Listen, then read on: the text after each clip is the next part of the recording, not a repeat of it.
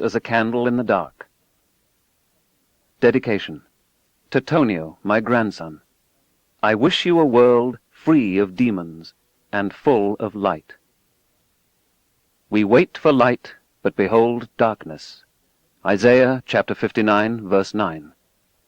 It is better to light one candle than to curse the darkness. Adage. Preface. My teachers. It was a blustery fall day in 1939. In the streets outside the apartment building, fallen leaves were swirling in little whirlwinds, each with a life of its own. It was good to be inside and warm and safe, with my mother preparing dinner in the next room. In our apartment there were no older kids who picked on you for no reason. Just the week before, I had been in a fight. I can't remember after all these years who it was with. Maybe it was Snunniagata from the 3rd floor. And after a wild swing, I found I had put my fist through the plate-glass window of Schechter's drugstore. Mr. Schechter was solicitous. "It's all right, I'm insured," he said, as he put some unbelievably painful antiseptic on my wrist. My mother took me to the doctor, whose office was on the ground floor of our building. With a pair of tweezers, he pulled out a fragment of glass. Using needle and thread, he sewed 2 stitches. 2 stitches, my father had repeated later that night. He knew about stitches because he was a cutter in the garment industry. His job was to use a very scary power saw to cut out patterns, backs, say, or sleeves for ladies' coats and suits, from an enormous stack of cloth. Then the patterns were conveyed to endless rows of women sitting at sewing machines. He was pleased I'd gotten angry enough to overcome a natural timidity. Sometimes it was good to fight back. I hadn't planned to do anything violent. It just happened. One moment Snunny was pushing me, and the next moment my fist was through Mr. Schechter's window. I had injured my wrist, generated an unexpected medical expense, broken a plate-glass window, and no one was mad at me. As for Snunny, he was more friendly than ever. I puzzled over what the lesson was, but it was much more pleasant to work it out up here in the warmth of the apartment, gazing out through the living-room window into lower New York Bay, than to risk some new misadventure on the streets below. As she often did, my mother had changed her clothes and made up her face in anticipation of my father's arrival. We talked about my fight with Snunny. The sun was almost setting, and together we looked out across the choppy waters. "There are people fighting out there, killing each other," she said, waving vaguely across the Atlantic. I peered intently. "I know," I replied. "I can see them."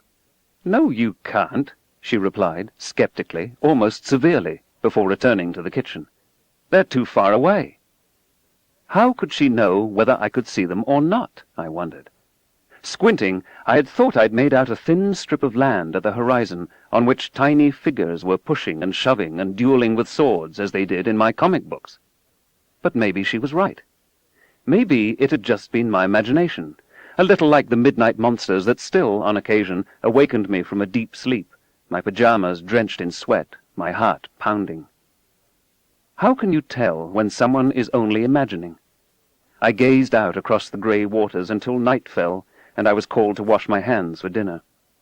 When he came home, my father swooped me up in his arms. I could feel the cold of the outside world against his one-day growth of beard. On a Sunday in that same year, my father had patiently explained to me about 0 as a placeholder in arithmetic, about the wicked-sounding names of big numbers, and about how there's no biggest number. You can always add 1, he pointed out. Suddenly I was seized by a childish compulsion to write in sequence all the integers from 1 to 1,000. We had no pads of paper, but my father offered up the stack of grey cardboards he had been saving from when his shirts were sent to the laundry. I started the project eagerly, but was surprised at how slowly it went. When I had gotten no farther than the low hundreds, my mother announced that it was time for me to take my bath. I was disconsolate. I had to get to 1,000. A mediator his whole life, my father intervened. If I would cheerfully submit to the bath, he would continue the sequence. I was overjoyed. By the time I emerged, he was approaching 900, and I was able to reach 1,000 only a little past my ordinary bedtime. The magnitude of large numbers has never ceased to impress me. Also in 1939, my parents took me to the New York World's Fair. There I was offered a vision of a perfect future made possible by science and high technology. A time capsule was buried, packed with artifacts of our time for the benefit of those in the far future, who, astonishingly, might not know much about the people of 1939. The world of tomorrow would be sleek, clean, streamlined, and, as far as I could tell, without a trace of poor people. "See sound," one exhibit bewilderingly commanded. And sure enough, when the tuning fork was struck by the little hammer, a beautiful sine wave marched across the oscilloscope screen. "Hear light," another poster exhorted. And sure enough, when the flashlight shone on the photocell, I could hear something like the static on our Motorola radio set when the dial was between stations. Plainly, the world held wonders of a kind I had never guessed. How could a tone become a picture, and light become a noise? My parents were not scientists. They knew almost nothing about science. But in introducing me simultaneously to skepticism and to wonder, they taught me the two uneasily cohabiting modes of thought that are central to the scientific method. They were only one step out of poverty, but when I announced that I wanted to be an astronomer, I received unqualified support, even if they, as I, had only the most rudimentary idea of what an astronomer does. They never suggested that, all things considered, it might be better to be a doctor or a lawyer. I wish I could tell you about inspirational teachers in science from my elementary or junior high or high school days, but as I think back on it, there were none. There was rote memorization about the periodic table of the elements, levers and inclined planes, green plant photosynthesis, and the difference between anthracite and bituminous coal. But there was no soaring sense of wonder, no hint of an evolutionary perspective, and nothing about mistaken ideas that everybody had once believed.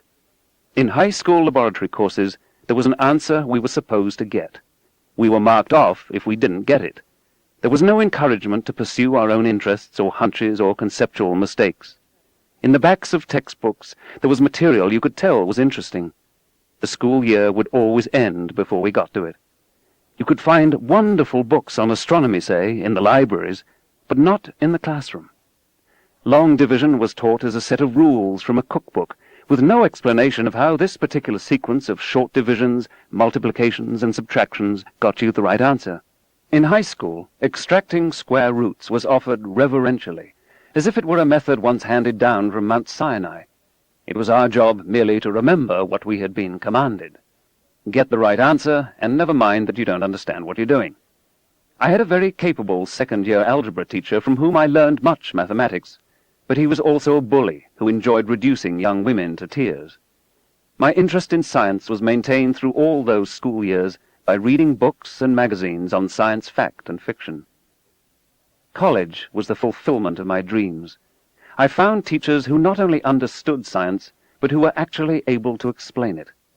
I was lucky enough to attend one of the great institutions of learning of the time, the University of Chicago. I was a physics student in a department orbiting around Enrico Fermi.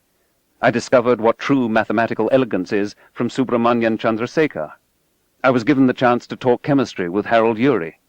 Over summers, I was apprenticed in biology to H.J. Muller at Indiana University, and I learned planetary astronomy from its only full-time practitioner at the time, G.P. Kuiper. It was from Kuiper that I first got a feeling for what is called a back-of-the-envelope calculation. A possible explanation to a problem occurs to you. You pull out an old envelope, appeal to your knowledge of fundamental physics, scribble a few approximate equations on the envelope, substitute in likely numerical values, and see if your answer comes anywhere near explaining your problem. If not, you look for a different explanation. It cut through nonsense like a knife through butter. At the University of Chicago, I was also lucky enough to go through a general education program devised by Robert M. Hutchins, where science was presented as an integral part of the gorgeous tapestry of human knowledge. It was considered unthinkable for an aspiring physicist not to know Plato, Aristotle, Bach, Shakespeare, Gibbon, Malinowski, and Freud, among many others. In an introductory science class, Ptolemy's view that the sun revolved around the earth was presented so compellingly that some students found themselves re-evaluating their commitment to Copernicus. The status of the teachers in the Hutchins curriculum had almost nothing to do with their research. Perversely, unlike the American university standard of today, teachers were valued for their teaching, their ability to inform and inspire the next generation. In this heady atmosphere, I was able to fill in some of the many gaps in my education. Much that had been deeply mysterious, and not just in science, became clearer. I also witnessed at first hand the joy felt by those whose privilege it is to uncover a little about how the universe works. I've always been grateful to my mentors of the 1950s, and tried to make sure that each of them knew my appreciation. But as I look back, it seems clear to me that I learned the most essential things not from my school teachers, nor even from my university professors, but from my parents, who knew nothing at all about science in that single far-off year of 1939. Chapter 1. The Most Precious Thing. All our science, measured against reality, is primitive and childlike, and yet it is the most precious thing we have. Albert Einstein, 1879 to 1955. As I got off the plane, he was waiting for me, holding up a scrap of cardboard with my name scribbled on it. I was on my way to a conference of scientists and TV broadcasters devoted to the seemingly hopeless prospect of improving the presentation of science on commercial television. The organizers had kindly sent a driver. "Do you mind if I ask you a question?" he said, as we waited for my bag. No, I didn't mind. "Isn't it confusing to have the same name as that scientist guy?" It took me a moment to understand. Was he pulling my leg? Finally, it dawned on me. "I am that scientist guy," I answered. He paused, and then smiled. "Sorry, that's my problem. I thought it was yours, too." He put out his hand. "My name is William F. Buckley." Well, he wasn't exactly William F. Buckley, but he did bear the name of a contentious and well-known TV interviewer, for which he doubtless took a lot of good-natured ribbing. As we settled into the car for the long drive, the windshield wipers rhythmically thwacking, he told me he was glad I was that scientist guy. He had so many questions to ask about science. Would I mind? No, I didn't mind. And so we got to talking. But not, as it turned out, about science. He wanted to talk about frozen extraterrestrials languishing in an Air Force base near San Antonio. Channeling, a way to hear what's on the minds of dead people. Not much, it turns out. Crystals, the prophecies of Nostradamus. Astrology, the Shroud of Turin. He introduced each portentous subject with buoyant enthusiasm. Each time I had to disappoint him. "The evidence is crummy," I kept saying. "There's a much simpler explanation." He was, in a way, widely read. He knew the various speculative nuances on, let's say, the sunken continents of Atlantis and Lemuria. He had at his fingertips what underwater expeditions were supposedly just setting out to find the tumbled columns and broken minarets of a once great civilization whose remains were now visited only by deep-sea luminescent fish and giant kraken. Except, while the ocean keeps many secrets, I knew that there isn't a trace of oceanographic or geophysical support for Atlantis and Lemuria. As far as science can tell, they never existed. By now, a little reluctantly, I told him so. As we drove through the rain, I could see him getting glummer and glummer. I was dismissing not just some errant doctrine, but a precious facet of his inner life. And yet there's so much in real science that's equally exciting, more mysterious, a greater intellectual challenge, as well as being a lot closer to the truth. Did he know about the molecular building blocks of life sitting out there in the cold, tenuous gas between the stars? Had he heard of the footprints of our ancestors found in 4-million-year-old volcanic ash? What about the raising of the Himalayas when India went crashing into Asia?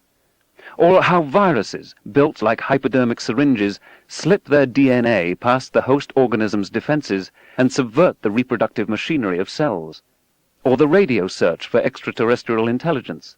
Or the newly discovered ancient civilization of Ebla that advertised the virtues of Ebla beer? No, he hadn't heard. Nor did he know, even vaguely, about quantum indeterminacy.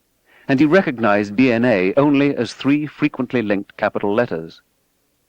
Mr. Buckley, well-spoken, intelligent, curious, had heard virtually nothing of modern science. He had a natural appetite for the wonders of the universe. He wanted to know about science. It's just that all the science had gotten filtered out before it reached him.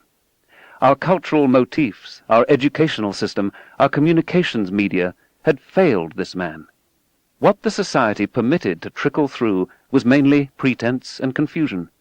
It had never taught him how to distinguish real science from the cheap imitation. He knew nothing about how science works.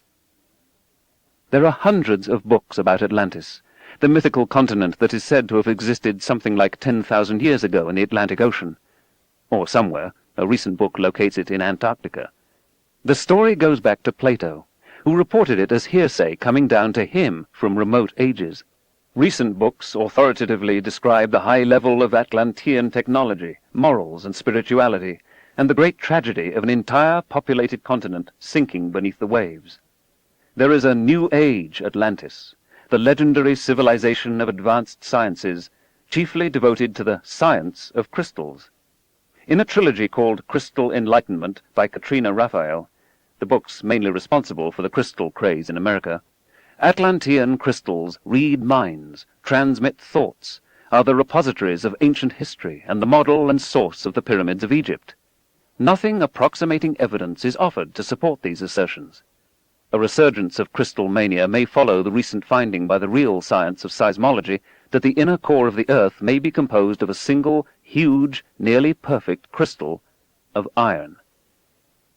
A few books, Dorothy Vitaliano's Legends of the Earth, for example, sympathetically interpret the original Atlantis legends in terms of a small island in the Mediterranean that was destroyed by a volcanic eruption, or an ancient city that slid into the Gulf of Corinth after an earthquake. This, for all we know, may be the source of the legend, but it is a far cry from the destruction of a continent on which had sprung forth a preternaturally advanced technical and mystical civilization. What we almost never find, in public libraries or newsstand magazines or primetime television programs, is the evidence from seafloor spreading and plate tectonics, and from mapping the ocean floor, which shows quite unmistakably that there could have been no continent between Europe and the Americas on anything like the timescale proposed. Spurious accounts that snare the gullible are readily available. Skeptical treatments are much harder to find. Skepticism does not sell well. A bright and curious person who relies entirely on popular culture to be informed about something like Atlantis is hundreds or thousands of times more likely to come upon a fable treated uncritically than a sober and balanced assessment. Maybe Mr. Buckley should know to be more skeptical about what's dished out to him by popular culture. But apart from that, it's hard to see how it's his fault. He simply accepted what the most widely available and accessible source of information claimed was true. For his naivete, he was systematically misled and bamboozled. Science arouses a soaring sense of wonder, but so does pseudoscience. Sparse and poor popularizations of science abandon ecological niches that pseudoscience promptly fills. If it were widely understood that claims to knowledge require adequate evidence before they can be accepted, there would be no room for pseudoscience. But a kind of Gresham's law prevails in popular culture, by which bad science drives out good. All over the world there are enormous numbers of smart, even gifted people who harbor a passion for science. But that passion is unrequited.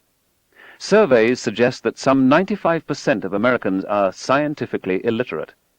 That's just the same fraction as those African Americans, almost all of them slaves, who were illiterate just before the Civil War, when severe penalties were in force for anyone who taught a slave to read. Of course, there's a degree of arbitrariness about any determination of illiteracy, whether it applies to language or to science. But anything like 95% illiteracy is extremely serious. Every generation worries that educational standards are decaying. One of the oldest short essays in human history, dating from Sumer some 4,000 years ago, laments that the young are disastrously more ignorant than the generation immediately preceding. 2,400 years ago, the aging and grumpy Plato, in Book 7 of the Laws, gave his definition of scientific illiteracy. Who is unable to count 1, 2, 3, or to distinguish odd from even numbers, or is unable to count at all, or reckon night and day, and who is totally unacquainted with the revolution of the sun and moon and the other stars. All free men, I conceive, should learn as much of these branches of knowledge as every child in Egypt is taught when he learns the alphabet. In that country, arithmetical games have been invented for the use of mere children, which they learn as pleasure and amusement. I have late in life heard with amazement of our ignorance in these matters. To me, we appear to be more like pigs than men, and I am quite ashamed, not only of myself, but of all Greeks. I don't know to what extent ignorance of science and mathematics contributed to the decline of ancient Athens, but I know that the consequences of scientific illiteracy are far more dangerous in our time than in any that has come before. It's perilous and foolhardy for the average citizen to remain ignorant about global warming, say, or ozone depletion, air pollution, toxic and radioactive wastes, acid rain, topsoil erosion, tropical deforestation, exponential population growth. Jobs and wages depend on science and technology. If our nation can't manufacture at high quality and low price products people want to buy, then industries will continue to drift away and transfer a little more prosperity to other parts of the world. Consider the social ramifications of fission and fusion power, supercomputers, data highways, abortion, radon, massive reductions in strategic weapons, addiction, government eavesdropping on the lives of its citizens, high-resolution TV, airline and airport safety, fetal tissue transplants, health costs, food additives, drugs to ameliorate mania or depression or schizophrenia, animal rights, superconductivity, morning-after pills, alleged hereditary antisocial predispositions, space stations, going to Mars, finding cures for AIDS and cancer. How can we affect national policy or even make intelligent decisions in our own lives if we don't grasp the underlying issues? As I write, Congress is dissolving its own Office of Technology Assessment, the only organization specifically tasked to provide advice to the House and Senate on science and technology. Its competence and integrity over the years have been exemplary. Of the 535 members of the U.S. Congress, rarely in the 20th century have as many as 1% had any significant background in science. The last scientifically literate president may have been Thomas Jefferson, although claims can be made for Theodore Roosevelt, Herbert Hoover, and Jimmy Carter. Britain had such a prime minister in Margaret Thatcher. Her early studies in chemistry, in part under the tutelage of Nobel laureate Dorothy Hodgkin, were key to the UK's strong and successful advocacy that ozone-depleting CFCs be banned worldwide. So how do Americans decide these scientific and technological matters? How do they instruct their representatives? Who, in fact, makes these decisions, and on what basis?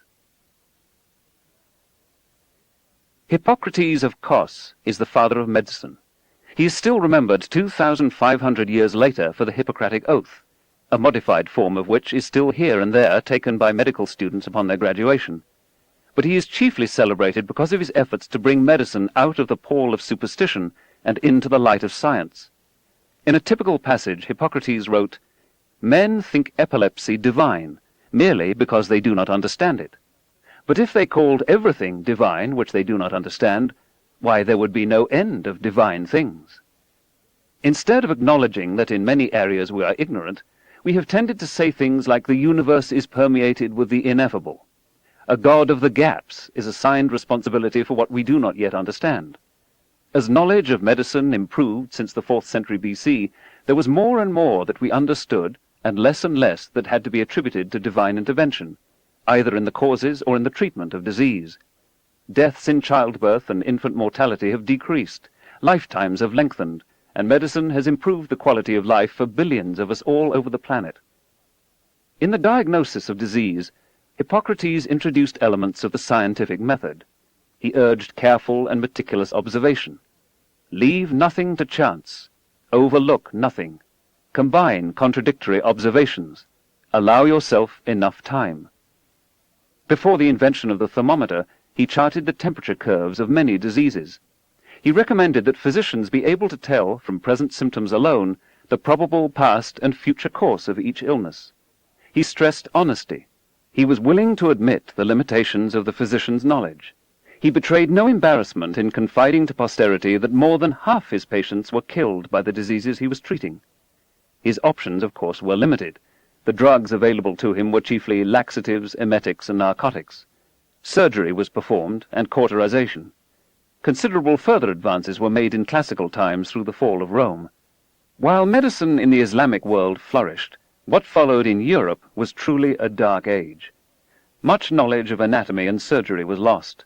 Reliance on prayer and miraculous healing abounded. Secular physicians became extinct. Chants, potions, horoscopes, and amulets were widely used. Dissections of cadavers were restricted or outlawed, so those who practiced medicine were prevented from acquiring first-hand knowledge of the human body. Medical research came to a standstill. It was very like what the historian Edward Gibbon described for the entire Eastern Empire, whose capital was Constantinople. In the revolution of 10 centuries, not a single discovery was made to exalt the dignity or promote the happiness of mankind. Not a single idea had been added to the speculative systems of antiquity, and a succession of patient disciples became in their turn the dogmatic teachers of the next servile generation. Even at its best, pre-modern medical practice did not save many. Queen Anne was the last Stuart monarch of Great Britain. In the last 17 years of the 17th century, she was pregnant 18 times. Only 5 children were born alive. Only one of them survived infancy. He died before reaching adulthood, and before her coronation in 1702. There seems to be no evidence of some genetic disorder. She had the best medical care money could buy. Diseases that once tragically carried off countless infants and children have been progressively mitigated and cured by science, through the discovery of the microbial world, by the insight that physicians and midwives should wash their hands and sterilize their instruments, through nutrition, public health and sanitation measures, antibiotics, drugs, vaccines, the uncovering of the molecular structure of DNA, molecular biology, and now gene therapy. In the developed world, at least, parents today have an enormously better chance of seeing their children live to adulthood than did the heir to the throne of one of the most powerful nations on earth in the late 17th century. Smallpox has been wiped out worldwide. The area of our planet infested with malaria-carrying mosquitoes has dramatically shrunk. The number of years a child diagnosed with leukemia can expect to live has been increasing progressively, year by year. Science permits the Earth to feed about 100 times more humans and under conditions much less grim than it could a few thousand years ago. We can pray over the cholera victim, or we can give her 500 milligrams of tetracycline every 12 hours. There is still a religion, Christian Science, that denies the germ theory of disease. If prayer fails, the faithful would rather see their children die than give them antibiotics. We can try nearly futile psychoanalytic talk therapy on the schizophrenic patient, or we can give him 300 to 500 milligrams a day of clozapine. The scientific treatments are hundreds or thousands of times more effective than the alternatives. And even when the alternatives seem to work, we don't actually know that they played any role. Spontaneous remissions, even of cholera and schizophrenia, can occur without prayer and without psychoanalysis. Abandoning science means abandoning much more than air conditioning, CD players, hair dryers, and fast cars. In hunter-gatherer, pre-agricultural times, the human life expectancy was about 20 to 30 years. That's also what it was in Western Europe in late Roman and in medieval times. It didn't rise to 40 years until around the year 1870. It reached 50 in 1915, 60 in 1930, 70 in 1955, and is today approaching 80. A little more for women, a little less for men. The rest of the world is retracing the European increment in longevity. What is the cause of this stunning, unprecedented humanitarian transition? The germ theory of disease, public health measures, medicines and medical technology. Longevity is perhaps the best single measure of the physical quality of life. If you're dead, there's little you can do to be happy. This is a precious offering from science to humanity, nothing less than the gift of life. But microorganisms mutate. New diseases spread like wildfire. There is a constant battle between microbial measures and human countermeasures. We keep pace in this competition not just by designing new drugs and treatments, but by penetrating progressively more deeply toward an understanding of the nature of life. Basic research.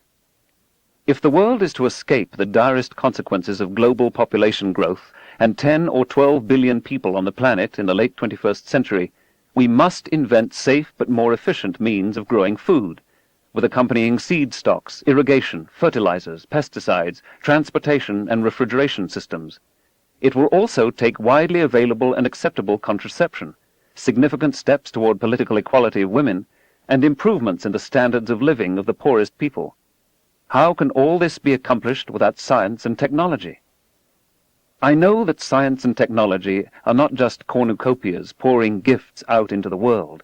Scientists not only conceived nuclear weapons, they also took political leaders by the lapels, arguing that their nation, whichever it happened to be, had to have one first. Then they manufactured over 60,000 of them. During the Cold War, scientists in the United States, the Soviet Union, China, and other nations were willing to expose their own fellow citizens to radiation, in most cases without their knowledge, to prepare for nuclear war.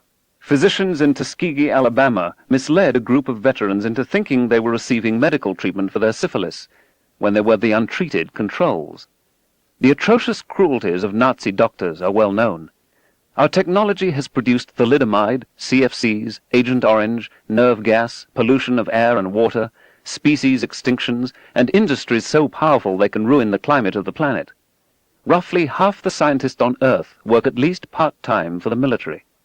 While a few scientists are still perceived as outsiders, courageously criticizing the ills of society and providing early warnings of potential technological catastrophes, many are seen as compliant opportunists, or as the willing source of corporate profits and weapons of mass destruction, never mind the long-term consequences.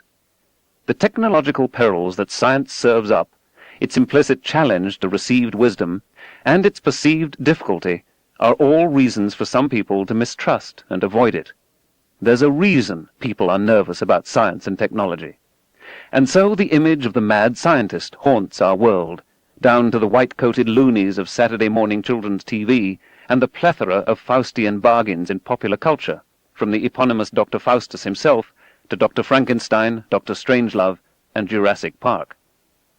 But we can't simply conclude that science puts too much power into the hands of morally feeble technologists or corrupt, power-crazed politicians, and so decide to get rid of it. Advances in medicine and agriculture have saved vastly more lives than have been lost in all the wars in history. At a large dinner party recently, I asked the assembled guests, ranging in age, I guess, from 30s to 60s, how many of them would be alive today if not for antibiotics, cardiac pacemakers, and the rest of the panoply of modern medicine. Only one hand went up. It was not mine. Advances in transportation, communication, and entertainment have transformed and unified the world. In opinion poll after opinion poll, science is rated among the most admired and trusted occupations, despite the misgivings. The sword of science is double-edged. Its awesome power forces on all of us, including politicians, but of course especially on scientists, a new responsibility. More attention to the long-term consequences of technology, a global and transgenerational perspective, an incentive to avoid easy appeals to nationalism and chauvinism. Mistakes are becoming too expensive.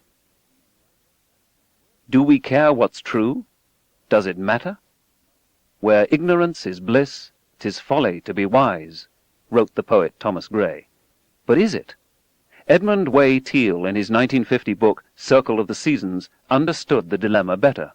He said, "It is morally as bad not to care whether a thing is true or not, so long as it makes you feel good, as it is not to care how you got your money as long as you have got it." It's disheartening to discover government corruption and incompetence, for example. But is it better not to know about it? Whose interest does ignorance serve? If we humans bear, say, hereditary propensities toward the hatred of strangers, isn't self-knowledge the only antidote? If we long to believe that the stars rise and set for us, that we are the reason there is a universe, does science do us a disservice in deflating our conceits? In The Genealogy of Morals, Friedrich Nietzsche, as so many before and after, decries the unbroken progress in the self-belittling of man brought about by the scientific revolution.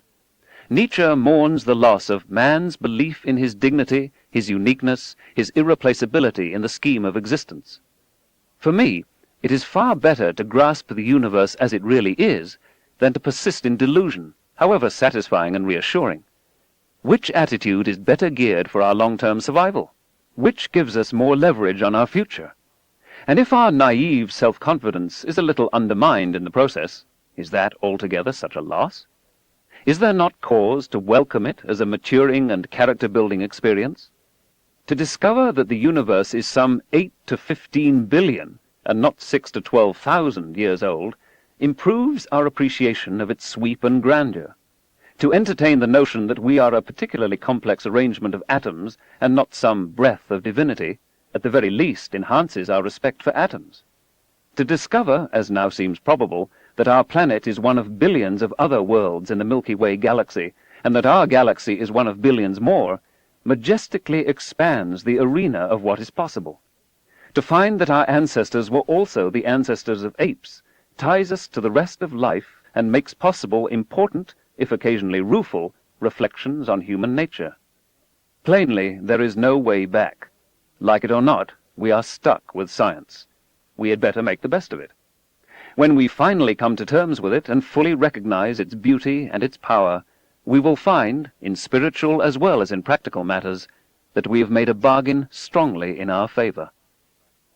But superstition and pseudoscience keep getting in the way, distracting all the Buckleys among us, providing easy answers, dodging skeptical scrutiny, casually pressing our awe buttons and cheapening the experience, making us routine and comfortable practitioners as well as victims of credulity. Yes, the world would be a more interesting place if there were UFOs lurking in the deep waters off Bermuda and eating ships and planes, or if dead people could take control of our hands and write us messages. It would be fascinating if adolescents were able to make telephone handsets rocket off their cradles just by thinking at them, or if our dreams could, more often than can be explained by chance and our knowledge of the world, accurately foretell the future. These are all instances of pseudoscience. They purport to use the methods and findings of science, while in fact they are faithless to its nature, often because they are based on insufficient evidence, or because they ignore clues that point the other way. They ripple with gullibility. With the uninformed cooperation, and often the cynical connivance, of newspapers, magazines, book publishers, radio, television, movie producers, and the like, such ideas are easily and widely available. Far more difficult to come upon, as I was reminded by my encounter with Mr. Buckley, are the alternative, more challenging, and even more dazzling findings of science. Pseudoscience is easier to contrive than science, because distracting confrontations with reality, where we cannot control the outcome of the comparison, are more readily avoided. The standards of argument, what passes for evidence, are much more relaxed. In part for these same reasons, it is much easier to present pseudoscience to the general public than science. But this isn't enough to explain its popularity. Naturally, people try various belief systems on for size, to see if they help. And if we're desperate enough, we become all too willing to abandon what may be perceived as the heavy burden of skepticism. Pseudoscience speaks to powerful emotional needs that science often leaves unfulfilled. It caters to fantasies about personal powers we lack and long for, like those attributed to comic book superheroes today, and earlier to the gods. In some of its manifestations, it offers satisfaction of spiritual hungers, cures for disease, promises that death is not the end. It reassures us of our cosmic centrality and importance. It vouchsafes that we are hooked up with, tied to, the universe. Although it's hard for me to see a more profound cosmic connection than the astonishing findings of modern nuclear astrophysics. Except for hydrogen, all the atoms that make each of us up, the iron in our blood, the calcium in our bones, the carbon in our brains, were manufactured in red giant stars, thousands of light years away in space and billions of years ago in time. We are, as I like to say, star stuff. But pseudoscience is a kind of halfway house between old religion and new science, mistrusted by both. At the heart of some pseudoscience, and some religion also, New Age and old, is the idea that wishing makes it so. How satisfying it would be, as in folklore and children's stories, to fulfill our heart's desire just by wishing. How seductive this notion is, especially when compared with the hard work and good luck usually required to achieve our hopes. The enchanted fish or the genie from the lamp will grant us 3 wishes, anything we want except more wishes. Who has not pondered, just to be on the safe side, just in case we ever come upon and accidentally rub an old squat brass oil lamp, what to ask for? I remember from childhood comic strips and books a top-hatted, mustachioed magician who brandished an ebony walking stick. His name was Zatara. He could make anything happen, anything at all. How did he do it? Easy. He uttered his commands backwards. So, if he wanted $1 million, he would say, Sralad noilim aim vig. That's all there was to it. It was something like prayer, but much surer of results. I spent a lot of time at age 8 experimenting in this vein, commanding stones to levitate. Sire knots. It never worked. I blamed my pronunciation. Pseudoscience is embraced, it might be argued, in exact proportion as real science is misunderstood, except that the language breaks down here. If you've never heard of science, to say nothing of how it works, you can hardly be aware you're embracing pseudoscience. You're simply thinking in one of the ways that humans always have. Religions are often the state-protected nurseries of pseudoscience, although there's no reason why religions have to play that role. In a way, it's an artifact from times long gone. In some countries, nearly everyone believes in astrology and precognition, including government leaders. But this is not simply drummed into them by religion. It is drawn out of the enveloping culture in which everyone is comfortable with these practices, and affirming testimonials are everywhere. Most of the case histories I will relate in this book are American, because these are the cases I know best, not because pseudoscience and mysticism are more prominent in the United States than elsewhere.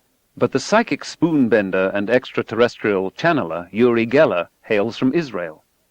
As tensions rise between Algerian secularists and Muslim fundamentalists, more and more people are discreetly consulting the country's 10,000 soothsayers and clairvoyants, about half of whom operate with a license from the government. High French officials, including a former president of France, arranged for millions of dollars to be invested in a scam, the Elf Aquitaine scandal, to find new petroleum reserves from the air. In Germany, there is concern about carcinogenic Earth rays, undetectable by science. They can be sensed only by experienced dowsers brandishing forked sticks. Psychic surgery flourishes in the Philippines. Ghosts are something of a national obsession in Britain. Since World War II, Japan has spawned enormous numbers of new religions featuring the supernatural. An estimated 100,000 fortune-tellers flourish in Japan. The clientele are mainly young women. Aum Shinrikyo, a sect thought to be involved in the release of the nerve gas sarin in the Tokyo subway system in March 1995, features levitation, faith healing, and ESP among its main tenets. Followers, at a high price, drank the miracle pond water from the bath of Asahara, their leader. In Thailand, diseases are treated with pills manufactured from pulverized sacred scripture. Witches are today being burned in South Africa. Australian peacekeeping forces in Haiti rescue a woman tied to a tree. She is accused of flying from rooftop to rooftop and sucking the blood of children. Astrology is rife in India, geomancy widespread in China. Perhaps the most successful recent global pseudoscience, by many criteria already a religion, is the Hindu doctrine of transcendental meditation, TM. The soporific homilies of its founder and spiritual leader, the Maharishi Mahesh Yogi, can be seen on television. Seated in the yogi position, his white hair here and there flecked with black, surrounded by garlands and floral offerings, he has a look. One day, while channel surfing, we came upon this visage. "You know who that is?" asked our 4-year-old son. "God." The worldwide TM organization has an estimated valuation of $3 billion. For a fee, they promise through meditation to be able to walk you through walls, to make you invisible, to enable you to fly. By thinking in unison, they have, they say, diminished the crime rate in Washington, D.C., and caused the collapse of the Soviet Union, among other secular miracles. Not one smattering of real evidence has been offered for any such claims. TM sells folk medicine, runs trading companies, medical clinics, and research universities, and has unsuccessfully entered politics.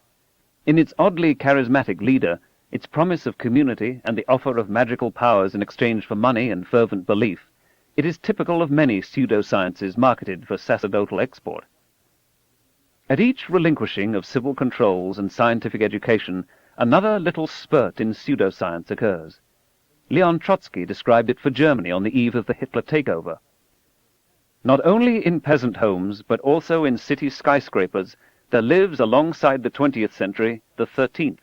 100 million people use electricity and still believe in the magic powers of signs and exorcisms. Movie stars go to mediums. Aviators who pilot miraculous mechanisms created by man's genius wear amulets on their sweaters. What inexhaustible reserves they possess of darkness, ignorance, and savagery. That description might equally have applied to the Soviet Union of 1933. Russia is in fact an instructive case. Under the Tsars, religious superstition was encouraged, but scientific and skeptical thinking, except by a few tame scientists, was ruthlessly expunged. Under communism, both religion and pseudoscience were systematically suppressed, except for the superstition of the state ideological religion. It was advertised as scientific, but fell as far short of this ideal as the most unself-critical mystery cult. Critical thinking, except by scientists in hermetically sealed compartments of knowledge, was recognized as dangerous, was not taught in the schools, and was punished where expressed. As a result, post-communism, many Russians view science with suspicion. When the lid was lifted, as was also true of virulent ethnic hatreds, what had all along been bubbling subsurface was exposed to view. The region is now awash in UFOs, poltergeists, faith healers, quack medicines, magic waters, and old-time superstition. A stunning decline in life expectancy, increasing infant mortality, rampant epidemic disease, sub-minimal medical standards, and ignorance of preventative medicine all work to raise the threshold at which skepticism is triggered in an increasingly desperate population. As I write, the electorally most popular member of the Duma, a leading supporter of the ultranationalist Vladimir Zhirinovsky, is one Anatoly Kashpirovsky, a faith healer who remotely cures diseases ranging from hernias to AIDS by glaring at you out of your television set. His face starts stopped clocks. A somewhat analogous situation exists in China. After the death of Mao Zedong and the gradual emergence of a market economy, UFOs, channeling, and other examples of Western pseudoscience emerged, along with such ancient Chinese practices as ancestor worship, astrology, and fortune-telling, especially that version that involves throwing yarrow sticks and working through the hoary tetragrams of the I Ching. The government newspaper lamented that the superstition of feudal ideology is reviving in our countryside. It was, and remains, a rural, not primarily an urban affliction. Individuals with special powers gained enormous followings. They could, they said, project qi, the energy field of the universe, out of their bodies to change the molecular structure of a chemical 2,000 kilometers away, to communicate with aliens, to cure diseases. Some patients died under the ministrations of one of these masters of Qigong, who was arrested and convicted in 1993. Wang Hongcheng, an amateur chemist, claimed to have synthesized a liquid, small amounts of which, when added to water, would convert it to gasoline or the equivalent. For a time he was funded by the army and the secret police, but when his invention was found to be a scam, he was arrested and imprisoned. Naturally, the story spread that his misfortune resulted not from fraud, but from his unwillingness to reveal his secret formula to the government. Similar stories have circulated in America for decades, usually with the government role replaced by a major oil or auto company. Asian rhinos are being driven to extinction because their horns, when pulverized, are said to prevent impotence. The market encompasses all of East Asia. The government of China and the Chinese Communist Party were alarmed by certain of these developments. On December 5, 1994, they issued a joint proclamation that read in part, "Public education in science has been withering in recent years. At the same time, activities of superstition and ignorance have been growing, and anti-science and pseudoscience cases have become frequent. Therefore, effective measures must be applied as soon as possible to strengthen public education in science. The level of public education in science and technology is an important sign of the national scientific accomplishment. It is a matter of overall importance in economic development, scientific advance, and the progress of society. We must be attentive and implement such public education as part of the strategy to modernize our socialist country and to make our nation powerful and prosperous. Ignorance is never socialist, nor is poverty." So pseudoscience in America is part of a global trend. Its causes, dangers, diagnosis, and treatment are likely to be similar everywhere. Here, psychics ply their wares on extended television commercials, personally endorsed by entertainers. They have their own channel, the Psychic Friends Network. 1 million people a year sign on and use such guidance in their everyday lives. For the CEOs of major corporations, for financial analysts, for lawyers and bankers, there is a species of astrologer, soothsayer, psychic ready to advise on any matter. If people knew how many people, especially the very rich and powerful ones, went to psychics, their jaws would drop through the floor, says a psychic from Cleveland, Ohio. Royalty has traditionally been vulnerable to psychic frauds. In ancient China and Rome, astrology was the exclusive property of the emperor. Any private use of this potent art was considered a capital offense. Emerging from a particularly credulous Southern California culture, Nancy and Ronald Reagan relied on an astrologer in private and public matters, unknown to the voting public. Some portion of the decision-making that influences the future of our civilization is plainly in the hands of charlatans. If anything, the practice is comparatively muted in America. Its venue is worldwide. As amusing as some of pseudoscience may seem, as confident as we may be that we would never be so gullible as to be swept up by such a doctrine, we know it's happening all around us. Transcendental meditation and Aum Shinrikyo seem to have attracted a large number of accomplished people, some with advanced degrees in physics or engineering. These are not doctrines for nitwits. Something else is going on. What's more, no one interested in what religions are and how they begin can ignore them. While vast barriers may seem to stretch between a local, single-focus contention of pseudoscience and something like a world religion, the partitions are very thin. The world presents us with nearly insurmountable problems. A wide variety of solutions are offered, some of very limited world-view, some of portentous sweep. In the usual Darwinian natural selection of doctrines, some thrive for a time, while most quickly vanish. But a few, sometimes, as history has shown, the most scruffy and least prepossessing among them, may have the power to profoundly change the history of the world. The continuum stretching from ill-practiced science, pseudoscience and superstition, New Age or old, all the way to respectable mystery religion based on revelation, is indistinct. I try not to use the word cult in this book in its usual meaning of a religion the speaker dislikes, but try to reach for the headstone of knowledge. Do they really know what they claim to know? Everyone, it turns out, has relevant expertise. In certain passages of this book, I will be critical of the excesses of theology, because at the extremes it is difficult to distinguish pseudoscience from rigid doctrinaire religion. Nevertheless, I want to acknowledge at the outset the prodigious diversity and complexity of religious thought and practice over the millennia, the growth of liberal religion and ecumenical fellowship during the last century, and the fact that, as in the Protestant Reformation, the rise of Reformed Judaism, Vatican II, and the so-called higher criticism of the Bible, religion has fought, with varying degrees of success, its own excesses. But in parallel to the many scientists who seem reluctant to debate or even publicly discuss pseudoscience, many proponents of mainstream religions are reluctant to take on extreme conservatives and fundamentalists.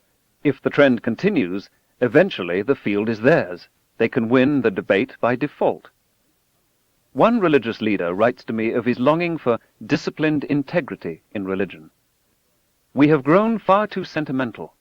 Devotionalism and cheap psychology on one side, and arrogance and dogmatic intolerance on the other, distort authentic religious life almost beyond recognition.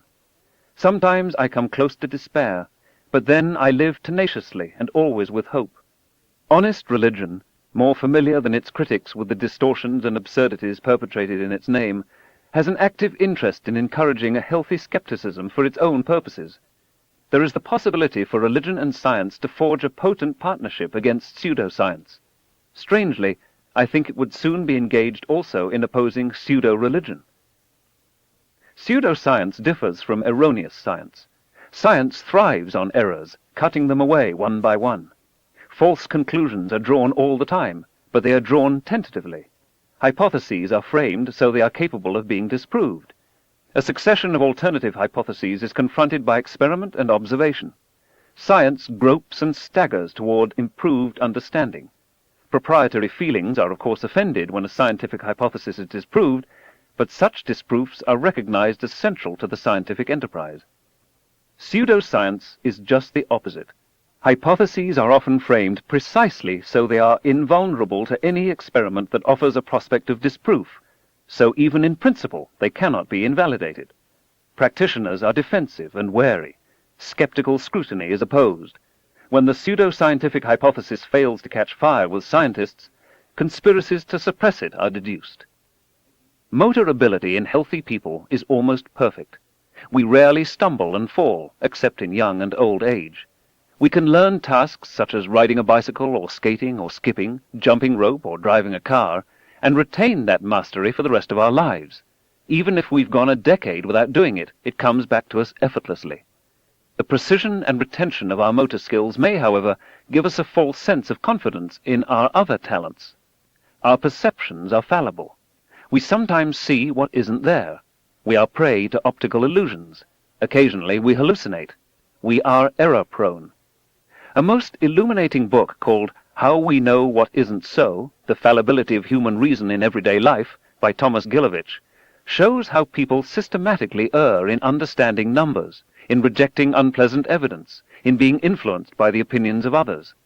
We're good in some things, but not in everything. Wisdom lies in understanding our limitations. For man is a giddy thing, teaches William Shakespeare. That's where the stuffy, skeptical rigor of science comes in. Perhaps the sharpest distinction between science and pseudoscience is that science has a far keener appreciation of human imperfections and fallibility than does pseudoscience, or inerrant revelation. If we resolutely refuse to acknowledge where we are liable to fall into error, then we can confidently expect that error, even serious error, profound mistakes, will be our companion forever. But if we are capable of a little courageous self-assessment, whatever rueful reflections they may engender, our chances improve enormously. If we teach only the findings and products of science, no matter how useful and even inspiring they may be, without communicating its critical method, how can the average person possibly distinguish science from pseudoscience? Both, then, are presented as unsupported assertion. In Russia and China, it used to be easy. Authoritative science was what the authorities taught. The distinction between science and pseudoscience was made for you. No perplexities needed to be muddled through. But when profound political changes occurred and strictures on free thought were loosened, a host of confident or charismatic claims, especially those that told us what we wanted to hear, gained a vast following. Every notion, however improbable, became authoritative. It is a supreme challenge for the popularizer of science to make clear the actual tortuous history of its great discoveries, and the misapprehensions and occasional stubborn refusal by its practitioners to change course. Many, perhaps most, science textbooks for budding scientists tread lightly here. It is enormously easier to present in an appealing way the wisdom distilled from centuries of patient and collective interrogation of nature than to detail the messy distillation apparatus. The method of science, as stodgy and grumpy as it may seem, is far more important than the findings of science. Chapter 2.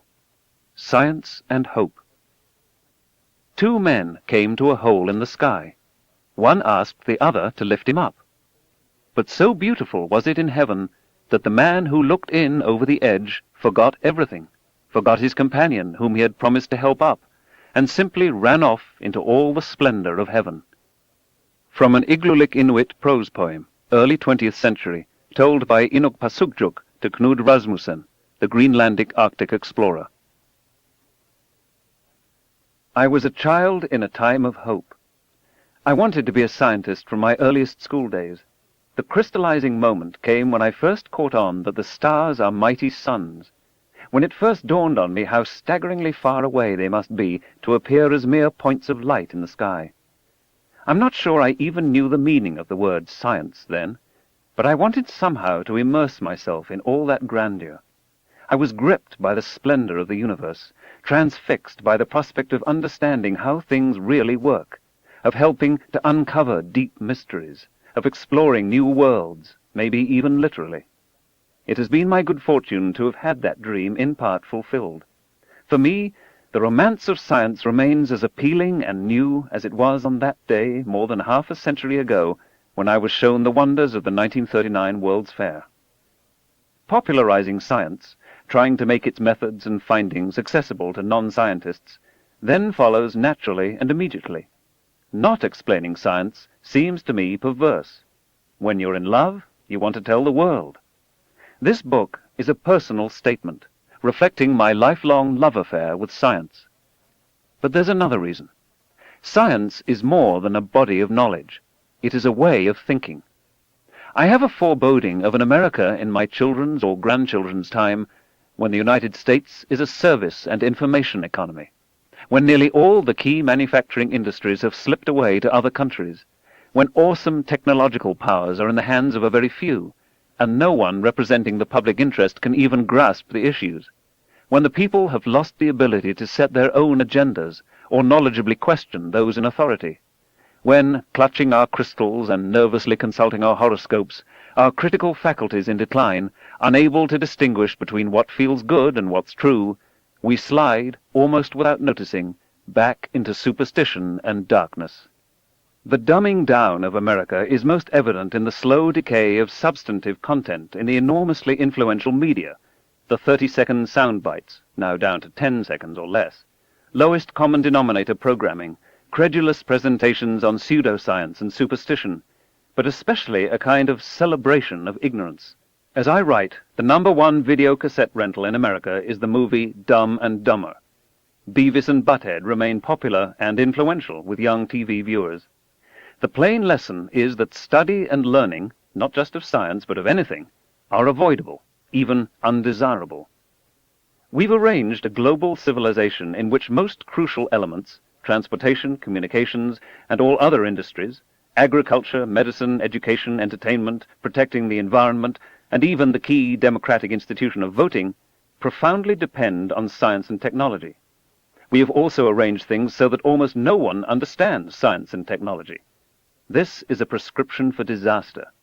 We might get away with it for a while, but sooner or later this combustible mixture of ignorance and power is going to blow up in our faces. A Candle in the Dark is the title of a courageous, largely biblically based book by Thomas Adey, published in London in 1656, attacking the witch hunts then in progress as a scam to delude the people. Any illness or storm, anything out of the ordinary, was popularly attributed to witchcraft. Witches must exist, Adey quoted the witchmongers as arguing, else how should these things be or come to pass? For much of our history, we were so fearful of the outside world, with its unpredictable dangers, that we gladly embraced anything that promised to soften or explain away the terror. Science is an attempt, largely successful, to understand the world, to get a grip on things, to get hold of ourselves, to steer a safe course. Microbiology and meteorology now explain what only a few centuries ago was considered sufficient cause to burn women to death. Adey also warned of the danger that the nations will perish for lack of knowledge. Avoidable human misery is more often caused not so much by stupidity as by ignorance, particularly our ignorance about ourselves. I worry that, especially as the millennium edges nearer, pseudoscience and superstition will seem year by year more tempting, the siren song of unreason more sonorous and attractive. Where have we heard it before? Whenever our ethnic or national prejudices are aroused, in times of scarcity, during challenges to national self-esteem or nerve, when we agonize about our diminished cosmic place and purpose, or when fanaticism is bubbling up around us, then habits of thought familiar from ages past reach for the controls.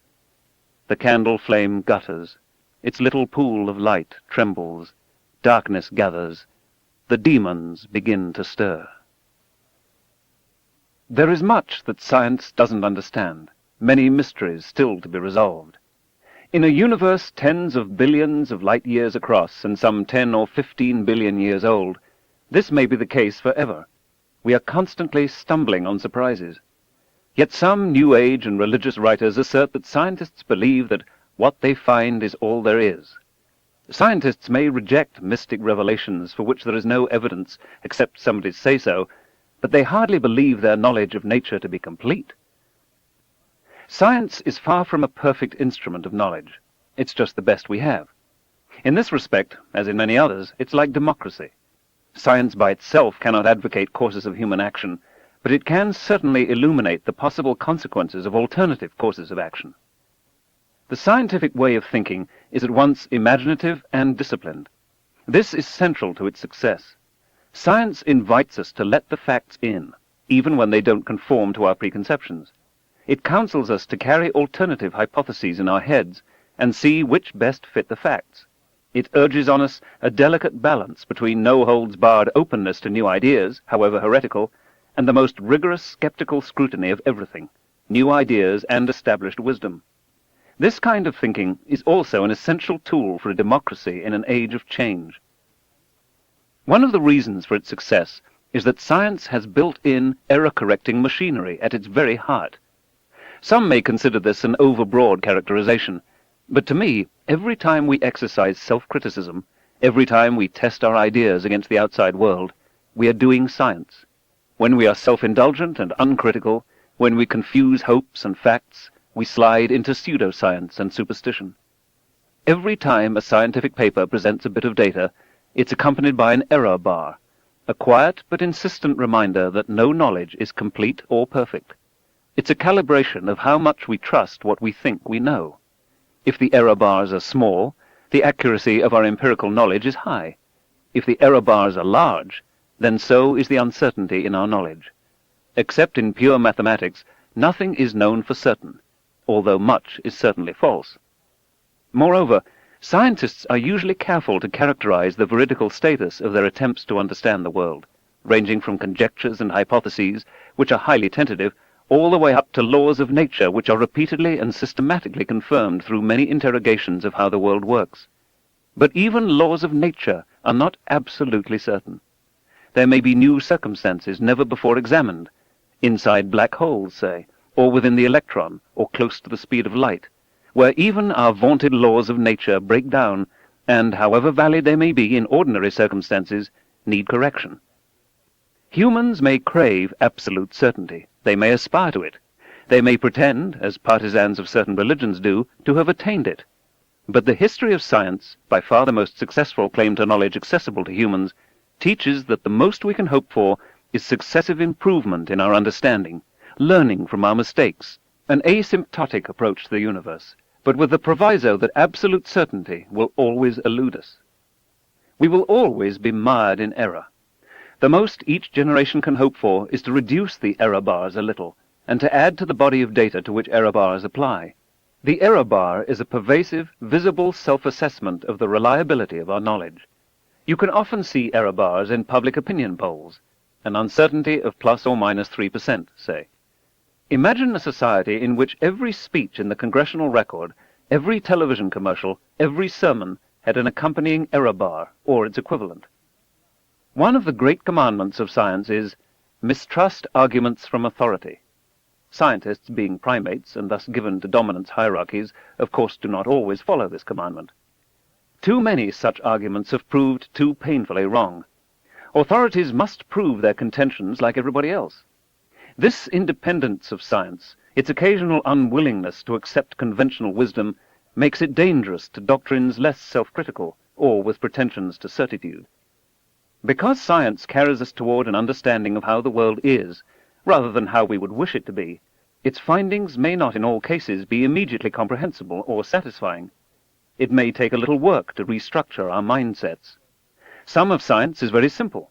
When it gets complicated, that's usually because the world is complicated, or because we're complicated. When we shy away from it because it seems too difficult, or because we've been taught so poorly, we surrender the ability to take charge of our future. We are disenfranchised. Our self-confidence erodes.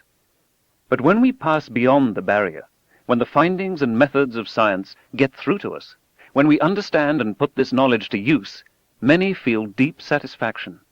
This is true for everyone, but especially for children, born with a zest for knowledge, aware that they must live in a future molded by science, but so often convinced in their adolescence that science is not for them. I know personally, both from having science explained to me and from my attempts to explain it to others, how gratifying it is when we get it, when obscure terms suddenly take on meaning, when we grasp what all the fuss is about, when deep wonders are revealed. In its encounter with nature, science invariably elicits a sense of reverence and awe. The very act of understanding is a celebration of joining, merging, even if on a very modest scale, with the magnificence of the cosmos. And the cumulative worldwide build-up of knowledge over time converts science into something only a little short of a transnational, transgenerational meta-mind. Spirit comes from the Latin word to breathe. What we breathe is air, which is certainly matter, however thin. Despite usage to the contrary, there is no necessary implication in the word spiritual that we are talking of anything other than matter, including the matter of which the brain is made, or anything outside the realm of science. On occasion, I will feel free to use the word. Science is not only compatible with spirituality, it is a profound source of spirituality. When we recognize our place in an immensity of light years and in the passage of ages, when we grasp the intricacy, beauty, and subtlety of life, then that soaring feeling, that sense of elation and humility combined, is surely spiritual. So are our emotions in the presence of great art or music or literature, or of acts of exemplary selfless courage, such as those of Mohandas Gandhi or Martin Luther King, Jr. The notion that science and spirituality are somehow mutually exclusive does a disservice to both. Science may be hard to understand. It may challenge cherished beliefs. When its products are placed at the disposal of politicians or industrialists, it may lead to weapons of mass destruction and grave threats to the environment. But one thing you have to say about it: it delivers the goods. Not every branch of science can foretell the future. Paleontology can't. But many can, and with stunning accuracy. If you want to know when the next eclipse of the sun will be, you might try magicians or mystics, but you'll do much better with scientists. They will tell you where on Earth to stand, when you have to be there, and whether it will be a partial eclipse, a total eclipse, or an annular eclipse. They can routinely predict a solar eclipse to the minute, a millennium in advance. You can go to the witch doctor to lift the spell that causes your pernicious anemia, or you can take vitamin B12. If you want to save your child from polio, you can pray, or you can inoculate. If you're interested in the sex of your unborn child, you can consult plumb bob danglers all you want. Left, right, a boy; forward, back, a girl. Or maybe it's the other way around. But they'll be right, on average, only one time in 2. If you want real accuracy, here 99% accuracy, try amniocentesis and sonograms. Try science. Think of how many religions attempt to validate themselves with prophecy. Think of how many people rely on these prophecies, however vague, however unfulfilled, to support or prop up their beliefs. Yet has there ever been a religion with the prophetic accuracy and reliability of science?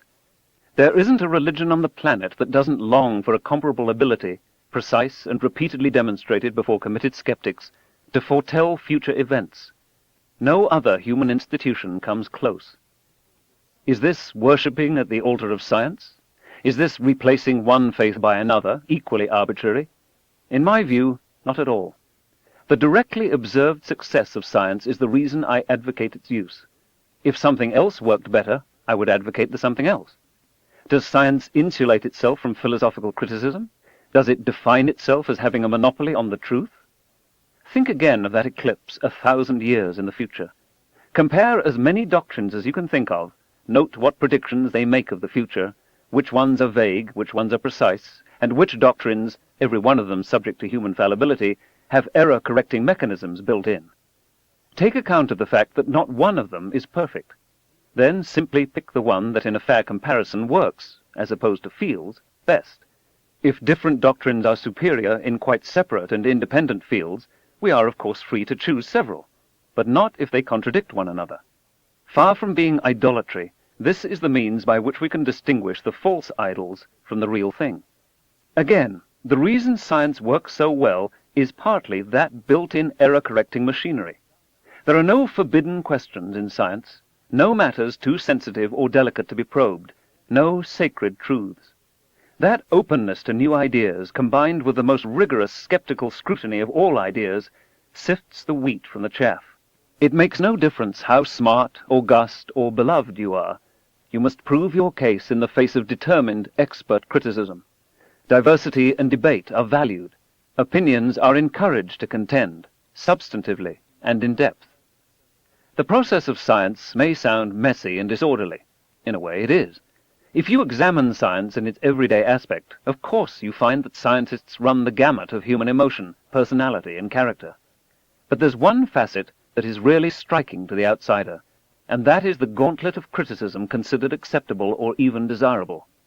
There is much warm and inspired encouragement of apprentice scientists by their mentors, but the poor graduate student at his or her PhD oral exam is subjected to a withering crossfire of questions from the very professors who have the candidate's future in their grasp. Naturally, the students are nervous. Who wouldn't be?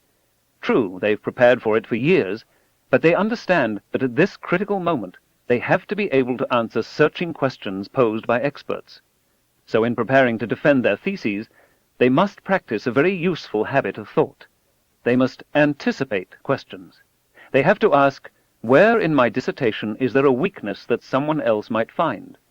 I'd better identify it before they do. You sit in at contentious scientific meetings. You find university colloquia in which the speaker has hardly gotten 30 seconds into the talk before there are devastating questions and comments from the audience. You examine the conventions in which a written report is submitted to a scientific journal for possible publication, then is conveyed by the editor to anonymous referees whose job it is to ask, did the author do anything stupid? Is there anything in here that is sufficiently interesting to be published? What are the deficiencies of this paper? Have the main results been found by anybody else? Is the argument adequate? Or should the paper be resubmitted after the author has actually demonstrated what is here only speculated on? And it's anonymous. The author doesn't know who the critics are. This is the everyday expectation in the scientific community. Why do we put up with it? Do we like to be criticized? No, no scientist enjoys it. Every scientist feels a proprietary affection for his or her ideas and findings. Even so, you don't reply to critics, wait a minute, this is a really good idea, I'm very fond of it, it's done you no harm, please leave it alone. Instead, the hard but just rule is that if the ideas don't work, you must throw them away. Don't waste neurons on what doesn't work. Devote those neurons to new ideas that better explain the data. The British physicist Michael Faraday warned of the powerful temptation to seek for such evidence and appearances as are in the favor of our desires, and to disregard those which oppose them. We receive as friendly that which agrees with us. We resist with dislike that which opposes us, whereas the very reverse is required by every dictate of common sense. Valid criticism does you a favor. Some people consider science arrogant, especially when it purports to contradict beliefs of long standing, or when it introduces bizarre concepts that seem contradictory to common sense. Like an earthquake that rattles our faith in the very ground we're standing on, challenging our accustomed beliefs, shaking the doctrines we have grown to rely upon, can be profoundly disturbing. Nevertheless, I maintain that science is part and parcel humility. Scientists do not seek to impose their needs and wants on nature, but instead humbly interrogate nature and take seriously what they find. We are aware that revered scientists have been wrong. We understand human imperfection.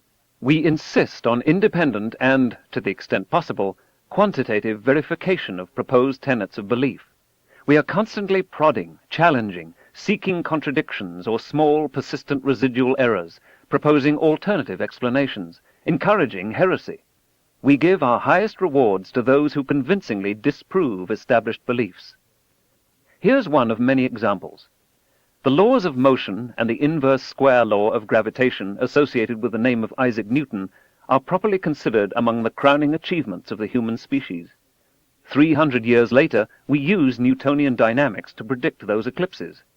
Years after launch, billions of miles from Earth, with only tiny corrections from Einstein, the spacecraft beautifully arrives at a predetermined point in the orbit of the target world, just as the world comes ambling by.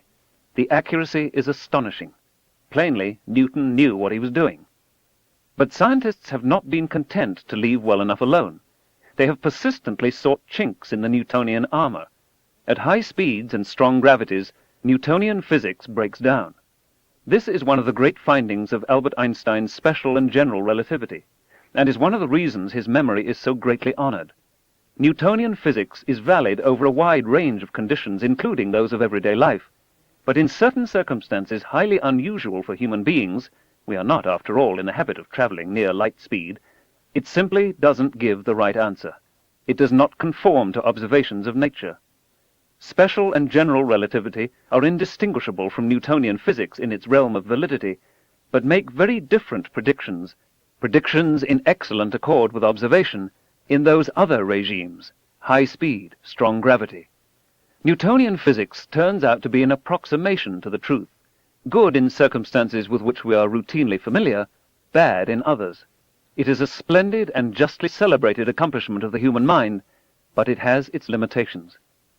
However, in accord with our understanding of human fallibility, Heeding the counsel that we may asymptotically approach the truth but will never fully reach it, scientists are today investigating regimes in which general relativity may break down. For example, general relativity predicts a startling phenomenon called gravitational waves. They have never been detected directly, but if they do not exist, there is something fundamentally wrong with general relativity. Pulsars are rapidly rotating neutron stars whose flicker rates can now be measured to 15 decimal places. Two very dense pulsars in orbit around each other are predicted to radiate copious quantities of gravitational waves, which will in time slightly alter the orbits and rotation periods of the two stars. Joseph Taylor and Russell Hulse of Princeton University have used this method to test the predictions of general relativity in a wholly novel way. For all they knew, the results would be inconsistent with general relativity, and they would have overturned one of the chief pillars of modern physics. Not only were they willing to challenge general relativity, they were widely encouraged to do so. As it turns out, the observations of binary pulsars give a precise verification of the predictions of general relativity, and for this Taylor and Hulse were co-recipients of the 1993 Nobel Prize in Physics. In diverse ways, many other physicists are testing general relativity, for example by attempting directly to detect the elusive gravitational waves. They hope to strain the theory to the breaking point and discover whether a regime of nature exists in which Einstein's great advance in understanding in turn begins to fray. These efforts will continue as long as there are scientists. General relativity is certainly an inadequate description of nature at the quantum level, but even if that were not the case, even if general relativity were everywhere and forever valid, what better way of convincing ourselves of its validity than a concerted effort to discover its failings and limitations? This is one of the reasons that the organized religions do not inspire me with confidence. Which leaders of the major faiths acknowledge that their beliefs might be incomplete or erroneous, and establish institutes to uncover possible doctrinal deficiencies? Beyond the test of everyday living, who is systematically testing the circumstances in which traditional religious teachings may no longer apply? It is certainly conceivable that doctrines and ethics that may have worked fairly well in patriarchal or patristic or medieval times might be thoroughly invalid in the very different world we inhabit today. What sermons even-handedly examine the God hypothesis? What rewards are religious skeptics given by the established religions, or, for that matter, social and economic skeptics by the society in which they swim? Science, Andrean notes, is forever whispering in our ears, "Remember, you're very new at this. You might be mistaken. You've been wrong before." Despite all the talk of humility, show me something comparable in religion. Scripture is said to be divinely inspired, a phrase with many meanings. But what if it's simply made up by fallible humans? Miracles are attested, but what if they're instead some mix of charlatanry, unfamiliar states of consciousness, misapprehensions of natural phenomena, and mental illness? No contemporary religion and no New Age belief seems to me to take sufficient account of the grandeur, magnificence, subtlety, and intricacy of the universe revealed by science. The fact that so little of the findings of modern science is prefigured in Scripture, to my mind, casts further doubt on its divine inspiration. But of course, I might be wrong. Listen to the following 2 paragraphs, not to understand the science described, but to get a feeling for the author's style of thinking. He is facing anomalies, apparent paradoxes in physics, asymmetries, he calls them. What can we learn from them? It is known that Maxwell's electrodynamics, as usually understood at the present time, when applied to moving bodies, leads to asymmetries which do not appear to be inherent in the phenomena. Take, for example, the reciprocal electrodynamic action of a magnet and a conductor. The observable phenomenon here depends only on the relative motion of the conductor and the magnet, whereas the customary view draws a sharp distinction between the two cases in which either the one or the other of these bodies is in motion. For if the magnet is in motion and the conductor at rest, there arises in the neighborhood of the magnet an electric field with a certain definite energy, producing a current at the places where parts of the conductor are situated. But if the magnet is stationary and the conductor in motion, no electric field arises in the neighborhood of the magnet. In the conductor, however, we find an electromotive force, to which in itself there is no corresponding energy, but which gives rise, assuming equality of relative motion in the two cases discussed, to electric currents of the same path and intensity as those produced by the electric forces in the former case. Examples of this sort, together with the unsuccessful attempts to discover any motion of the Earth relative to the ether, suggest that the phenomena of electrodynamics, as well as of mechanics, possess no properties corresponding to the idea of absolute rest. They suggest rather that, as has already been shown to the first order of small quantities, the same laws of electrodynamics and optics will be valid for all frames of reference for which the equations of mechanics hold good. What is the author trying to tell us here? I'll try to explain the background later in this book. For now, we can perhaps recognize that the language is spare, technical, cautious, clear, and not a jot more complicated than it need be. You would not offhand guess from how it's phrased, or from its unostentatious title, On the Electrodynamics of Moving Bodies, that this article represents the crucial arrival of the theory of special relativity into the world, the gateway to the triumphant announcement of the equivalence of mass and energy, the deflation of the conceit that our small world occupies some privileged reference frame in the universe, and in several different ways an epochal event in human history. The opening words of Albert Einstein's 1905 paper are characteristic of the scientific report. It is refreshingly unself-serving, circumspect, understated. Contrast its restrained tone with, say, the products of modern advertising, political speeches, authoritative theological pronouncements, or, for that matter, the blurb on the cover of this book cassette. Notice how Einstein's paper begins by trying to make sense of experimental results. Wherever possible, scientists experiment. Which experiments suggest themselves often depends on which theories currently prevail. Scientists are intent on testing those theories to the breaking point. They do not trust what is intuitively obvious. That the Earth is flat was once obvious. That heavy bodies fall faster than light ones was once obvious. That blood-sucking leeches cure most diseases was once obvious. That some people are naturally and by divine decree slaves was once obvious. That there is such a place as the center of the universe, and that the Earth sits in that exalted spot, was once obvious. That there is an absolute standard of rest was once obvious. The truth may be puzzling or counterintuitive. It may contradict deeply held beliefs. Experiment is how we get a handle on it. At a dinner many decades ago, the physicist Robert W. Wood was asked to respond to the toast, "To Physics and Metaphysics." By metaphysics, people then meant something like philosophy, or truths you could recognize just by thinking about them. They could also have included pseudoscience. Wood answered along these lines: "The physicist has an idea. The more he thinks it through, the more sense it seems to make. He consults the scientific literature.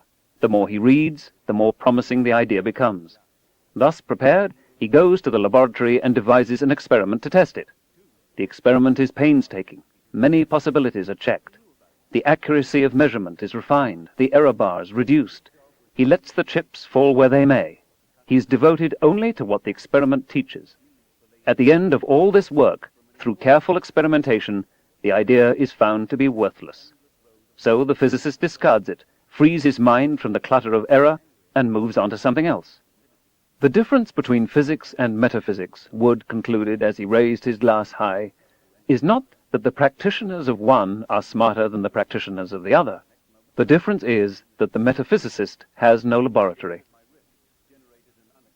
For me, there are four main reasons for a concerted effort to convey science, in radio, TV, movies, newspapers, books, computer programs, theme parks, and classrooms, to every citizen. In all uses of science, it is insufficient, indeed it is dangerous, to produce only a small, highly competent, well-rewarded priesthood of professionals. Instead, some fundamental understanding of the findings and methods of science must be available on the broadest scale. 1. Despite plentiful opportunities for misuse, science can be the golden road out of poverty and backwardness for emerging nations. It makes national economies and the global civilization run. Many nations understand this. It is why so many graduate students in science and engineering at American universities, still the best in the world, are from other countries. The corollary, one that the United States sometimes fails to grasp, is that abandoning science is the road back into poverty and backwardness. 2. Science alerts us to the perils introduced by our world-altering technologies, especially to the global environment on which our lives depend. Science provides an essential early warning system. 3. Science teaches us about the deepest issues of origins, natures, and fates, of our species, of life, of our planet, of the universe. For the first time in human history, we are able to secure a real understanding of some of these matters. Every culture on Earth has addressed such issues and valued their importance. All of us feel goosebumps when we approach these grand questions. In the long run, the greatest gift of science may be in teaching us, in ways no other human endeavor has been able, something about our cosmic context, about where, when, and who we are. 4. The values of science and the values of democracy are concordant, in many cases indistinguishable. Science and democracy began, in their civilized incarnations, in the same time and place, Greece in the 7th and 6th centuries BC. Science confers power on anyone who takes the trouble to learn it, although too many have been systematically prevented from doing so. Science thrives on, indeed requires, the free exchange of ideas. Its values are antithetical to secrecy. Science holds to no special vantage points or privileged positions. Both science and democracy encourage unconventional opinions and vigorous debate. Both demand adequate reason, coherent argument, rigorous standards of evidence and honesty. Science is a way to call the bluff of those who only pretend to knowledge. It is a bulwark against mysticism, against superstition, against religion misapplied to where it has no business being. If we're true to its values, it can tell us when we're being lied to. It provides a mid-course correction to our mistakes. The more widespread its language, rules, and methods, the better chance we have of preserving what Thomas Jefferson and his colleagues had in mind. But democracy can also be subverted more thoroughly through the products of science than any pre-industrial demagogue ever dreamed. Finding the occasional straw of truth awash in a great ocean of confusion and bamboozle requires vigilance, dedication, and courage. But if we don't practice these tough habits of thought, we cannot hope to solve the truly serious problems that face us, and we risk becoming a nation of suckers, a world of suckers, up for grabs by the next charlatan who saunters along. An extraterrestrial being, newly arrived on Earth, scrutinizing what we mainly present to our children in television, radio, movies, newspapers, magazines, the comics, and many books, might easily conclude that we are intent on teaching them murder, rape, cruelty, superstition, credulity, and consumerism. We keep at it, and through constant repetition, many of them finally get it. What kind of society could we create if instead we drummed into them science and a sense of hope? Chapter 3. The Man in the Moon and the Face on Mars. The moon leaps in the great river's current. Floating on the wind, what do I resemble? Du Fu, Traveling at Night, China, Tang Dynasty, 765. Each field of science has its own complement of pseudoscience. Geophysicists have flat Earths, hollow Earths, Earths with wildly bobbing axes to contend with, rapidly rising and sinking continents, plus earthquake prophets. Botanists have plants whose passionate emotional lives can be monitored with lie detectors. Anthropologists have surviving ape-men. Zoologists have extant dinosaurs. And evolutionary biologists have biblical literalists snapping at their flanks. Archaeologists have ancient astronauts, forged runes, and spurious statuary. Physicists have perpetual motion machines, an army of amateur relativity disprovers, and perhaps cold fusion. Chemists still have alchemy. Psychologists have much of psychoanalysis and almost all of parapsychology. Economists have long-range economic forecasting. Meteorologists, so far, have long-range weather forecasting, as in the sunspot-oriented Farmer's Almanac, although long-term climate forecasting is another matter. Astronomy has, as its most prominent pseudoscience, astrology, the discipline out of which it emerged.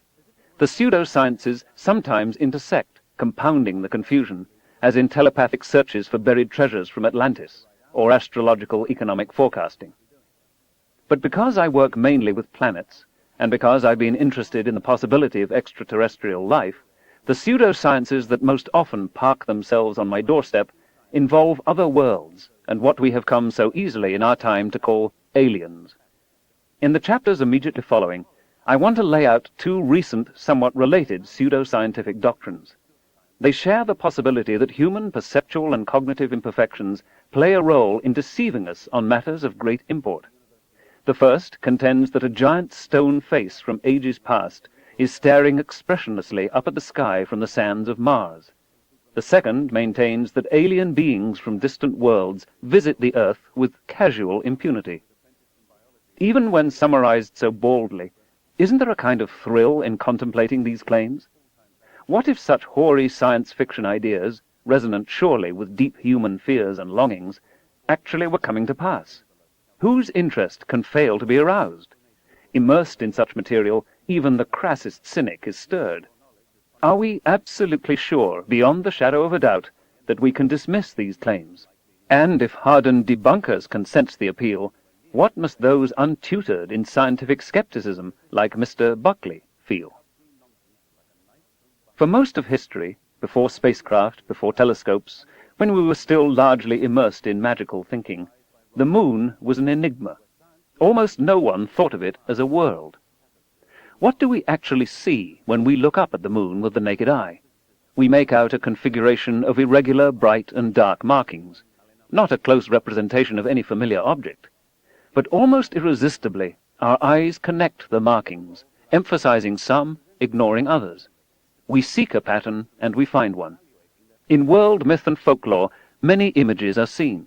A woman weaving, stands of laurel trees, an elephant jumping off a cliff, a girl with a basket on her back, a rabbit, the lunar intestines spilled out on its surface after evisceration by an irritable flightless bird, a woman pounding tapa cloth, a four-eyed jaguar. People of one culture have trouble understanding how such bizarre things could be seen by the people of another. The most common image is the man in the moon. Of course, it doesn't really look like a man. Its features are lopsided, warped, drooping. There's a beefsteak or something over the left eye. And what expression does that mouth convey? An O of surprise? A hint of sadness, even lamentation? Doleful recognition of the travails of life on Earth? Certainly the face is too round. The ears are missing. I guess he's bald on top. Nevertheless, every time I look at it, I see a human face. World folklore depicts the moon as something prosaic. In the pre-Apollo generation, children were told that the moon was made of green, that is, smelly, cheese, and for some reason this was thought not marvelous, but hilarious. In children's books and editorial cartoons, the man in the moon is often drawn simply as a face set in a circle, not too different from the bland, happy face of a pair of dots in an upturned arc. Benignly he looks down on the nocturnal frolics of animals and children, of the knife and the spoon. Consider again the two categories of terrain we recognize when we examine the moon with the naked eye: the brighter forehead, cheeks and chin, and the darker eyes and mouth. Through a telescope, the bright features are revealed to be ancient cratered highlands, dating back, we now know, from the radioactive dating of samples returned by the Apollo astronauts, to almost 4.5 billion years ago. The dark features are somewhat younger flows of basaltic lava, called maria, singular mare, both from the Latin word for ocean, although the moon, we now know, is dry as a bone. The maria welled up in the first few 100 million years of lunar history, partly induced by the high-speed impact of enormous asteroids and comets. The right eye is mare imbrium. The beefsteak drooping over the left eye is the combination of mare serenitatis and mare tranquillitatis, where Apollo 11 landed, and the off-center open mouth is mare humorum. No craters can be made out by ordinary unaided human vision. The man in the moon is in fact a record of ancient catastrophes, most of which took place before humans, before mammals, before vertebrates, before multicelled organisms, and probably even before life arose on Earth. It is a characteristic conceit of our species to put a human face on random cosmic violence. Humans, like other primates, are a gregarious lot. We enjoy one another's company. We're mammals, and parental care of the young is essential for the continuance of the hereditary lines. The parent smiles at the child smiles back, and a bond is forged or strengthened. As soon as the infant can see, it recognizes faces, and we now know that this skill is hardwired in our brains. Those infants who a million years ago were unable to recognize a face smiled back less, were less likely to win the hearts of their parents, and less likely to prosper. These days, Nearly every infant is quick to identify a human face and to respond with a goony grin.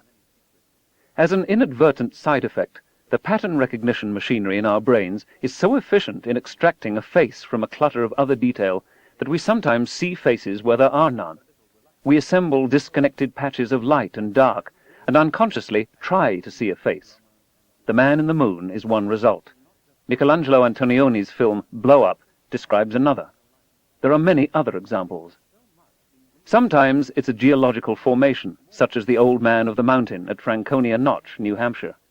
We recognize that, rather than some supernatural agency or an otherwise undiscovered ancient civilization in New Hampshire, this is the product of erosion and collapse of a rock face. Anyway, it doesn't look much like a face anymore. There's the Devil's Head in North Carolina, the Sphinx Rock in Westwater, England, the Old Woman in France, the Vartan Rock in Armenia. Sometimes it's a reclining woman, as Mount Iztaccíhuatl in Mexico. Sometimes it's other body parts, as the Grand Tetons in Wyoming, approached from the west a pair of mountain peaks named by French explorers. Actually, there are 3. Sometimes it's changing patterns in the clouds. In late medieval and Renaissance Spain, visions of the Virgin Mary were confirmed by people seeing saints in cloud forms. While sailing out of Suva, Fiji, I once saw the head of a truly terrifying monster, jaws agape, set in a brooding storm cloud. Occasionally, a vegetable or a pattern of wood grain or the hide of a cow resembles a human face. There was a celebrated eggplant that closely resembled Richard M. Nixon. What shall we deduce from this fact? Divine or extraterrestrial intervention? Republican meddling in eggplant genetics? No. We recognize that there are large numbers of eggplants in the world, and that, given enough of them, sooner or later we'll come upon one that looks like a human face, even a very particular human face. When the face is of a religious personage, as for example a tortilla purported to exhibit the face of Jesus, believers tend quickly to deduce the hand of God. In an age more skeptical than most, they crave reassurance. Still, it seems unlikely that a miracle is being worked on so evanescent a medium. Considering how many tortillas have been pounded out since the beginning of the world, it would be surprising if a few didn't have at least vaguely familiar features. These cases are very different from that of the so-called Shroud of Turin, which shows something too close to a human form to be a misapprehended natural pattern, and which is now suggested by carbon-14 dating to be not the death shroud of Jesus, but a pious hoax from the 14th century, a time when the manufacture of fraudulent religious relics was a thriving and profitable home handicraft industry. Magical properties have been ascribed to ginseng and mandrake roots, in part because of vague resemblances to the human form. Some chestnut shoots show smiling faces. Some corals look like hands. The ear fungus, also unpleasantly called Jew's ear, indeed looks like an ear, and something rather like enormous eyes can be seen on the wings of certain moths. Some of this may not be mere coincidence. Plants and animals that suggest a face may be less likely to be gobbled up by creatures with faces, or creatures who are afraid of predators with faces. A walking stick is an insect spectacularly well disguised as a twig. Naturally, it tends to live on and around trees. Its mimicry of the plant world saves it from birds and other predators, and is almost certainly the reason that its extraordinary form was slowly molded by Darwinian natural selection. Such crossings of the boundaries between kingdoms of life are unnerving. A young child viewing a walking stick can easily imagine an army of sticks, branches, and trees marching for some ominous planty purpose. Many instances of this sort are described and illustrated in a 1979 book called Natural Likeness by John Michell, a British enthusiast of the occult. He takes seriously the claims of Richard Shaver, who, as described below, played a role in the origin of the UFO excitement in America. Shaver cut open rocks on his Wisconsin farm and discovered, written in a pictographic language that only he could see, much less understand, a comprehensive history of the world. Michel also accepts at face value the claims of the dramatist and surrealist theoretician Antonin Artaud, who, in part under the influence of peyote, saw in the patterns on the outsides of rocks erotic images, a man being tortured, ferocious animals, and the like. The whole landscape revealed itself, Michel says, as the creation of a single thought. But a key question, was that thought inside or outside Artaud's head? Artaud concluded, and Michel agrees, that the patterns so apparent in the rocks were manufactured by an ancient civilization, rather than by Artaud's partly hallucinogen-induced altered state of consciousness. When Artaud returned from Mexico to Europe, he was diagnosed as mad. Michel decries the materialist outlook that greeted Artaud's patterns skeptically. Michel shows us a photograph of the sun taken in X-ray light, which looks vaguely like a face, and informs us that followers of Gurdjieff see the face of their master in the solar corona. Innumerable faces in trees, mountains, and boulders all over the world are inferred to be the product of ancient wisdom. Perhaps some are. It's a good practical joke, as well as a tempting religious symbol, to pile stones so from afar they look like a giant face. The view that most of these forms are patterns natural to rock-forming processes and the bilateral symmetry of plants and animals, plus a little natural selection, all processed through the human-biased filter of our perception, Michel describes as materialism and a 19th-century delusion. Conditioned by rationalist beliefs, our view of the world is duller and more confined than nature intended. By what process he has plumbed the intentions of nature is not revealed. Of the images he presents, Michel concludes that their mystery remains essentially untouched, a constant source of wonder, delight, and speculation. All we know for sure is that nature created them, and at the same time gave us the apparatus to perceive them and minds to appreciate their endless fascination. For the greatest profit and enjoyment, they should be viewed as nature intended, with the eye of innocence, unclouded by theories and preconceptions, with the manifold vision innate in all of us that enriches and dignifies human life, rather than with the cultivated single vision of the dull and opinionated. Perhaps the most famous spurious claim of a portentous pattern involves the canals of Mars. First observed in 1877, they were seemingly confirmed by a succession of dedicated professional astronomers peering through large telescopes all over the world. A network of single and double straight lines was reported, crisscrossing the Martian surface, and with such uncanny geometrical regularity that they could only be of intelligent origin. Evocative conclusions were drawn about a parched and dying planet populated by an older and wiser technical civilization dedicated to conservation of water resources. Hundreds of canals were mapped and named, but oddly, they avoided showing up on photographs. The human eye, it was suggested, could remember the brief instants of perfect atmospheric transparency, while the undiscriminating photographic plate averaged the few clear with the many blurry moments. Some astronomers saw the canals, many did not. Perhaps certain observers were more skilled at seeing canals, or perhaps the whole business was some kind of perceptual delusion. Much of the idea of Mars as an abode of life, as well as the prevalence of Martians in popular fiction, derives from the canals. I myself grew up steeped in this literature, and when I found myself an experimenter on the Mariner 9 mission to Mars, the first spacecraft to orbit the red planet, naturally I was interested to see what the real circumstances were. With Mariner 9 and with Viking, we were able to map the planet pole to pole, detecting features hundreds of times smaller than the best that could be seen from Earth. I found, not altogether to my surprise, not a trace of canals. There were a few more or less linear features that had been made out through the telescope, for example, a 5,000-kilometer-long rift valley that would have been hard to miss. But the hundreds of classical canals carrying water from the polar caps through the arid deserts to the parched equatorial cities simply did not exist. They were an illusion, some malfunction of the human hand-eye-brain combination at the limit of resolution when we peer through an unsteady and turbulent atmosphere. Even a succession of professional scientists, including famous astronomers who had made other discoveries that are confirmed and now justly celebrated, can make serious, even profound errors in pattern recognition, especially where the implications of what we think we are seeing seem to be profound. We may not exercise adequate self-discipline and self-criticism.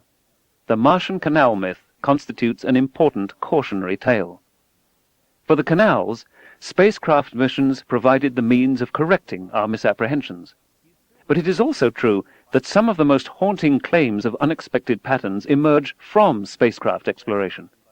In the early 1960s, I urged that we be attentive to the possibility of finding the artifacts of ancient civilizations, either those indigenous to a given world or those constructed by visitors from elsewhere. I didn't imagine that this would be easy or probable, and I certainly did not suggest that, on so important a matter, anything short of ironclad evidence would be worth considering. Beginning with John Glenn's evocative report of fireflies surrounding his space capsule, every time an astronaut reported seeing something not immediately understood, there were those who deduced aliens. Prosaic explanations, specks of paint flecking off the ship in the space environment, say, were dismissed with contempt. The lure of the marvelous blunts our critical faculties, as if a man become a moon is not marvel enough.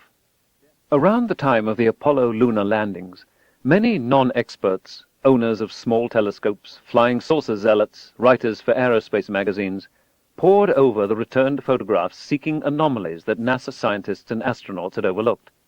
Soon there were reports of gigantic Latin letters and Arabic numerals inscribed on the lunar surface, pyramids, highways, crosses, glowing UFOs. Bridges were reported on the moon, radio antennas, the tracks of enormous crawling vehicles, and the devastation left by machines able to slice craters in two. Every one of these claims, though, turns out to be a natural lunar geological formation misjudged by amateur analysts, internal reflections in the optics of the astronauts' Hasselblad cameras, and the like. Some enthusiasts discerned the long shadows of ballistic missiles, Soviet missiles, it was ominously confided, aimed at America. The rockets, also described as spires, turned out to be low hills casting long shadows when the sun is near the lunar horizon. A little trigonometry dispels the mirage. These experiences also provide fair warning. For a complex terrain sculpted by unfamiliar processes, amateurs, and sometimes even professionals, examining photographs, especially near the limit of resolution, may get into trouble. Their hopes and fears, the excitement of possible discoveries of great import, may overwhelm the usual skeptical and cautious approach of science.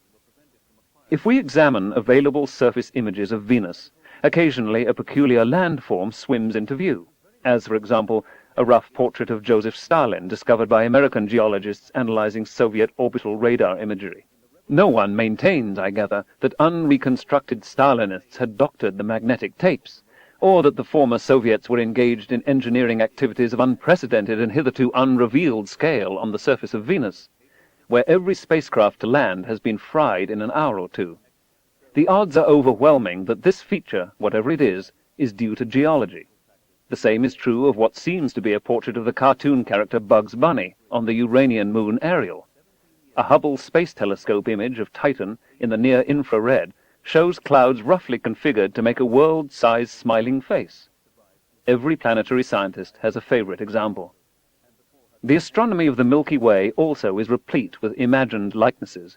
For example, the Horsehead, Eskimo, Owl, Homunculus, Tarantula, and North American nebulae, all irregular clouds of gas and dust, illuminated by bright stars, and each on a scale that dwarfs our solar system. When astronomers mapped the distribution of galaxies out to a few 100 million light-years, they found themselves outlining a crude human form which has been called the stick man. The configuration is understood as something like enormous adjacent soap bubbles, the galaxies formed on the surface of adjacent bubbles, and almost no galaxies in the interiors. This makes it quite likely that they will mark out a pattern with bilateral symmetry, something like the stick man. Mars is much more clement than Venus, although the Viking landers provided no compelling evidence for life. Its terrain is extremely heterogeneous and diverse. With 100,000 or so close-up photographs available, it is not surprising that claims have been made over the years about something unusual on Mars. There is, for example, a cheerful, happy face sitting inside a Martian impact crater 8 kilometers, 5 miles, across, with a set of radial splash marks outside, making it look like the conventional representation of a smiling sun. But no one claims that this has been engineered by an advanced and excessively genial Martian civilization, perhaps to attract our attention. We recognize that, with objects of all sizes falling out of the sky, with the surface rebounding, slumping, and reconfiguring itself after each impact, and with ancient water and mud flows and modern wind-borne sand sculpting the surface, a wide variety of landforms must be generated. If we scrutinize 100,000 pictures, it's not surprising that occasionally we'll come upon something like a face. With our brains programmed for this from infancy, it would be amazing if we couldn't find one here and there. A few small mountains on Mars resemble pyramids. In the Elysium High Plateau, there is a cluster of them, the biggest a few kilometers across at the base, all oriented in the same direction. There is something a little eerie about these pyramids in the desert, so reminiscent of the Giza Plateau in Egypt, and I would love to examine them more closely. Is it reasonable, though, to deduce Martian pharaohs? Similar features are also known on Earth in miniature, especially in Antarctica. Some of them would come up to your knees. If we knew nothing else about them, would it be fair to conclude that they've been manufactured by scale model Egyptians living in the Antarctic wasteland? The hypothesis loosely fits the observations, but much else we know about the polar environment and the physiology of humans speaks against it. They are, in fact, generated by wind erosion, a splatter of fine particles picked up by strong winds blowing mainly in the same direction, and, over the years, sculpting what once were irregular hummocks into nicely symmetrical pyramids. They're called dreikanthers, from a German word meaning three sides. This is order generated out of chaos by natural processes, something we see over and over again throughout the universe, in rotating spiral galaxies, for instance. Each time it happens, we're tempted to infer the direct intervention of a maker. On Mars, there is evidence of winds much fiercer than any ever experienced on Earth, ranging up to half the speed of sound. Planet-wide dust storms are common, carrying fine grains of sand, a steady pitter-patter of particles moving much faster than in the fiercest gales of Earth, should, over ages of geological time, work profound changes in rock faces and landforms. It would not be too surprising if a few features, even very large ones, were sculpted by aeolian processes into the pyramidal forms we see. There is a place on Mars called Cydonia, where a great stone face a kilometer across stares unblinkingly up at the sky. It is an unfriendly face, but one that seems recognizably human. In some representations, it could have been sculpted by Praxiteles. It lies in a landscape where many low hills have been molded into odd forms, perhaps by some mixture of ancient mud flows and subsequent wind erosion. From the number of impact craters, the surrounding terrain looks to be at least hundreds of millions of years old. Intermittently, the face has attracted attention, both in the United States and in the former Soviet Union. The headline in the November 20, 1984 Weekly World News, a supermarket tabloid not celebrated for its integrity, read, "Soviet scientists' amazing claim, ruined temples found on Mars. Space probe discovers remains of 50,000-year-old civilization." The revelations are attributed to an anonymous Soviet source and breathlessly describe discoveries made by a non-existent Soviet space vehicle. But the story of the face is almost entirely an American one. It was found by one of the Viking orbiters in 1976. There was an unfortunate dismissal of the feature by a project official as a trick of light and shadow, which prompted a later accusation that NASA was covering up the discovery of the millennium. A few engineers, computer specialists, and others, some of them contract employees of NASA, worked on their own time to digitally enhance the image. Perhaps they hoped for stunning revelations. That's permissible in science, even encouraged, as long as your standards of evidence are high. Some of them were fairly cautious and deserve to be commended for advancing the subject. Others were less restrained, deducing not only that the face was a genuine monumental sculpture of a human being, but claiming to find a city nearby with temples and fortifications. From spurious arguments, one writer announced that the monuments had a particular astronomical orientation. Not now, though, but 500,000 years ago, from which it followed that the Sidonian wonders were erected in that remote epoch. But then how could the builders have been human? 500,000 years ago, our ancestors were busy mastering stone tools and fire. They did not have spaceships. The Martian face is compared to similar faces constructed in civilizations on Earth. The faces are looking up at the sky because they're looking up to God. Or the face was constructed by the survivors of an interplanetary war that left the surface of Mars and the Moon pockmarked and ravaged. What causes all those craters anyway? Is the face a remnant of a long-extinct human civilization? Were the builders originally from Earth or Mars?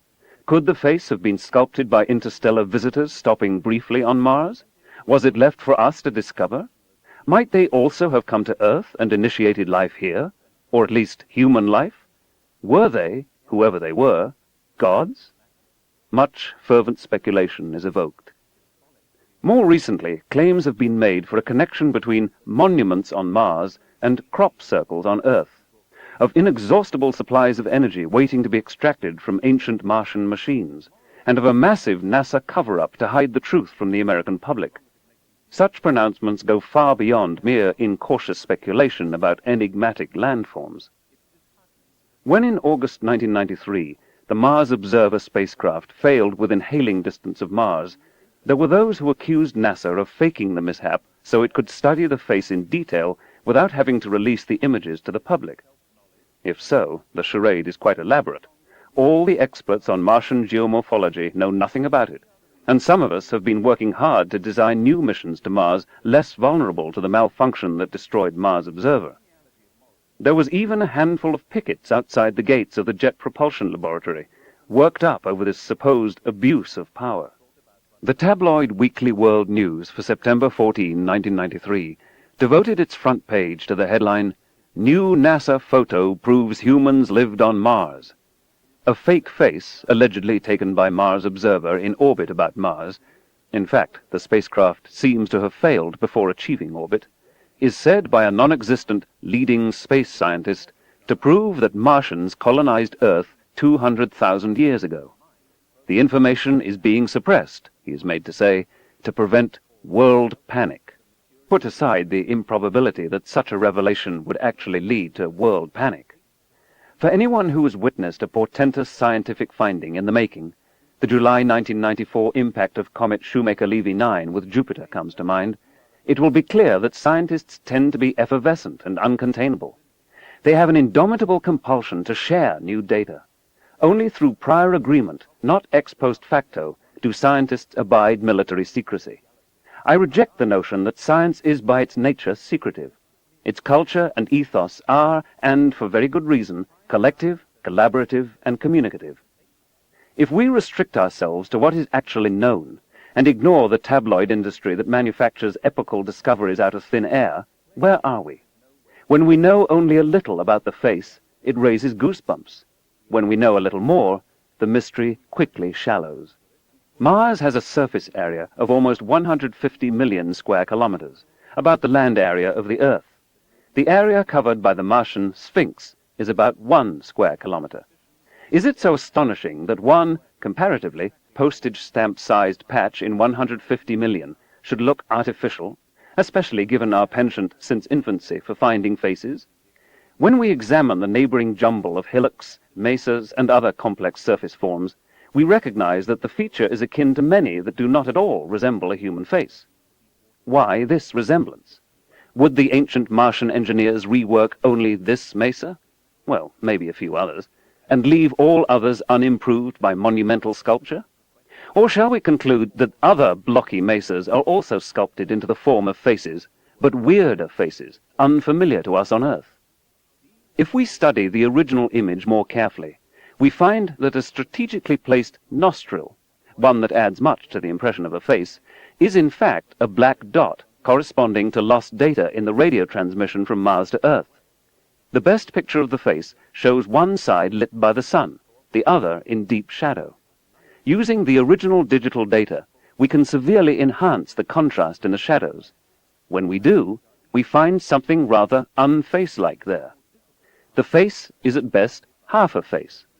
Despite our shortness of breath and the beating of our hearts, the Martian Sphinx looks natural, not artificial, not a dead ringer for a human face.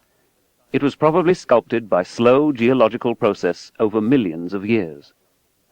But I might be wrong. It's hard to be sure about a world we've seen so little of in extreme close-up. These features merit closer attention with higher resolution. Much more detailed photos of the face would surely settle issues of symmetry and help resolve the debate between geology and monumental sculpture. Small impact craters found on or near the face can settle the question of its age. In the case, most unlikely in my view, that the nearby structures were really once a city, that fact should also be obvious on closer examination.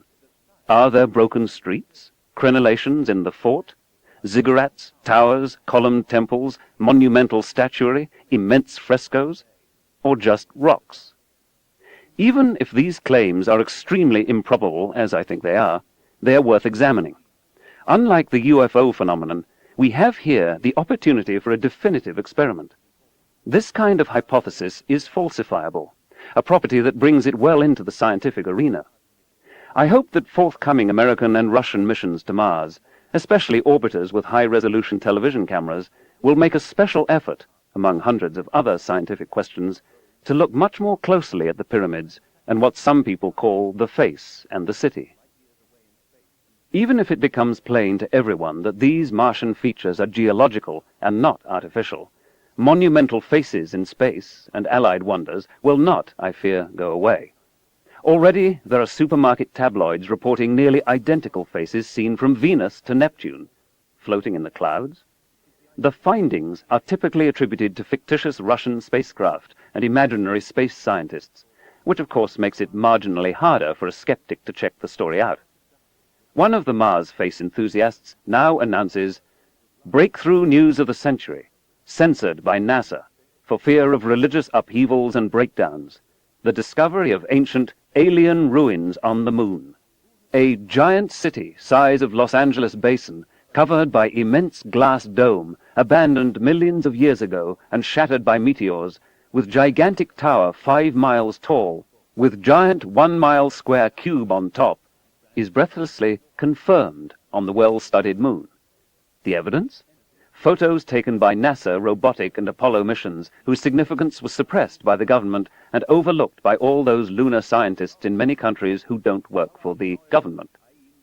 The August 18, 1992 issue of Weekly World News reports the discovery by a secret NASA satellite of thousands, maybe even millions, of voices emanating from the black hole at the center of the galaxy M51, all singing, "Glory, glory, glory to the Lord on high," over and over again, in English. There is even a tabloid report, fully, although murkily illustrated, of a space probe that photographed God, or at least his eyes and the bridge of his nose, up there in the Orion Nebula. The July 20, 1993 Weekly World News sports a banner headline, "Clinton meets with JFK," along with a faked photo of a plausibly aged, slumped-over John Kennedy, having secretly survived the assassination attempt in a wheelchair at Camp David. Many pages inside the tabloid, we are informed about another item of possible interest. In Doomsday Asteroids, an alleged top-secret document quotes alleged top scientists about an alleged asteroid, M167, that will allegedly hit the Earth on November 11, 1993, and could mean the end of life on Earth. President Clinton is described as being kept constantly informed of the asteroid's position and speed. Perhaps it was one of the items he discussed in his meeting with President Kennedy. Somehow, the fact that the Earth escaped this catastrophe did not merit even a retrospective paragraph after November 11, 1993, uneventfully passed. At least the headline writer's judgment not to burden the front page with the news of the end of the world was vindicated. Some see this as just a kind of fun. However, we live in a time when a real long-term statistical threat of an impact of an asteroid with the Earth has been identified. This real science is, of course, the inspiration, if that's the word, of the Weekly World News story. Government agencies are studying what to do about it. Stories like this suffuse the subject with apocalyptic exaggeration and whimsy, make it difficult for the public to distinguish real perils from tabloid fiction, and conceivably can impede our ability to take precautionary steps to mitigate the danger. The tabloids are often sued, sometimes by actors and actresses who stoutly deny they have performed loathsome acts, and large sums of money occasionally change hands. The tabloids must consider such suits as just one of the costs of doing a very profitable business. In their defense, they often say that they are at the mercy of their writers and have no institutional responsibility to check out the truth of what they publish. Sal Ivone, the managing editor of Weekly World News, discussing the stories he publishes, says, "For all I know, they could be the product of active imaginations, but because we're a tabloid, we don't have to question ourselves out of a story." Skepticism doesn't sell newspapers. Writers who have defected from the tabloids describe creative sessions in which writers and editors dream up stories and headlines out of whole cloth. The more outrageous, the better. Out of their immense readership, are there not many who take the stories at face value, who believe the tabloids couldn't print it if it wasn't so? Some readers I talk to insist they read them only for entertainment, just as they watch wrestling on television. That they're not in the least taken in, that the tabloids are understood by publisher and reader alike to be whimsies that explore the absurd. They merely exist outside any universe burdened by rules of evidence. But my mail suggests that large numbers of Americans take the tabloids very seriously indeed.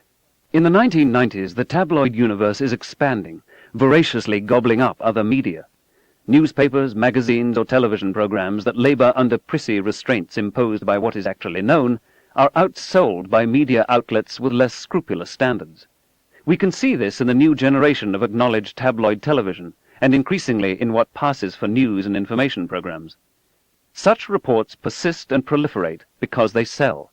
And they sell, I think, because there are so many of us who want so badly to be jolted out of our humdrum lives, to rekindle that sense of wonder we remember from childhood, and also, for a few of the stories, to be able really and truly to believe in someone older, smarter, and wiser who is looking out for us. Faith is clearly not enough for many people. They crave hard evidence, scientific proof. They long for the scientific seal of approval, but are unwilling to put up with the rigorous standards of evidence that impart credibility to that seal. What a relief it would be! Doubt reliably abolished. Then the irksome burden of looking after ourselves would be lifted. We're worried, and for good reason, about what it means for the human future if we have only ourselves to rely upon. These are the modern miracles, shamelessly vouched for by those who make them up from scratch, bypassing any formal skeptical scrutiny, and available at low cost in every supermarket, grocery store, and convenience outlet in the land. One of the pretenses of the tabloids is to make science, the very instrument of our disbelief, confirm our ancient faiths, and effect a convergence of pseudo-science and pseudo-religion. By and large, scientists' minds are open when exploring new worlds. If we knew beforehand what we'd find, it would be unnecessary to go.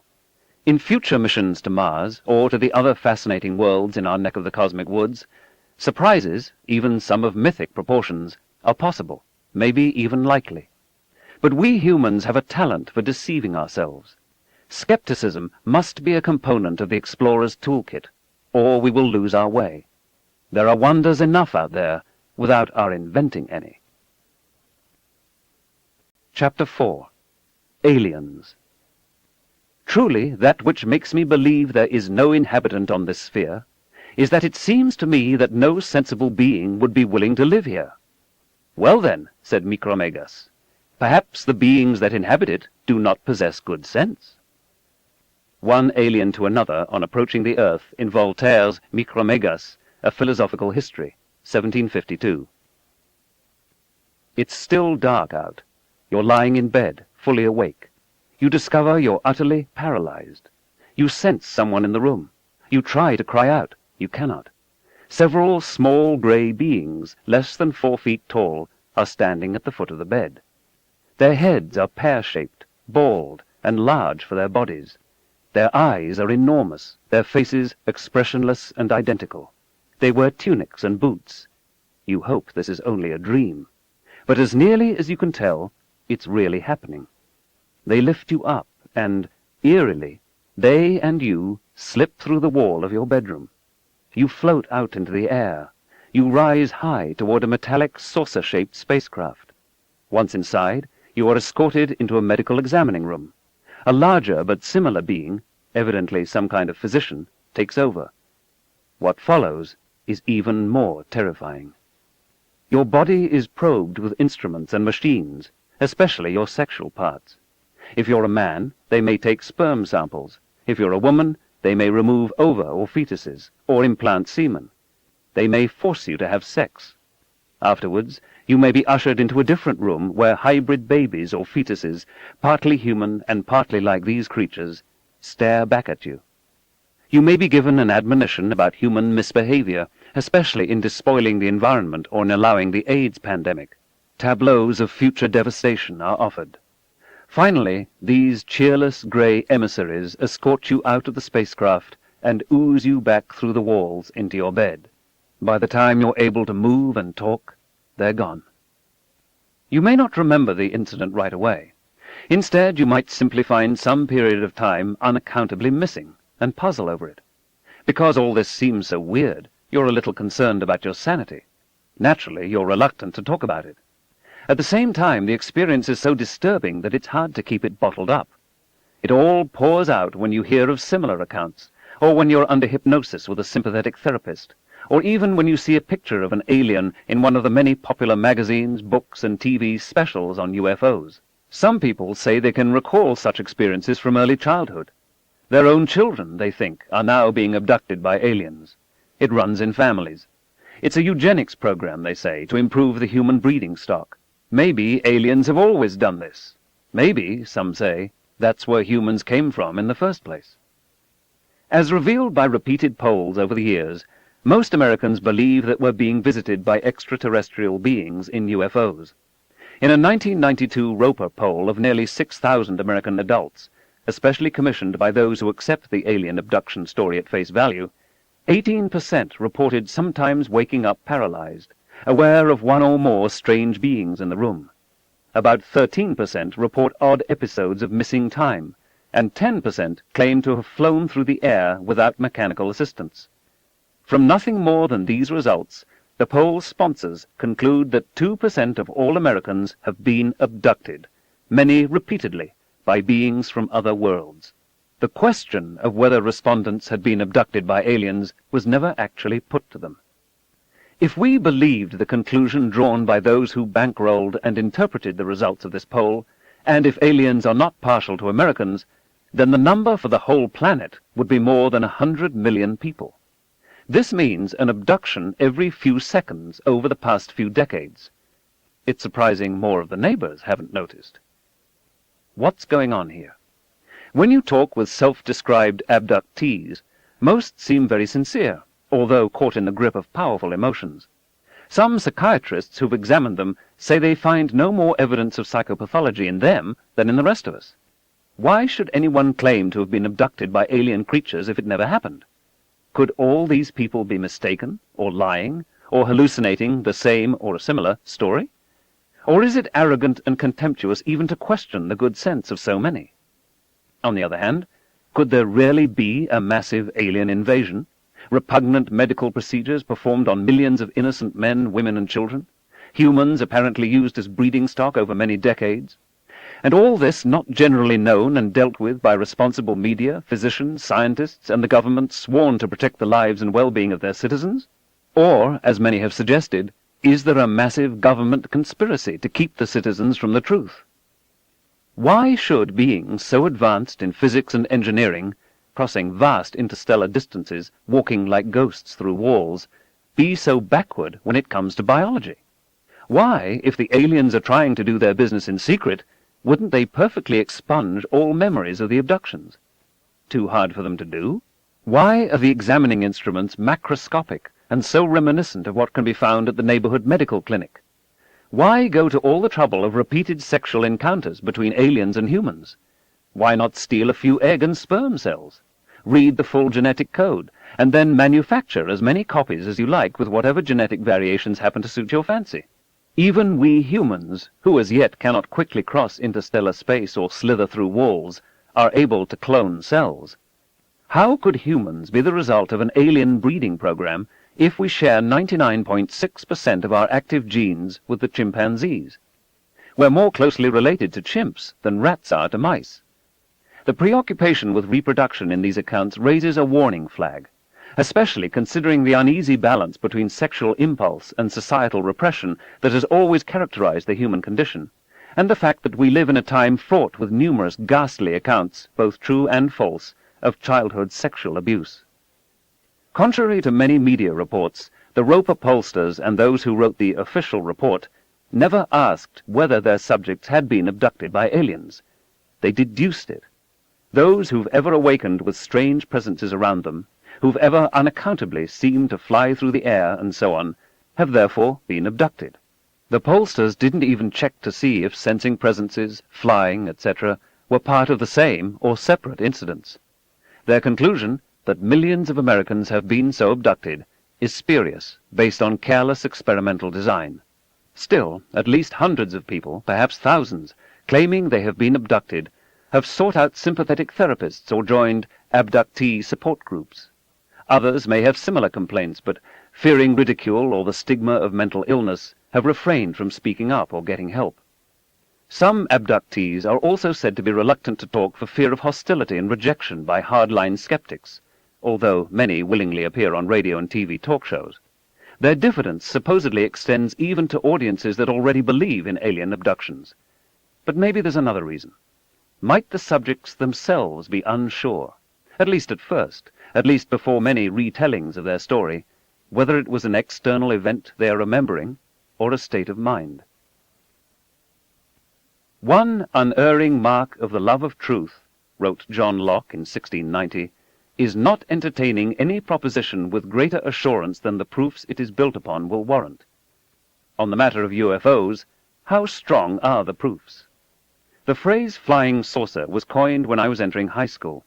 The newspapers were full of stories about ships from beyond in the skies of Earth. It seemed pretty believable to me. There were lots of other stars, at least some of which probably had planetary systems like ours. Many stars were as old or older than the Sun, so there was plenty of time for intelligent life to evolve. Caltech's Jet Propulsion Laboratory had just flown a 2-stage rocket high above the Earth. Clearly we were on our way to the Moon and the planets. Why shouldn't other, older, wiser beings be able to travel from their star to ours? Why not? This was only a few years after the bombing of Hiroshima and Nagasaki. Maybe the UFO occupants were worried about us and sought to help us.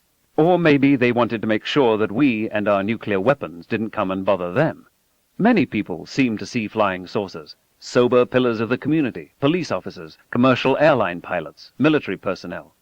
And apart from some harumphs and giggles, I couldn't find any counter-arguments. How could all these eyewitnesses be mistaken? What's more, the saucers had been picked up on radar, and pictures had been taken of them.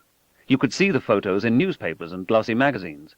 There were even reports about crashed flying saucers and little alien bodies with perfect teeth stiffly languishing in Air Force freezers in the Southwest. The prevailing climate was summarized in Life magazine a few years later, in these words: "These objects cannot be explained by present science as natural phenomena, but solely as artificial devices created and operated by a high intelligence. Nothing known or projected on Earth could account for the performance of these devices." And yet not a single adult I knew was preoccupied with UFOs. I couldn't figure out why not. Instead, they were worried about communist China, nuclear weapons, McCarthyism, and the rent. I wondered if they had their priorities straight. In college, in the early 1950s, I began to learn a little about how science works, the secrets of its great success, how rigorous the standards of evidence must be if we are really to know something is true, how many false starts and dead ends have plagued human thinking, how our biases can color our interpretation of the evidence, and how often belief systems widely held and supported by the political, religious, and academic hierarchies turn out to be not just slightly in error, but grotesquely wrong. I came upon a book called Extraordinary Popular Delusions and the Madness of Crowds, written by Charles Mackay in 1841, and still in print. In it could be found the histories of boom and bust economic crazes, including the Mississippi and South Sea bubbles and the extravagant run on Dutch tulips, scams that bamboozled the wealthy and titled of many nations, a legion of alchemists, including the poignant tale of Mr. Kelly and Dr. D, and Dee's 8-year-old son Arthur, impressed by his desperate father into communicating with the spirit world by peering into a crystal, dolorous accounts of unfulfilled prophecy, divination, and fortune-telling, the persecution of witches, haunted houses, popular admiration of great thieves, and much else. Entertainingly portrayed was the Count of Saint-Germain, who dined out on the cheerful pretension that he was centuries old, if not actually immortal. When, at dinner, incredulity was expressed at his recounting of his conversations with Richard the Lion-Hearted, he turned to his manservant for confirmation. "You forget, sir," was the reply. "I have been only 500 years in your service." "Ah, true," said Saint-Germain. "It was a little before your time." A riveting chapter on the Crusades began, "Every age has its peculiar folly. Some scheme, project, or fantasy into which it plunges, spurred on either by the love of gain, the necessity of excitement, or the mere force of imitation. Failing in these, it has some madness, to which it is goaded by political or religious causes, or both combined." The edition I first read was adorned by a quote from the financier and advisor of presidents, Bernard M. Baruch, attesting that reading Mackay had saved him millions. There had been a long history of spurious claims that magnetism could cure disease. Paracelsus, for example, used a magnet to suck diseases out of the human body and dispose of them into the earth. But the key figure was Franz Mesmer. I had vaguely understood the word mesmerize to mean something like hypnotize, but my first real knowledge of Mesmer came from Mackay. The Viennese physician had thought that the positions of the planets influenced human health, and was caught up in the wonders of electricity and magnetism. He catered to the declining French nobility on the eve of the Revolution. They crowded into a darkened room. Dressed in a gold-flowered silk robe and waving an ivory wand, Mesmer seated his marks around a vat of dilute sulphuric acid. The magnetizer and his young male assistants peered deeply into the eyes of their patients and rubbed their bodies. They grasped iron bars protruding into the solution or held each other's hands. In contagious frenzy, aristocrats, especially young women, were cured left and right. Mesmer became a sensation. He called it animal magnetism. For the more conventional medical practitioner, though, this was bad for business, so French physicians pressured King Louis XVI to crack down. Mesmer, they said, was a menace to public health. A commission was appointed by the French Academy of Sciences that included the pioneering chemist Antoine Lavoisier and the American diplomat and expert on electricity Benjamin Franklin. They performed the obvious control experiment. When the magnetizing effects were performed without the patient's knowledge, no cures were effected. The cures, if any, the commission concluded, were all in the mind of the beholder. Mesmer and his followers were undeterred. One of them later urged the following attitude of mind for best results. Forget for a while all of your knowledge of physics. Remove from your mind all objections that may occur. Never reason for 6 weeks. Be very credulous. Be very persevering. Reject all past experience, and do not listen to reason. Oh yes, a final piece of advice. Never magnetize before inquisitive persons. Another eye-opener was Martin Gardner's Fads and Fallacies in the Name of Science. Here was Wilhelm Reich uncovering the key to the structure of galaxies in the energy of the human orgasm. Andrew Cross creating microscopic insects electrically from salts. Hans Hurbiger under Nazi aegis announcing that the Milky Way was made not of stars, but of snowballs. Charles Piazzi Smith discovering in the dimensions of the Great Pyramid of Giza a world chronology from the creation to the Second Coming. L. Ron Hubbard writing a manuscript able to drive its readers insane. Was it ever proofed, I wondered? The Bridey-Murphy case, which led millions into concluding that at last there was serious evidence of reincarnation. Joseph Rhine's demonstrations of ESP, appendicitis cured by cold water enemas, bacterial diseases by brass cylinders, and gonorrhea by green light. And amid all these accounts of self-deception and charlatanry, to my surprise, a chapter on UFOs. Of course, merely by writing books cataloguing spurious beliefs, Mackay and Gardner came across, at least a little, as grumpy and superior. Was there nothing they accepted? Still, it was stunning how many passionately argued and defended claims to knowledge had amounted to nothing.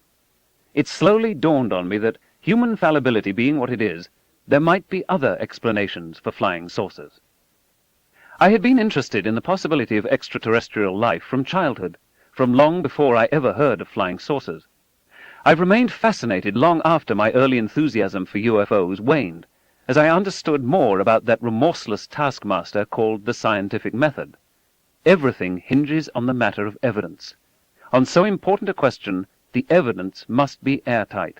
The more we want it to be true, the more careful we have to be. No witnesses say so is good enough.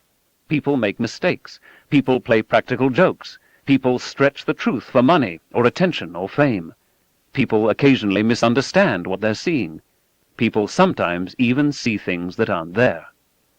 Essentially, all the UFO cases were anecdotes, something asserted. UFOs were described variously as rapidly moving or hovering, disc-shaped, cigar-shaped, or ball-shaped, moving silently or noisily, with a fiery exhaust or with no exhaust at all, accompanied by flashing lights, or uniformly glowing with a silvery cast, or self-luminous. The diversity of the observations hinted that they had no common origin, and that the use of such terms as UFOs or flying saucers served only to confuse the issue by grouping generically a set of unrelated phenomena. There was something odd about the very invention of the phrase flying saucer. As I write this chapter, I have before me a transcript of an April 7, 1950 interview between Edward R. Murrow, the celebrated CBS newsman, and Kenneth Arnold, a civilian pilot who saw something peculiar near Mount Rainier in the state of Washington on June 24, 1947, and who, in a way, coined the phrase. Arnold claims that the newspapers did not quote me properly. When I told the press, they misquoted me, and in the excitement of it all, one newspaper and another one got it so ensnarled up that nobody knew just exactly what they were talking about. These objects more or less fluttered like they were, I'd say, boats on very rough water. And when I described how they flew, I said that they flew like they take a saucer and throw it across the water. Most of the newspapers misunderstood and misquoted that, too. They said that I said that they were saucer-like. I said that they flew in a saucer-like fashion. Arnold thought he saw a train of 9 objects, one of which produced a terrific blue flash. He concluded they were a new kind of winged aircraft. Murrow summed up, "That was an historic misquote. While Mr. Arnold's original explanation has been forgotten, the term flying saucer has become a household word." Kenneth Arnold's flying saucers looked and behaved quite differently from what in only a few years would be rigidly particularized in the public understanding of the term, something like a very large and highly maneuverable frisbee. Most people honestly reported what they saw, but what they saw were natural, if unfamiliar, phenomena.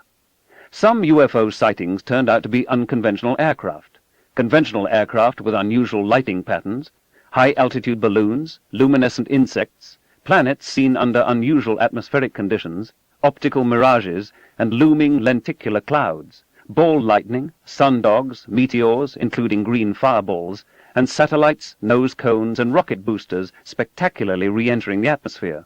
There are so many artificial satellites up there that they're always making garish displays somewhere in the world. 2 or 3 decay every day in the Earth's atmosphere, the flaming debris often visible to the naked eye. Just conceivably, however, a few of these displays might be small comets dissipating in the upper air. At least some radar reports were due to anomalous propagation, radio waves traveling curved paths due to atmospheric temperature inversions. Traditionally, they were also called radar angels, something that seems to be there but isn't. You could have simultaneous visual and radar sightings without there being any there. When we notice something strange in the sky, some of us become excitable and uncritical, bad witnesses. There was the suspicion that the field attracted rogues and charlatans. Many UFO photos turned out to be fakes, small models hanging by thin threads, often photographed in a double exposure. A UFO seen by thousands of people at a football game turned out to be a college fraternity prank. A piece of cardboard, some candles, and a thin plastic bag that dry cleaning comes in, all cobbled together to make a rudimentary hot air balloon. The original crashed saucer account, with the little alien men and their perfect teeth, turned out to be a straight-out hoax. Frank Scully, columnist for Variety, passed on a story told by an oilman friend. It played a central dramatic role in Scully's best-selling 1950 book, Behind the Flying Saucers. 16 dead aliens from Venus, each 3 feet high, had been found in one of 3 crashed saucers. Booklets with alien pictograms had been recovered. The military was covering up. The implications were profound. The hoaxers were Silas Newton, who said he used radio waves to prospect for gold and oil, and a mysterious Dr. G, who turned out to be a Mr. Gebauer. Newton produced a gear from the UFO machinery and flashed close-up saucer photos, but he did not allow close inspection. When a prepared skeptic, through sleight of hand, switched gears and sent the alien artifact away for analysis, it turned out to be made of kitchen pot aluminum. The crashed saucer scam was a small interlude in a quarter-century of frauds by Newton and Gebauer, chiefly selling worthless oil leases and prospecting machines. In 1952, they were arrested by the FBI, and the following year found guilty of conducting a confidence game. Their exploits, chronicled by the historian Curtis Peebles, ought to have made UFO enthusiasts cautious forever about crashed saucer stories from the American Southwest around 1950. No such luck. On October 4, 1957, Sputnik 1, the first Earth-orbiting artificial satellite, was launched. Of 1,178 recorded UFO sightings in America that year, 701, or 60%, rather than the 25% you'd expect, occurred between October and December. The clear implication is that Sputnik and its attendant publicity somehow generated UFO reports. Perhaps people were looking at the night sky more, and saw more natural phenomena they didn't understand. Or could it be they looked up more and saw more of the alien spacecraft that are there all the time? The idea of flying saucers had dubious antecedents, tracing back to a conscious hoax entitled I Remember Lemuria, written by Richard Shaver, and published in the March 1945 number of the pulp fiction periodical Amazing Stories. It was exactly the sort of stuff I devoured as a child. Lost continents were settled by space aliens 150,000 years ago, I was informed, leading to the creation of a race of demonic underground beings responsible for human tribulations and the existence of evil. The editor of the magazine, Ray Palmer, who was, like the subterranean beings he warned about, roughly 4 feet high, promoted the notion, well before Arnold's sighting, that the Earth is being visited by disc-shaped alien spacecraft, and that the government is covering up its knowledge and complicity. Merely from the newsstand covers of such magazines, millions of Americans were exposed to the idea of flying saucers well before the term was coined. All in all, the alleged evidence seemed thin, most often devolving into gullibility, hoax, hallucination, misunderstanding of the natural world, hopes and fears disguised as evidence, and a craving for attention, fame, and fortune. Too bad, I remember thinking. Since then, I've been lucky enough to be involved in sending spacecraft to other planets to look for life, and in listening for possible radio signals from alien civilizations, if any, on planets of distant stars. We've had a few tantalizing moments. But if the suspected signal isn't available for every grumpy skeptic to pick over, we cannot call it evidence of extraterrestrial life, no matter how appealing we find the notion. We'll just have to wait until, if such a time ever comes, better data are available. We've not yet found compelling evidence for life beyond the Earth. We're only at the very beginning of the search, though. New and better information might emerge, for all we know, tomorrow. I don't think anyone could be more interested than I am in whether we're being visited. It would save me so much time and effort to be able to study extraterrestrial life directly and nearby, rather than at best indirectly and at a great distance. Even if the aliens are short, dour, and sexually obsessed, if they're here, I want to know about them. How modest our expectations are about aliens, and how shoddy the standards of evidence that many of us are willing to accept, can be found in the saga of the crop circles. Originating in Great Britain and spreading throughout the world was something surpassing strange. Farmers or passers-by would discover circles, and in later years much more complex pictograms, impressed upon fields of wheat, oats, barley, and rapeseed. Beginning with simple circles in the middle 1970s, the phenomenon progressed year by year, until by the late 1980s and early 1990s, the countryside, especially in southern England, was graced by immense geometrical figures, some the size of football fields, imprinted on cereal grain before the harvest, circles tangent to circles, or connected by axes, parallel lines drooping off, insectoids. Some of the patterns showed a central circle surrounded by 4 symmetrically placed smaller circles. Clearly, it was concluded, caused by a flying saucer and its 4 landing pods. A hoax? Impossible, almost everyone said. There were hundreds of cases. It was done sometimes in only an hour or two in the dead of night, and on such a large scale. No footprints of pranksters leading towards or away from the pictograms could be found. And besides, what possible motive could there be for a hoax? Many less conventional conjectures were offered. People with some scientific training examined sites, spun arguments, instituted whole journals devoted to the subject. Were the figures caused by strange whirlwinds called columnar vortices, or even stranger ones called ring vortices? What about ball lightning?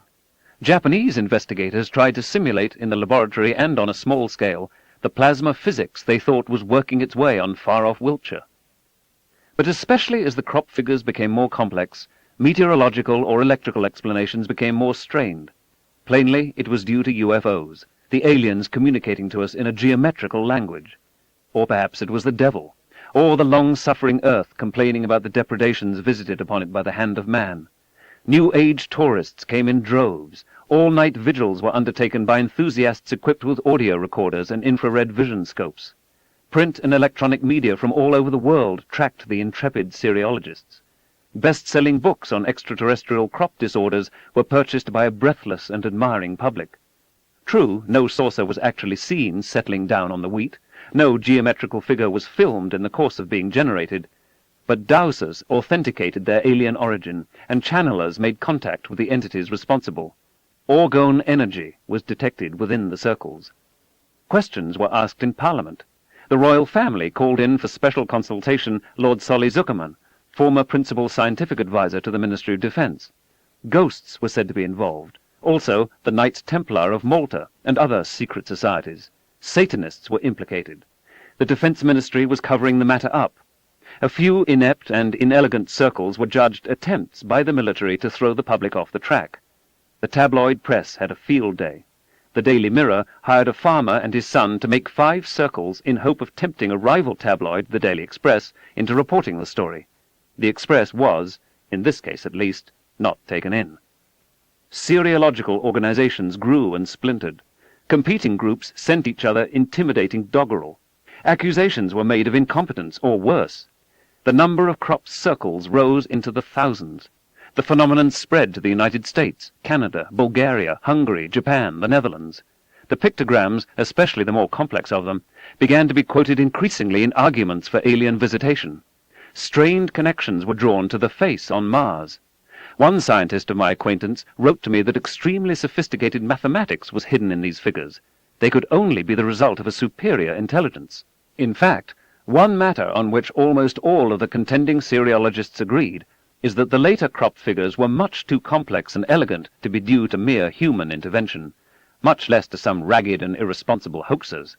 Extraterrestrial intelligence was apparent at a glance. In 1991, Doug Bauer and Dave Chorley, 2 blokes from Southampton, announced they had been making crop figures for 15 years. They dreamed it up over stout one evening in their regular pub, the Percy Hobbs. They had been amused by UFO reports and thought it might be fun to spoof the UFO gullibles. At first they flattened the wheat with a heavy steel bar that Bauer used as a security device on the back door of his picture-framing shop. Later on they used planks and ropes. Their first efforts took only a few minutes, but being inveterate pranksters as well as serious artists, the challenge began to grow on them. Gradually they designed and executed more and more demanding figures. At first no one seemed to notice. There were no media reports. Their art forms were neglected by the tribe of ufologists. They were on the verge of abandoning crop circles to move on to some other, more emotionally rewarding hoax. Suddenly, crop circles caught on. Ufologists fell for it hook, line, and sinker. Bauer and Chorley were delighted, especially when scientists and others began to announce their considered judgment that no merely human intelligence could be responsible. Carefully they planned each nocturnal excursion, sometimes following meticulous diagrams they had prepared in watercolors. They closely tracked their interpreters. When a local meteorologist deduced a kind of whirlwind because all of the crops were deflected downward in a clockwise circle, they confounded him by making a new figure with an exterior ring flattened counterclockwise. Soon other crop figures appeared in southern England and elsewhere. Copycat hoaxsters had appeared. Bauer and Chorley carved out a responsive message in wheat. "We are not alone." Even this some took to be a genuine extraterrestrial message, although it would have been better had it read, "You are not alone." Doug and Dave began signing their artworks with 2 Ds. Even this was attributed to a mysterious alien purpose. Bauer's nocturnal disappearances aroused the suspicions of his wife, Eileen. Only with great difficulty, Eileen accompanying Dave and Doug one night, and then joining the credulous in admiring their handiwork next day, was she convinced that his absences were, in this sense, innocent. Eventually Bauer and Chorley tired of the increasingly elaborate prank. While in excellent physical condition, they were both in their 60s now, and a little old for nocturnal commando operations in the fields of unknown and often unsympathetic farmers.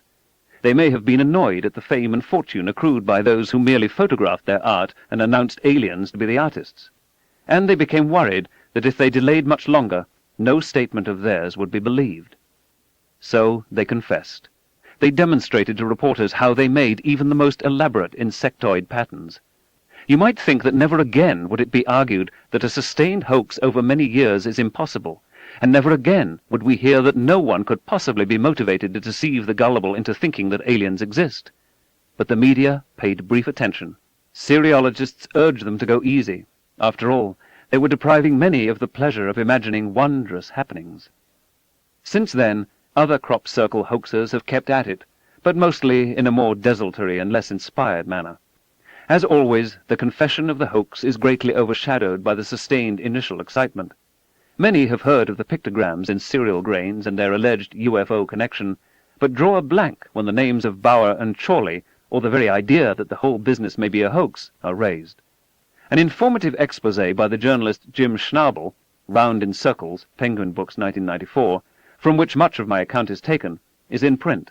Schnabel joined the seriologists early, and in the end made a few successful pictograms himself. He prefers a garden roller to a wooden plank, and found that simply stomping grain with one's feet does an acceptable job. But Schnabel's work, which one reviewer called the funniest book I've read in ages, had only modest success. Demons sell.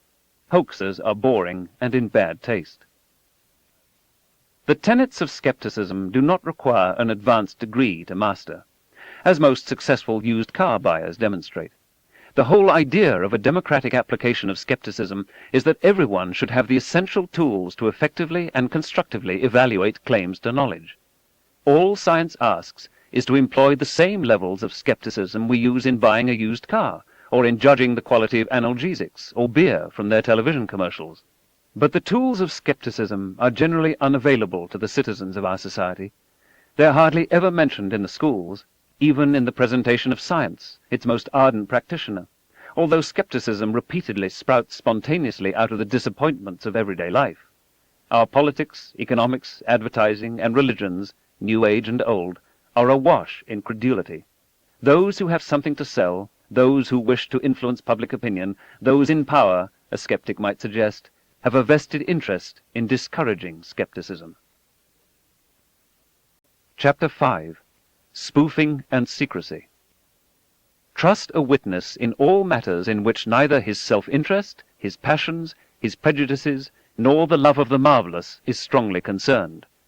When they are involved, require corroborative evidence in exact proportion to the contravention of probability by the thing testified.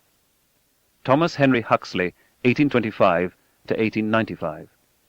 When the mother of celebrity abductee Travis Walton was informed that a UFO had zapped her son with a bolt of lightning and then carried him off into space, she replied, incuriously, "Well, that's the way these things happen."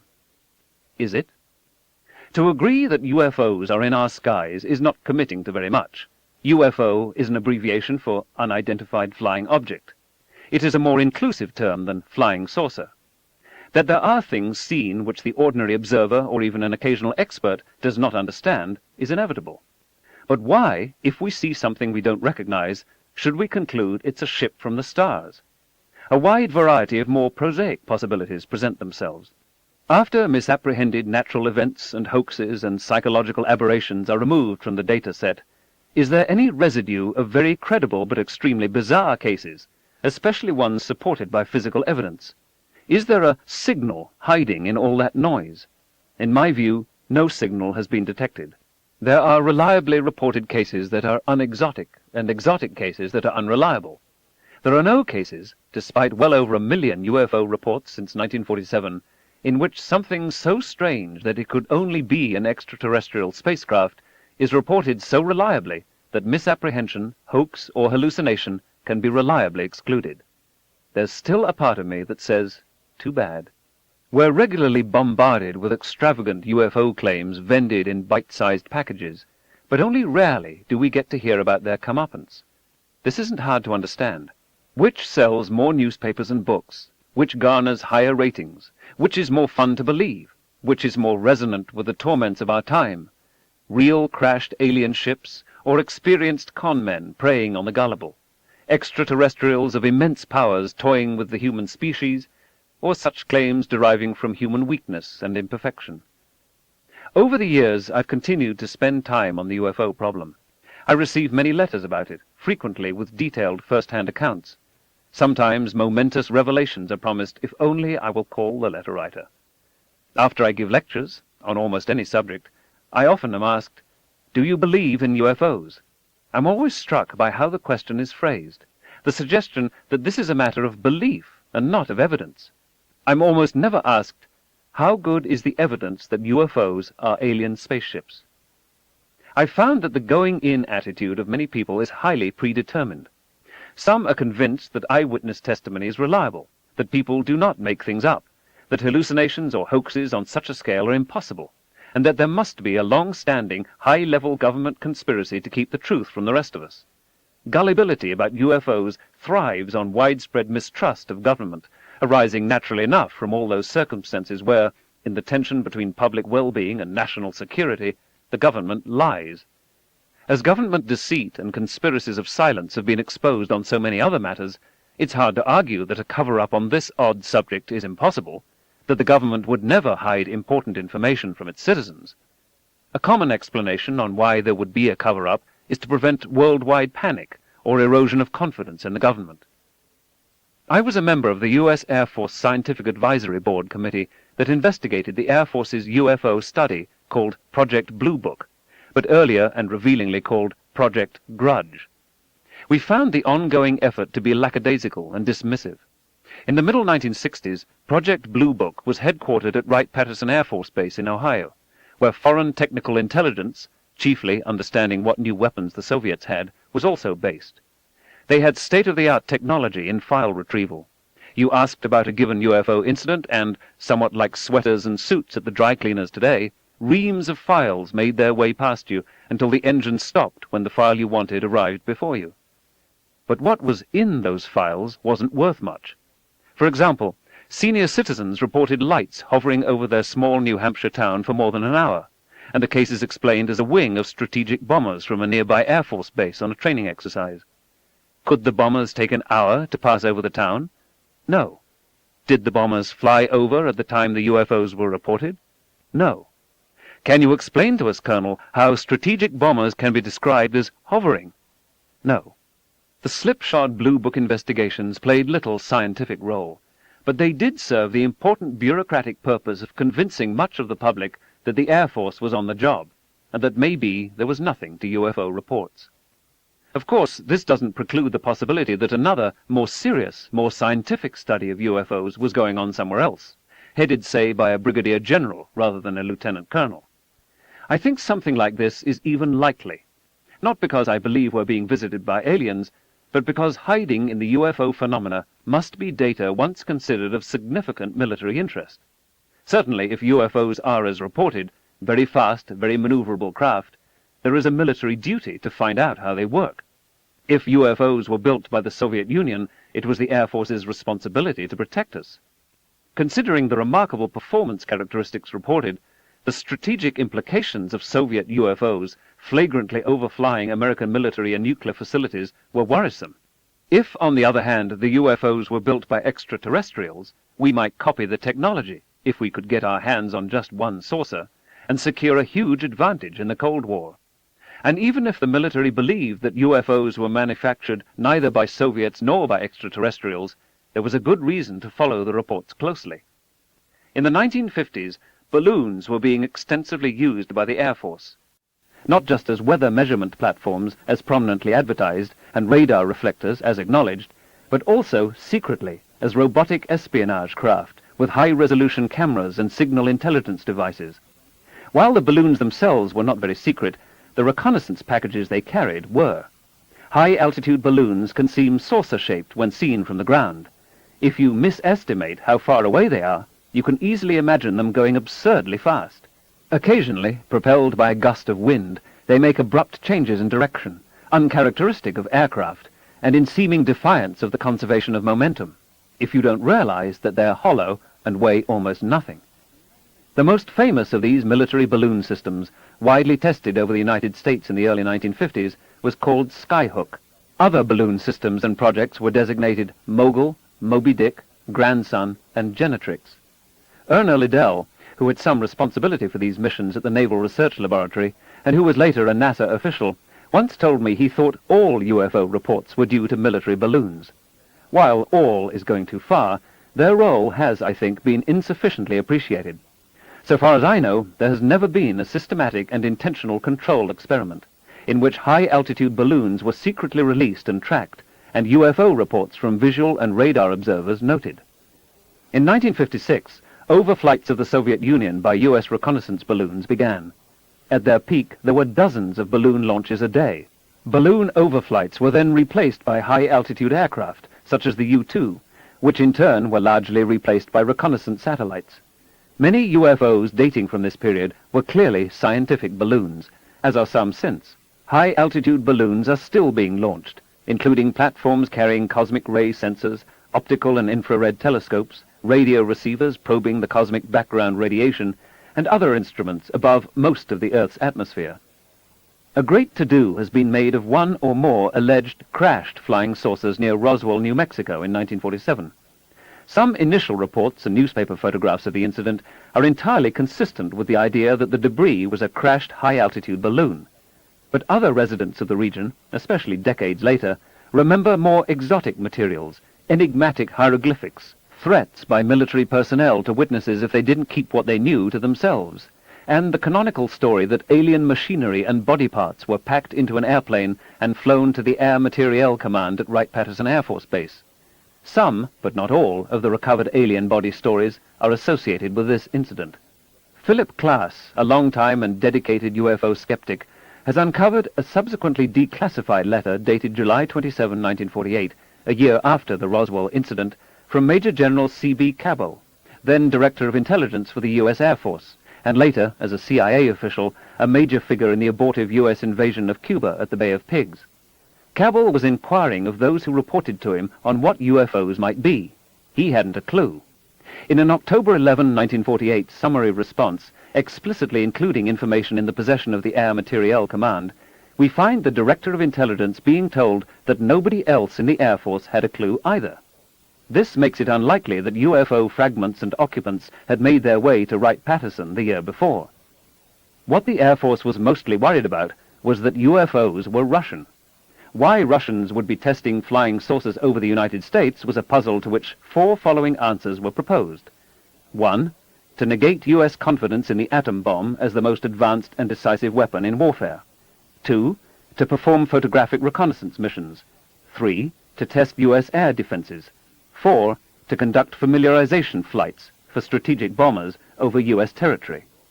We now know that UFOs neither were nor are Russian, and however dedicated the Soviet interest may have been to objectives 1 through 4, flying saucers weren't how they pursued these objectives.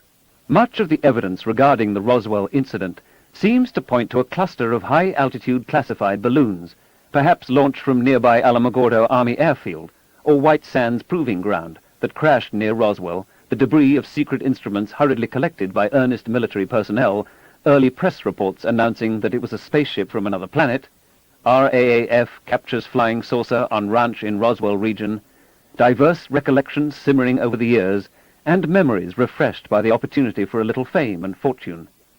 2 UFO museums in Roswell are leading tourist stops. A 1994 report ordered by the Secretary of the Air Force and the Department of Defense in response to prodding from a New Mexico congressman identifies the Roswell debris as remnants of a long-range, highly secret, balloon-borne low-frequency acoustic detection system called Project Mogul, an attempt to sense Soviet nuclear weapons explosions at tropopause altitudes. The Air Force investigators, rummaging comprehensively through the secret files of 1947, found no evidence of heightened message traffic. There were no indications and warnings, notice of alerts, or a higher tempo of operational activity reported that would be logically generated if an alien craft, whose intentions were unknown, entered U.S. territory. The records indicate that none of this happened, or if it did, it was controlled by a security system so efficient and tight that no one, U.S. or otherwise, has been able to duplicate it since. If such a system had been in effect at the time, it would have also been used to protect our atomic secrets from the Soviets, which history has shown obviously was not the case. The radar targets carried by the balloons were partly manufactured by novelty and toy companies in New York, whose inventory of decorative icons seems to have been remembered many years later as alien hieroglyphics. The heyday of UFOs corresponds to the time when the main delivery vehicle for nuclear weapons was being switched from aircraft to missiles.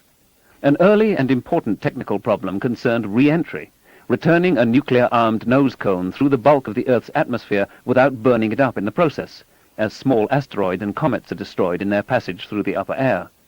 Certain materials, nose cone geometries and angles of entry, are better than others. Observations of re-entry, or the more spectacular launches, could very well reveal U.S. progress in this vital strategic technology, or, worse, inefficiencies in the design. Such observations might suggest what defensive measures an adversary should take. Understandably, the subject was considered highly sensitive. Inevitably, there must have been cases in which military personnel were told not to talk about what they had seen, or where seemingly innocuous sightings were suddenly classified top secret with severely constrained need-to-know criteria. Air Force officers and civilian scientists, thinking back about it in later years, might very well conclude that the government had engineered a UFO cover-up. If nose cones are judged UFOs, the charge is a fair one. Consider spoofing. In the strategic confrontation between the United States and the Soviet Union, the adequacy of air defenses was a vital issue. It was item 3 on General Cabole's list. If you could find a weakness, it might be the key to victory in an all-out nuclear war. The only sure way to test your adversary's defenses is to fly an aircraft over their borders and see how long it takes for them to notice. The United States did this routinely to test Soviet air defenses. In the 1950s and 60s, the United States had state-of-the-art radar defense systems covering its west and east coasts, and especially its northern approaches, over which a Soviet bomber or missile attack would most likely come. But there was a soft underbelly, no significant early warning system to detect the geographically much more taxing southern approach. This is, of course, information vital for a potential adversary. It immediately suggests a spoof. One or more of the adversary's high-performance aircraft zoom out of the Caribbean, let's say, into U.S. airspace, penetrating, let's say, a few hundred miles up the Mississippi River until a U.S. air defense radar locks on. Then the intruders hightail it out of there. Or, as a control experiment, a unit of U.S. high-performance aircraft is sequestered and sent in unannounced sorties to determine how porous American air defenses are. In such a case, there may be combined visual and radar sightings by military and civilian observers and large numbers of independent reports. What is reported corresponds to no known aircraft. The Air Force and civilian aviation authorities truthfully state that none of their aircraft was responsible. Even if they've been urging Congress to fund a southern early warning system, the Air Force is unlikely to admit that Soviet or Cuban aircraft got to New Orleans, much less Memphis, before anybody caught on. Here again, we have every reason to expect a high-level technical investigating team, Air Force and civilian observers told to keep their mouths shut, and not just the appearance, but the reality of suppression of the data. Again, this conspiracy of silence need have nothing to do with alien spacecraft. Even decades later, there are bureaucratic reasons for the Department of Defense to be close-mouthed about such embarrassments. There is a potential conflict of interest between parochial concerns of the Department of Defense and the solution of the UFO enigma. In addition, something that both the Central Intelligence Agency and the U.S. Air Force worried about then was UFOs as a means of clogging communication channels in a national crisis and confusing visual and radar sightings of enemy aircraft, a signal-to-noise problem that in a way is the flip side of spoofing. In view of all this, I'm perfectly prepared to believe that at least some UFO reports and analyses, and perhaps voluminous files, have been made inaccessible to the public which pays the bills. The Cold War is over, the missile and balloon technology is largely obsolete or widely available, and those who would be embarrassed are no longer on active duty. The worst that would happen, from the military's point of view, is that there would be one more acknowledged instance of the American public being misled or lied to in the interest of national security. It's time for the files to be declassified and made generally available. Another instructive intersection of the conspiracy temperament and the secrecy culture concerns the National Security Agency. This organization monitors the telephone, radio, and other communications of both friends and adversaries of the United States. Surreptitiously, it reads the world's mail. Its daily intercept traffic is huge. In times of tension, vast arrays of NSA personnel, fluent in the relevant languages, are sitting with earphones, monitoring in real time everything from encrypted commands from the target nation's general staff to pillow talk. For other material, there are key words by which computers cull out for human attention specific messages or conversations of current urgent concern. Everything is stored, so that retrospectively it is possible to go back to the magnetic tapes, to trace the first appearance of a code word, say, or command responsibility in a crisis. Some of the intercepts are made from listening posts in nearby countries, Turkey for Russia, India for China, from aircraft and ships patrolling nearby, or from ferret satellites in Earth orbit. There is a continuing dance of measures and countermeasures between the NSA and the security services of other nations, who understandably do not wish to be listened in on. Now add to this already heady mix the Freedom of Information Act, FOIA. A request is made to the NSA for all information it has available on UFOs. It is required by law to be responsive, but of course without revealing methods and sources. NSA also feels a deep obligation not to alert other nations, friends or foes, in an obtrusive and politically embarrassing way of its activities. So a more or less typical intercept released by NSA in response to an FOIA request will be a third of a page blacked out, a fragment of a line saying, "reported a UFO at low altitude," followed by two-thirds of a page blacked out. The NSA's position is that releasing the rest of the page would potentially compromise sources and methods, or at least alert the nation in question to how readily its aviation radio traffic is being intercepted. If NSA released surrounding seemingly bland aircraft-to-tower transmissions, it would then be possible for the nation in question to recognize that its military air traffic control dialogues are being monitored, and to switch to communications means, frequency hopping for example, that make NSA intercepts more difficult. But UFO conspiracy theorists receiving, in response to their FOIA requests, dozens of pages of material, almost all of it blacked out, understandably deduce that the NSA possesses extensive information on UFOs and is part of a conspiracy of silence. In talking not for attribution with NSA officials, I am told the following story. Typical intercepts are of military and civilian aircraft radioing that they see a UFO, by which they mean an unidentified object in the surrounding airspace. It may even be U.S. aircraft on reconnaissance or spoofing missions. In most cases, it is something much more ordinary, and the clarification is also reported on later NSA intercepts. Similar logic can be used to make NSA seem a part of any conspiracy.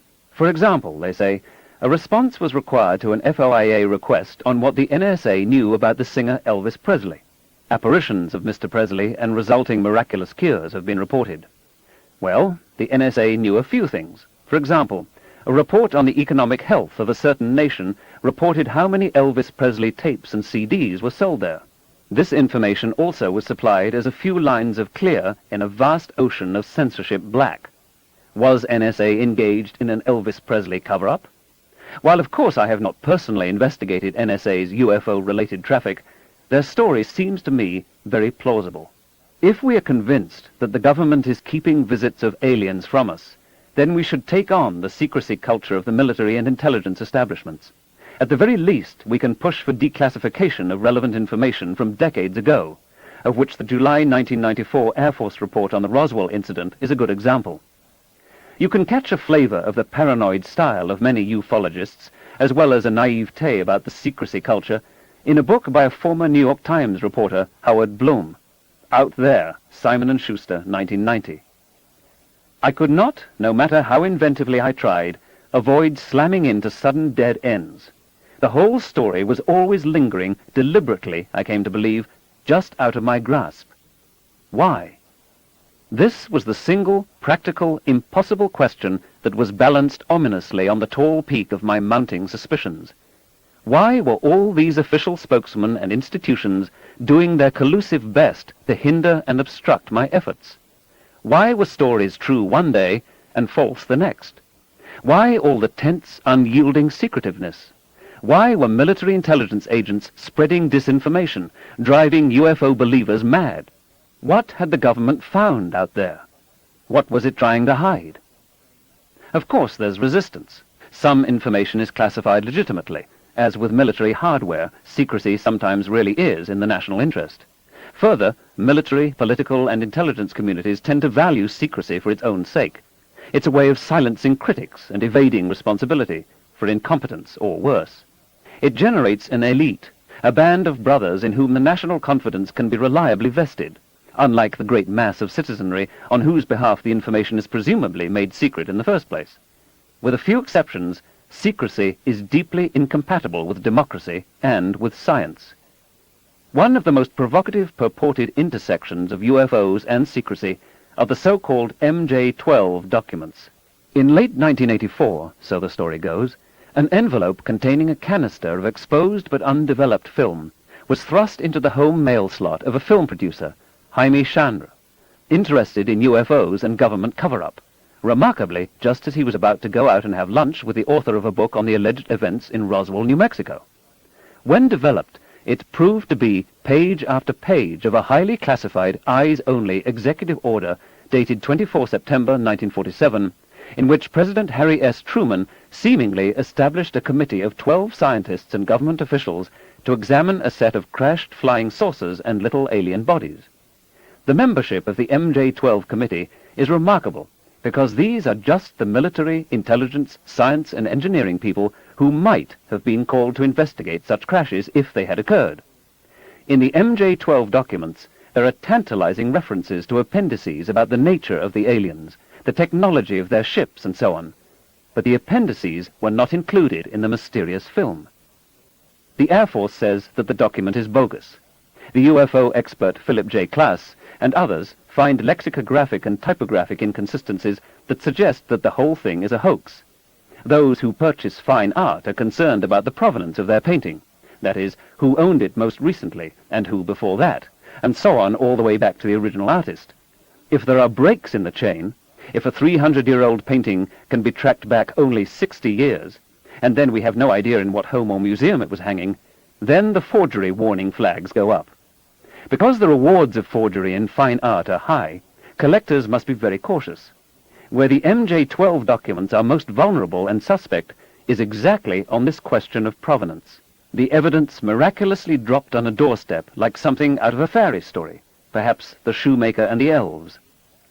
There are many cases in human history of a similar character, where a document of dubious provenance suddenly appears, carrying information of great import which strongly supports the case of those who have made the discovery. After careful and in some cases courageous investigation, the document is proved to be a hoax. There is no difficulty in understanding the motivation of the hoaxers. A more or less typical example is the Book of Deuteronomy, discovered hidden in the temple in Jerusalem by King Josiah, who, miraculously, in the midst of a major Reformation struggle, found in Deuteronomy confirmation of all his views. Another case is what is called the donation of Constantine. Constantine the Great is the emperor who made Christianity the official religion of the Roman Empire. The city of Constantinople, now Istanbul, for over 1,000 years the capital of the Eastern Roman Empire, was named after him. He died in the year 335. In the 9th century, references to a donation of Constantine suddenly appeared in Christian writings. In it, Constantine wills to his contemporary, Pope Sylvester I, the entire Western Roman Empire, including Rome. This little gift, so the story went, was partly in gratitude for Sylvester's cure of Constantine's leprosy. By the 11th century, popes were regularly referring to the donation of Constantine to justify their claims to be not only the ecclesiastical, but also the secular rulers of central Italy. Through the Middle Ages, the donation was judged genuine both by those who supported and by those who opposed the temporal claims of the Church. Lorenzo of Valla was one of the polymaths of the Italian Renaissance. A controversialist, crusty, critical, arrogant, a pedant, he was attacked by his contemporaries for sacrilege, impudence, temerity, and presumption, among other imperfections. After he concluded that the Apostles' Creed could not, on grammatical grounds, have actually been written by the 12 apostles, the Inquisition declared him a heretic, and only the intervention of his patron Alfonso, King of Naples, prevented his immolation. Undeterred, in 1440, he published a treatise demonstrating that the donation of Constantine is a crude forgery. The language in which it was written was to 4th century court Latin as Cockney was to the King's English. Because of Lorenzo of Valla, the Roman Catholic Church no longer presses its claim to rule European nations because of the donation of Constantine. This work, whose provenance has a 5th-century hole in it, is generally understood to have been forged by a cleric attached to the Church's curia around the time of Charlemagne, when the papacy, and especially Pope Adrian I, was arguing for unification of church and state. Assuming they both belong to the same category, The MJ-12 documents are a more clever hoax than the donation of Constantine. But on matters of provenance, vested interest, and lexicographic inconsistencies, they have much in common. A cover-up to keep knowledge of extraterrestrial life or alien abductions almost wholly secret for 45 years, with hundreds, if not thousands, of government employees privy to it, is a remarkable notion. Certainly government secrets are routinely kept, even secrets of substantial general interest. But the ostensible point of such secrecy is to protect the country and its citizens. Here, though, it's different. The alleged conspiracy of those with security clearances is to keep from the citizens knowledge of a continuing alien assault on the human species. If extraterrestrials really were abducting millions of us, it would be much more than a matter of national security. It would impact the security of all human beings everywhere on Earth. Given such stakes, is it plausible that no one with real knowledge and evidence in nearly 200 nations would blow the whistle, speak out and side with the humans rather than the aliens? Since the end of the Cold War, NASA has been flailing about, trying to find missions that justify its existence, particularly a good reason for humans in space. If the Earth were being visited daily by hostile aliens, wouldn't NASA leap on this opportunity to augment its funding? And if an alien invasion were in progress, why would the Air Force, traditionally led by pilots, step back from manned spaceflight and launch all its payloads on unmanned boosters? Consider the former Strategic Defense Initiative organization in charge of Star Wars. It's fallen on hard times now, particularly its objective of basing defenses in space. Its name and perspective have been demoted. It's the Ballistic Missile Defense Organization these days. It no longer even reports directly to the Secretary of Defense. The inability of such technology to protect the United States against a massive attack by nuclear-armed missiles is manifest. But wouldn't we want at least to attempt deployment of defenses in space if we were facing an alien invasion? The Department of Defense, like similar ministries in every nation, thrives on enemies, real or imagined. It is implausible in the extreme that the existence of such an adversary would be suppressed by the very organization that would most benefit from its presence. The entire post-Cold War posture of the military and civilian space programs of the United States and other nations speaks powerfully against the idea that there are aliens among us, unless, of course, the news is also being kept from those who plan the national defense. Just as there are those who accept every UFO report at face value, there are also those who dismiss the idea of alien visitation out of hand and with great passion. It is, they say, unnecessary to examine the evidence, and unscientific even to contemplate the issue. I once helped to organize a public debate at the annual meeting of the American Association for the Advancement of Science between proponent and opponent scientists of the proposition that some UFOs were spaceships, whereupon a distinguished physicist, whose judgment in many other matters I respected, threatened to sic the Vice President of the United States on me if I persisted in this madness. Nevertheless, the debate was held and published, the issues were a little better clarified, and I did not hear from Spiro T. Agnew. A 1969 study by the National Academy of Sciences, while recognizing that there are reports not easily explained, concluded that the least likely explanation of UFOs is the hypothesis of extraterrestrial visitations by intelligent beings. Think of how many other explanations there might be. Time travelers, demons from Witchland, tourists from another dimension, like Mr. Mizursteplik, or was it Mizurspitlik? I always forget. From the land of Zurf in the fifth dimension in the old Superman comic books.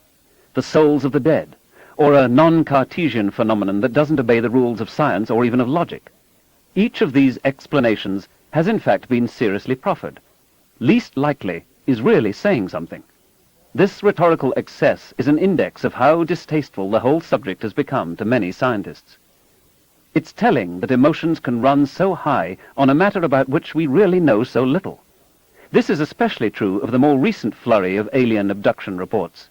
After all, if true, either hypothesis, invasion by sexually manipulative extraterrestrials or an epidemic of hallucinations, teaches us something we certainly ought to know about. Maybe the reason for strong feelings is that both alternatives have such unpleasant implications. Aurora. The number of reports and their consistency suggest that there may be some basis for these sightings other than hallucinogenic drugs. Mystery aircraft. Report Federation of American Scientists, August 20, 1992. Aurora is a high-altitude, extremely secret American reconnaissance aircraft, a successor to the U-2 and the SR-71 Blackbird. It either exists or it doesn't.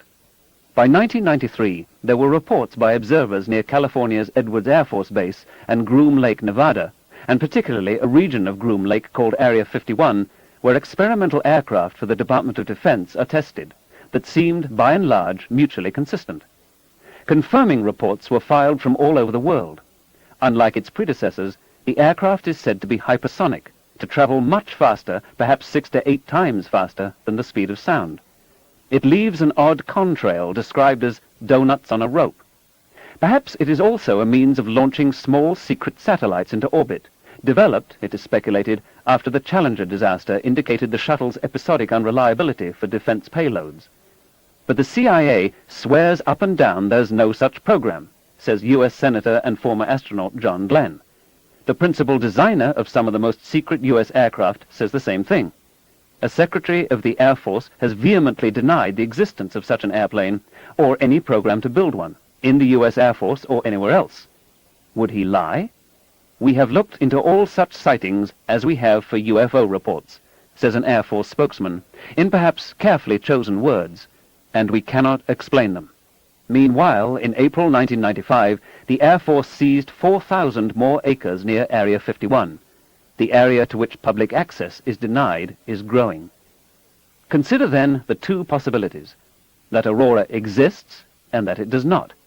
If it exists, it's striking that an official cover-up of its very existence has been attempted, that secrecy could be so effective, and that the aircraft could be tested or refueled all over the world without a single photograph of it or any other hard evidence being published. On the other hand, if Aurora does not exist, it's striking that a myth has been propagated so vigorously and gone so far. Why should insistent official denials have carried so little weight? Could the very existence of a designation, Aurora in this case, serve to pin a common label on a range of diverse phenomena? Either way, Aurora seems relevant to UFOs. Chapter 6. Hallucinations. As children tremble and fear everything in the blind darkness, so we in the light sometimes fear what is no more to be feared than the things children in the dark hold in terror. Lucretius, On the Nature of Things, circa 60 B.C. Advertisers must know their audiences. It's a simple matter of product and corporate survival. So we can learn how commercial, free enterprise America views UFO buffs by examining the advertisements in magazines devoted to UFOs. Here are some entirely typical ad headlines from an issue of UFO Universe. Senior research scientist discovers 2,000-year-old secret to wealth, power, and romantic love. Classified, above top secret. The most sensational government conspiracy of our time is finally revealed to the world by a retired military officer. What is your special mission while on Earth? The cosmic awakening of light workers, walk-ins, and all star-born representatives has begun. This is what you have been waiting for. 24 superb, incredible, life-improving UFO seals of the spirits. I got a girl. Do you? Stop missing out. Get girls now. Subscribe today to the most amazing magazine in the universe. Bring miraculous good luck, love, and money into your life. These powers have worked for centuries. They can work for you. Amazing psychic research breakthrough. It takes only 5 minutes to prove that psychic magic powers really work. Have you the courage to be lucky, loved, and rich? Guaranteed good fortune will come your way. Get everything you want with the most powerful talismans in the world. Men in black, government agents, or aliens. Increase the power of gemstones, charms, seals, and symbols. Improve the effectiveness of everything you do. Magnify your mind power and abilities with the Mind Power Magnifier. The famous money magnet. Would you like more money? Testament of Lael, Sacred Scriptures of a Lost Civilization. A new book by Commander X from Inner Light. The controllers, the hidden rulers of Earth identified. We are the property of an alien intelligence. What is the common thread that binds these ads together? not UFOs. Surely it's the expectation of unlimited audience gullibility. That's why they're placed in UFO magazines, because by and large the very act of buying such a magazine so categorizes the reader. Doubtless there are moderately skeptical and fully rational purchasers of these periodicals who are demeaned by such expectations of advertisers and editors. But if they're right, even about the bulk of their readers, what might it mean for the alien abduction paradigm? Occasionally I get a letter from someone who is in contact with extraterrestrials. I'm invited to ask them anything. And so, over the years, I've prepared a little list of questions. The extraterrestrials are very advanced, remember. So I ask things like, please provide a short proof of Fermat's last theorem, or the Goldbach conjecture. And then I have to explain what these are, because extraterrestrials will not call it Fermat's last theorem. So I write out the simple equation with the exponents. I never get an answer. On the other hand, if I ask something like, should we be good? I almost always get an answer.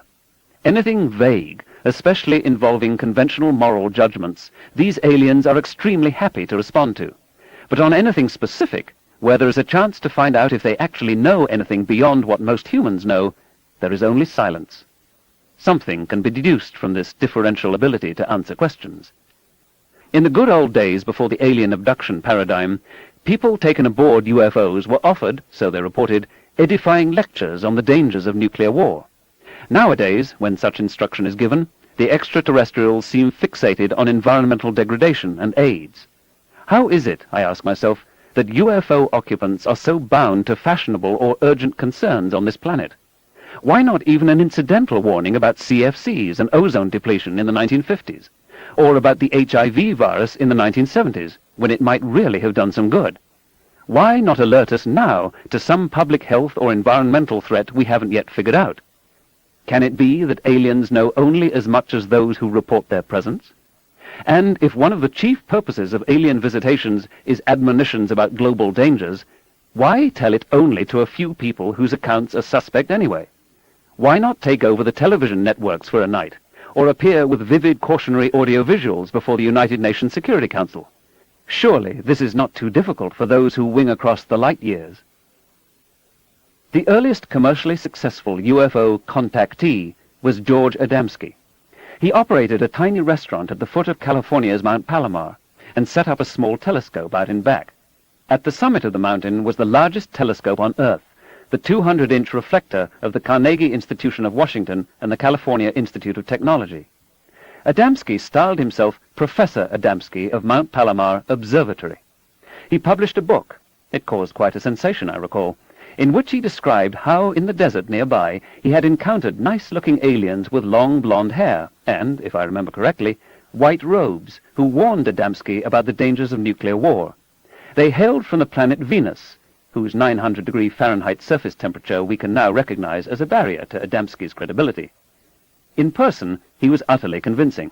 The Air Force officer nominally in charge of UFO investigations at the time described Adamski in these words: to look at the man and to listen to his story, you had an immediate urge to believe him. Maybe it was his appearance. He was dressed in well-worn but neat overalls. He had slightly graying hair and the most honest pair of eyes I've ever seen. Adamski's star slowly faded as he aged, but he self-published other books and was a long-standing fixture at conventions of flying saucer believers.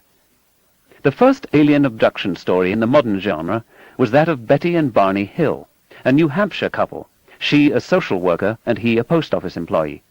During a late-night drive in 1961 through the White Mountains, Betty spotted a bright, initially star-like UFO that seemed to follow them.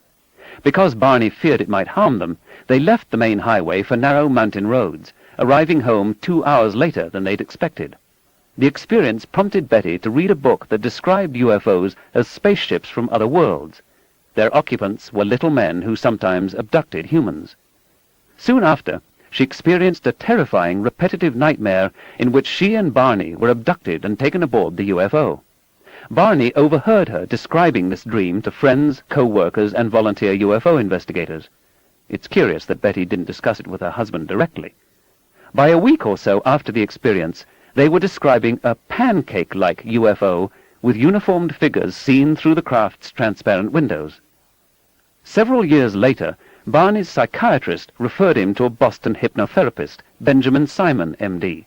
Betty came to be hypnotized as well. Under hypnosis, they separately filled in details of what had happened during the missing 2 hours. They watched the UFO land on the highway and were taken, partly immobilized, inside the craft, where short, grey, humanoid creatures with long noses, a detail discordant with the current paradigm, subjected them to unconventional medical examinations, including a needle in her navel, before amniocentesis had been invented on Earth. There are those who now believe that eggs were taken from Betty's ovaries and sperm from Barney, although that isn't part of the original story. The captain showed Betty a map of interstellar space with the ship's routes marked.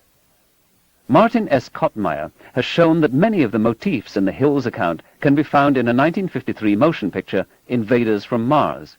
And Barney's story of what the aliens looked like, especially their enormous eyes, emerged in a hypnosis session just 12 days after the airing of an episode of the television series The Outer Limits, in which such an alien was portrayed. The Hill case was widely discussed. It was made into a 1975 TV movie that introduced the idea that short grey alien abductors are among us into the psyches of millions of people. But even the few scientists of the time who thought that some UFOs might in fact be alien spaceships were wary. The alleged encounter was conspicuous by its absence from the list of suggestive UFO cases compiled by James E. McDonald, a University of Arizona atmospheric physicist. In general, those scientists who have taken UFOs seriously have tended to keep the alien abduction accounts at arm's length, while those who take alien abductions at face value see little reason to analyze mere lights in the sky. McDonald's view on UFOs was based, he said, not on irrefutable evidence, but was a conclusion of last resort. All the alternative explanations seemed to him even less credible. In the middle 1960s, I arranged for MacDonald to present his best cases in a private meeting with leading physicists and astronomers who had not before staked a claim on the UFO issue. Not only did he fail to convince them that we were being visited by extraterrestrials, he failed even to excite their interest. And this was a group with a very high wonder quotient. It was simply that where MacDonald saw aliens, they saw much more prosaic explanations. I was glad to have an opportunity to spend several hours with Mr. and Mrs. Hill and with Dr. Simon. There was no mistaking the earnestness and sincerity of Betty and Barney, and their mixed feelings about becoming public figures under such odd and awkward circumstances. With the Hills' permission, Simon played for me, and at my invitation, MacDonald, some of the audio tapes of their sessions under hypnosis. By far my most striking impression was the absolute terror in Barney's voice as he described, relived would be a better word, the encounter. Simon, while a leading proponent of the virtues of hypnosis in war and peace, had not been caught up in the public frenzy about UFOs. He shared handsomely in the royalties of John Fuller's bestseller Interrupted Journey about the Hills' experience. If Simon had pronounced their account authentic, the sales of the book might have gone through the roof, and his own financial reward been considerably augmented. But he didn't. He also instantly rejected the notion that they were lying, or, as suggested by another psychiatrist, that this was a folie à deux, a shared delusion in which, generally, the submissive partner goes along with the delusion of the dominant partner. So, what's left? The Hills, said their psychotherapist, had experienced a species of dream, together. There may very well be more than one source of alien abduction accounts, just as there are for UFO sightings. Let's run through some of the possibilities. In 1894, the International Census of Waking Hallucinations was published in London. From that time to this, repeated surveys have shown that 10 to 25% of ordinary functioning people have experienced, at least once in their lifetimes, a vivid hallucination, hearing a voice usually, or seeing a form when there's no one there. More rarely, people sense a haunting aroma, or hear music, or receive a revelation that arrives independent of the senses. In some cases, these become transforming personal events or profound religious experiences. Hallucinations may be a neglected low door in the wall to a scientific understanding of the sacred. Probably a dozen times since their deaths, I've heard my mother or father, in a conversational tone of voice, call my name. Of course, they called to me often during my life with them, to do a chore, to be reminded of a responsibility, to come to dinner, to engage in conversation, to hear about an event of the day. I still miss them so much that it doesn't seem at all strange that my brain will occasionally retrieve a lucid recollection of their voices. Such hallucinations may occur to perfectly normal people under perfectly ordinary circumstances. Hallucinations can also be elicited by a campfire at night, or under emotional stress, or during epileptic seizures, or migraine headaches, or high fever, or by prolonged fasting, or sleeplessness. Dreams are associated with a state called REM sleep, the abbreviation standing for rapid eye movement. Under the closed eyelids, the eyes move, perhaps following the action in the dream, or perhaps randomly. The REM state is strongly correlated with sexual arousal. Experiments have been performed in which sleeping subjects are awakened whenever the REM state emerges, while members of a control group are awakened just as often each night, but not when they're dreaming. After some days, the control group is a little groggy, but the experimental group, the ones who are prevented from dreaming, is hallucinating in daytime. It's not that a few people with a particular abnormality can be made to hallucinate in this way. Anyone is capable of hallucinations. Hallucinations can also be elicited by sensory deprivation, for example in solitary confinement, or through hallucinogens such as LSD, psilocybin, mescaline, or hashish. Delirium tremens, the dreaded alcohol-induced DTs, is one well-known manifestation of a withdrawal syndrome from alcoholism. There are also molecules, such as the phenothiazines, thorazine for example, that make hallucinations go away. It is very likely that the normal human body generates substances, perhaps including the morphine-like small brain proteins called endorphins, that cause hallucinations, and others that suppress them. Such celebrated and unhysterical explorers as Admiral Richard Byrd, Captain Joshua Slocum, and Sir Ernest Shackleton all experienced vivid hallucinations when coping with unusual isolation and loneliness. Whatever their neurological and molecular antecedents, hallucinations feel real. They are sought out in many cultures and considered a sign of spiritual enlightenment. Among the Native Americans of the Western Plains, for example, or many indigenous Siberian cultures, a young man's future was foreshadowed by the nature of the hallucination he experienced after a successful vision quest. Its meaning was discussed with great seriousness among the elders and shamans of the tribe.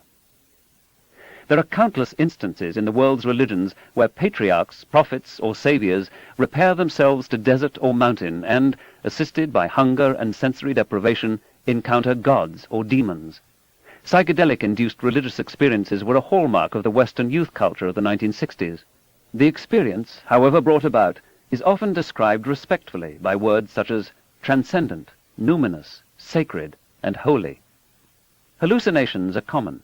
If you have one, it doesn't mean you're crazy. The anthropological literature is replete with hallucination ethnopsychiatry, REM dreams, and possession trances, which have many common elements transculturally and across the ages. The hallucinations are routinely interpreted as possession by good or evil spirits. The Yale anthropologist Weston LaBarre goes so far as to argue that a surprisingly good case could be made that much of culture is hallucination, and that the whole intent and function of ritual appears to be a group wish to hallucinate reality. Here is a description of hallucinations as a signal-to-noise problem by Louis J. West, former medical director of the Neuropsychiatric Clinic at the University of California, Los Angeles. It is taken from the 15th edition of the Encyclopedia Britannica. Imagine a man standing at a closed glass window opposite his fireplace, looking out at his garden in the sunset. He is so absorbed by the view of the outside world that he fails to visualize the interior of the room at all. As it becomes darker outside, however, images of the objects in the room behind him can be seen reflected dimly in the window glass. For a time he may see either the garden, if he gazes into the distance, or the reflection of the room's interior, if he focuses on the glass a few inches from his face. Night falls, but the fire still burns brightly in the fireplace and illuminates the room. The watcher now sees in the glass a vivid reflection of the interior of the room behind him, which appears to be outside the window. This illusion becomes dimmer as the fire dies down, and finally, when it is dark both outside and within, nothing more is seen. If the fire flares up from time to time, the visions in the glass reappear. In an analogous way, hallucinatory experiences, such as those of normal dreams, occur when the daylight, sensory input, is reduced, while the interior illumination, general level of brain arousal, remains bright, and images originating within the rooms of our brains may be perceived, hallucinated, as though they came from outside the windows of our senses. Another analogy might be that dreams, like the stars, are shining all the time. Though the stars are not often seen by day, since the sun shines too brightly, if, during the day, there is an eclipse of the sun, or if a viewer chooses to be watchful a while after sunset or a while before sunrise, or if he is awakened from time to time on a clear night to look at the sky, then the stars, like dreams, though often forgotten, may always be seen. A more brain-related concept is that of a continuous information processing activity, a kind of pre-conscious stream that is influenced continually by both conscious and unconscious forces, and that constitutes the potential supply of dream content. The dream is an experience during which, for a few minutes, the individual has some awareness of the stream of data being processed. Hallucinations in the waking state also would involve the same phenomenon, produced by a somewhat different set of psychological or physiological circumstances. It appears that all human behavior and experience, normal as well as abnormal, is well attended by illusory and hallucinatory phenomena. While the relationship of these phenomena to mental illness has been well documented, their role in everyday life has perhaps not been considered enough. Greater understanding of illusions and hallucinations among normal people may provide explanations for experiences otherwise relegated to the uncanny, extrasensory, or supernatural. We would surely be missing something important about our own nature if we refused to face up to the fact that hallucinations are part of being human. However, none of this makes hallucinations part of an external rather than an internal reality. 5 to 10% of us are extremely suggestible, able to move at a command into a deep hypnotic trance. Roughly 10% of Americans report having seen one or more ghosts. This is more than the number who allegedly remember being abducted by aliens, about the same as the number who've reported seeing one or more UFOs, and less than the number who, in the last week of Richard Nixon's presidency, before he resigned to avoid impeachment, thought he was doing a good to excellent job as president. At least 1% of all of us is schizophrenic. This amounts to over 50 million schizophrenics on the planet, more than the population of, say, England. In his 1970 book on nightmares, the psychiatrist John Mack, about whom I will have more to say, writes, "There is a period in early childhood in which dreams are regarded as real, and in which the events, transformations, gratifications, and threats of which they are composed are regarded by the child as if they were as much a part of his actual daily life as his daytime experiences. The capacity to establish and maintain clear distinctions between the life of dreams and life in the outside world is hard won and requires several years to accomplish, not being completed even in normal children before ages 8 to 10. Nightmares, because of their vividness and compelling affective intensity, are particularly difficult for the child to judge realistically. When a child tells a fabulous story, a witch was grimacing in the darkened room, a tiger is lurking under the bed, the vase was broken by a multicolored bird that flew in the window, and not because, contrary to family rules, a soccer ball was being kicked inside the house, is he or she consciously lying? Surely parents often act as if the child cannot fully distinguish between fantasy and reality. Some children have active imaginations. Others are less well endowed in this department. Some families may respect the ability to fantasize and encourage the child, while at the same time saying something like, "Oh, that's not real. That's just your imagination." Other families may be impatient about confabulating. It makes running the household and adjudicating disputes at least marginally more difficult, and discourage their children from fantasizing, perhaps even teaching them to think it's something shameful. A few parents may be unclear about the distinction between reality and fantasy themselves, or may even seriously enter into the fantasy.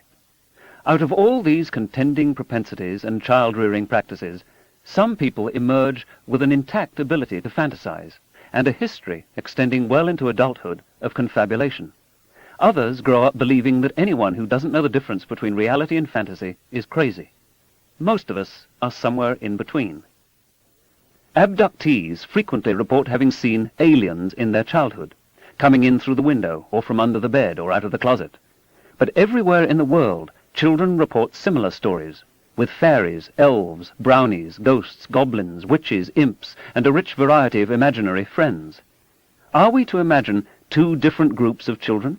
One that sees imaginary earthly beings, and the other that sees genuine extraterrestrials? Isn't it more reasonable that both groups are seeing, or hallucinating, the same thing? Most of us recall being frightened at the age of 2 and older by real-seeming but wholly imaginary monsters, especially at night or in the dark. I can still remember occasions when I was absolutely terrified, hiding under the bedclothes until I could stand it no longer, and then bolting for the safety of my parents' bedroom, if only I could get there before falling into the clutches of the presence. The American cartoonist Gary Larson, who draws in the horror genre, dedicates one of his books as follows: "When I was a boy, our house was filled with monsters. They lived in the closets, under the beds, in the attic, in the basement, and, when it was dark, just about everywhere. This book is dedicated to my father, who kept me safe from all of them." Maybe the abduction therapists should be doing more of that. Part of the reason that children are afraid of the dark may be that in our entire evolutionary history, up until just a moment ago, they never slept alone. Instead, they nestled safely, protected by an adult, usually Mom. In the enlightened West, we stick them alone in a dark room, say good night, and have difficulty understanding why they're sometimes upset. It makes good evolutionary sense for children to have fantasies of scary monsters. In a world stalked by lions and hyenas, such fantasies help prevent defenseless toddlers from wandering too far from their guardians. How can this safety machinery be effective for a vigorous, curious young animal unless it delivers industrial-strength terror? Those who are not afraid of monsters tend not to leave descendants. Eventually, I imagine, over the course of human evolution, almost all children become afraid of monsters. But if we're capable of conjuring up terrifying monsters in childhood, why shouldn't some of us, at least on occasion, be able to fantasize something similar, something truly horrifying, a shared delusion, as adults? It is telling that alien abductions occur mainly on falling asleep or when waking up, or on long automobile drives, where there is a well-known danger of falling into some auto-hypnotic reverie. Abduction therapists are puzzled when their patients describe crying out in terror while their spouses sleep leadenly beside them. But isn't this typical of dreams? Our shouts for help unheard? Might these stories have something to do with sleep, and, as Benjamin Simon proposed for the Hills, a kind of dream? A common, although insufficiently well-known, psychological syndrome, rather like alien abduction, is called sleep paralysis. Many people experience it. It happens in that twilight world between being fully awake and fully asleep. For a few minutes, maybe longer, you're immobile and acutely anxious. You feel a weight on your chest, as if some being is sitting or lying there. Your heartbeat is quick, your breathing labored. You may experience auditory or visual hallucinations of people, demons, ghosts, animals, or birds. In the right setting, the experience can have the full force and impact of reality, according to Robert Baker, a psychologist at the University of Kentucky. Sometimes there's a marked sexual component to the hallucination. Baker argues that these common sleep disturbances are behind many, if not most, of the alien abduction accounts. He and others suggest that there are other classes of abduction claims as well, made by fantasy-prone individuals, say, or hoaxers. Similarly, the Harvard Mental Health Letter, September 1994, comments, "Sleep paralysis may last for several minutes, and is sometimes accompanied by vivid, dream-like hallucinations that give rise to stories about visitations from gods, spirits, and extraterrestrial creatures." We know from early work of the Canadian neurophysiologist Wilder Penfield that electrical stimulation of certain regions of the brain elicits full-blown hallucinations. People with temporal lobe epilepsy, involving a cascade of naturally generated electrical impulses in the part of the brain beneath the forehead, experience a range of hallucinations almost indistinguishable from reality, including the presence of one or more strange beings, anxiety, floating through the air, sexual experiences, and a sense of missing time. There is also what feels like profound insight into the deepest questions and a need to spread the word. A continuum of spontaneous temporal lobe stimulation seems to stretch from people with serious epilepsy to the most average among us. In at least one case reported by another Canadian neuroscientist, Michael Persinger, administration of the anti-epileptic drug carbamazepine eliminated a woman's recurring sense of experiencing the standard alien abduction scenario. So such hallucinations generated spontaneously or with chemical or experiential assists may play a role, perhaps a central role, in the UFO accounts. But such a view is easy to burlesque. UFOs explained away as mass hallucinations. Everyone knows there's no such thing as a shared hallucination, right? As the possibility of extraterrestrial life began to be widely popularized, especially around the turn of the last century by Percival Lowell with his Martian canals, people began to report contact with aliens, mainly Martians. The psychologist Theodore Flournoy's 1901 book From India to the Planet Mars describes a French-speaking medium who, in a trance state, drew pictures of the Martians, they look just like us, and presented their alphabet and language, remarkably like French. The psychiatrist Carl Jung, in his 1902 doctoral dissertation, described a young Swiss woman who was agitated to discover, sitting across from her on the train, a star-dweller from Mars. Martians are innocent of science, philosophy, and souls, she was told, but have advanced technology. Flying machines have long been in existence on Mars. The whole of Mars is covered with canals, and so on. Charles Fort, a collector of anomalous reports who died in 1932, wrote, "Perhaps there are inhabitants of Mars who are secretly sending reports upon the ways of this world to their governments." In the 1950s, there was a book by Gerald Hurd that revealed the saucer occupants to be intelligent Martian bees. Who else could survive the fantastic right-angle turns reported for UFOs? But after the canals were shown to be illusory by Mariner 9 in 1971, and after no compelling evidence even for microbes was found on Mars by Vikings 1 and 2 in 1976, popular enthusiasm for the Lowellian Mars waned, and we heard little about visiting Martians. Aliens were then reported to come from somewhere else. Why? Why no more Martians? And after the surface of Venus was found to be hot enough to melt lead, there were no more visiting Venusians. Does some part of these stories adjust to the current canons of belief? What does that imply about their origin? There's no doubt that humans commonly hallucinate.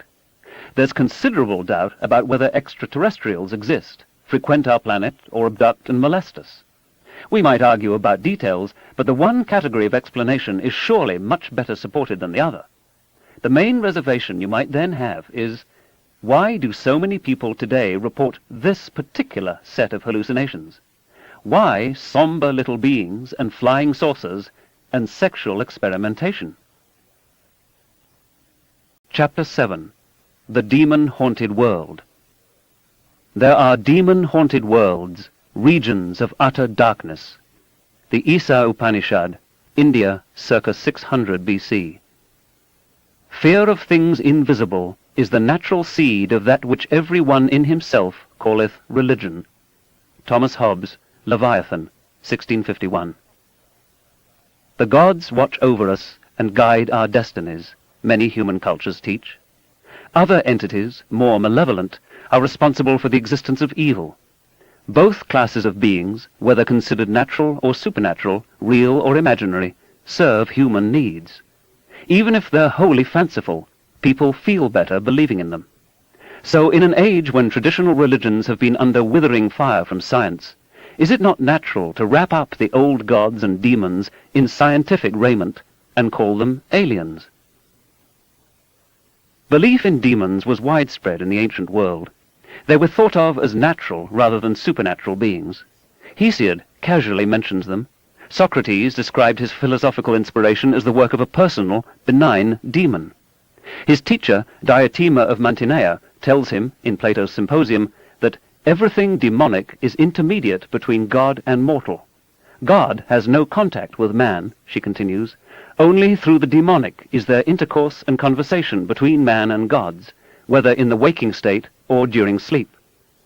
Plato, Socrates' most celebrated student, assigned a high role to demons. No human nature invested with supreme power is able to order human affairs, he said, and not overflow with insolence and wrong.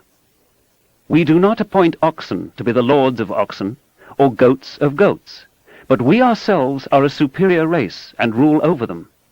In like manner, God, in his love of mankind, placed over us the demons, who are a superior race, and they, with great ease and pleasure to themselves, and no less to us, taking care of us and giving us peace and reverence and order and justice never failing, made the tribes of men happy and united. He stoutly denied that demons were a source of evil, and represented Eros, the keeper of sexual passions, as a demon, not a god, neither mortal nor immortal, neither good nor bad.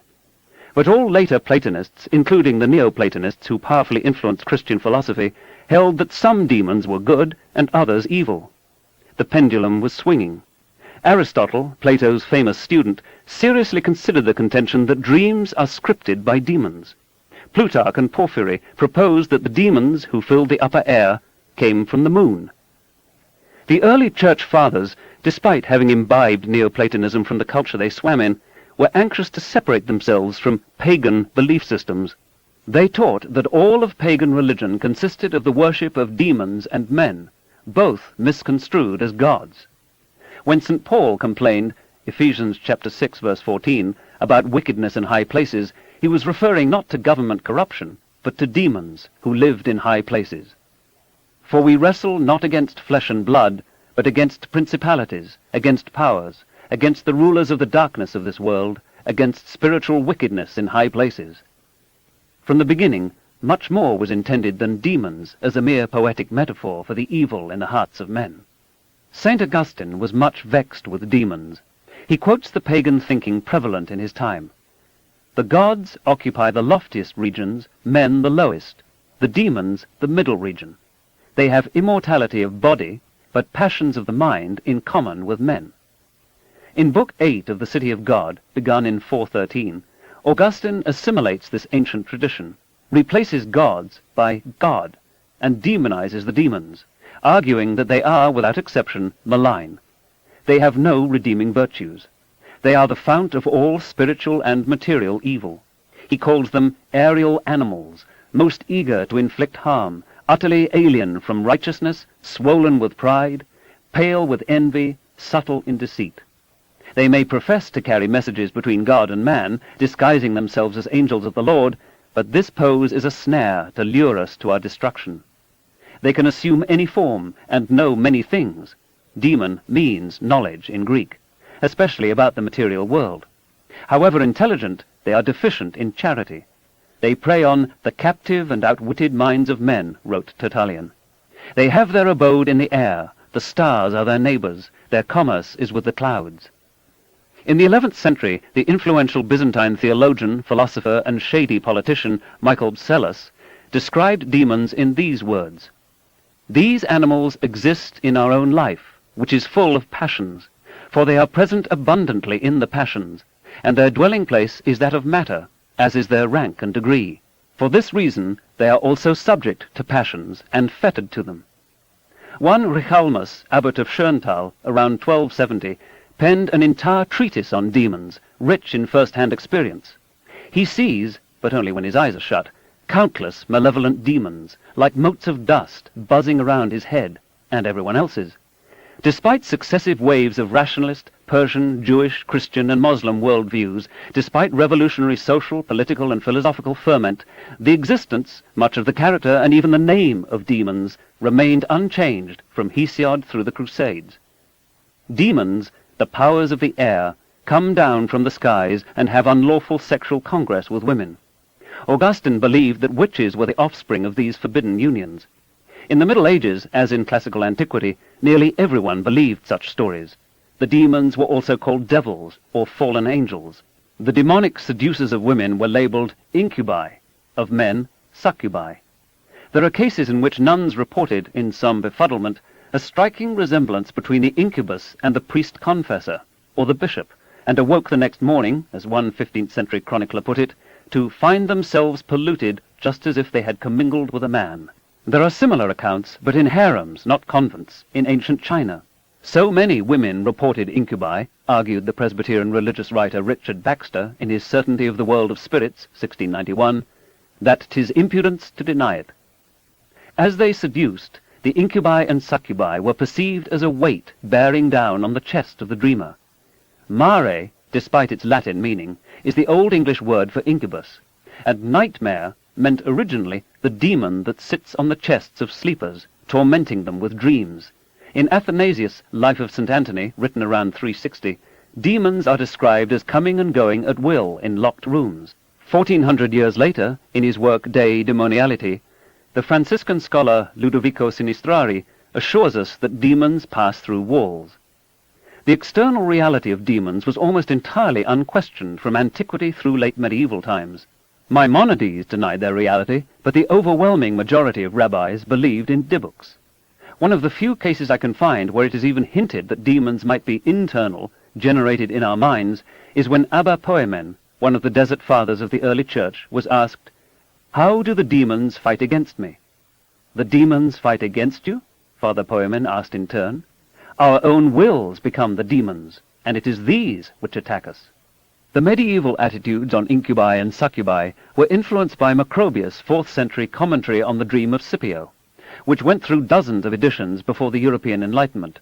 Macrobius described phantoms, phantasma, seen in the moment between wakefulness and slumber. The dreamer imagines the phantoms as predatory. Macrobius had a skeptical side which his medieval readers tended to ignore.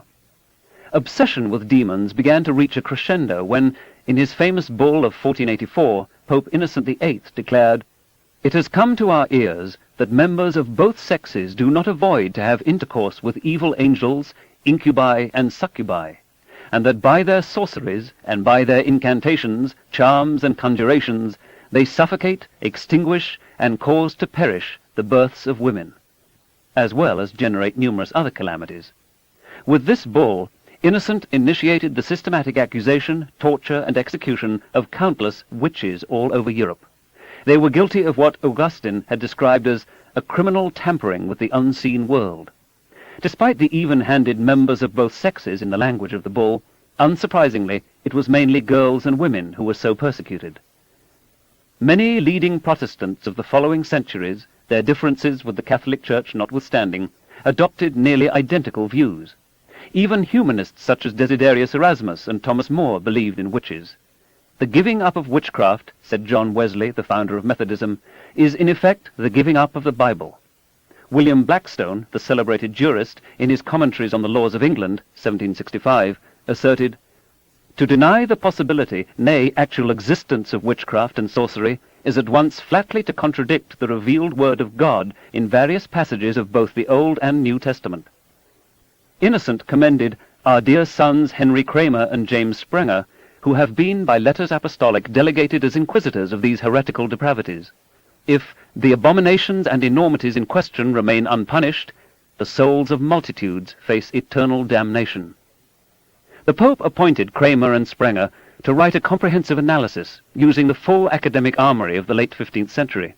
With exhaustive citations of Scripture and of ancient and modern scholars, they produced the Malleus Maleficarum, the Hammer of Witches, aptly described as one of the most terrifying documents in human history. Thomas Adey, in A Candle in the Dark, condemned it as villainous doctrines and inventions, horrible lies and impossibilities, serving to hide their unparalleled cruelty from the ears of the world. What the Malleus comes down to, pretty much, is that if you're accused of witchcraft, you're a witch. Torture is an unfailing means to demonstrate the validity of the accusation. There are no rights of the defendant. There is no opportunity to confront the accusers. Little attention is given to the possibility that accusations might be made for impious purposes, jealousy, say, or revenge, or the greed of the inquisitors who routinely confiscated for their own private benefit the property of the accused. This technical manual for torturers also includes methods of punishment tailored to release demons from the victim's body before the process kills her. The Malleus in hand, the Pope's encouragement guaranteed, inquisitors began springing up all over Europe. It quickly became an expense account scam. All costs of investigation, trial, and execution were borne by the accused or her relatives, down to per diems for the private detectives hired to spy on her, wine for her guards, banquets for her judges, the travel expenses of a messenger sent to fetch a more experienced torturer from another city, and the faggots, tar, and hangman's rope. Then there was a bonus to the members of the tribunal for each witch burned. The convicted witch's remaining property, if any, was divided between church and state. As this legally and morally sanctioned mass murder and theft became institutionalized, as a vast bureaucracy arose to serve it, attention was turned from poor hags and crones to the middle class and well-to-do of both sexes. The more who, under torture, confessed to witchcraft, the harder it was to maintain that the whole business was mere fantasy. Since each witch was made to implicate others, the numbers grew exponentially. These constituted frightful proofs that the devil is still alive, as it was later put in America in the Salem witch trials. In a credulous age, the most fantastic testimony was soberly accepted, that tens of thousands of witches had gathered for a Sabbath in public squares in France, or that 12,000 of them darkened the skies as they flew to Newfoundland. The Bible had counseled, "Thou shalt not suffer a witch to live." Legions of women were burnt to death. This mode of execution was adopted by the Holy Inquisition apparently to guarantee literal accord with a well-intentioned sentence of canon law. Council of Tours, 1163. The Church abhors bloodshed. The most horrendous tortures were routinely applied to every defendant, young or old, after the instruments of torture were first blessed by the priests. Innocent himself died in 1492, following unsuccessful attempts to keep him alive by transfusion, which resulted in the deaths of 3 boys, and by suckling at the breast of a nursing mother. He was mourned by his mistress and their children. In Britain, witch-finders, also called prickers, were employed, receiving a handsome bounty for each girl or woman they turned over for execution. They had no incentive to be cautious in their accusations. Typically, they looked for devil's marks, scars or birthmarks, or nevi, that when pricked with a pin neither hurt nor bled. A simple sleight of hand often gave the appearance that the pin penetrated deep into the witch's flesh. When no visible marks were apparent, invisible marks sufficed. Upon the gallows, one mid-17th century pricker confessed he had been the death of above 220 women in England and Scotland for the gain of 20 shillings apiece. In the witch trials, mitigating evidence or defense witnesses were inadmissible. In any case, it was nearly impossible to provide compelling alibis for accused witches. The rules of evidence had a special character. For example, in more than one case, a husband attested that his wife was asleep in his arms at the very moment she was accused of frolicking with the devil at a witch's Sabbath. But the archbishop patiently explained that a demon had taken the place of the wife. The husbands were not to imagine that their powers of perception could exceed Satan's powers of deception. The beautiful young women were perforce consigned to the flames. There were strong erotic and misogynistic elements, as might be expected in a sexually repressed, male-dominated society with inquisitors drawn from the class of nominally celibate priests. The trials paid close attention to the quality and quantity of orgasm in the supposed copulations of defendants with demons or the devil, although Augustine had been certain we cannot call the devil a fornicator, and to the nature of the devil's member, cold by all reports. Devil's marks were found generally on the breasts or private parts, according to Lodovico Sinistrari's 1700 book. As a result, pubic hair was shaved, and the genitalia were carefully inspected by the exclusively male inquisitors. In the immolation of the 20-year-old Joan of Arc, after her dress had caught fire, the hangman of Rouen slaked the flames so onlookers could view all the secrets which can or should be in a woman. The chronicle of those who were consumed by fire in the single German city of Würzburg in the single year 1598 penetrates the statistics and lets us confront a little of the human reality. The steward of the Senate, named Gering, old Mrs. Kanzler, the tailor's fat wife, the woman cook of Mr. Mengerdorf, a stranger, a strange woman, Baunach, a senator, the fattest citizen in Würzburg, the old smith of the court, an old woman, a little girl 9 or 10 years old, a younger girl, her little sister, the mother of the 2 little aforementioned girls, Liebler's daughter, Goebbels' child, the most beautiful girl in Würzburg, a student who knew many languages, 2 boys from the Minster, each 12 years old, Stepper's little daughter, the woman who kept the bridge gate, an old woman, the little son of the town council bailiff, the wife of Knerz, the butcher, the infant daughter of Dr. Schultz, a blind girl, Schwarz, canon at Haach. On and on it goes. Some were given special humane attention. The little daughter of Falkenberger was privately executed and burnt. There were 28 public immolations, each with 4 to 6 victims on average, in that small city in a single year. This was a microcosm of what was happening all across Europe. No one knows how many were killed altogether, perhaps hundreds of thousands, perhaps millions. Those responsible for prosecuting, torturing, judging, burning, and justifying were selfless. Just ask them. They could not be mistaken. The confessions of witchcraft could not be based on hallucinations, say, or desperate attempts to satisfy the inquisitors and stop the torture. In such a case, explained the witch judge Pierre de l'Ancre in his 1612 book Description of the Inconstancy of Evil Angels, the Catholic Church would be committing a great crime by burning witches. Those who raise such possibilities are thus attacking the Church and ipso facto committing a mortal sin. Critics of witch burning were punished and, in some cases, themselves burnt.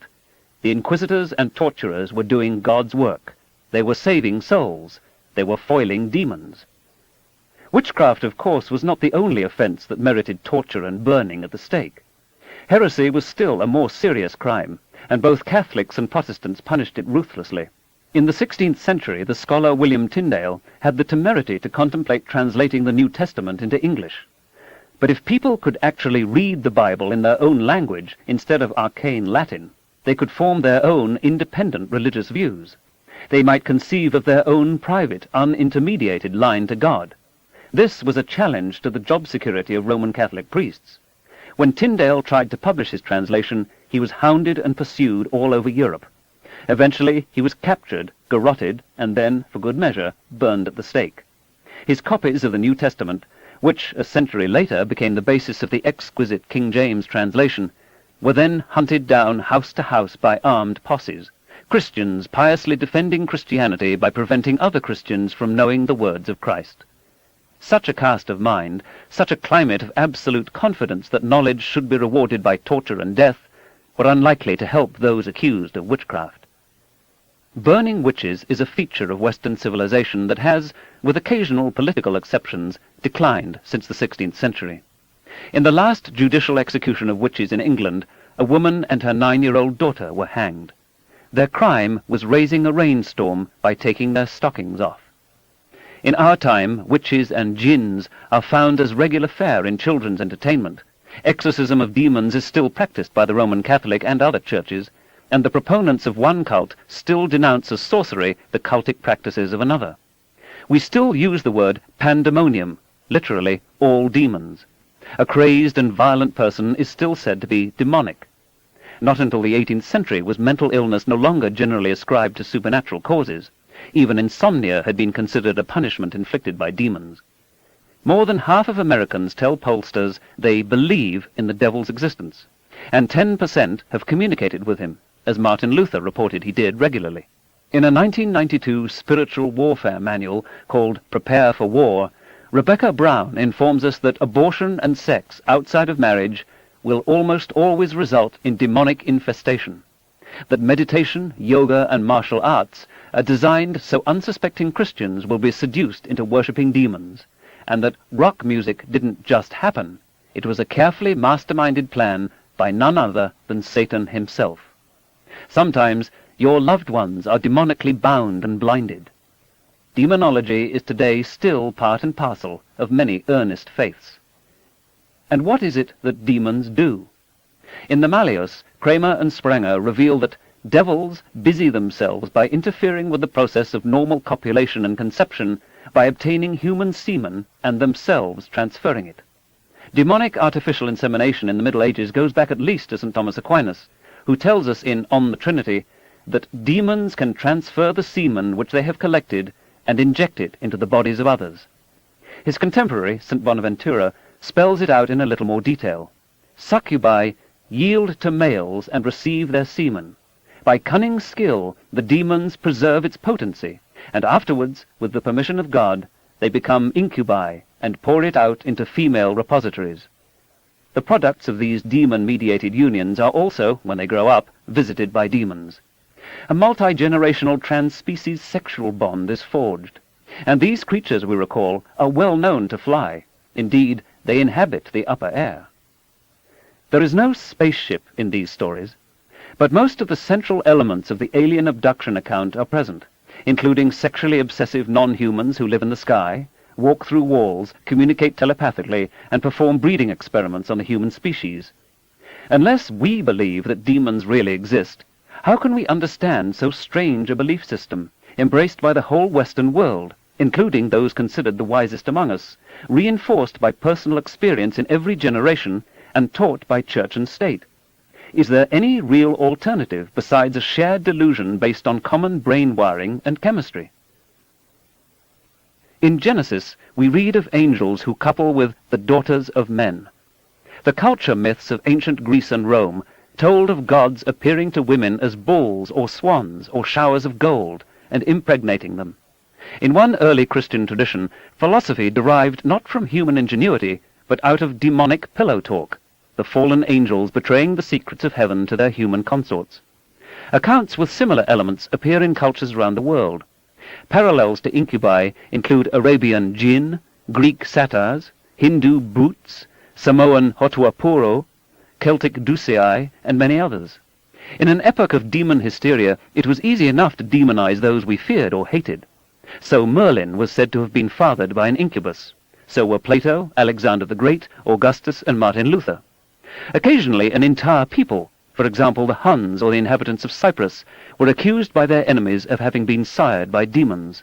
In Talmudic tradition, the archetypical succubus was Lilith, whom God made from the dust along with Adam.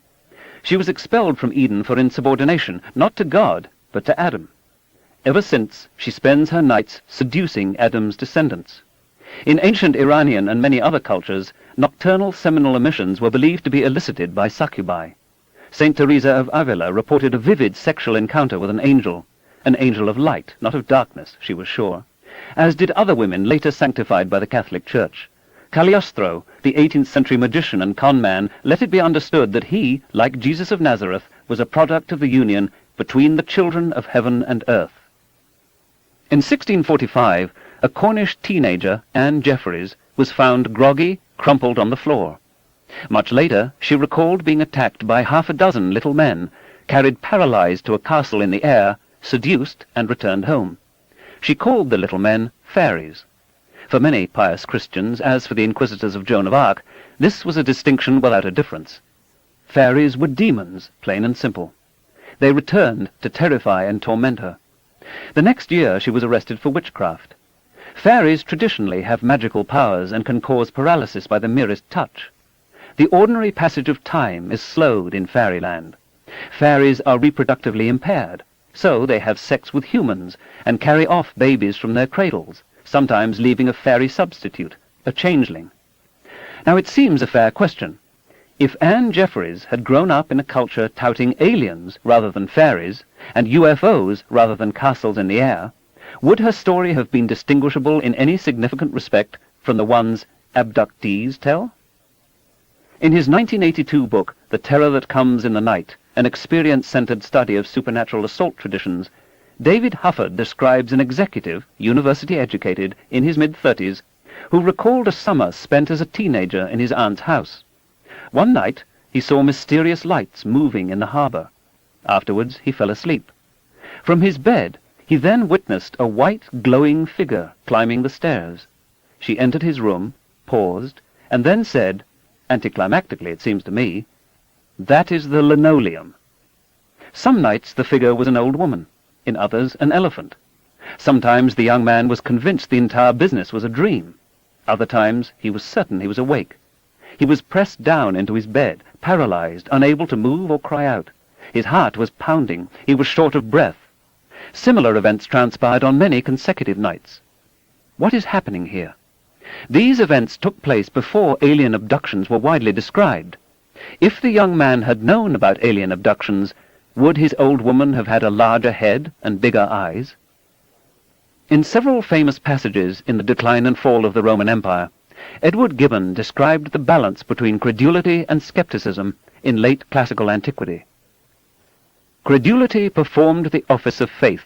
Fanaticism was permitted to assume the language of inspiration, and the effects of accident or contrivance were ascribed to supernatural causes.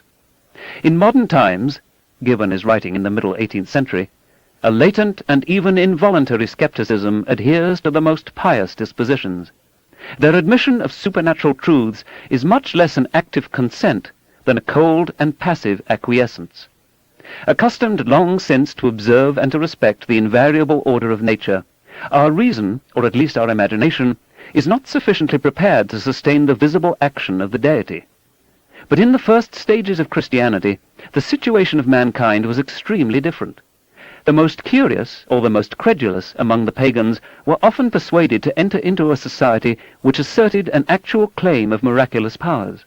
The primitive Christians perpetually trod on mystic ground, and their minds were exercised by the habits of believing the most extraordinary events.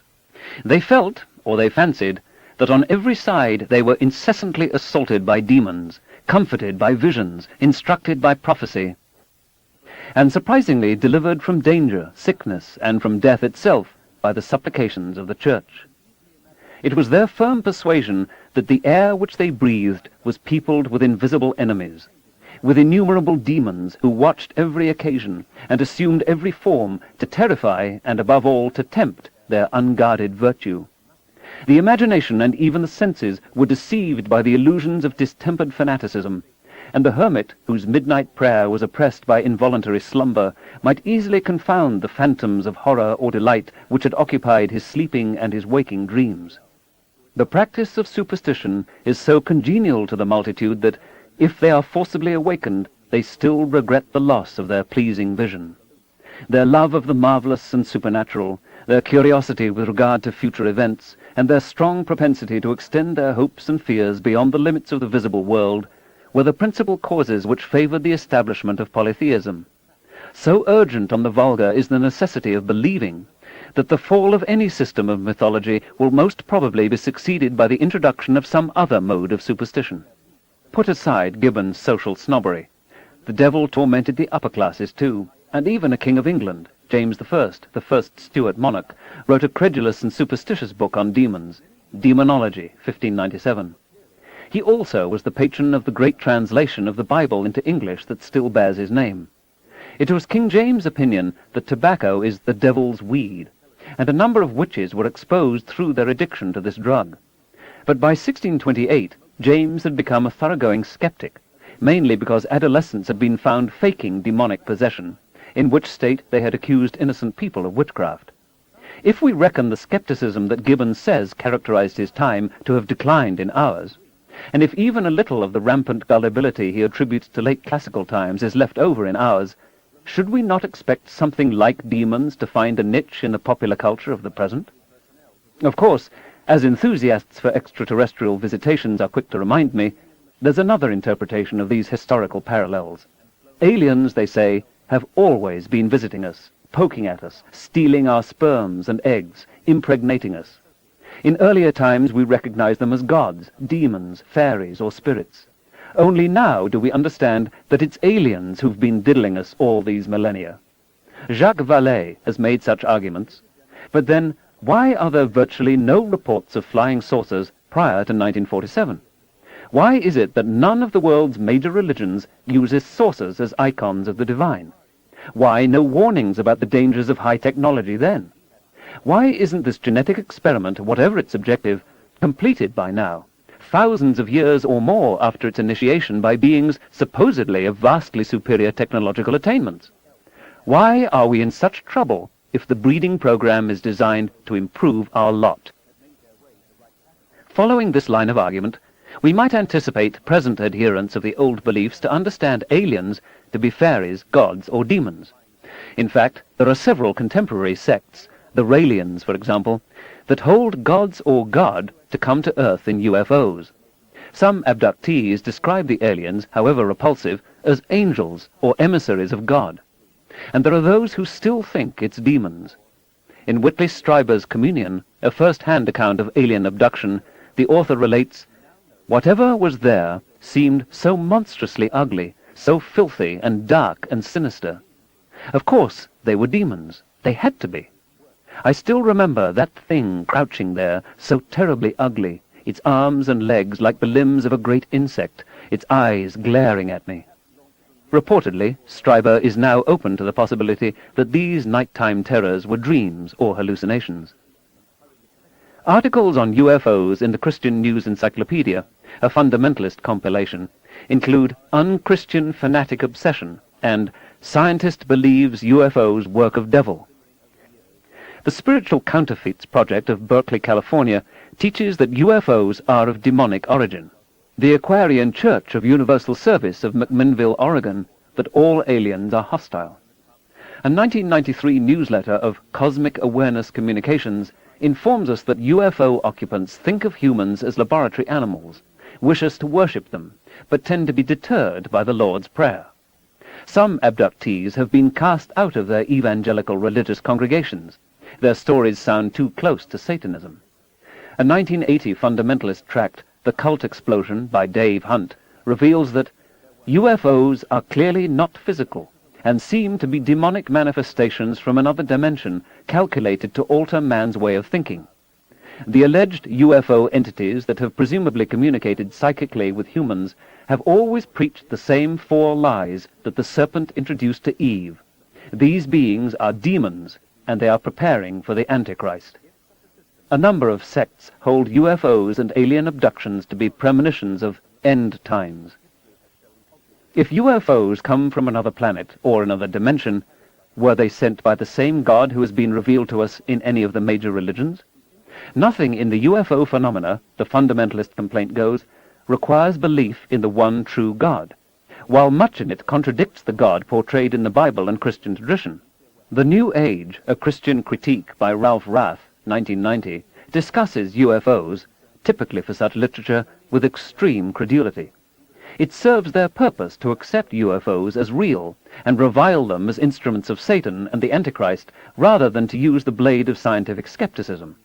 That tool, once honed, might accomplish more than just a limited heresiotomy. The Christian fundamentalist author Hal Lindsey, in his 1994 religious bestseller Planet Earth 2000 AD, writes, "I have become thoroughly convinced that UFOs are real. They are operated by alien beings of great intelligence and power. I believe these beings are not only extraterrestrial, but supernatural in origin. To be blunt, I think they are demons, part of a satanic plot." And what is the evidence for this conclusion? Chiefly, it is the 11th and 12th verses of Luke, chapter 21, in which Jesus talks about great signs from heaven. Nothing like a UFO is described, in the last days. Typically, Lindsey ignores verse 32, in which Jesus makes it very clear he is talking about events in the 1st, not the 20th century. There is also a Christian tradition according to which extraterrestrial life cannot exist. In Christian News for May 23, 1994, for example, W. Gary Crampton, Doctor of Theology, tells us why. The Bible, either explicitly or implicitly, speaks to every area of life. It never leaves us without an answer. The Bible nowhere explicitly affirms or negates intelligent extraterrestrial life. Implicitly, however, Scripture does deny the existence of such beings, thus also negating the possibility of flying saucers. Scripture views Earth as the center of the universe. According to Peter, a planet-hopping savior is out of the question. Here is an answer to intelligent life on other planets. If there were such, who would redeem them? Certainly not Christ. Experiences which are out of line with the teachings of Scripture must always be renounced as fallacious. The Bible has a monopoly on the truth. But many other Christian sects, Roman Catholics for example, are completely open-minded, with no a priori objections to and no insistence on the reality of aliens and UFOs. In the early 1960s, I argued that the UFO stories were crafted chiefly to satisfy religious longings. At a time when science has complicated uncritical adherence to the old-time religions, an alternative is proffered to the God hypothesis. Dressed in scientific jargon, their immense powers explained by superficially scientific terminology, the gods and demons of old come down from heaven to haunt us, to offer prophetic visions, and to tantalize us with visions of a more hopeful future. A space-age mystery religion aborning. The folklorist Thomas E. Bullard wrote in 1989 that abduction reports sound like rewrites of older supernatural encounter traditions with aliens serving the functional roles of divine beings. He concludes, "Science may have evicted ghosts and witches from our beliefs, but it has just as quickly filled the vacancy with aliens having the same functions. Only the extraterrestrial outer trappings are new. All the fear and the psychological dramas for dealing with it seem simply to have found their way home again, where it is business as usual in the legend realm where things go bump in the night." Is it possible that people in all times and places occasionally experience vivid, realistic hallucinations, often with sexual content, about abduction by strange telepathic aerial creatures who ooze through walls, with the details filled in by the prevailing cultural idioms sucked out of the zeitgeist. Others, who have not personally had the experience, find it stirring and, in a way, familiar. They pass the story on. Soon it takes on a life of its own, inspires others trying to understand their own visions and hallucinations, and enters the realm of folklore, myth, and legend. The connection between the content of spontaneous temporal lobe hallucinations and the alien abduction paradigm is consistent with such a hypothesis. Perhaps when everyone knows that gods come down to Earth, we hallucinate gods. When all of us are familiar with demons, it's incubi and succubi. When fairies are widely accepted, we see fairies. In an age of spiritualism, we encounter spirits. And when the old myths fade and we begin thinking that extraterrestrial beings are plausible, then that's where our hypnagogic imagery tends. Snatches of song or foreign languages, images, events that we witnessed, stories that we overheard in childhood, can be accurately recalled decades later without any conscious memory of how they got into our heads. In violent fevers, men, all ignorants, have talked in ancient tongues, says Herman Melville in Moby Dick. And when the mystery is probed, it turns out always that in their wholly forgotten childhood, those ancient tongues had been really spoken in their hearing. In our everyday life, we effortlessly and unconsciously incorporate cultural norms and make them our own. A similar inhaling of motifs is present in schizophrenic command hallucinations. Here, people feel they are being told what to do by an imposing or mythic figure. They are ordered to assassinate a political leader or a folk hero, or defeat the British invaders, or harm themselves, because it is the wish of God, or Jesus, or the devil, or demons, or angels, or, lately, aliens. The schizophrenic is transfixed by a clear and powerful command from a voice that no one else can hear, and that the subject must somehow identify. Who would issue such a command? Who could speak inside our heads? The culture in which we've been raised offers up an answer. Think of the power of repetitive imagery in advertising, especially to suggestible viewers and readers. It can make us believe almost anything, even that smoking cigarettes is cool. In our time, putative aliens are the subject of innumerable science fiction stories, novels, TV dramas, and films.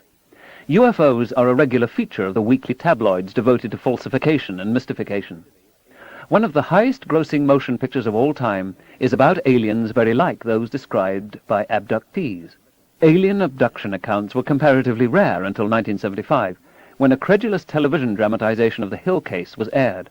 Another leap into public prominence occurred after 1987, when Stryber's purported first-hand account with a haunting cover painting of a large-eyed alien became a bestseller. In contrast, we hear very little lately about incubi, elves, and fairies. Where have they all gone? Far from being global, such alien abduction stories are disappointingly local. The vast majority emanate from North America. They hardly transcend American culture. In other countries, bird-headed, insect-headed, reptilian, robot, and blonde and blue-eyed aliens are reported, the last predictably from Northern Europe. Each group of aliens is said to behave differently. Clearly, cultural factors are playing an important role. Long before the terms flying saucer or UFOs were invented, science fiction was replete with little green men and bug-eyed monsters. Somehow small hairless beings with big heads and eyes have been our staple aliens for a long time. You could see them routinely in the science fiction pulp magazines of the 20s and 30s, and, for example, in an illustration of a Martian sending radio messages to Earth in the December 1937 issue of the magazine Shortwave and Television. It goes back, perhaps, to our remote descendants as depicted by the British science fiction pioneer H.G. Wells. Wells argued that humans evolved from smaller-brained but hairier primates, with an athleticism far exceeding that of Victorian academics. Extrapolating this trend into the far future, he suggested that our descendants should be nearly hairless, with immense heads, although barely able to walk around on their own. Advanced beings from other worlds might be similarly endowed. The typical modern extraterrestrial reported in America in the 80s and early 90s is small, with disproportionately large head and eyes, undeveloped facial features, no visible eyebrows or genitals, and smooth grey skin. It looks to me eerily like a fetus in roughly the 12th week of pregnancy, or a starving child. Why so many of us might be obsessing on fetuses or malnourished children and imagining them attacking and sexually manipulating us is an interesting question. In recent years in America, aliens different from the short grey motif have been on the rise. One psychotherapist, Richard Boylan of Sacramento, says, "You've got 3.5 foot to 4 foot types. You've got 5 to 6 foot types. You've got 7 to 8 foot types. You've got 3, 4, and 5 finger types, pads on the ends of fingers or suction cups. You've got webbed or non-webbed fingers. You've got large almond-shaped eyes slanted upward, outward, or horizontally. In some cases, large ovoid eyes without the almond slant. You've got extraterrestrials with slit pupils. You've got other different body types, the so-called praying mantis type, the reptoid types. These are the ones that I keep getting recurrently. There are a few exotic and single case reports that I tend to be a little cautious about until I get a lot more corroborative." Despite this apparent variety of extraterrestrials, the UFO abduction syndrome portrays, it seems to me, a banal universe. The form of the supposed aliens is marked by a failure of the imagination and a preoccupation with human concerns.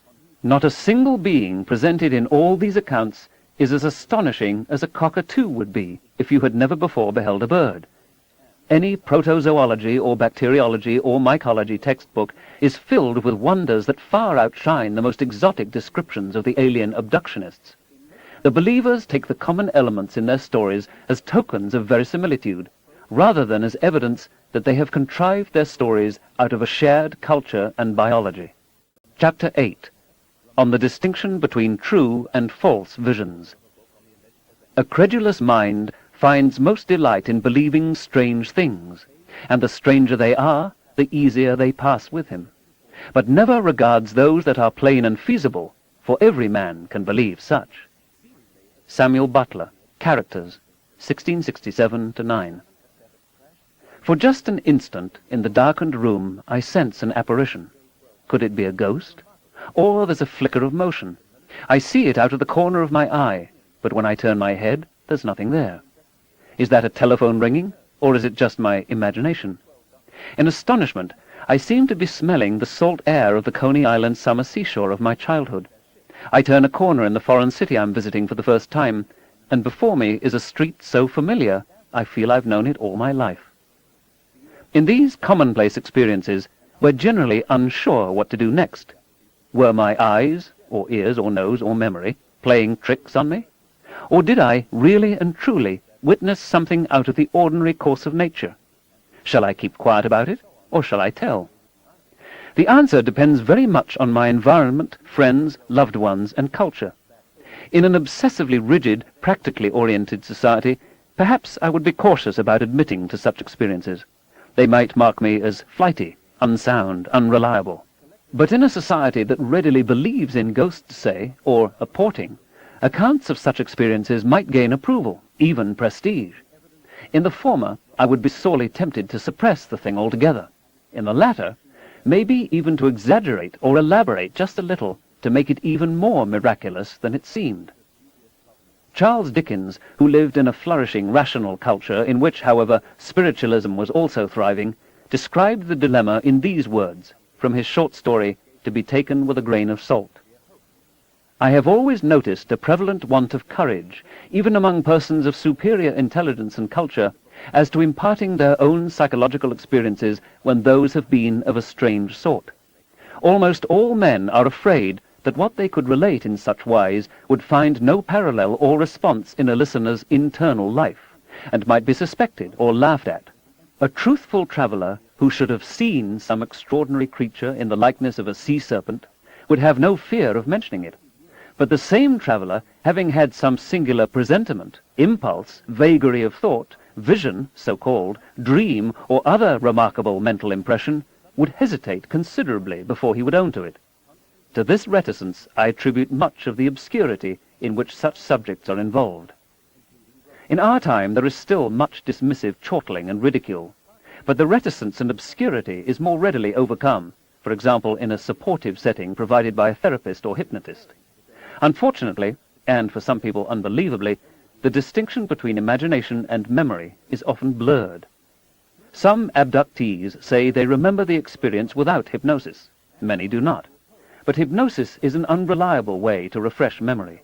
It often elicits imagination, fantasy, and play, as well as true recollections, with neither patient nor therapist able to distinguish the one from the other. Hypnosis seems to involve, in a central way, a state of heightened suggestibility. Courts have banned its use as evidence or even as a tool of criminal investigation. The American Medical Association calls memories surfacing under hypnosis less reliable than those recalled without it.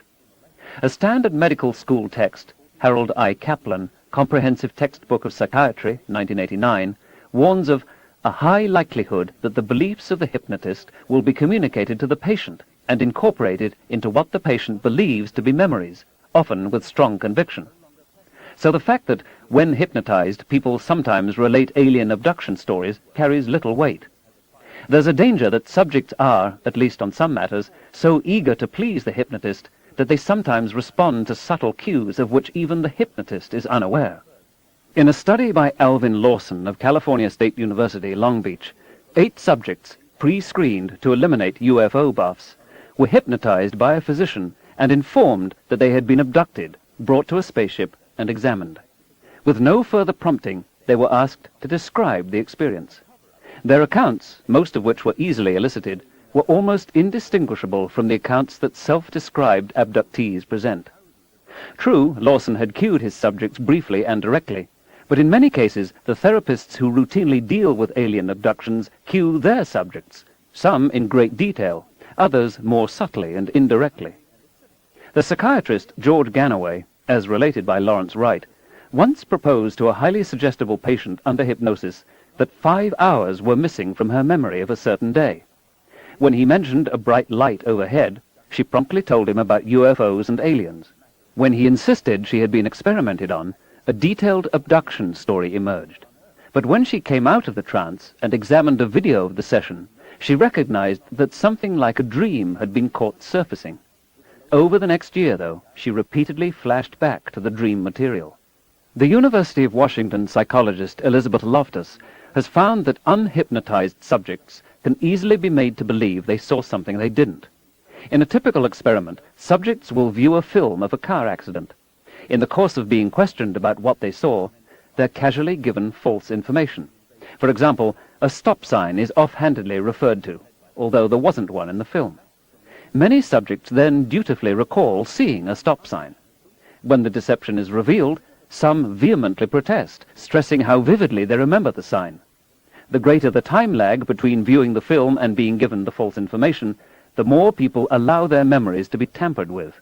Loftus argues that memories of an event more closely resemble a story undergoing constant revision than a packet of pristine information. There are many other examples, some, a spurious memory of being lost as a child in a shopping mall, for instance, of greater emotional impact. Once the key idea is suggested, the patient often plausibly fleshes out the supporting details.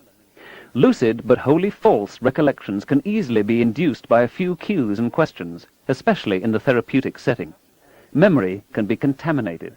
False memories can be implanted even in minds that do not consider themselves vulnerable and uncritical. Stephen Ceci of Cornell University, Loftus and their colleagues have found, unsurprisingly, that preschoolers are exceptionally vulnerable to suggestion. The child who, when first asked, correctly denies having caught his hand in a mousetrap, later remembers the event in vivid, self-generated detail. When more directly told about some things that happened to you when you were little, over time they easily enough assent to the implanted memories. Professionals watching videotapes of the children can do no better than chance in distinguishing false memories from true ones.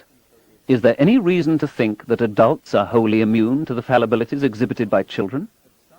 President Ronald Reagan, who spent World War II in Hollywood, vividly described his own role in liberating Nazi concentration camp victims. Living in the film world, he apparently confused a movie he had seen with a reality he had not. On many occasions in his presidential campaigns, Mr. Reagan told an epic story of World War II courage and sacrifice, an inspiration for all of us. Only it never happened. It was the plot of the movie A Wing and a Prayer that made quite an impression on me, too, when I saw it at age 9. Many other instances of this sort can be found in Reagan's public statements. It is not hard to imagine serious public dangers emerging out of instances in which political, military, scientific, or religious leaders are unable to distinguish fact from vivid fiction. In preparing for courtroom testimony, witnesses are coached by their lawyers. Often they are made to repeat the story over and over again until they get it right. Then, on the stand, what they remember is the story they've been telling in the lawyer's office. The nuances have been shaded, or it may no longer correspond, even in its major features, to what really happened. Conveniently, the witnesses may have forgotten that their memories were reprocessed. These facts are relevant in evaluating the societal effects of advertising and of national propaganda. But here they suggest that on alien abduction matters, where interviews typically take place years after the alleged event, therapists must be very careful that they do not accidentally implant or select the stories they elicit. Perhaps what we actually remember is a set of memory fragments stitched onto a fabric of our own devising. If we sew cleverly enough, we have made ourselves a memorable story, easy to recall. Fragments by themselves, unencumbered by association, are harder to retrieve. The situation is rather like the method of science itself, where many isolated data points can be remembered, summarized, and explained in the framework of a theory. We then much more easily recall the theory and not the data. In science, the theories are always being reassessed and confronted with new facts. If the facts are seriously discordant, beyond the error bars, the theory may have to be revised. But in everyday life, it is very rare that we are confronted with new facts about events of long ago. Our memories are almost never challenged. They can, instead, be frozen in place, no matter how flawed they are, or become a work in continual artistic revision. More than gods and demons, the best attested apparitions are those of saints, especially the Virgin Mary in Western Europe from late medieval to modern times. While alien abduction stories have much more of the flavor of profane, demonic apparitions, insight into the UFO myth can also be gained from visions described as sacred. Perhaps best known are those of Jeanne d'Arc in France, St. Bridget in Sweden, and Girolamo Savonarola in Italy. But more appropriate for our purpose are the apparitions seen by shepherds and peasants and children. In a world plagued by uncertainty and horror, these people longed for contact with the divine. A detailed record of such events in Castile and Catalonia is provided by William A. Christian, Jr., in his book Apparitions in Late Medieval and Renaissance Spain, Princeton University Press, 1981. In a typical case, a rural woman or child reports encountering a girl, or an oddly tiny woman, perhaps 3 or 4 feet tall, who reveals herself to be the Virgin Mary, the Mother of God.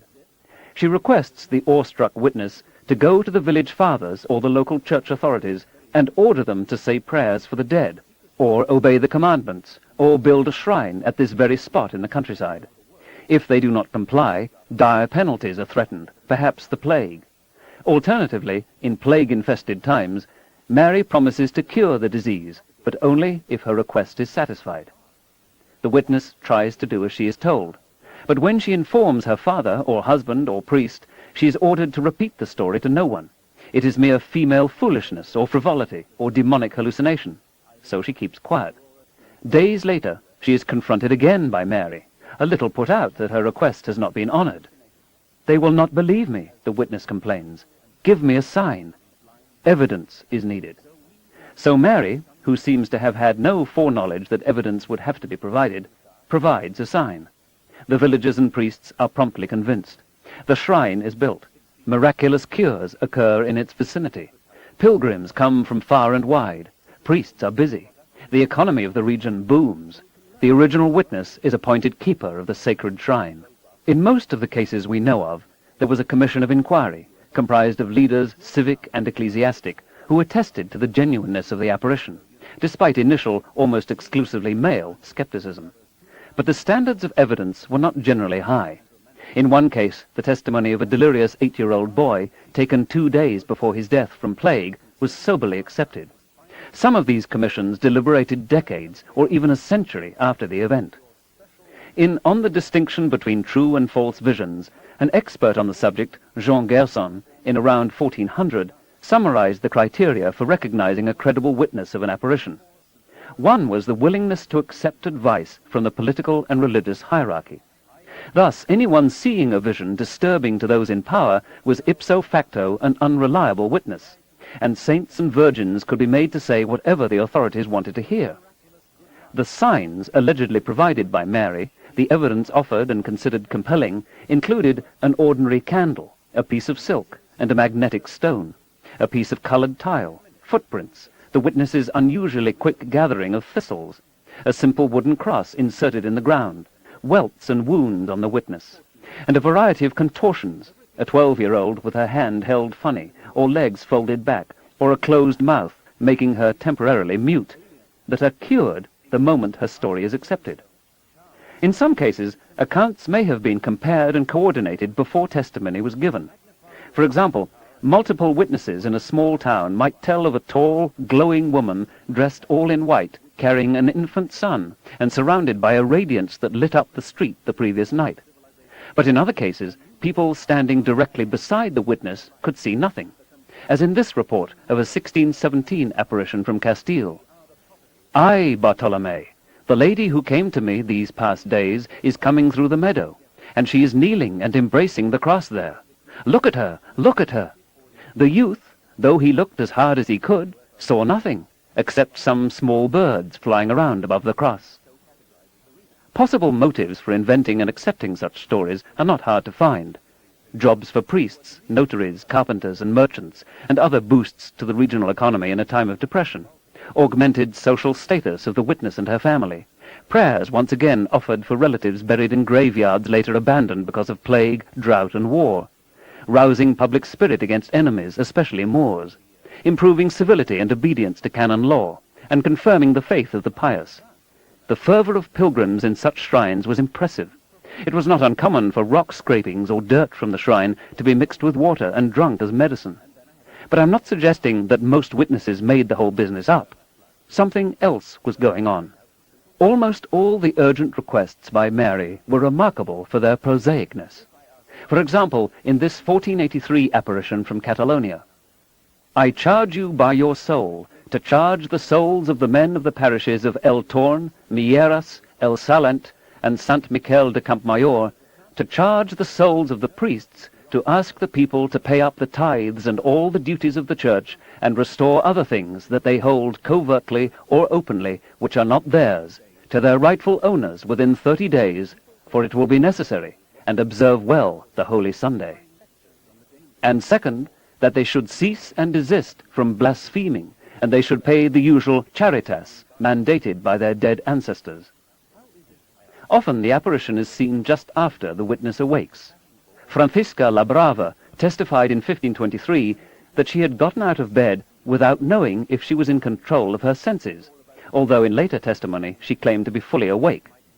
This was in response to a question which allowed a gradation of possibilities: fully awake, dozing, in a trance, asleep. Sometimes details are wholly missing, such as what the accompanying angels looked like. Or Mary is described as both tall and short, both mother and child, characteristics that unmistakably suggest themselves as dream material. In the Dialogue on Miracles, written around 1223 by Caesarius of Heisterbach, clerical visions of the Virgin Mary often occurred during matins, which took place at the sleepy midnight hour. It is natural to suspect that many, perhaps all, of these apparitions were a species of dream, waking or sleeping, compounded by hoaxes and by forgeries. There was a thriving business in contrived miracles, religious paintings and statues dug up by accident or divine command. The matter was addressed in the Siete Partidas, the Codex of Canon and Civil Law compiled under the direction of Alfonso the Wise, King of Castile, around 1248. In it we can read the following. "Some men fraudulently discover or build altars in fields or in towns, saying that there are relics of certain saints in those places, and pretending that they perform miracles. And, for this reason, people from many places are induced to go there as on a pilgrimage, in order to take something away from them. And there are others who, influenced by dreams or empty phantoms which appear to them, erect altars and pretend to discover them in the above-named localities." In listing the reason for erroneous beliefs, Alfonso lays out a continuum from sect, opinion, fantasy, and dream to hallucination. A kind of fantasy named antoyanza is defined as follows. Antoyanza is something that stops before the eyes and then disappears, as one sees or hears it in a trance, and so is without substance. A 1517 papal bull distinguishes between apparitions that appear in dreams or divinely. Clearly, the secular and ecclesiastical authorities, even in times of extreme credulity, were alert to the possibilities of hoax and delusion. Nevertheless, in most of medieval Europe, such apparitions were greeted warmly by the Roman Catholic clergy, especially because the Marian admonitions were so congenial to the priesthood. A pathetic few signs of evidence, a stone or a footprint, and never anything unfakeable, sufficed. But beginning in the 15th century, around the time of the Protestant Reformation, the attitude of the Church changed. Those who reported an independent channel to heaven were outflanking the Church's chain of command up to God. Moreover, a few of the apparitions, Jeanne d'Arc's for example, had awkward political or moral implications. The perils represented by Jeanne d'Arc's visions were described by her inquisitors in 1431 in these words: "The great danger was shown to her that comes of someone so presumptuous to believe they have such apparitions and revelations, and therefore lie about matters concerning God, giving out false prophecies and divinations not known from God, but invented, from which could follow the seduction of peoples, the inception of new sects, and many other impieties that subvert the Church and Catholics." Both Jeanne d'Arc and Girolamo Savonarola were burnt at the stake for their visions.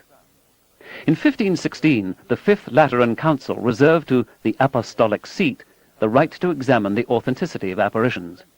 For poor peasants whose visions had no political content, the punishments fell short of the ultimate severity. The Marian apparition seen by Francisca la Brava, a young mother, was described by Licenciado Mariana, the Lord Inquisitor, as "to the detriment of our holy Catholic faith and the diminution of its authority." Her apparition was all vanity and frivolity. "By rights we could have treated her more rigorously," the Inquisitor continued, "but in deference to certain just reasons that move us to mitigate the rigor of the sentences we decree as a punishment to Francisca la Brava, and an example to others not to attempt similar things, that we condemn her to be put on an ass and given 100 lashes in public through the accustomed streets of Belmonte, naked from the waist up, and the same number in the town of El Quintanar in the same manner, and that from now on she not say or affirm in public or secretly, by word or insinuation, the things she said in her confessions, or else she will be prosecuted as an impenitent, and one who does not believe in or agree with what is in our holy Catholic faith." Despite the penalties, it is striking how often the witness stuck to her guns and, ignoring the encouragements offered her to confess that she was lying or dreaming or confused, insisted that she really and truly had seen the vision. In a time when nearly everyone was illiterate, before newspapers, radio, and television, how could the religious and iconographic detail of these apparitions have been so similar? William Christian believes there is a ready answer in cathedral dramaturgy, especially Christmas plays, in itinerant preachers and pilgrims, and in church sermons. Legends about nearby shrines spread quickly. People sometimes came from 100 miles or more so that, say, their sick child could be cured by a pebble that had been trodden on by the Mother of God. Legends influenced apparitions and vice versa. In a time haunted by drought, plague, and war, with no social or medical services available to the average person, with public literacy and the scientific method unheard of, skeptical thinking was rare. Why are the admonitions so prosaic? Why is a vision of so illustrious a personage as the Mother of God necessary so, in a tiny county populated by a few thousand souls, a shrine will be repaired, or the populace will refrain from cursing? Why not important and prophetic messages whose significance could be recognized in later years as something that could have emanated only from God or the saints? Wouldn't this have greatly enhanced the Catholic cause in its mortal struggle with Protestantism and the Enlightenment? But we have no apparitions cautioning the Church against, say, accepting the delusion of an earth-centered universe, or warning it of complicity with Nazi Germany, two matters of considerable moral as well as historical import, on which Pope John Paul II, to his credit, has admitted that the Church has erred. Not a single saint criticized the practice of torturing and burning witches and heretics. Why not? Were they unaware of what was going on? Could they not grasp its evil? And why is Mary always ordering the poor peasant to inform the authorities? Why doesn't she admonish the authorities herself? Or the king, or the Pope? In the 19th and 20th centuries, it is true, Some of the apparitions have taken on greater import.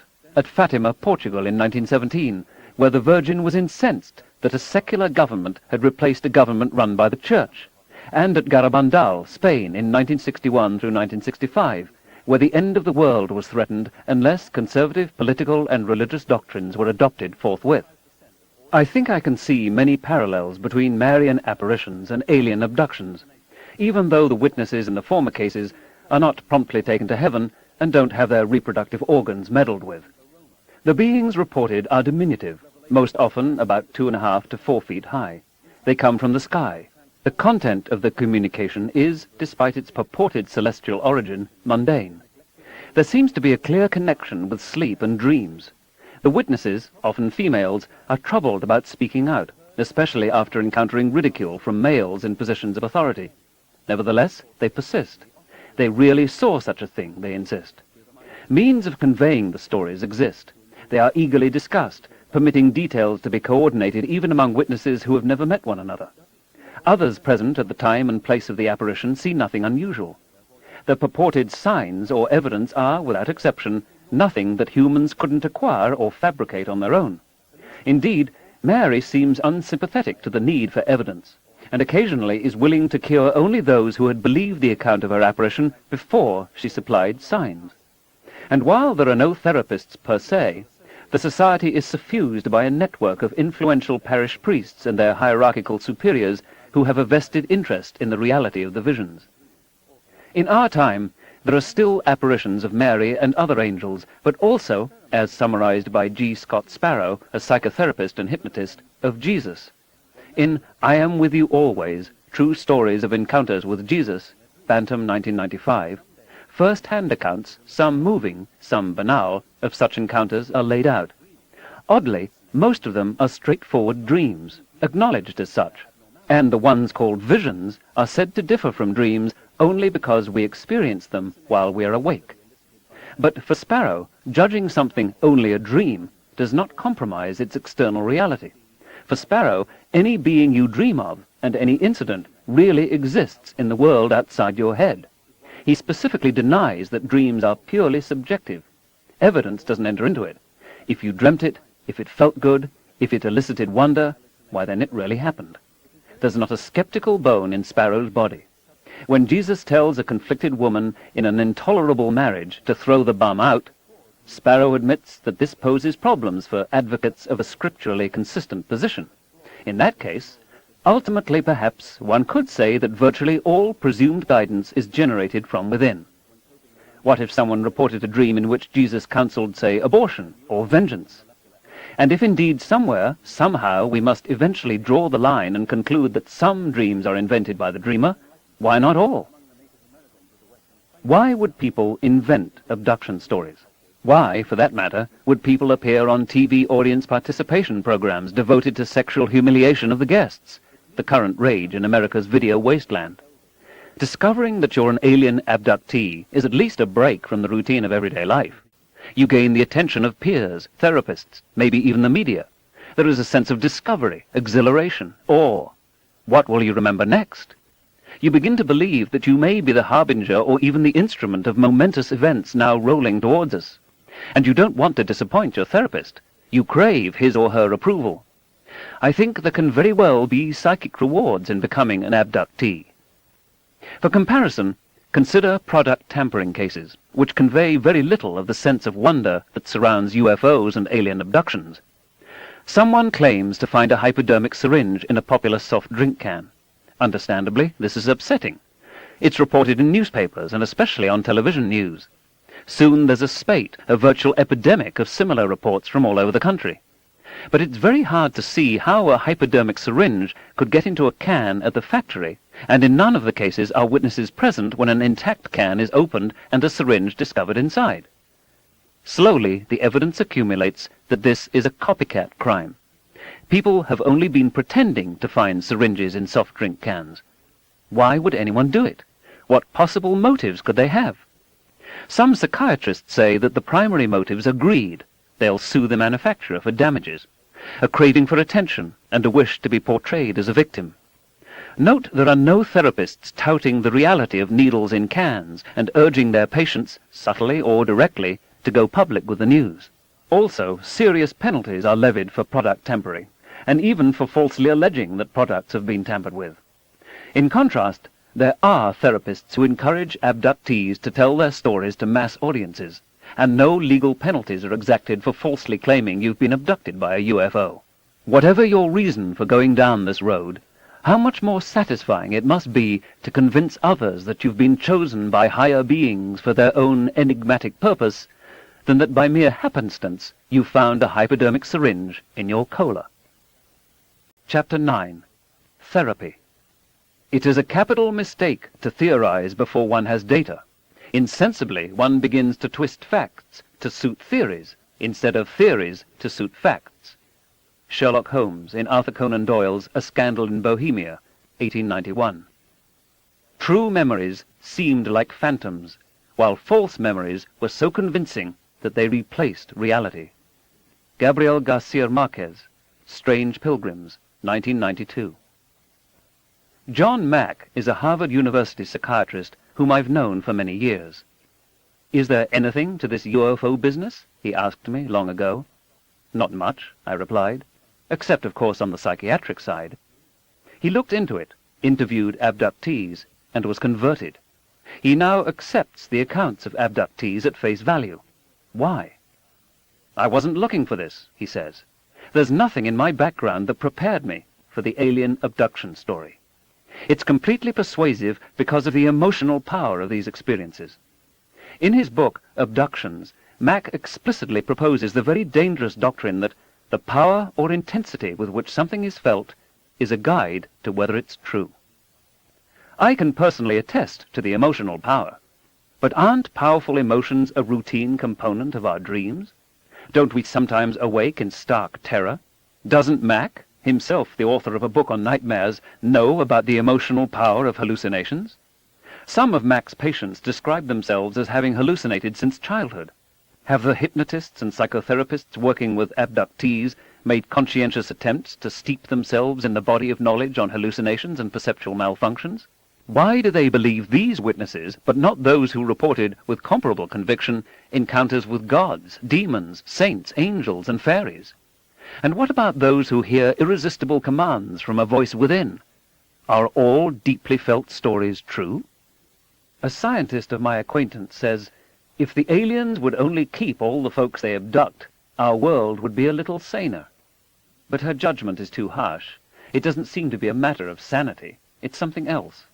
The Canadian psychologist Nicholas Spanos and his colleagues concluded that there are no obvious pathologies in those who report being abducted by UFOs. However, and I quote, "Intense UFO experiences are more likely to occur in individuals who are disposed to esoteric beliefs in general and alien beliefs in particular, and who interpret unusual sensory and imaginal experiences in terms of the alien hypothesis. Among UFO believers, those with stronger propensities toward fantasy production were particularly likely to generate such experiences. Moreover, such experiences were likely to be generated and interpreted as real events rather than imaginings when they were associated with restricted sensory environments, e.g. experiences that occurred at night and in association with sleep." Unquote.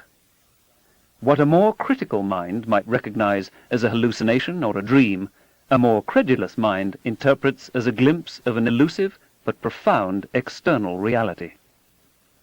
Some alien abduction accounts may conceivably be disguised memories of rape and childhood sexual abuse, with the father, stepfather, uncle, or mother's boyfriend represented as an alien. Surely it's more comforting to believe that an alien abused you than that it was done by someone you trusted and loved. Therapists who take the alien abduction stories at face value deny this, saying they would know if their patients were sexually abused.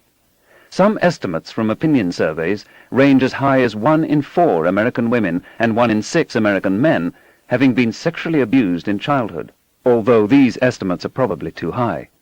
It would be astonishing if a significant number of patients who present themselves to alien abduction therapists had not been so abused, perhaps even a larger proportion than in the general population.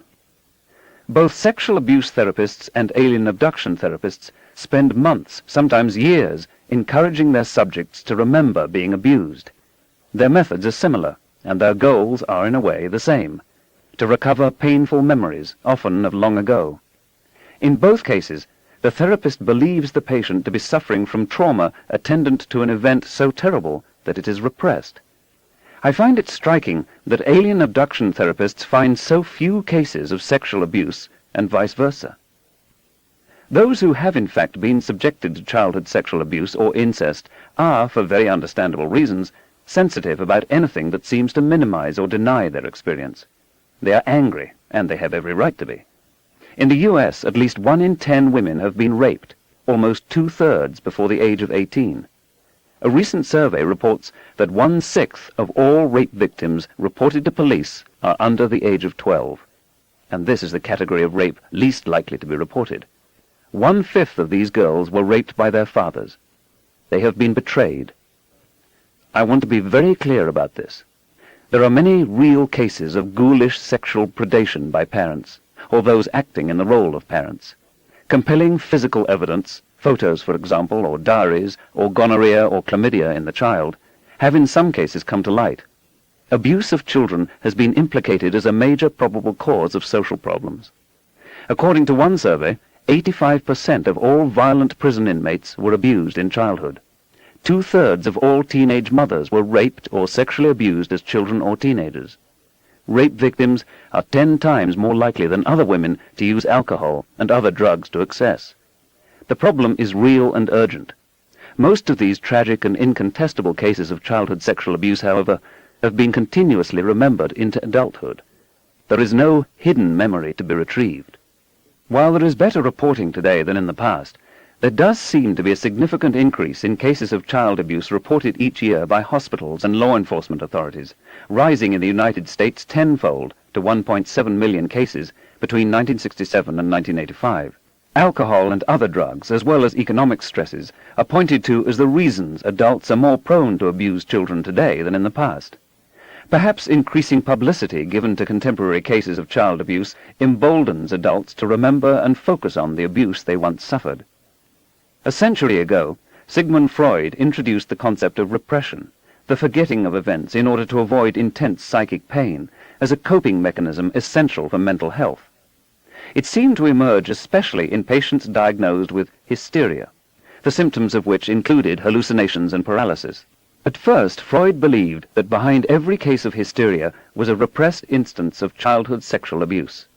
Eventually, Freud changed his explanation to hysteria being caused by fantasies, not all of them unpleasant, of having been sexually abused as a child.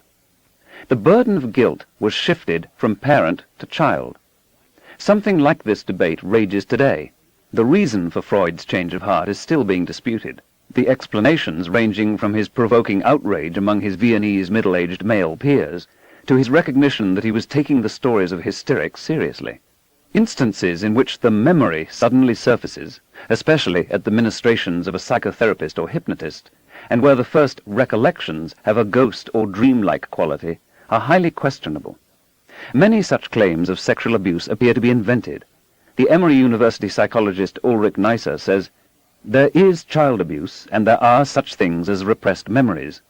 But there are also such things as false memories and confabulations, and they are not rare at all.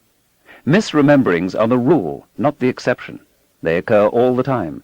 They occur even in cases where the subject is absolutely confident, even when the memory is a seemingly unforgettable flashbulb, one of those metaphorical mental photographs. They are still more likely to occur in cases where suggestion is a lively possibility, where memories can be shaped and reshaped to meet the strong interpersonal demands of a therapy session. And once a memory has been reconfigured in this way, it is very, very hard to change. These general principles cannot help us to decide with certainty where the truth lies in any individual case or claim. But on the average, across a large number of such claims, it is pretty obvious where we should place our bets. Misremembering and retrospective reworking of the past are a part of human nature. They go with the territory, and they happen all the time. Survivors of the Nazi death camps provide the clearest imaginable demonstration that even the most monstrous abuse can be carried continuously in human memory. Indeed, the problem for many Holocaust survivors has been to put some emotional distance between themselves and the death camps, to forget. But if in some alternative world of inexpressible evil they were forced to live in Nazi Germany, let's say a thriving post-Hitler nation with its ideology intact, except that it's changed its mind about anti-Semitism, imagine the psychological burden on Holocaust survivors then. Then perhaps they would be able to forget, because remembering would make their current lives unbearable. If there is such a thing as the repression and subsequent recall of ghastly memories, then perhaps it requires two conditions. One, that the abuse actually happened, and two, that the victim was required to pretend for long periods of time that it never happened. The University of California social psychologist Richard Ofshe explains, when patients are asked to explain how the memories returned, they report assembling fragments of images, ideas, feelings, and sensations into marginally coherent stories. As the so-called memory work stretches out for months, feelings become vague images, images become figures, and figures become known persons. Vague discomfort in certain parts of the body is reinterpreted as childhood rape. The original physical sensations, sometimes augmented by hypnosis, are then labeled body memories. There is no conceivable mechanism by which the muscles of the body could store memories. If these methods fail to persuade, the therapist may resort to still more heavy-handed practices. Some patients are recruited into survivor groups in which peer pressure is brought to bear, and they are asked to demonstrate politically correct solidarity by establishing themselves as members of a survivor subculture. A cautious 1993 statement by the American Psychiatric Association accepts the possibility that some of us forget childhood abuse as a means of coping, but warns, it is not known how to distinguish with complete accuracy memories based on true events from those derived from other sources. Repeated questioning may lead individuals to report memories of events that never occurred. It is not known what proportion of adults who report memories of sexual abuse were actually abused. A strong prior belief by the psychiatrist that sexual abuse or other factors are or are not the cause of the patient's problems is likely to interfere with appropriate assessment and treatment. On the one hand, callously to dismiss charges of horrifying sexual abuse can be heartless injustice. On the other hand, to tamper with people's memories, to infuse false stories of childhood abuse, to break up intact families, and even to send innocent parents to prison is also heartless injustice. Skepticism is essential on both sides. Picking our way between these two extremes can be very tricky. Early editions of the influential book by Ellen Bass and Laura Davis, The Courage to Heal, A Guide for Women Survivors of Child Sexual Abuse, Perennial Library, 1988, give illuminating advice to therapists. Believe the survivor. You must believe your client was sexually abused, even if she doubts it herself. Your client needs you to stay steady in the belief that she was abused. Joining a client in doubt would be like joining a suicidal client in her belief that suicide is the best way out. If a client is unsure that she was abused, but thinks she might have been, work as though she was. So far, among the hundreds of women we've talked to and the hundreds more we've heard about, not one has suspected that she might have been abused, explored it, and determined that she wasn't. But Kenneth V. Lanning, Supervisory Special Agent at the Behavioral Science Instruction and Research Unit of the FBI Academy in Quantico, Virginia, a leading expert on the sexual victimization of children, wonders, are we making up for centuries of denial by now blindly accepting any allegation of child abuse, no matter how absurd or unlikely? I don't care if it's true, replies one California therapist reported by the Washington Post. What actually happened is irrelevant to me. We all live in a delusion. The existence of any false accusation of childhood sexual abuse, especially those created under the ministrations of an authority figure, has, it seems to me, relevance to the alien abduction issue. If some people can, with great passion and conviction, be led to falsely remember being abused by their own parents, might not others, with comparable passion and conviction, be led to falsely remember being abused by aliens? The more I look into claims of alien abduction, the more similar they seem to reports of recovered memories of childhood sexual abuse. And there's a third class of related claims, repressed memories of satanic ritual cults, in which sexual torture, coprophilia, infanticide, and cannibalism are said to be prominently featured. In a survey of 2,700 members of the American Psychological Association, 12% replied that they had treated cases of satanic ritual abuse. while 30% reported cases of abuse done in the name of religion. Something like 10,000 cases are reported annually in the United States in recent years. A significant number of those touting the peril of rampant Satanism in America, including law enforcement officers who organize seminars on the subject, turn out to be Christian fundamentalists. Their sects explicitly require a literal devil to be meddling in everyday human life. The connection is neatly drawn in the saying, "No Satan, no God." Apparently, there is a pervasive police gullibility problem on this matter. Here are some excerpts from FBI expert Lanning's analysis of satanic, occult, and ritualistic crime, based on bitter experience, and published in the October 1989 issue of the professional journal The Police Chief. Almost any discussion of Satanism and witchcraft is interpreted in the light of the religious beliefs of those in the audience. Faith, not logic and reason, governs the religious beliefs of most people. As a result, some normally skeptical law enforcement officers accept the information disseminated at these conferences without critically evaluating it or questioning the sources. For some people, Satanism is any religious belief system other than their own. Lanning then offers a long list of belief systems he has personally heard described as Satanism at such conferences. It includes Roman Catholicism, the Orthodox churches, Islam, Buddhism, Hinduism, Mormonism, rock and roll music, channeling, astrology, and New Age beliefs in general. Is there not a hint here about how witch hunts and pogroms get started? Within the personal religious belief system of a law enforcement officer, he continues, Christianity may be good and Satanism evil. Under the Constitution, however, both are neutral. This is an important but difficult concept for many law enforcement officers to accept. They are paid to uphold the penal code, not the Ten Commandments. The fact is that far more crime and child abuse has been committed by zealots in the name of God, Jesus, and Muhammad than has ever been committed in the name of Satan. Many people don't like that statement, but few can argue with it. Many of those alleging satanic abuse describe grotesque orgiastic rituals in which infants are murdered and eaten. Such claims have been made about reviled groups by their detractors throughout European history, including the Catiline conspirators in Rome, the Passover blood libel against the Jews, and the Knights Templar as they were being dismantled in 14th century France. Ironically, reports of cannibalistic infanticide and incestuous orgies were among the particulars used by Roman authorities to persecute the early Christians. After all, Jesus himself is quoted as saying, John chapter 6, verse 53, "Except ye eat the flesh of the Son of Man and drink his blood, ye have no life in you." Although the next line makes it clear Jesus is talking about eating his own flesh and drinking his own blood, unsympathetic critics might have misunderstood the Greek Son of Man to mean child or infant. Tertullian and other early church fathers defended themselves against these grotesque accusations as best they could. Today, the lack of corresponding numbers of lost infants and young children in police files is explained by the claim that all over the world babies are being bred for this purpose, surely reminiscent of abductee claims that alien-human breeding experiments are rampant.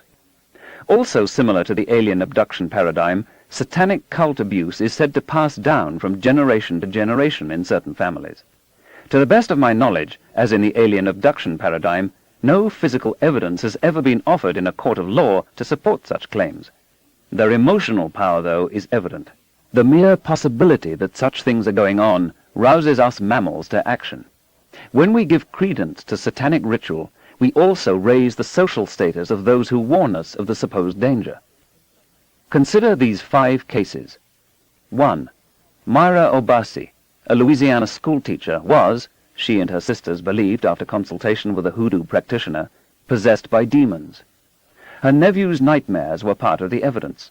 So they left for Dallas, abandoned their 5 children, and the sisters then gouged out Ms. Obasi's eyes. At the trial, she defended her sisters. They were trying to help her, she said. But hoodoo is not devil worship. It is a cross between Catholicism and African-Haitian nativist religion. 2. Parents beat their child to death because she would not embrace their brand of Christianity. 3. A child molester justifies his acts by reading the Bible to his victims. 4. A 14-year-old boy has his eyeball plucked out of his head in an exorcism ceremony. His assailant is not a Satanist, but a Protestant fundamentalist minister engaged in religious pursuits. 5. A woman thinks her 12-year-old son is possessed by the devil. After an incestuous relationship with him, she decapitates him. But there is no satanic ritual content to the possession. The second and third cases come from FBI files. The last two come from a 1994 study by Dr. Gail Goodman, a psychologist at the University of California, Davis, and her colleagues, done for the National Center on Child Abuse and Neglect. They examined over 12,000 claims of sexual abuse involving satanic ritual cults, and could not find a single one that held up to scrutiny. Therapists reported satanic abuse based only on, for instance, patients' disclosure via hypnotherapy, or children's fear of satanic symbols. In some cases, diagnosis was made on the basis of behavior common to many children. In only a few cases was physical evidence mentioned, usually scars. But in most cases the scars were very faint or non-existent.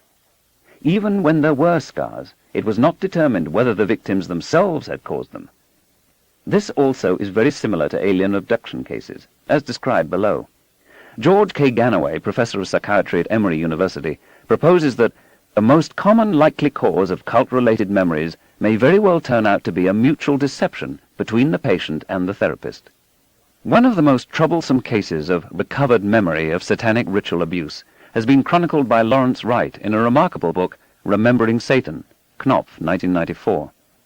It concerns Paul Ingram, a man who may have had his life ruined because he was too gullible, too suggestible, too unpracticed in skepticism. Ingram was, in 1988, chairman of the Republican Party in Olympia, Washington, the chief civil deputy in the local sheriff's department, well-regarded, highly religious, and responsible for warning children in school assemblies of the dangers of drugs. Then came the nightmare moment when one of his daughters, after a highly emotional session at a fundamentalist religious retreat, leveled the first of many charges, each more ghastly than the previous, that Ingram had sexually abused her, impregnated her, tortured her, made her available to other sheriff's deputies, introduced her to satanic rites, dismembered and ate babies. This had gone on since her childhood, she said, almost to the day she began to remember it all. Ingram could not see why his daughter should lie about this, although he himself had no recollection of it. But police investigators, a consulting psychotherapist, and his minister at the Church of Living Water all explained that sex offenders often repressed memories of their crimes. Strangely detached, but at the same time eager to cooperate, Ingram tried to recall. After a psychologist employed a closed-eye hypnotic technique to induce trance, Ingram began to visualize something similar to what the police were describing. What came to mind were not like real memories, but something like snatches of images in a fog. Every time he produced one, the more so, the more odious the content, he was encouraged and reinforced. His pastor assured him that God would permit only genuine memories to surface in his reveries. "Boy, it's almost like I'm making it up," Ingram said. "But I'm not." He suggested that a demon might be responsible. Under the same sort of influences, with the church grapevine circulating the latest horrors that Ingram was confessing, and the police pressuring them, his other children and his wife also began remembering. Prominent citizens were accused of participating in the orgiastic rites. Law enforcement officers elsewhere in America began paying attention. This was only the tip of the iceberg, some said. When Berkeley's Richard Ofshe was called in by the prosecution, he performed a control experiment. It was a breath of fresh air. Merely suggesting to Ingram that he had forced his son and daughter to commit incest and asking him to use the memory recovery technique he had learned promptly elicited just such a memory. It required no pressure, no intimidation, just the suggestion and the technique were enough. But the alleged participants, who had remembered so much else, denied it ever happened. Confronted with this evidence, Ingram vehemently denied he was making anything up or was influenced by others. His memory of this incident was as clear and real as all his other recollections. One of the daughters described the terrible scars on her body from torture and forced abortions. But when she finally received a medical examination, there were no corresponding scars to be seen. The prosecution never tried Ingram on charges of satanic abuse. Ingram hired a lawyer who had never tried a criminal case. On his pastor's advice, he did not even read Ofshe's report. It would only confuse him, he was told. He pled guilty to 6 counts of rape and ultimately was sent to prison. In jail, while awaiting sentencing, away from his daughters, his police colleagues and his pastor, he reconsidered. He asked to withdraw his guilty plea. His memories had been coerced. He had not distinguished real memories from a kind of fantasy. His plea was rejected. He is serving a 20-year sentence. If it was the 16th century instead of the 20th, perhaps the whole family would have been burned at the stake, along with a good fraction of the leading citizens of Olympia, Washington. The existence of a highly skeptical FBI report on the general subject of satanic abuse, Kenneth V. Lanning, Investigator's Guide to Allegations of Ritual Child Abuse, January 1992, is widely ignored by enthusiasts. Likewise, a 1994 study by the British Department of Health into claims of satanic abuse there concluded that, of 84 alleged instances, not one stood up to scrutiny. What then is all the furor about? The study explains, the evangelical Christian campaign against new religious movements has been a powerful influence encouraging the identification of satanic abuse. Equally, if not more important in spreading the idea of satanic abuse in Britain are the specialists, American and British. They may have few or even no qualifications as professionals, but attribute their expertise to experience of cases. Those convinced that devil cults represent a serious danger to our society tend to be impatient with skeptics. Consider this analysis by Corridon Hammond, Ph.D., past president of the American Society for Clinical Hypnosis.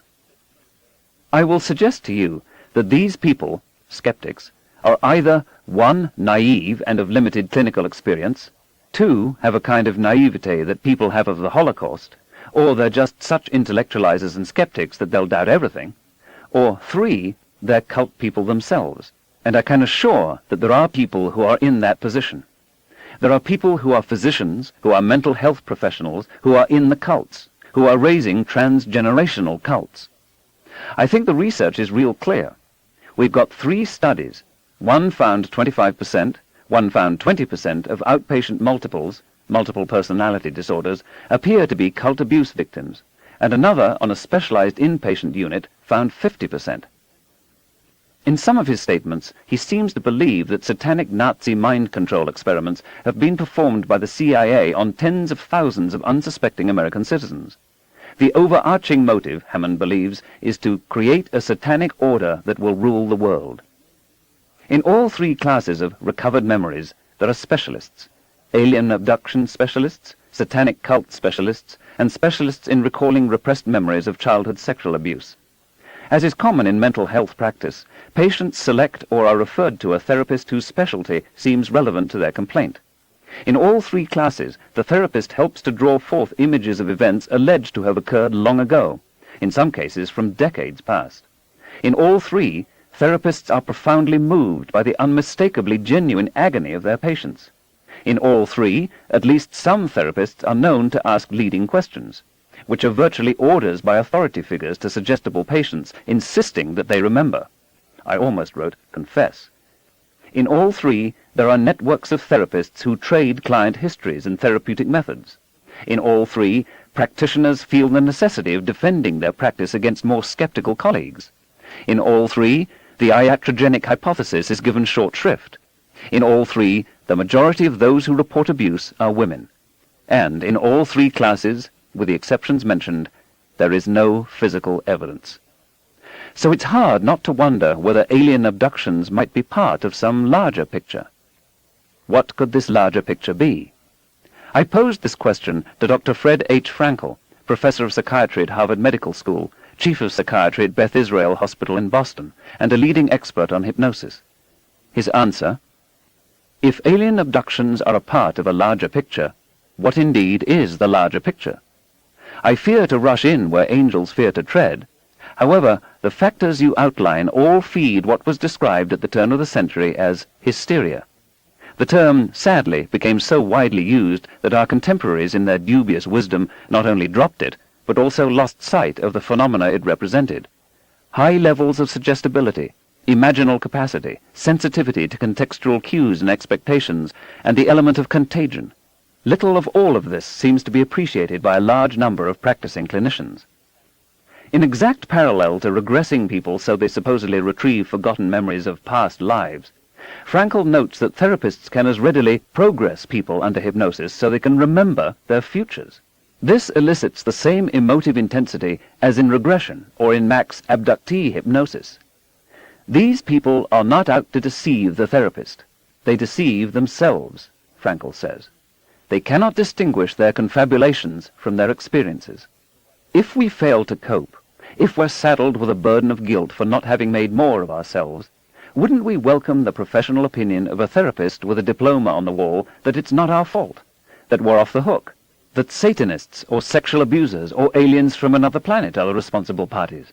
Wouldn't we be willing to pay good money for this reassurance? And wouldn't we resist smart-ass skeptics telling us that it's all in our heads, or that it's implanted by the very therapists who have made us happier about ourselves? How much training in scientific method and skeptical scrutiny, in statistics, or even in human fallibility have these therapists received?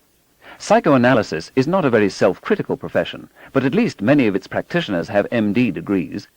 Most medical curricula include significant exposure to scientific results and methods, but many of those dealing with abuse cases seem to have at best a casual acquaintance with science. Mental health providers in America are more likely, by about 2 to 1, to be social workers than either psychiatrists or PhD psychologists.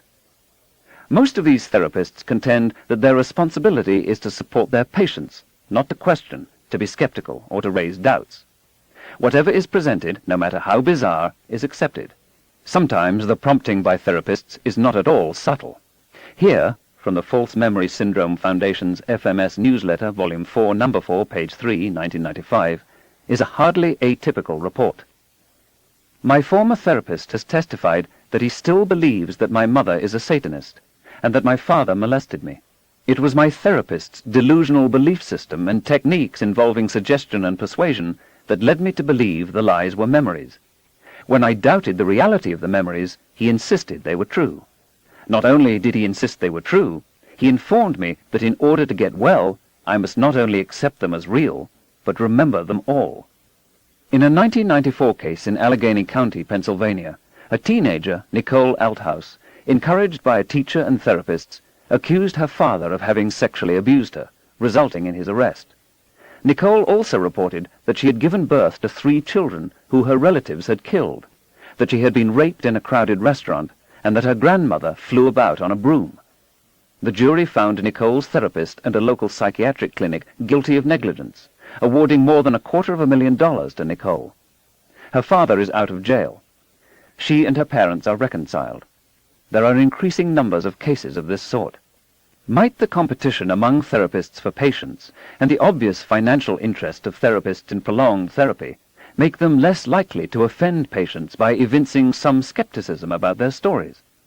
How aware are they of the dilemma of a naive patient walking into a professional office and being told that the insomnia or obesity is due, in increasing order of bizarreness, to wholly forgotten parental abuse, satanic ritual, or alien abduction?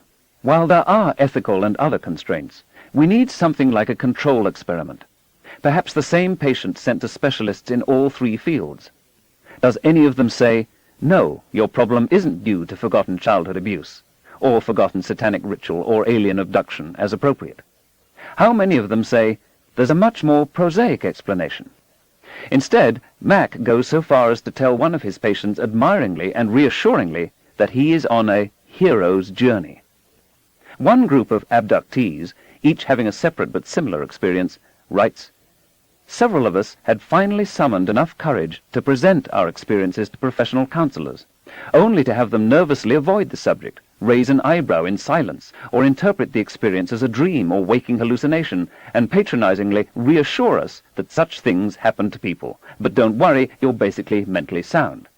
Great, we're not crazy. But if we take our experiences seriously, then we might become crazy. With enormous relief, they found a sympathetic therapist who not only accepted their stories at face value, but was full of stories of alien bodies and high-level government cover-ups of UFOs. A typical UFO therapist finds his subjects in 3 ways. They write letters to him at an address given in the back of his books. They are referred to him by other therapists, mainly those who also specialize in alien abductions, or they come up to him after he presents a lecture. I wonder if any patient arrives at his portal wholly ignorant of popular abduction accounts and the therapist's own methods and beliefs. Before any words are exchanged, they know a great deal about one another. Another prominent therapist gives his patients his own articles on alien abductions to help them remember their experiences. He is gratified when what they eventually recall under hypnosis resembles what he describes in his papers. The similarity of the cases is one of his chief reasons for believing that abductions really occur.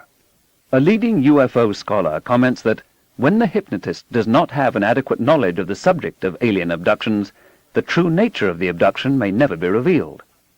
Can we discern in this remark how the patient might be led without the therapist realizing that he's leading? Sometimes, when falling asleep, we have the sense of toppling from a height, and our limbs suddenly flail on their own. A startle reflex, it's called. Perhaps it's left over from when our ancestors slept in trees. Why should we imagine we recollect, a wonderful word, any better than we know when we're on firm ground? Why should we suppose that of the vast treasure of memories stored in our heads, none of it could have been implanted after the event? By how a question is phrased when we're in a suggestible frame of mind, by the pleasure of telling or hearing a good story, by confusion with something we once read or overheard. Chapter 10. The Dragon in My Garage. Magic, it must be remembered, is an art which demands collaboration between the artist and his public. E.M. Butler, The Myth of the Magus, 1948. A fire-breathing dragon lives in my garage. Suppose, I'm following a group therapy approach by the psychologist Richard Franklin, I seriously make such an assertion to you. Surely you'd want to check it out, see for yourself. There have been innumerable stories of dragons over the centuries, but no real evidence. What an opportunity! Show me, you say. I lead you to my garage.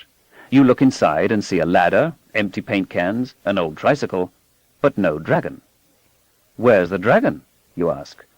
Oh, she's right here, I reply, waving vaguely. I neglected to mention that she's an invisible dragon.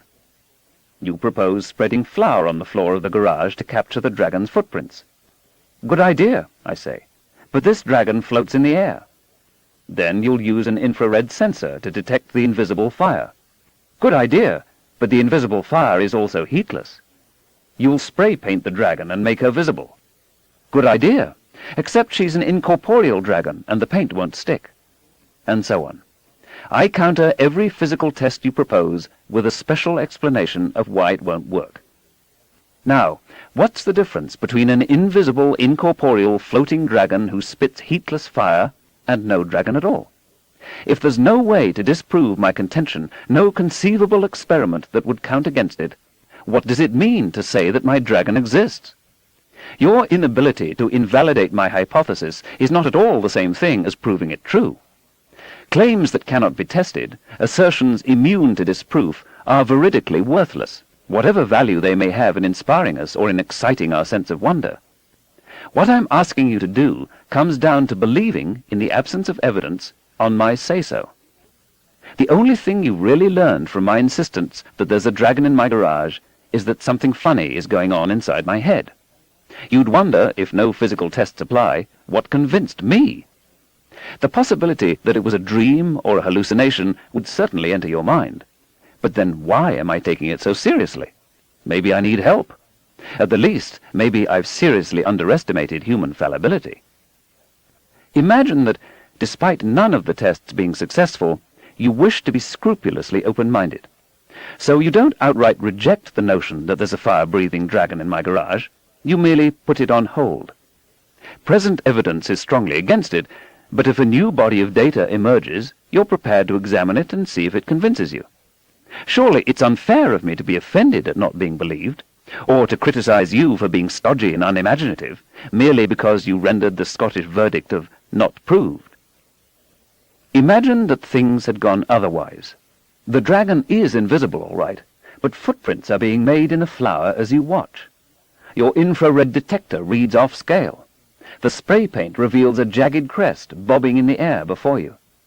No matter how skeptical you might have been about the existence of dragons, to say nothing about invisible ones, you must now acknowledge that there's something here, and that in a preliminary way it's consistent with an invisible, fire-breathing dragon. Now another scenario. Suppose it's not just me. Suppose that several people of your acquaintance, including people who you're pretty sure don't know each other, all tell you they have dragons in their garages. But in every case, the evidence is maddeningly elusive. All of us admit we're disturbed at being gripped by so odd a conviction, so ill supported by the physical evidence. None of us is a lunatic. We speculate about what it would mean if invisible dragons were really hiding out in garages all over the world, with us humans just catching on. I'd rather it not be true, I tell you.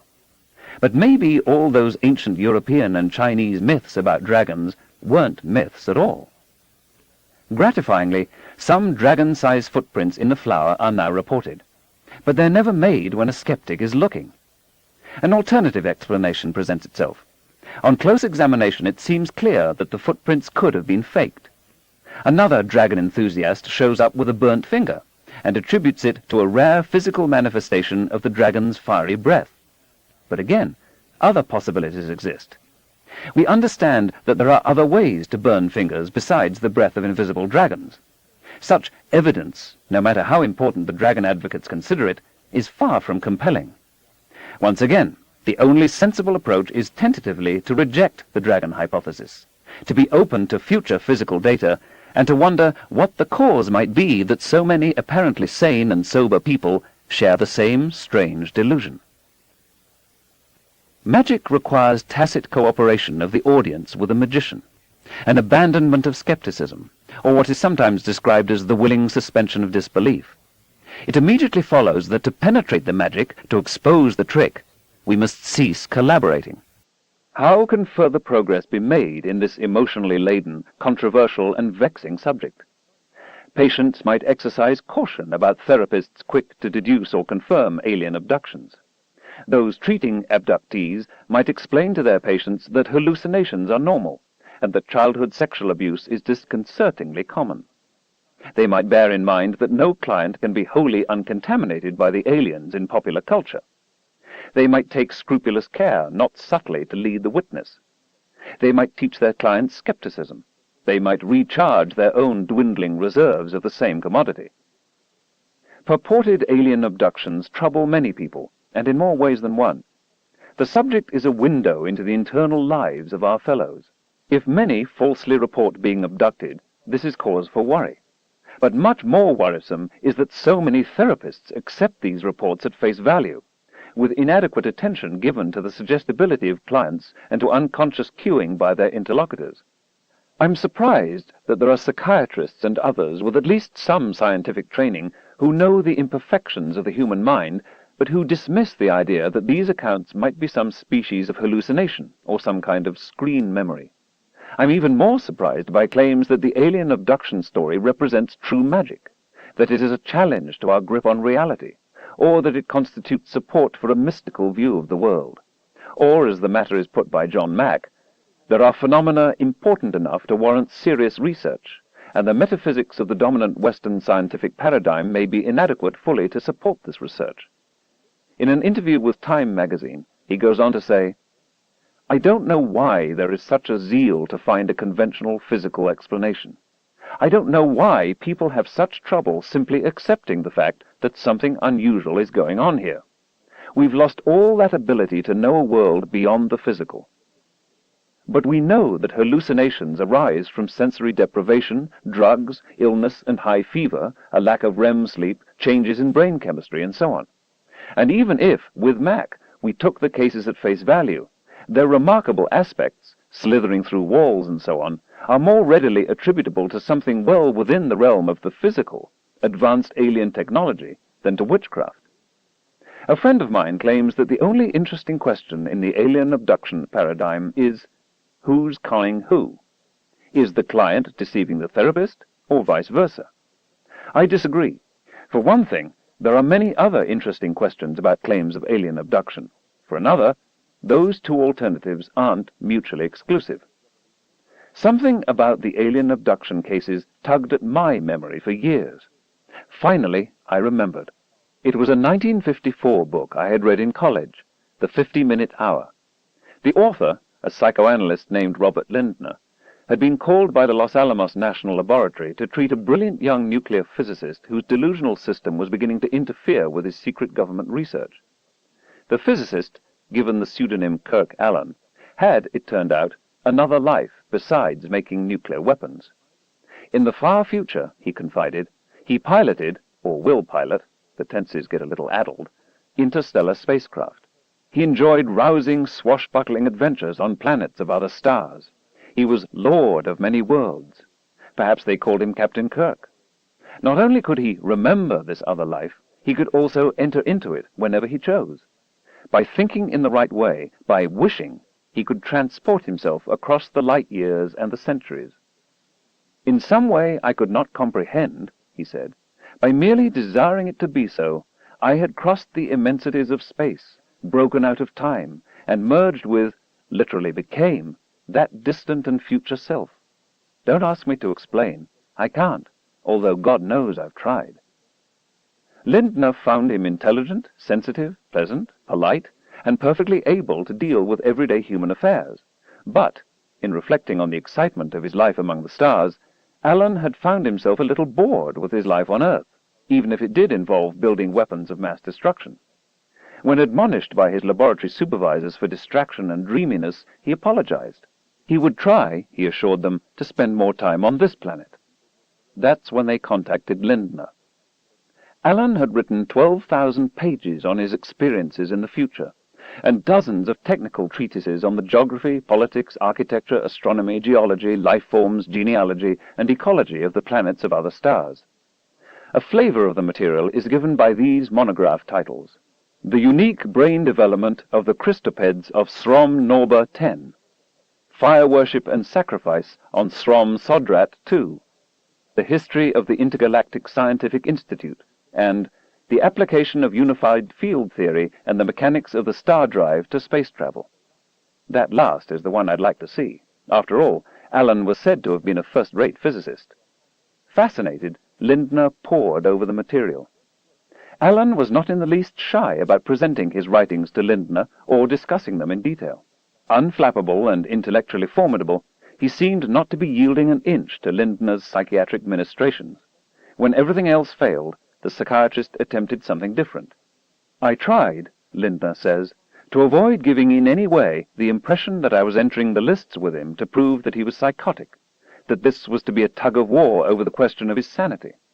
Instead, because it was obvious that both his temperament and training were scientific, I set myself to capitalize on the one quality he had demonstrated throughout his life, the quality that urged him toward a scientific career, his curiosity.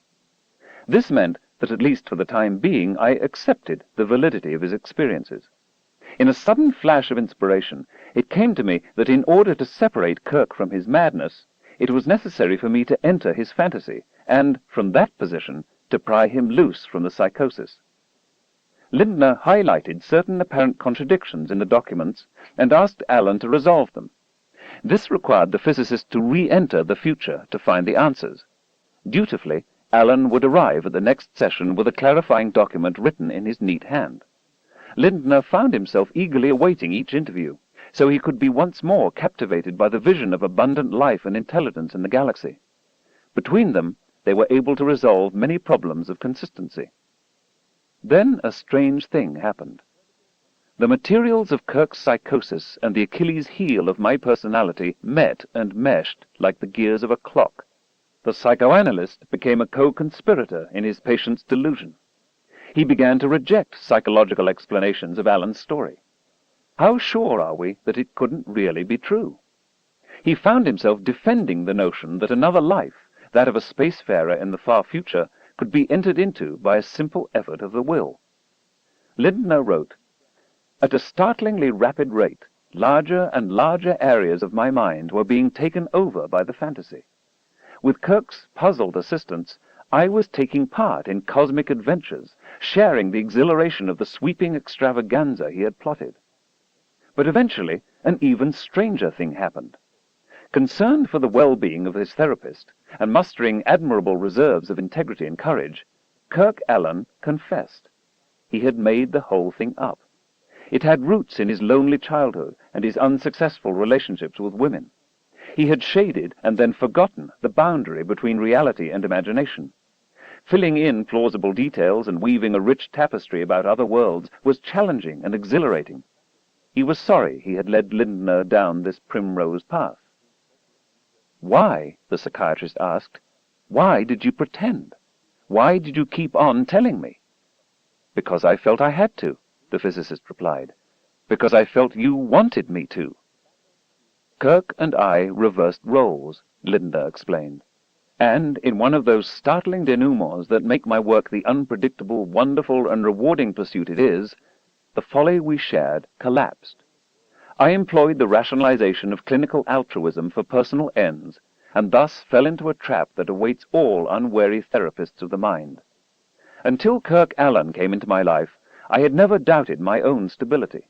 The aberrations of mind, so I had always thought, were for others. I am shamed by this smugness. By now, as I listen from my chair behind the couch, I know better. I know that my chair and the couch are separated only by a thin line. I know that it is, after all, but a happier combination of accidents that determines, finally, who shall lie on the couch and who shall sit behind it. I'm not sure from this account that Kirk Allen was truly delusional. Maybe he was just suffering from some character disorder which delighted in inventing charades at the expense of others. I don't know to what extent Lindner may have embellished or invented part of the story. While he wrote of sharing and of entering Allen's fantasy, there is nothing to suggest that the psychiatrist imagined he himself voyaged to the far future and partook of interstellar high adventure.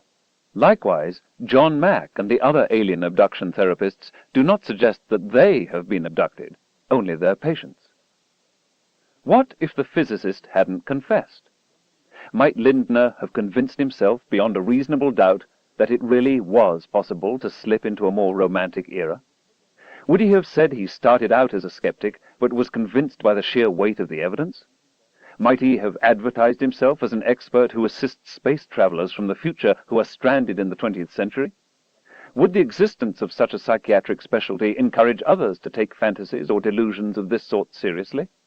After a few similar cases, would Lindner have impatiently resisted all arguments of the "be reasonable, Bob" variety, and deduced he was penetrating some new level of reality? His scientific training helped to save Kirk Allen from his madness. There was a moment when therapist and patient had exchanged roles. I like to think of it as the patient saving the therapist. Perhaps John Mack was not so lucky. Consider a very different approach to finding aliens, the radio search for extraterrestrial intelligence. How is this different from fantasy and pseudoscience?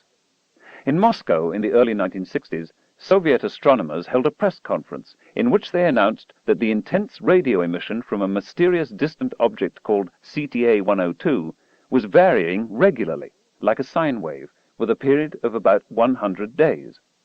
No periodic distant source had ever before been found. Why did they convene a press conference to announce so arcane a discovery? Because they thought they had detected an extraterrestrial civilization of immense powers. Surely that's worth calling a press conference for. The report was briefly a media sensation, and the rock group The Byrds even composed and recorded a song about it.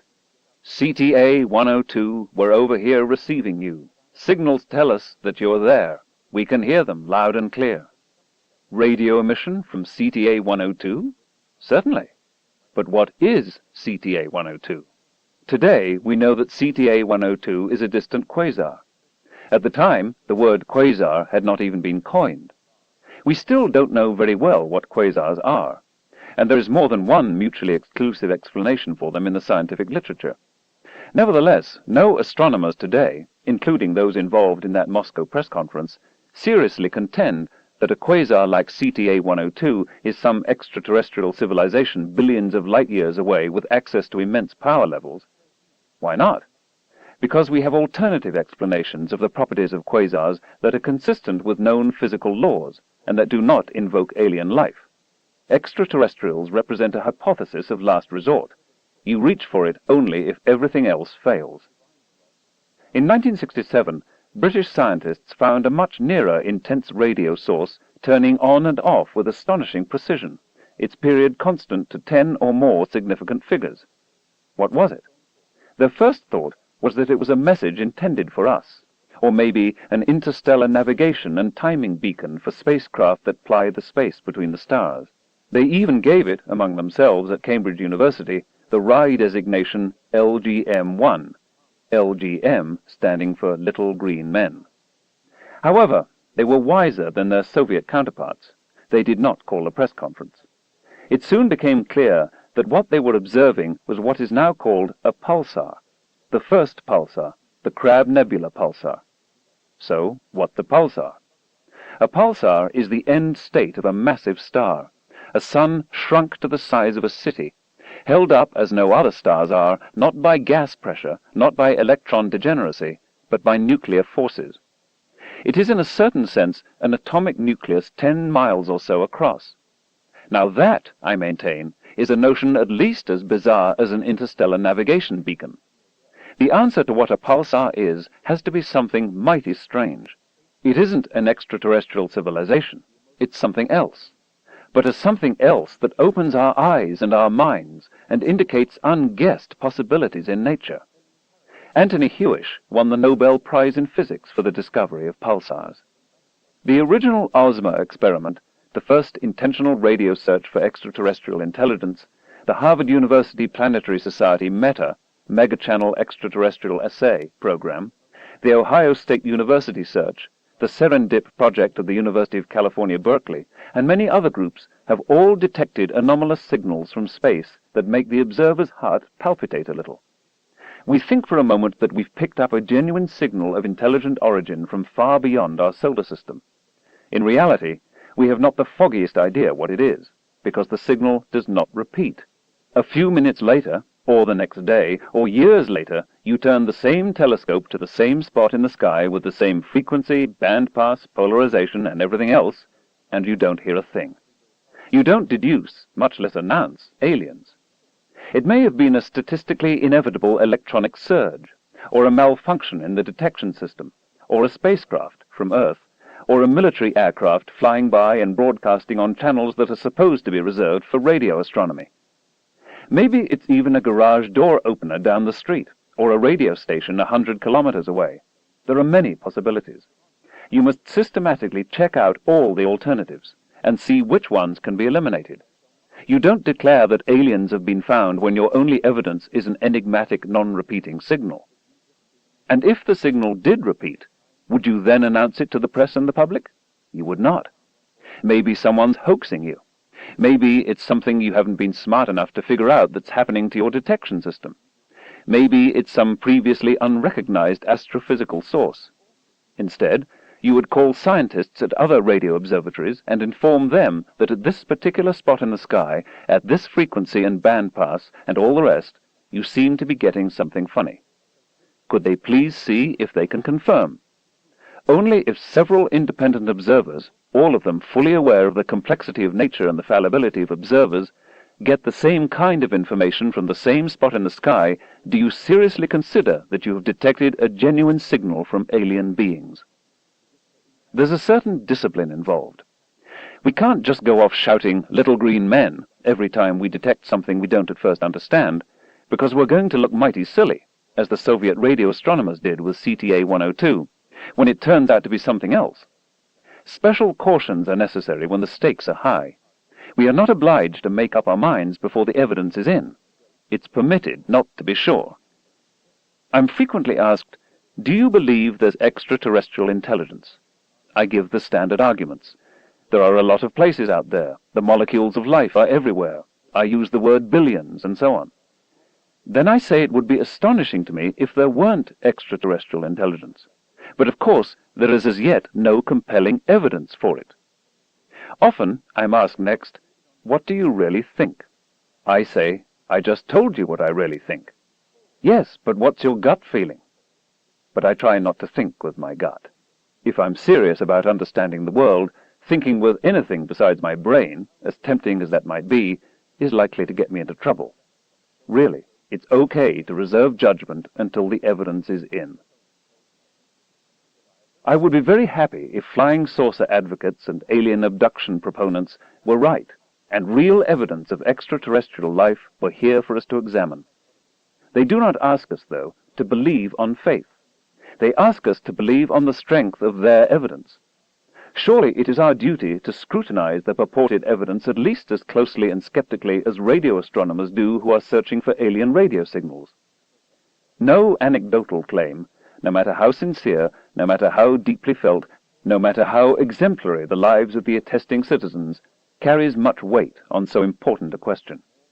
As in the older UFO cases, anecdotal accounts are subject to irreducible error. This is not a personal criticism of those who say they've been abducted or of those who interrogate them. It is not tantamount to contempt for purported witnesses. It is not, or should not be, arrogant dismissal of sincere and affecting testimony.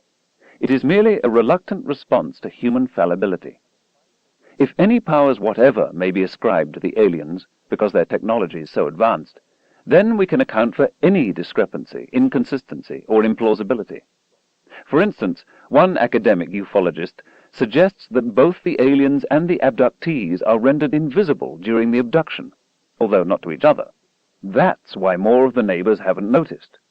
Such explanations can explain anything, and therefore, in fact, nothing. American police procedure concentrates on evidence and not anecdotes. As the European witch trials remind us, suspects can be intimidated during interrogation. People confess to crimes they never committed. Eyewitnesses can be mistaken.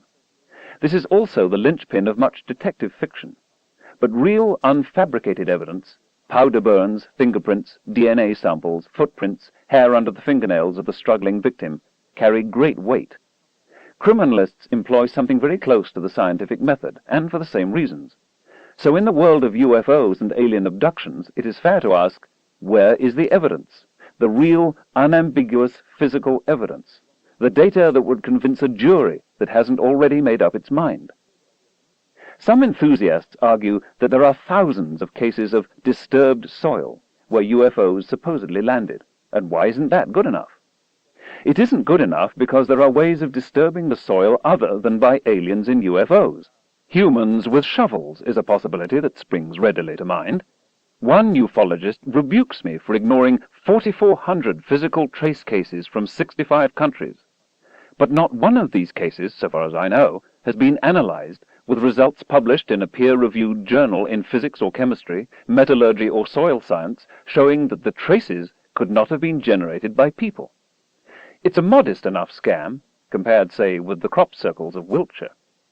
Likewise, not only can photographs easily be faked, but huge numbers of alleged photographs of UFOs have without a doubt been faked. Some enthusiasts go out night after night into a field looking for bright lights in the sky. When they see one, they flash their flashlights. Sometimes they say, there's an answering flash. Well, maybe. But low-altitude aircraft make lights in the sky, and pilots are able, if so inclined, to blink their lights back. None of this constitutes anything approaching serious evidence. Where is the physical evidence? As in satanic ritual abuse claims and echoing devil's marks in the witch trials, the most common physical evidence pointed to are scars and scoop marks on the bodies of abductees, who say they have no knowledge of where their scars came from. But this point is key. If the scars are within human capacity to generate, then they cannot be compelling physical evidence of abuse by aliens. Indeed, there are well-known psychiatric disorders in which people scoop, scar, tear, cut, and mutilate themselves, or others. And some of us with high pain thresholds and bad memories can injure ourselves accidentally with no recollection of the event. One of John Mack's patients claims to have scars all over her body that are wholly baffling to her physicians. What do they look like? Oh, she can't show them. As in the witch mania, they're in private places. Mack considers this compelling evidence. Has he seen the scars? Can we have photographs of the scars taken by a skeptical physician? Mack knows, he says, a quadriplegic with scoop marks, and considers this a reductio ad absurdum of the skeptical position. How can a quadriplegic scar himself? The argument is a good one only if the quadriplegic is hermetically sealed in a room to which no other human has access. Can we see his scars? Can an independent physician examine him? Another of Mack's patients says that the aliens have been taking eggs from her since she was sexually mature, and that her reproductive system baffles her gynecologist. Is it baffling enough to write the case up and submit a research paper to the New England Journal of Medicine? Apparently, it's not that baffling. Then we have the fact that one of his subjects made the whole thing up, as reported by Time magazine, and Mac didn't have a clue. He bought it hook, line, and sinker. What are his standards of critical scrutiny? If he allowed himself to be deceived by one subject, how do we know the same wasn't true of all? Mac talks about these cases, the phenomena, as posing a fundamental challenge to Western thinking, to science, to logic itself. Probably, he says, the abducting entities are not alien beings from our own universe, but visitors from another dimension. Here's a typical and revealing passage from his book. When abductees call their experience dreams, which they often do, close questioning can elicit that this may be a euphemism to cover what they are sure cannot be that, namely, an event from which there was no awakening, that occurred in another dimension. Now, the idea of higher dimensions did not arise from the brow of ufology or the New Age. Instead, it is part and parcel of the physics of the 20th century.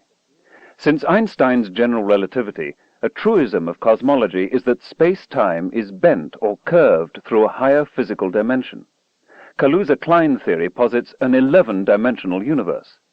Mack presents a thoroughly scientific idea as the key to phenomena beyond the reach of science. We know something about how a higher dimensional object would look in encountering our 3-dimensional universe. For clarity, let's go down one dimension. An apple passing through a plane must change its shape as perceived by 2-dimensional beings confined to the plane. First, it seems to be a point, then larger apple cross-sections, then smaller ones, a point again, and finally, poof, gone. Similarly, a 4th or higher dimensional object, provided it's not a very simple figure such as a hypercylinder passing through 3 dimensions along its axis, will wildly alter its geometry as we witness it passing through our universe. If aliens were systematically reported as shape changers, I could at least see how Mack might pursue the notion of a higher dimensional origin. Another problem is trying to understand what a genetic cross between a 3-dimensional and a 4-dimensional being means. Are the offspring from the 3.5 dimension? What Mack really means when he talks about beings from other dimensions is that, despite his patients' occasional descriptions of their experiences as dreams and hallucinations, he hasn't the foggiest notion of what they are. But tellingly, when he tries to describe them, he reaches for physics and mathematics. He wants it both ways, the language and credibility of science, but without being bound by its method and rules. He seems not to realize that the credibility is a consequence of the method. The main challenge posed by Mack's cases is the old one of how to teach critical thinking more broadly and more deeply in a society, conceivably even including Harvard professors of psychiatry, awash in gullibility.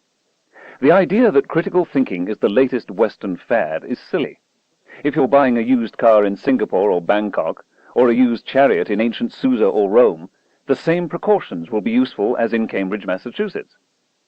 When you buy a used car, you might very much want to believe what the salesman is saying. So much car for so little money. And anyway, it takes work to be skeptical. You have to know something about cars, and it's unpleasant to make the salesman angry at you.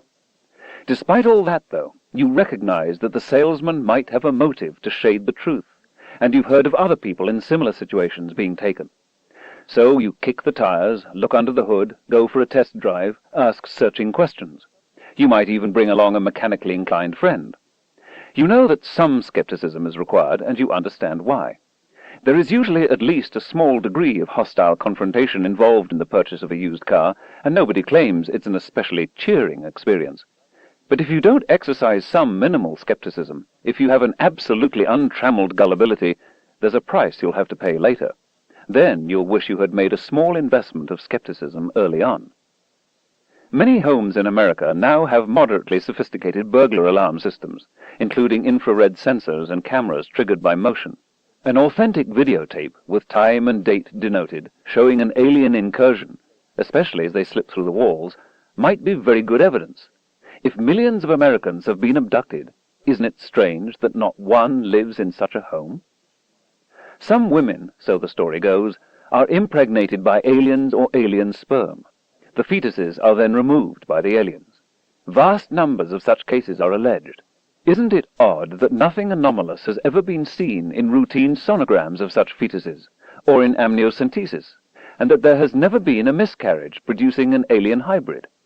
Or are medical personnel so doltish that they idly glance at the half-human, half-alien fetus and move on to the next patient? An epidemic of missing fetuses is something that would surely cause a stir among gynecologists, midwives, obstetrical nurses, especially in an age of heightened feminist awareness. But not a single medical record has been produced substantiating such claims. Some ufologists consider it a telling point that women who claim to have been sexually inactive wind up pregnant, and attribute their state to alien impregnation. A goodly number appear to be teenagers. Taking their stories at face value is not the only option available to the serious investigator. Surely we can understand why, in the anguish of an unwanted pregnancy, a teenager living in a society flooded with accounts of alien visitation might invent such a story. Here, too, there are possible religious antecedents. Some abductees say that tiny implants, perhaps metallic, were inserted into their bodies, high up their nostrils, for example. These implants, alien abduction therapists tell us, sometimes accidentally fall out, but in all but a few of the cases the artifact has been lost or discarded. These abductees seem stupefyingly incurious. A strange object, possibly a transmitter sending telemetered data about the state of your body to an alien spaceship somewhere above the Earth, drops out of your nose. You idly examine it and then throw it in the garbage. Something like this is true, we are told, of the majority of abduction cases. A few such implants have been produced and examined by experts. None has been confirmed as of unearthly manufacture. No components are made of unusual isotopes, despite the fact that other stars and other worlds are known to be constituted of different isotopic proportions than the Earth. There are no metals from the transuranic island of stability, where physicists think there should be a new family of non-radioactive chemical elements unknown on Earth. What abduction enthusiasts considered the best case was that of Richard Price, who claims that aliens abducted him when he was 8 years old and implanted a small artifact in his penis. A quarter-century later, a physician confirmed a foreign body embedded there. After 8 more years, it fell out. Roughly 1 millimeter in diameter and 4 millimeters long, it was carefully examined by scientists from MIT and Massachusetts General Hospital. Their conclusion? Collagen formed by the body at sites of inflammation, plus cotton fibers from Price's underpants.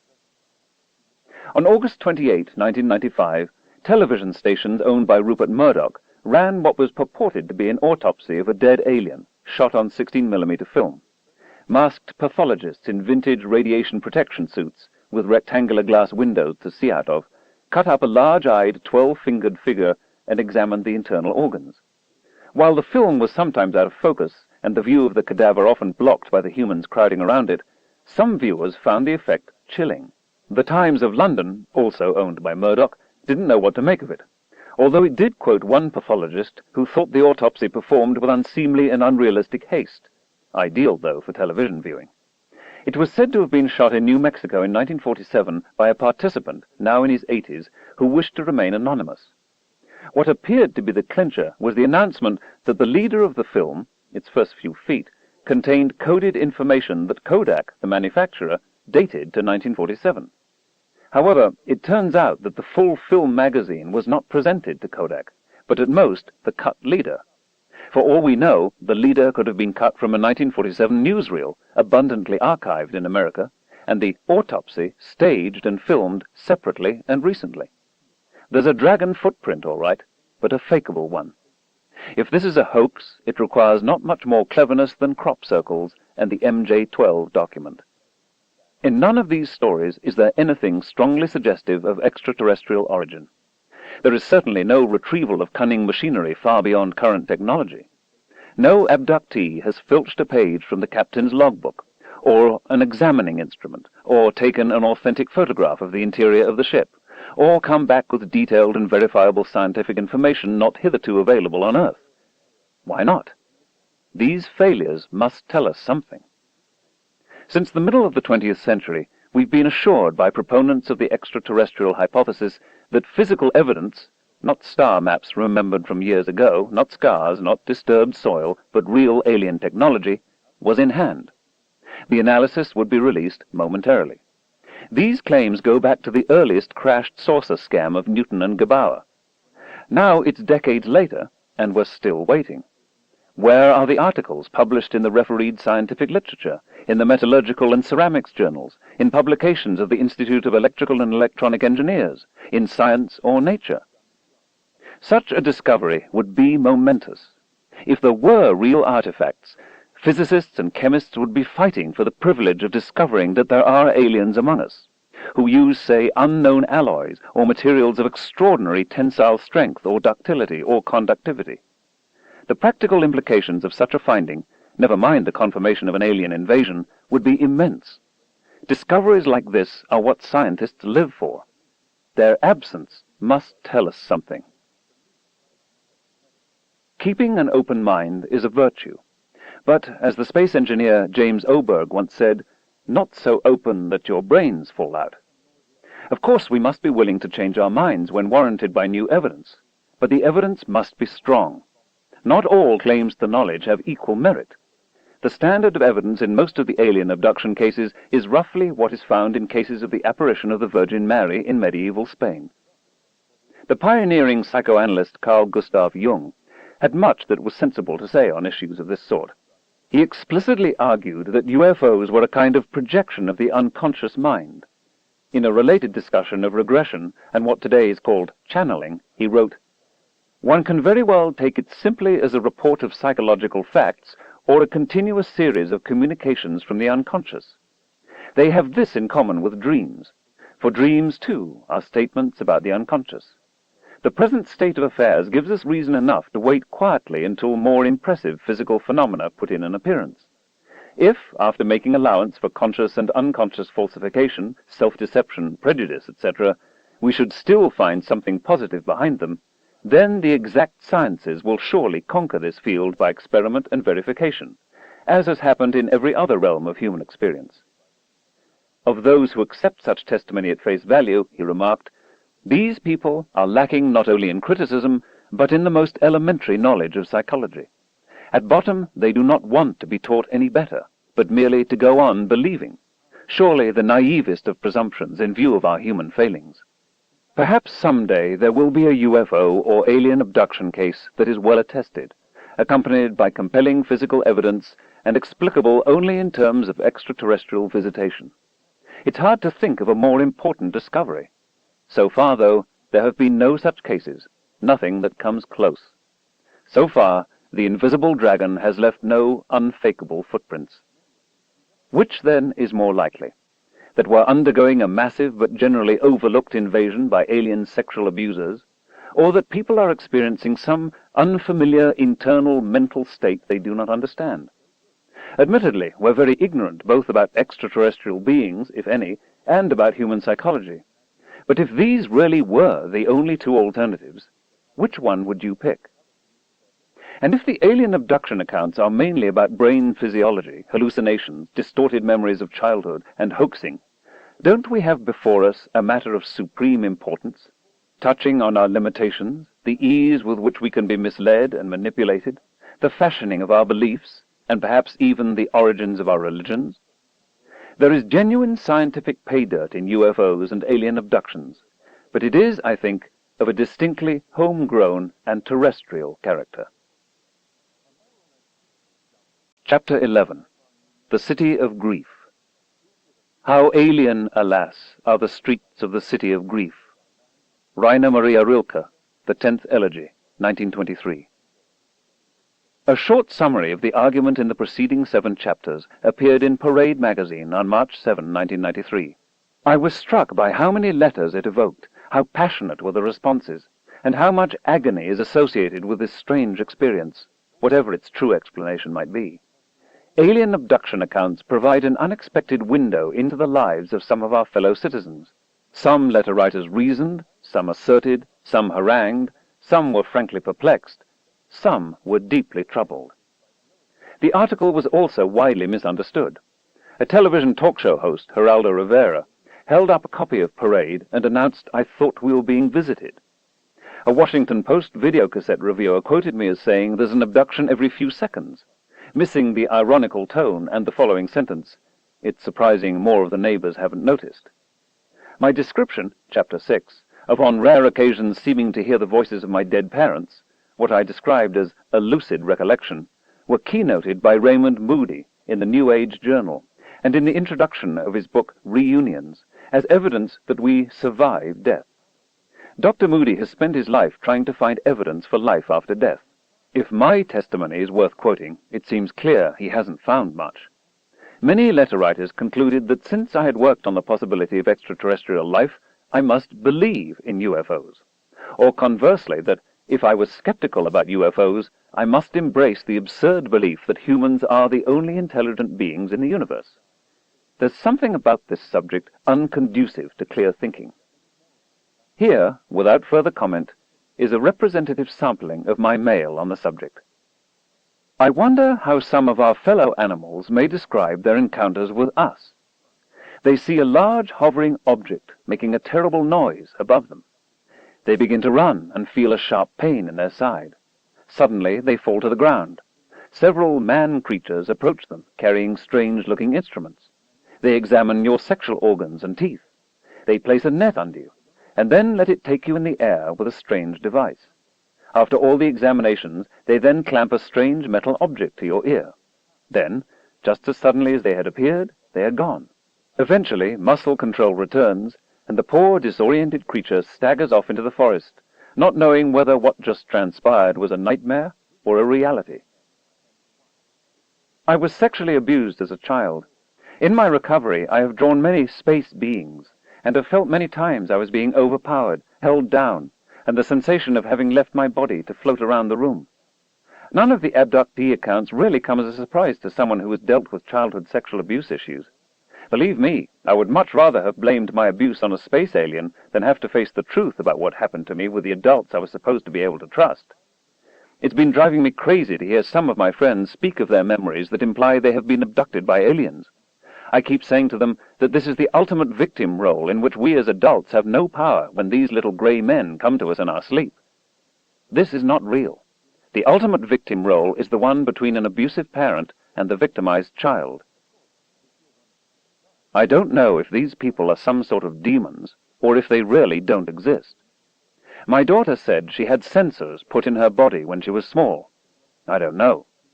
We keep our doors locked and bolted, and it really scares me.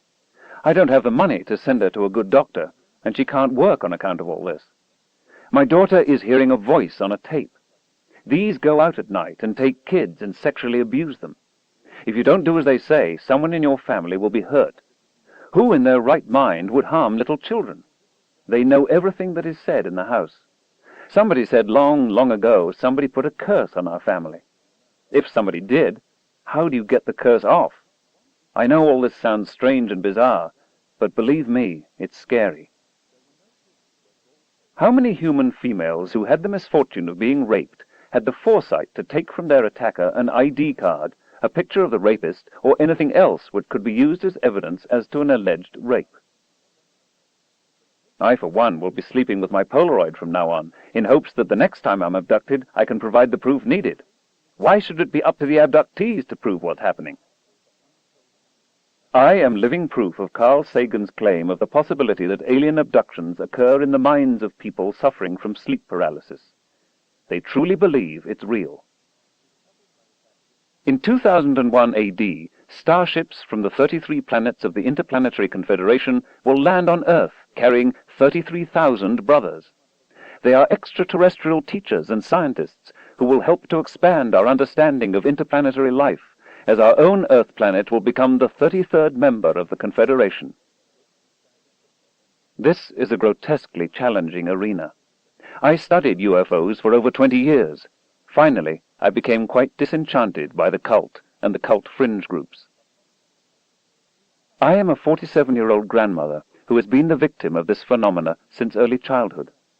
I do not, nor have I ever, accepted it at face value. I do not, nor have I ever, claimed to understand what it is. I would gladly accept a diagnosis of schizophrenia, or some other understood pathology, in exchange for this unknown.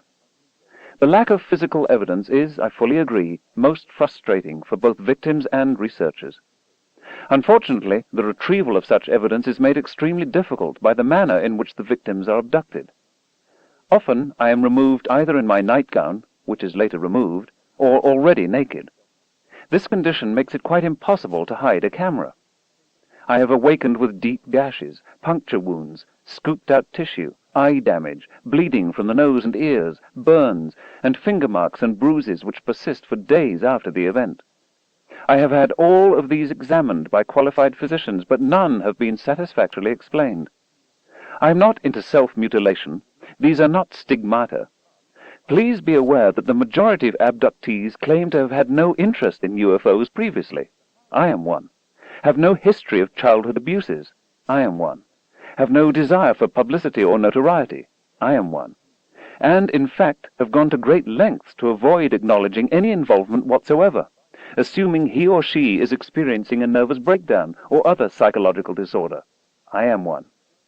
Agreed, there are many self-proclaimed abductees and contactees who seek out publicity for monetary gain or to satisfy a need for attention. I would be the last to deny these people exist. What I do deny is that all abductees are imagining or falsifying these events to satisfy their own personal agendas. UFOs don't exist. I think that requires an eternal energy source, and this doesn't exist. I have spoken with Jesus. The commentary on the Parade magazine is very destructive, and it enjoys scaring society. I beg you to think more openly, because our intelligent beings from outer spaces do exist, and they are our creators. I, too, was an abductee. To be honest, these dear beings have done me more good than bad. They have saved my life. The trouble with Earth beings is that they want proof, proof, and proof. In the Bible, it talks about terrestrial and celestial bodies. This is not to say that God is out for sexual abuse on people, or that we're crazy. I have been strongly telepathic for 27 years now. I do not receive, I transmit. Waves are coming from outer space somewhere, beaming through my head and transmitting thoughts, words, and images into the heads of anybody within range. Images will pop into my head that I did not put there, and vanish just as suddenly. Dreams are not dreams anymore. They are more like Hollywood productions. They are smart critters, and they won't give up. Maybe all these little guys want to do is communicate. If I finally go psychotic from all this pressure, or have another heart attack, there goes your last sure evidence that there is life in space. I think I have found a plausible terrestrial scientific explanation for numerous UFO reports. The writer then discusses ball lightning. If you like my stuff, could you help me get it published? Sagan refuses to take seriously the witnesses' reports of anything that 20th century science can't explain. Now readers will feel free to treat abductees as if they are victims of nothing more than an illusion. Abductees suffer the same sort of trauma a rape victim endures, and to have their experiences rejected by those closest to them is a second victimization that leaves them without any support system. Encounters with aliens is hard enough to cope with. Victims need support, not rationalizations. My friend Frankie wants me to bring back an ashtray or a matchbook, but I think these visitors are probably much too intelligent to smoke. My own feeling is that the alien abduction phenomena is little more than a dreamlike sequence vicariously retrieved from memory storage. There are no more little green men or flying saucers than there are images of those things already stored in our brains. When alleged scientists conspire to censor and intimidate those who endeavor to offer new, insightful hypotheses on conventional theories, they no longer should be considered scientists, but merely the insecure, self-serving impostors that they apparently are. In the same token, must we also still suppose that J. Edgar Hoover was a fine FBI director, rather than the homosexual tool of organized crime he was? Your conclusion that large numbers of people in this country, perhaps as many as 5 million, are all victims of an identical mass hallucination is asinine. Thanks to the Supreme Court, America is now wide open for the Eastern pagan religions, under the aegis of Satan and his demons. So now we have 4-foot grey beings kidnapping earthlings and performing all sorts of experiments on them, and are being propagated by those who are educated beyond their intelligence and should know better. Your question, are we being visited, is no problem for those who know the Word of God and are born-again Christians, and are looking for our Redeemer from heaven to rapture us out of this world of sin, sickness, war, AIDS, crime, abortion, homosexuality, New Age, New World Order, indoctrination, media brainwashing, perversion and subversion in government, education, business, finance, society, religion, etc. Those who reject the Creator God of the Bible are bound to fall for the kind of fairy tales which your article tries to propagate as being truth. If there is no reason to take the matter of alien visitation seriously, why is it the most highly classified subject in the US government? Perhaps some vastly older alien race from a relatively metal-deficient star system is seeking to prolong its existence by taking over a younger, better world and blending with its inhabitants. If I were a betting man, I would give you odds that your mailbox will overflow with stories such as I just related. I suspect that the psychic, here I think the author meant psyche, brings forth these demons and angels, lights and circles as a part of our development. They are part of our nature. Science has become the magic that works. The ufologists are heretics to be excommunicated or burned at the stake. Several readers wrote to say that aliens were demons sent by Satan, who is able to cloud our minds. One proposes that the insidious satanic purpose is to make us worried about an alien invasion, so that when Jesus and his angels appear over Jerusalem, we will be frightened rather than glad. I do hope you will not dismiss me, she writes, as another religious crackpot. I'm quite normal and well known in my own little community. You, sir, are in a position to do one of two things: know about the abductions and be covering them up, or feel that because you have not been abducted, perhaps they are not interested in you, they do not occur. A treason suit was filed against the President and Congress of the United States over a treaty made with aliens in the early 40s, who had later shown themselves to be hostile. The treaty agreed to protect the secrecy of the aliens in return for some of their technology, stealth aircraft and fiber optics, another correspondent reveals. Some of these beings are capable of intercepting the spiritual body when it is traveling. I am having communication with an alien being. This communication started early in 1992. What else can I say? The aliens can stay a step or two ahead of the thinking of scientists, and know how to leave insufficient clues behind that would satisfy the Sagan types, until society is better prepared mentally to face up to it all. Perhaps you share the view that what's going on with respect to UFOs and aliens, if deemed real, would be too traumatic to think about. However, they've shown themselves until back some 5,000 to 15,000 years or more ago, when they were here for extended periods, spawning the god-goddess mythology of all cultures. The bottom line is that in all that time, they haven't taken over the earth. They haven't subjected us or wiped us out. Homo sapiens was genetically fashioned, created initially to be substitute laborers and domestics for the Sky Lords, Dingirs, Elohim, Anunnaki. The explosion that people saw was hydrogen fuel from a star cruiser. The landing site was to be Northern California. The people on that star cruiser looked like Mr. Spock from the Star Trek TV series. Be the reports from the 15th century or the 20th, a common thread ties the reports. Individuals who have experienced sexual trauma have a great deal of difficulty understanding and coping with the trauma. The terms used to describe the resulting hallucinations can be incoherent and incomprehensible. We find we are not as intelligent as we thought, although we are still stiff-necked, and our greatest sin is our pride. And we do not even know we are being led to Armageddon. The star pinpointed a single shed, moved across the sky, leading wise men to that shed, frightened shepherds with the words, "Fear not." Its spotlight was Ezekiel's glory of God, Paul's light that temporarily blinded him. It was the ship in which little men took off old Rip, the little men called brownies, fairies, elves, these creations of creators given specific duties. The God people are not yet ready to make themselves known to us. First Armageddon, then, after we know, we can go it alone.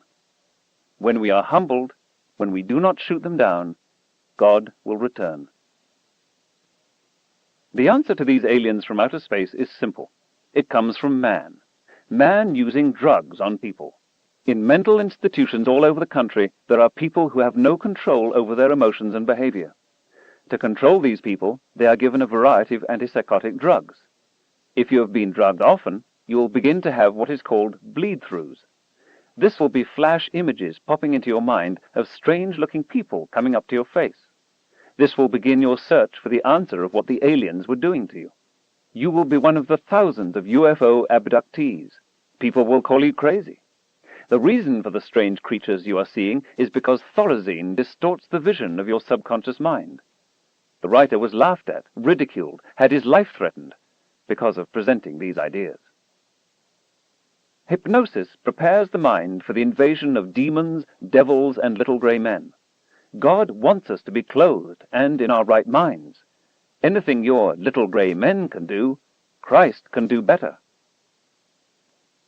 I hope that I never feel so superior that I cannot acknowledge that creation is not limited to myself, but encompasses the universe and all its entities. In 1977, an heavenly being spoke to me about an injury to my head that happened in 1968. A letter from a man who had 24 separate encounters with a silent, hovering, saucer-shaped vehicle, and who has, in consequence, experienced an ongoing development and amplification of such mental functions as clairvoyance, telepathy, and the channeling, of universal life energy for the purpose of healing. Over the years, I have seen and talked to ghosts, been visited, though not yet abducted, by aliens, seen three-dimensional heads floating by my bed, heard knocks on my door. These experiences seemed as real as life. I have never thought of these experiences as anything more than what they certainly are, my mind playing tricks on itself. A hallucination might account for 99%, but can it ever account for 100%?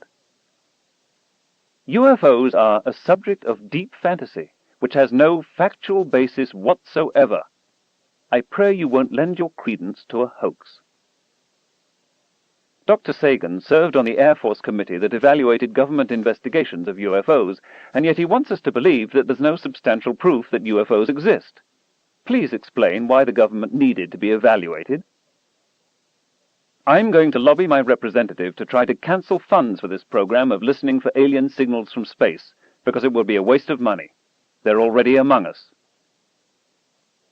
The government spends millions of tax dollars for researching UFOs.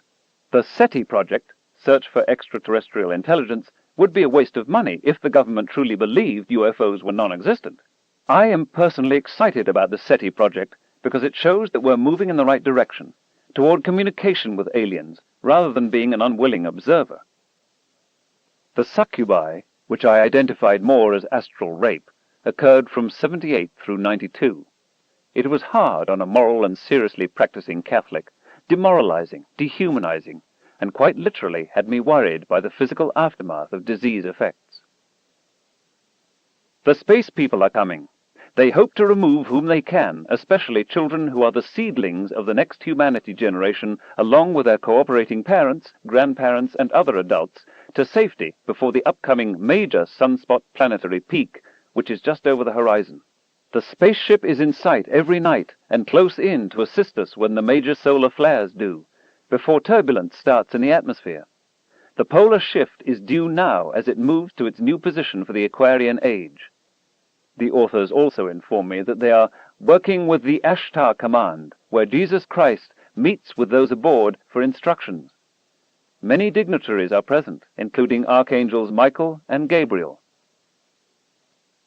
I have extensive experience in therapeutic energy work, which involves removing grid patterns, negative memory cords, and alien implants from human bodies and their surrounding energy fields. My work is primarily utilized as an adjunctive aid to psychotherapy. My clients range from businessmen, homemakers, professional artists, therapists, and children. The alien energy is very fluid, both within the body and after it is removed, and must be contained as soon as possible. The energy grids are most often locked around the heart, or in a triangular formation across the shoulders. I don't know how, after such an experience, I could have just turned over and gone back to sleep. I believe in happy endings. I always have. Once you have seen a figure as tall as the room, with golden hair and shining like a lighted Christmas tree, lifting up the little child beside us, how could you not? I understood the message the figure was relaying to the little child, and it was me. We had always talked together. How else could life be bearable in a place like this? Unfamiliar mental states? You put your finger right on it. Who is really in charge of this planet? Chapter 12. The Fine Art of Baloney Detection. The human understanding is no dry light, but receives infusion from the will and affections, whence proceed sciences which may be called sciences as one would.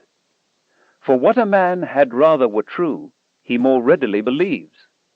Therefore he rejects difficult things from impatience of research, sober things because they narrow hope, the deeper things of nature from superstition, the light of experience from arrogance and pride, things not commonly believed out of deference to the opinion of the vulgar. Numberless, in short, are the ways, and sometimes imperceptible, in which the affections colour and infect the understanding. Francis Bacon, Novum Organum, 1620. My parents died years ago. I was very close to them. I still miss them terribly. I know I always will. I long to believe that their essence, their personalities, what I loved so much about them, are, really and truly, still in existence somewhere. I wouldn't ask very much, just 5 or 10 minutes a year, say, to tell them about their grandchildren, to catch them up on the latest news, to remind them that I love them. There's a part of me, no matter how childish it sounds, that wonders how they are. Is everything all right? I want to ask. The last words I found myself saying to my father at the moment of his death were, "Take care." Sometimes I dream that I'm talking to my parents, and suddenly, still immersed in the dream work, I'm seized by the overpowering realization that they didn't really die, that it's all been some kind of horrible mistake. Why, here they are, alive and well, my father making wry jokes, my mother earnestly advising me to wear a muffler because the weather is chilly. When I wake up, I go through an abbreviated process of mourning all over again. Plainly, there's something within me that's ready to believe in life after death, and it's not the least bit interested in whether there's any sober evidence for it. So I don't guffaw at the woman who visits her husband's grave and chats him up every now and then, maybe on the anniversary of his death. It's not hard to understand. And if I have difficulties with the ontological status of who she's talking to, that's all right. That's not what this is about. This is about humans being human. More than a third of American adults believe that on some level they've made contact with the dead. The number seems to have jumped by 15% between 1977 and 1988. A quarter of Americans believe in reincarnation.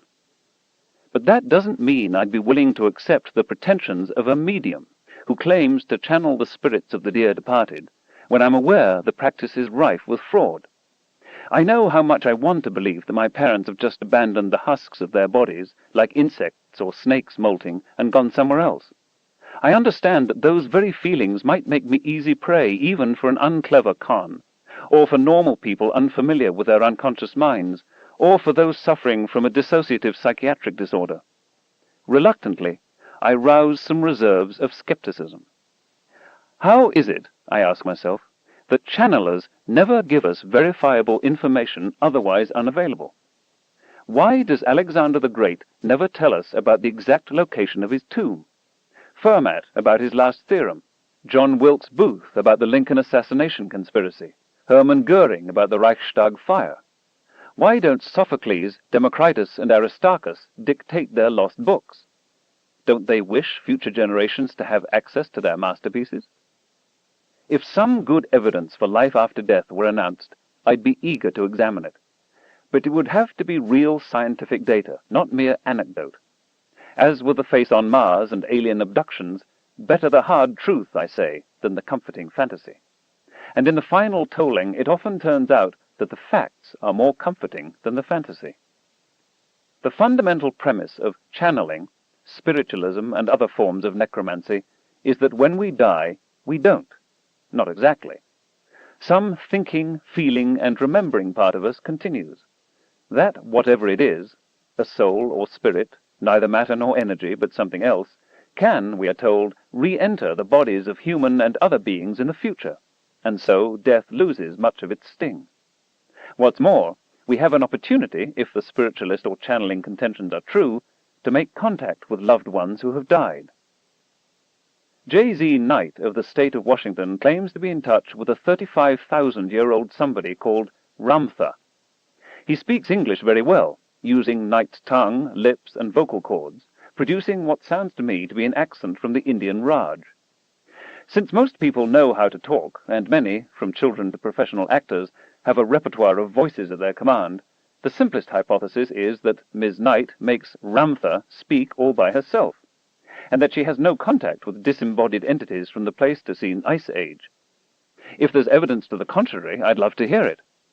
It would be considerably more impressive if Ramtha could speak by himself, without the assistance of Ms. Knight's mouth. Failing that, how might we test the claim? The actress Shirley MacLaine attests that Ramtha was her brother in Atlantis, but that's another story. Suppose Ramtha were available for questioning. Could we verify whether he is who he says he is? How does he know that he lived 35,000 years ago, even approximately? What calendar does he employ? Who is keeping track of the intervening millennia? 35,000 plus or minus what? What were things like 35,000 years ago? Either Ramtha really is 35,000 years old, in which case we discover something about that period, or he's a phony, and he'll, or rather she'll, slip up. Where did Ramtha live? I know he speaks English with an Indian accent, but where 35,000 years ago did they do that? What was the climate? What did Ramtha eat? Archaeologists know something about what people ate back then. What were the indigenous languages and social structure? Who else did Ramtha live with? Wife, wives, children, grandchildren? What was the life cycle, the infant mortality rate, the life expectancy? Did they have birth control? What clothes did they wear? How were the clothes manufactured? What were the most dangerous predators? Hunting and fishing implements and strategies? Weapons? Endemic sexism? Xenophobia and ethnocentrism? And if Ramtha came from the high civilization of Atlantis, where are the linguistic, technological, historical, and other details? What was their writing like? Tell us. Instead, all we are offered are banal homilies. Here, to take another example, is a set of information channeled not from an ancient dead person, but from unknown, non-human entities who make crop circles, as recorded by the journalist Jim Schnabel. We are so anxious at this sinful nation spreading lies about us. We do not come in machines. We do not land on your earth in machines. We come like the wind. We are life force from the ground. Come here. We are but a breath away. A breath away. We are not 1,000,000 miles away. A life force that is larger than the energies in your body. But we meet at a higher level of life. We need no name. We are parallel to your world, alongside your world. The walls are broken. 2 men will rise from the past. The great bear. The world will be at peace. People pay attention to these puerile marvels mainly because they promise something like old-time religion, but especially life after death, even life eternal.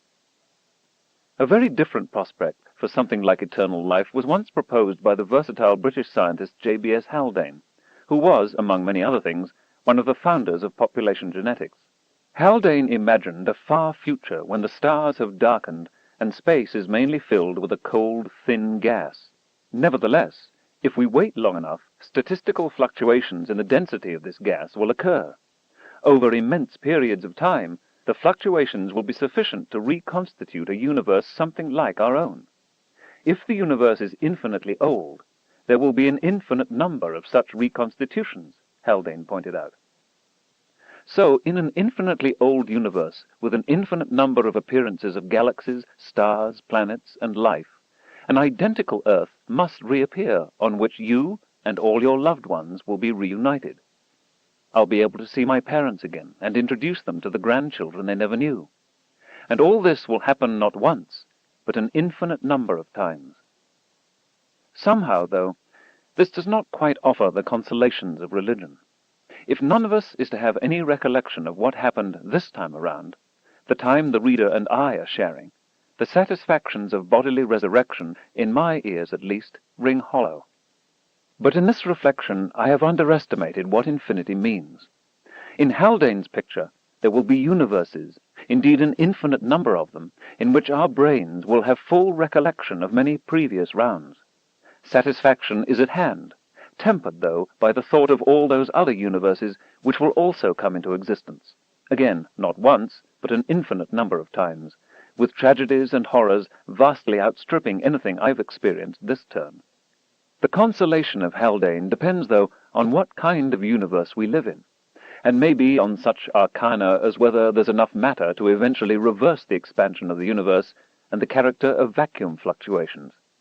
Those with a deep longing for life after death might, it seems, devote themselves to cosmology, quantum gravity, elementary particle physics, and transfinite arithmetic.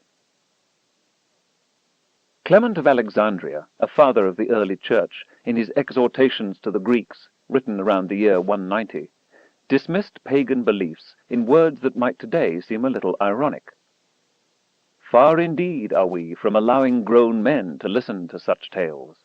Even to our own children, when they are crying their heart out, as the saying goes, we are not in the habit of telling fabulous stories to soothe them. In our time, we have less severe standards. We tell children about Santa Claus, the Easter Bunny, and the Tooth Fairy for reasons we think emotionally sound, but then disabuse them of these myths before they're grown. Why retract? Because their well-being as adults depends on them knowing the world as it really is. We worry, and for good reason, about adults who still believe in Santa Claus. On doctrinaire religions, men dare not avow, even to their own hearts, wrote the philosopher David Hume, the doubts which they entertain on such subjects. They make a merit of implicit faith, and disguise to themselves their real infidelity by the strongest asseverations and the most positive bigotry. This infidelity has profound moral consequences, as the American revolutionary Tom Paine wrote in The Age of Reason.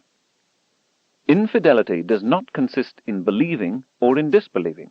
It consists in professing to believe what one does not believe. It is impossible to calculate the moral mischief, if I may so express it, that mental lying has produced in society.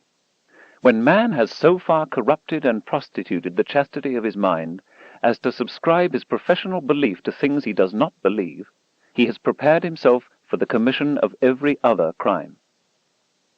T.H. Huxley's formulation was, "The foundation of morality is to give up pretending to believe that for which there is no evidence, and repeating unintelligible propositions about things beyond the possibilities of knowledge."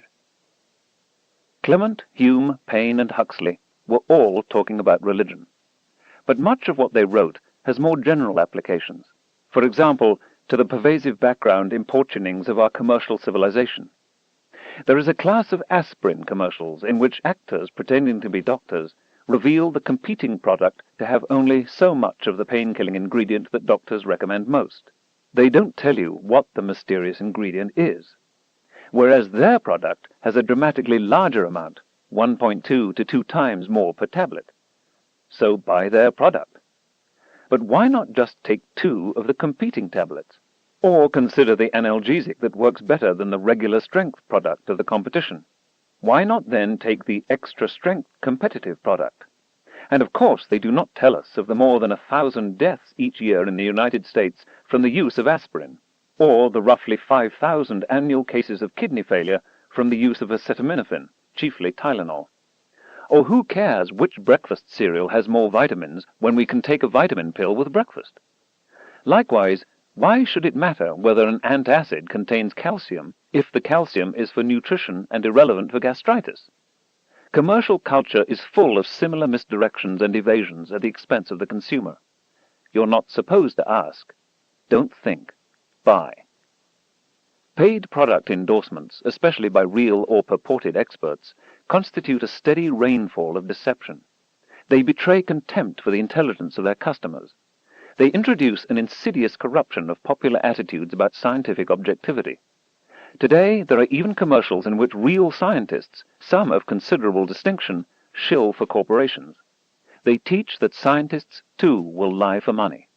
As Tom Paine warned, inuring us to lies lays the groundwork for many other evils. I have in front of me, as I write, the program of one of the annual Whole Life Expos, New Age expositions held in San Francisco. Typically, tens of thousands of people attend. Highly questionable experts tout highly questionable products. Here are some of the presentations. How trapped blood proteins produce pain and suffering. Crystals, are they talismans or stones? I have an opinion myself. It continues, as a crystal focuses sound and light waves for radio and television, this is a vapid misunderstanding of how radio and television work, so may it amplify spiritual vibrations for the attuned human. Or here's one, Return of the Goddess, a presentational ritual. Another, Synchronicity, the recognition experience. That one is given by Brother Charles. Or on the next page, You, Saint-Germain, and Healing Through the Violet Flame. It goes on and on, with plenty of ads about opportunities, running the short gamut from the dubious to the spurious, that are available at the Whole Life Expo.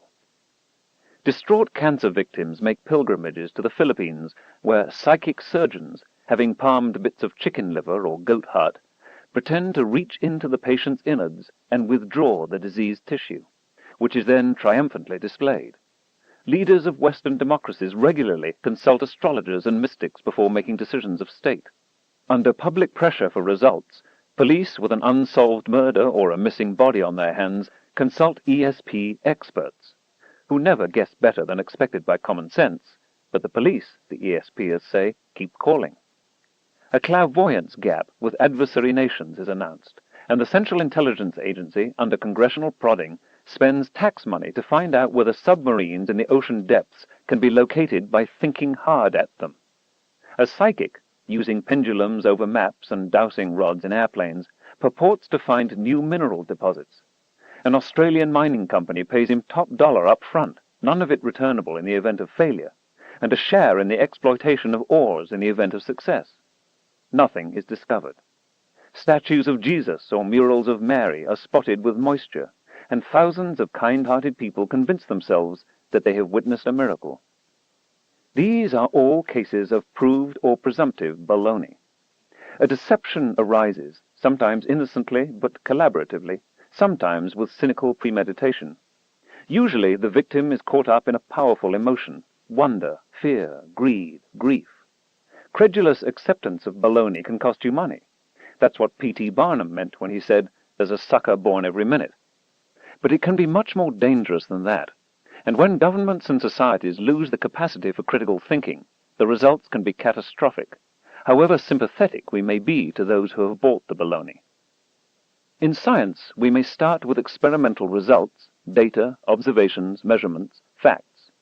We invent, if we can, a rich array of possible explanations and systematically confront each explanation with the facts. In the course of their training, scientists are equipped with a baloney detection kit. The kit is brought out as a matter of course whenever new ideas are offered for consideration. If the new idea survives examination by the tools in our kit, we grant it warm, although tentative, acceptance. If you're so inclined, if you don't want to buy baloney even when it's reassuring to do so, there are precautions that can be taken. There's a tried-and-true, consumer-tested method. What's in the kit? Tools for skeptical thinking. What skeptical thinking boils down to is the means to construct and to understand a reasoned argument and, especially important, to recognize a fallacious or fraudulent argument. The question is not whether we like the conclusion that emerges out of a train of reasoning, but whether the conclusion follows from the premise or starting point, and whether that premise is true. Among the tools, wherever possible, there must be independent confirmation of the facts. Encourage substantive debate on the evidence by knowledgeable proponents of all points of view. Arguments from authority carry little weight. Authorities have made mistakes in the past. They will do so again in the future. Perhaps a better way to say it is that in science there are no authorities. At most, there are experts. Spin more than one hypothesis. If there's something to be explained, think of all the different ways in which it could be explained. Then think of tests by which you might systematically disprove each of the alternatives. What survives, the hypothesis that resists disproof in this Darwinian selection among multiple working hypotheses, has a much better chance of being the right answer than if you had simply run with the first idea that caught your fancy.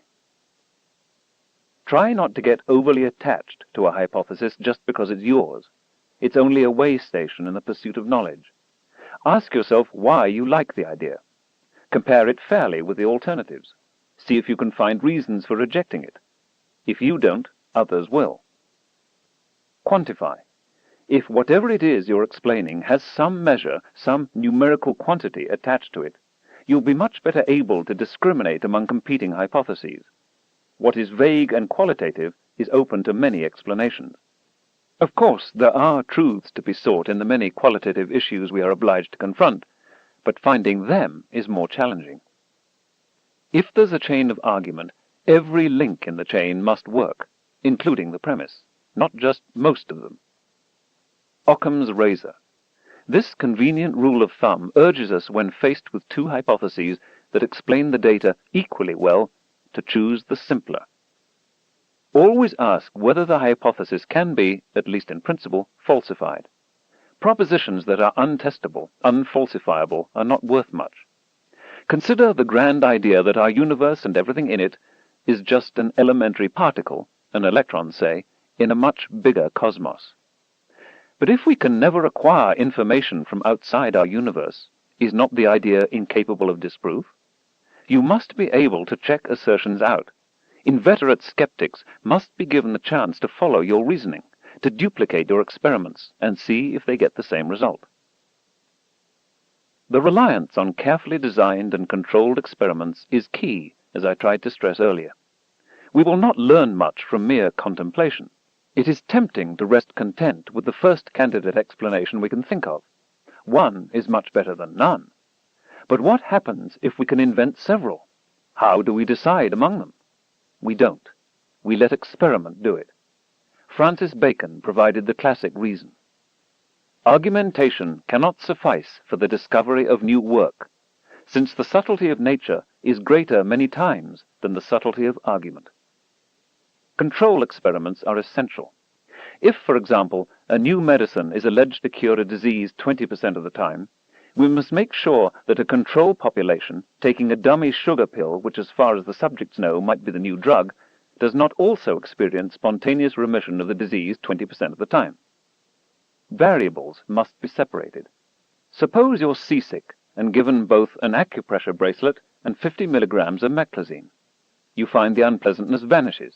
What did it, the bracelet or the pill? You can tell only if you take the one without the other, next time you're seasick. Now imagine that you're not so dedicated to science as to be willing to be seasick. Then you won't separate the variables. You'll take both remedies again. You've achieved the desired practical result. Further knowledge, you might say, is not worth the discomfort of attaining it.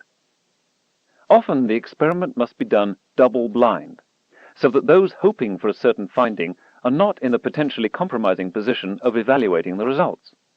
In testing a new medicine, for example, you might want the physicians who determine which patients' symptoms are relieved not to know which patients have been given the new drug. The knowledge might influence their decision, even if only unconsciously. Instead, the list of those who experienced remission of symptoms can be compared with the list of those who got the new drug, each independently ascertained. Then you can determine what correlation exists. Or in conducting a police lineup or photo identification, the officer in charge should not know who the prime suspect is, so as not consciously or unconsciously to influence the witness. In addition to teaching us what to do when evaluating a claim to knowledge, any good baloney detection kit must also teach us what not to do. It helps us to recognize the most common and perilous fallacies of logic and rhetoric. Many good examples can be found in religion and politics, because their practitioners are so often obliged to justify two contradictory propositions. Among these fallacies are ad hominem, Latin for to the man, attacking the arguer and not the argument, e.g., the Reverend Dr. Smith is a known biblical fundamentalist, so her objections to evolution need not be taken seriously. Argument from authority, e.g., President Richard Nixon should be re-elected because he has a secret plan to end the war in Southeast Asia. But because it was secret, there was no way for the electorate to evaluate it on its merits. The argument amounted to trusting him because he was president. A mistake, as it turned out. Argument from adverse consequences, e.g., a God meting out punishment and reward must exist, because if he didn't, society would be much more lawless and dangerous, perhaps even ungovernable. A more cynical formulation by the Roman historian Polybius says, "Since the masses of the people are inconstant, full of unruly desires, passionate and reckless of consequences, they must be filled with fears to keep them in order.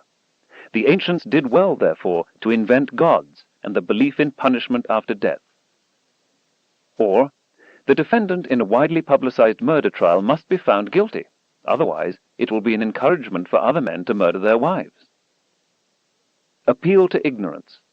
The claim that whatever has not been proved false must be true, and vice versa. E.g., there is no compelling evidence that UFOs are not visiting the Earth. Therefore, UFOs exist, and there is intelligent life elsewhere in the universe.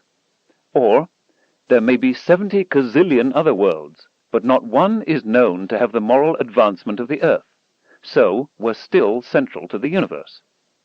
This impatience with ambiguity can be criticized in the phrase, "Absence of evidence is not evidence of absence."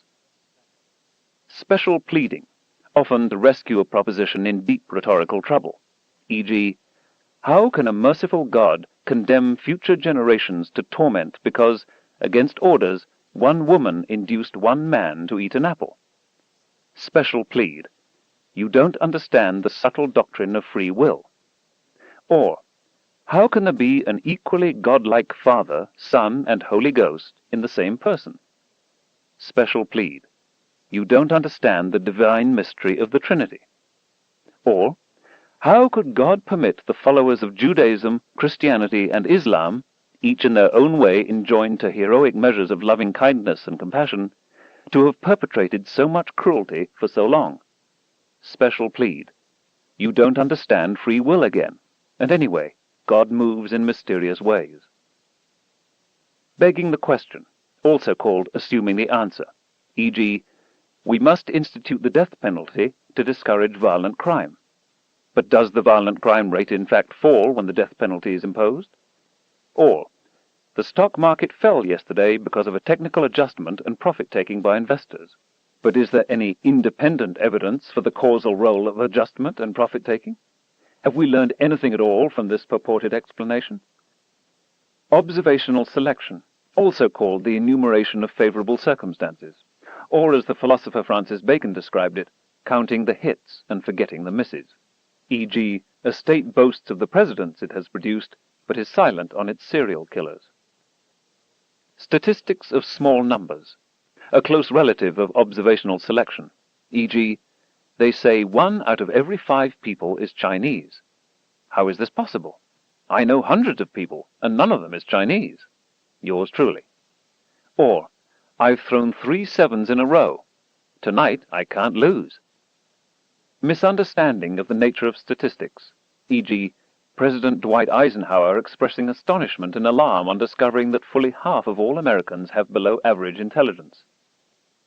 Inconsistency, e.g., prudently plan for the worst of which a potential military adversary is capable, but thriftily ignore scientific projections on environmental dangers because they're not proved. Or, attribute the declining life expectancy in the former Soviet Union to the failures of communism many years ago, but never attribute the high infant mortality rate in the United States, now highest of the major industrial nations, to the failures of capitalism. Or, consider it reasonable for the universe to continue to exist forever into the future, but judge absurd the possibility that it has infinite duration into the past. Non sequitur, Latin for it doesn't follow, e.g., our nation will prevail because God is great. But nearly every nation pretends this to be true. The German formulation was Gott mit uns. Often those falling into the non sequitur fallacy have simply failed to recognize alternative possibilities.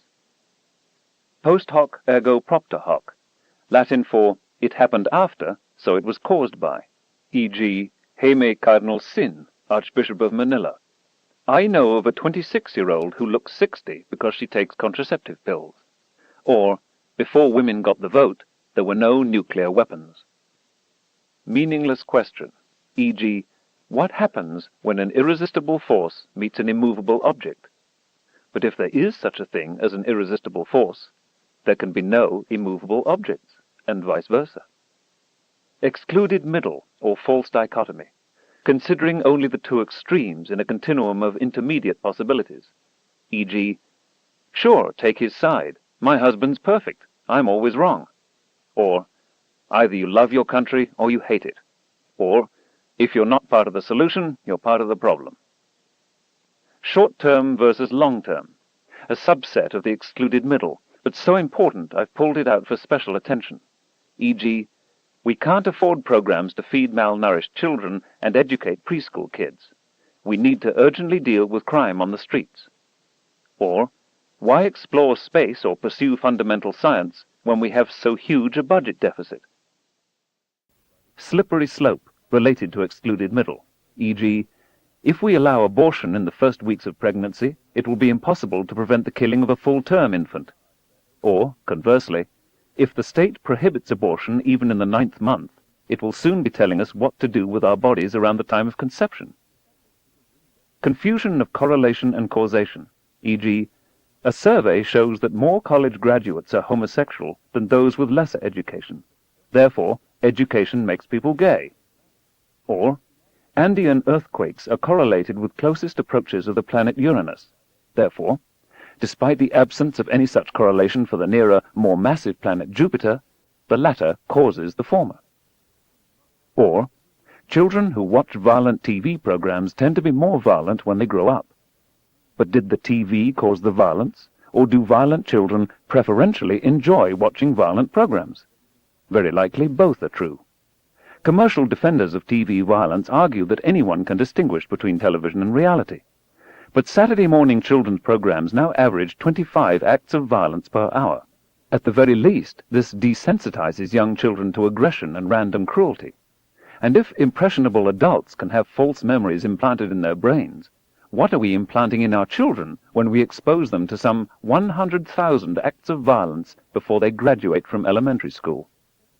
Straw man, caricaturing a position to make it easier to attack, e.g., scientists suppose that living things simply fell together by chance, a formulation that willfully ignores the central Darwinian insight, that nature ratchets up by saving what works and discarding what doesn't. Or, this is also a short-term, long-term fallacy, environmentalists care more for snail darters and spotted owls than they do for people. Suppressed evidence or half-truths, e.g., an amazingly accurate and widely quoted prophecy of the assassination attempt on President Reagan is shown on television.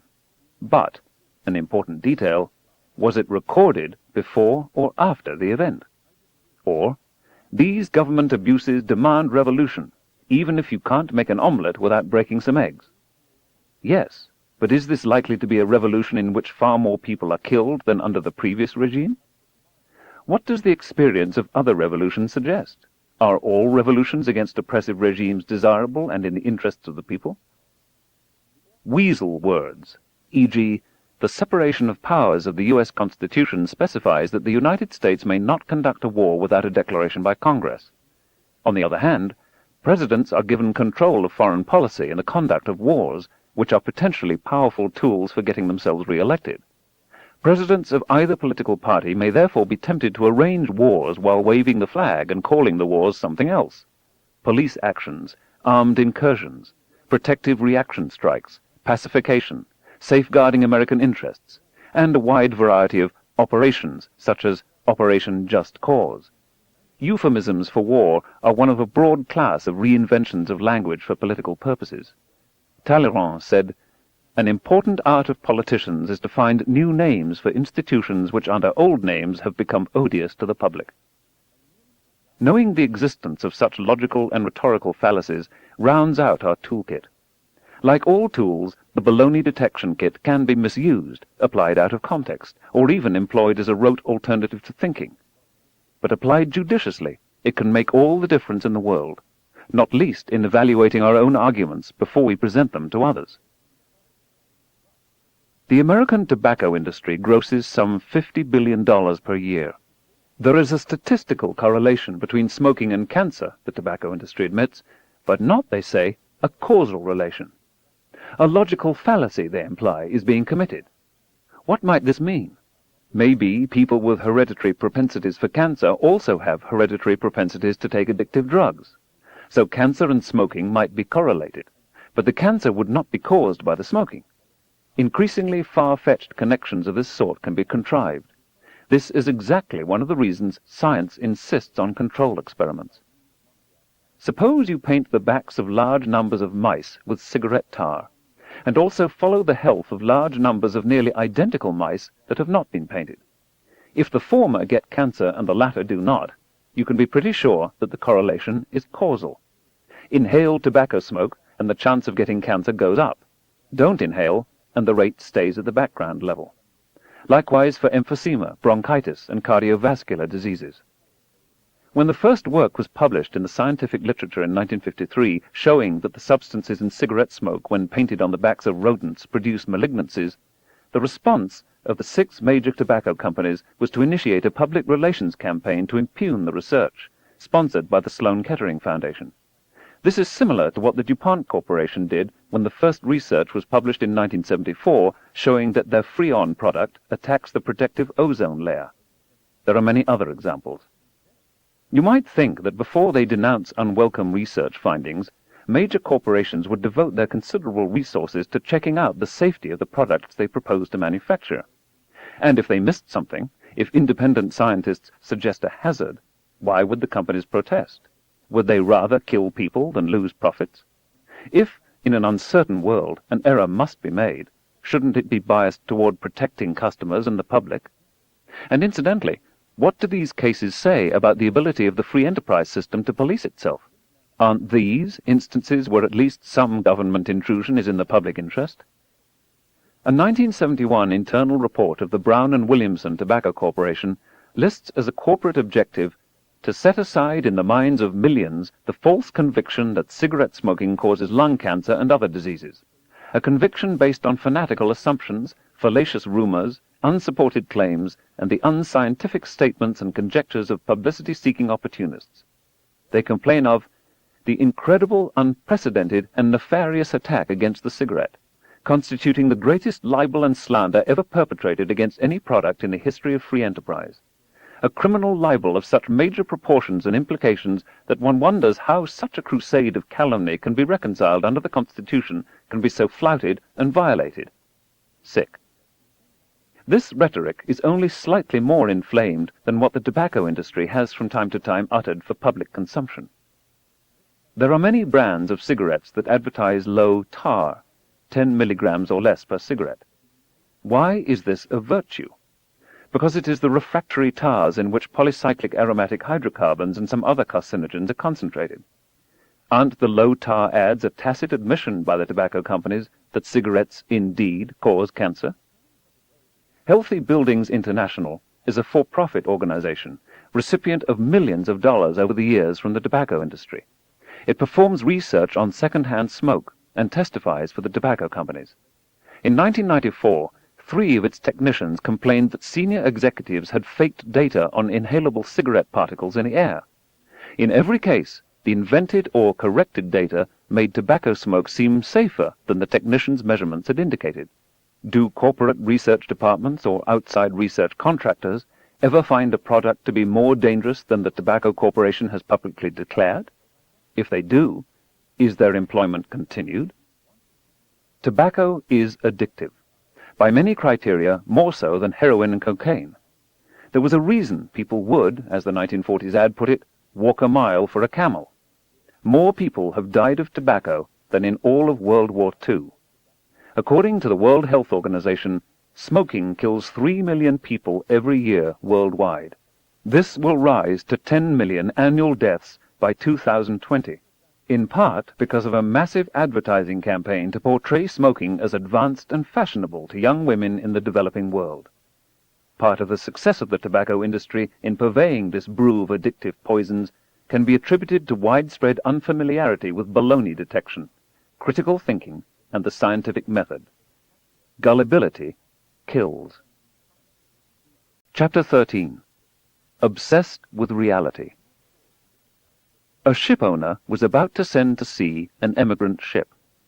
He knew that she was old and not over-well built at the first, that she had seen many seas and climes, and often had needed repairs. Doubts had been suggested to him that possibly she was not seaworthy.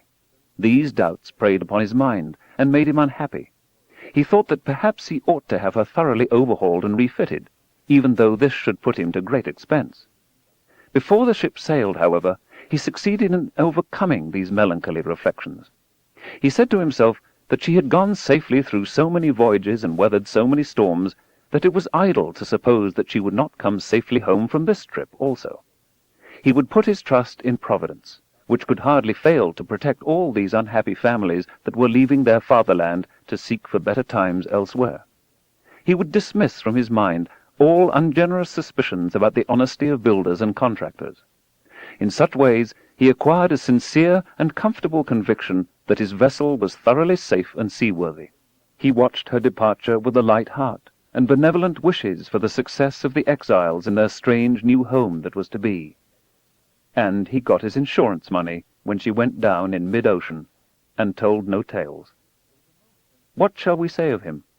Surely this, that he was verily guilty of the death of those men. It is admitted that he did sincerely believe in the soundness of his ship, but the sincerity of his conviction can in no wise help him, because he had no right to believe on such evidence as was before him. He had acquired his belief not by honestly earning it in patient investigation, but by stifling his doubts. William K. Clifford, The Ethics of Belief, 1874.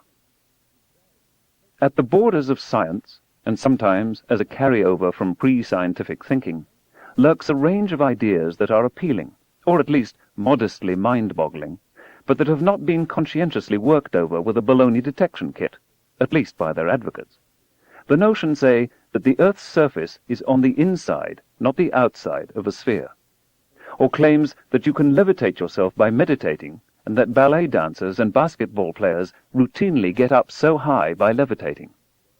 Or the proposition that I have something called a soul, made not of matter or energy, but of something else for which there is no other evidence, and which, after my death, might return to animate a cow or a worm.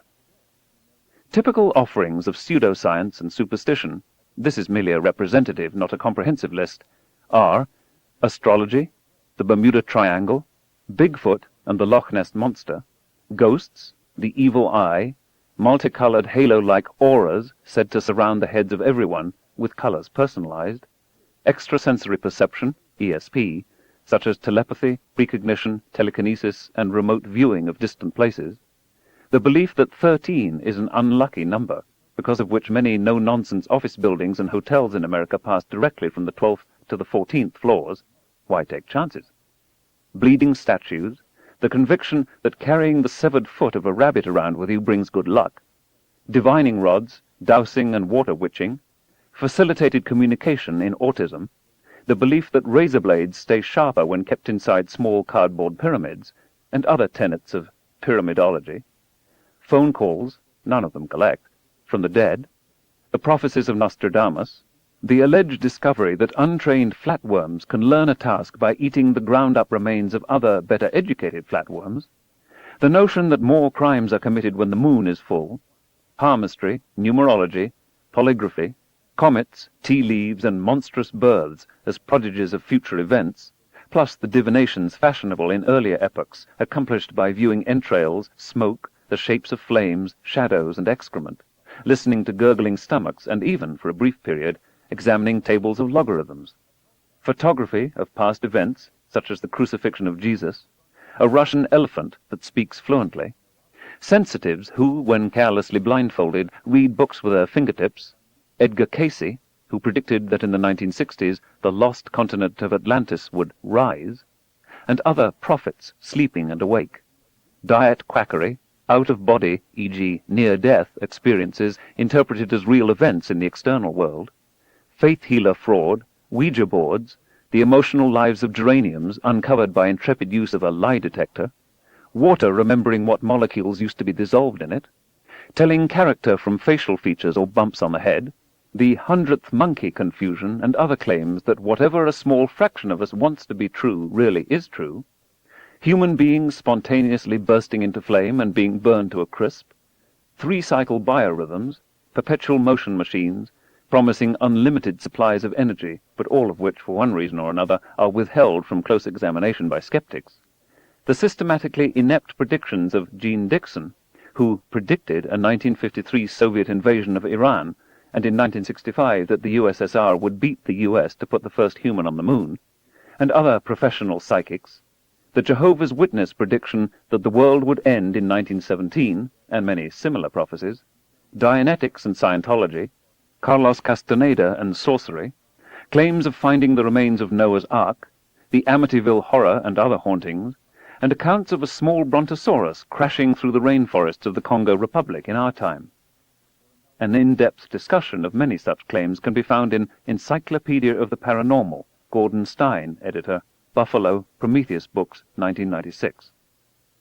Many of these doctrines are rejected out of hand by fundamentalist Christians and Jews, because the Bible so enjoins.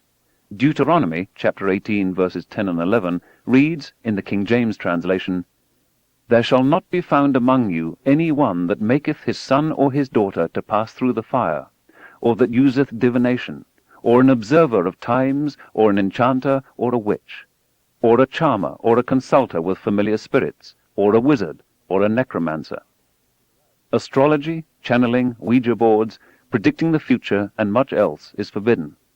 The author of Deuteronomy does not argue that such practices fail to deliver what they promise, but they are abominations, perhaps suitable for other nations, but not for the followers of God. And even the Apostle Paul, so credulous on so many matters, counsels us to prove all things. The 12th century Jewish philosopher Moses Maimonides goes further than Deuteronomy, in that he makes explicit that these pseudosciences don't work. It is forbidden to engage in astrology, to utilize charms, to whisper incantations. All of these practices are nothing more than lies and deceptions used by ancient pagan peoples to deceive the masses and lead them astray. Wise and intelligent people know better. From the Mishneh Torah, Avodah Zarah, chapter 11. Some claims are hard to test. For example, if an expedition fails to find the ghost or the brontosaurus, that doesn't mean it doesn't exist. Absence of evidence is not evidence of absence. Others are easier. For example, flatworm cannibalistic learning, or the announcement that colonies of bacteria subjected to an antibiotic on an agar dish thrive when their prosperity is prayed for, compared to control bacteria unredeemed by prayer. A few, for example, perpetual motion machines, can be excluded on grounds of fundamental physics. Except for them, it's not that we know before examining the evidence that the notions are false. Stranger things are routinely incorporated into the corpus of science. The question, as always, is how good is the evidence? The burden of proof surely rests on the shoulders of those who advance such claims. Revealingly, some proponents hold that skepticism is a liability, that true science is inquiry without skepticism. They are perhaps halfway there, but halfway doesn't do it. Parapsychologist Susan Blackmore describes one of the steps in her transformation to a more skeptical attitude on psychic phenomena. A mother and daughter from Scotland asserted they could pick up images from each other's minds. They chose to use playing cards for the tests because that is what they used at home. I let them choose the room in which they would be tested and ensured that there was no normal way for the receiver to see the cards. They failed. They could not get more right than chance predicted, and they were terribly disappointed. They had honestly believed they could do it, and I began to see how easy it is to be fooled by your own desire to believe. I had similar experiences with several dowsers, children who claimed they could move objects psychokinetically, and several who said they had telepathic powers. They all failed. Even now I have a 5-digit number, a word, and a small object in my kitchen at home. The place and items were chosen by a young man who intends to see them while traveling out of his body. They have been there, though regularly changed, for 3 years.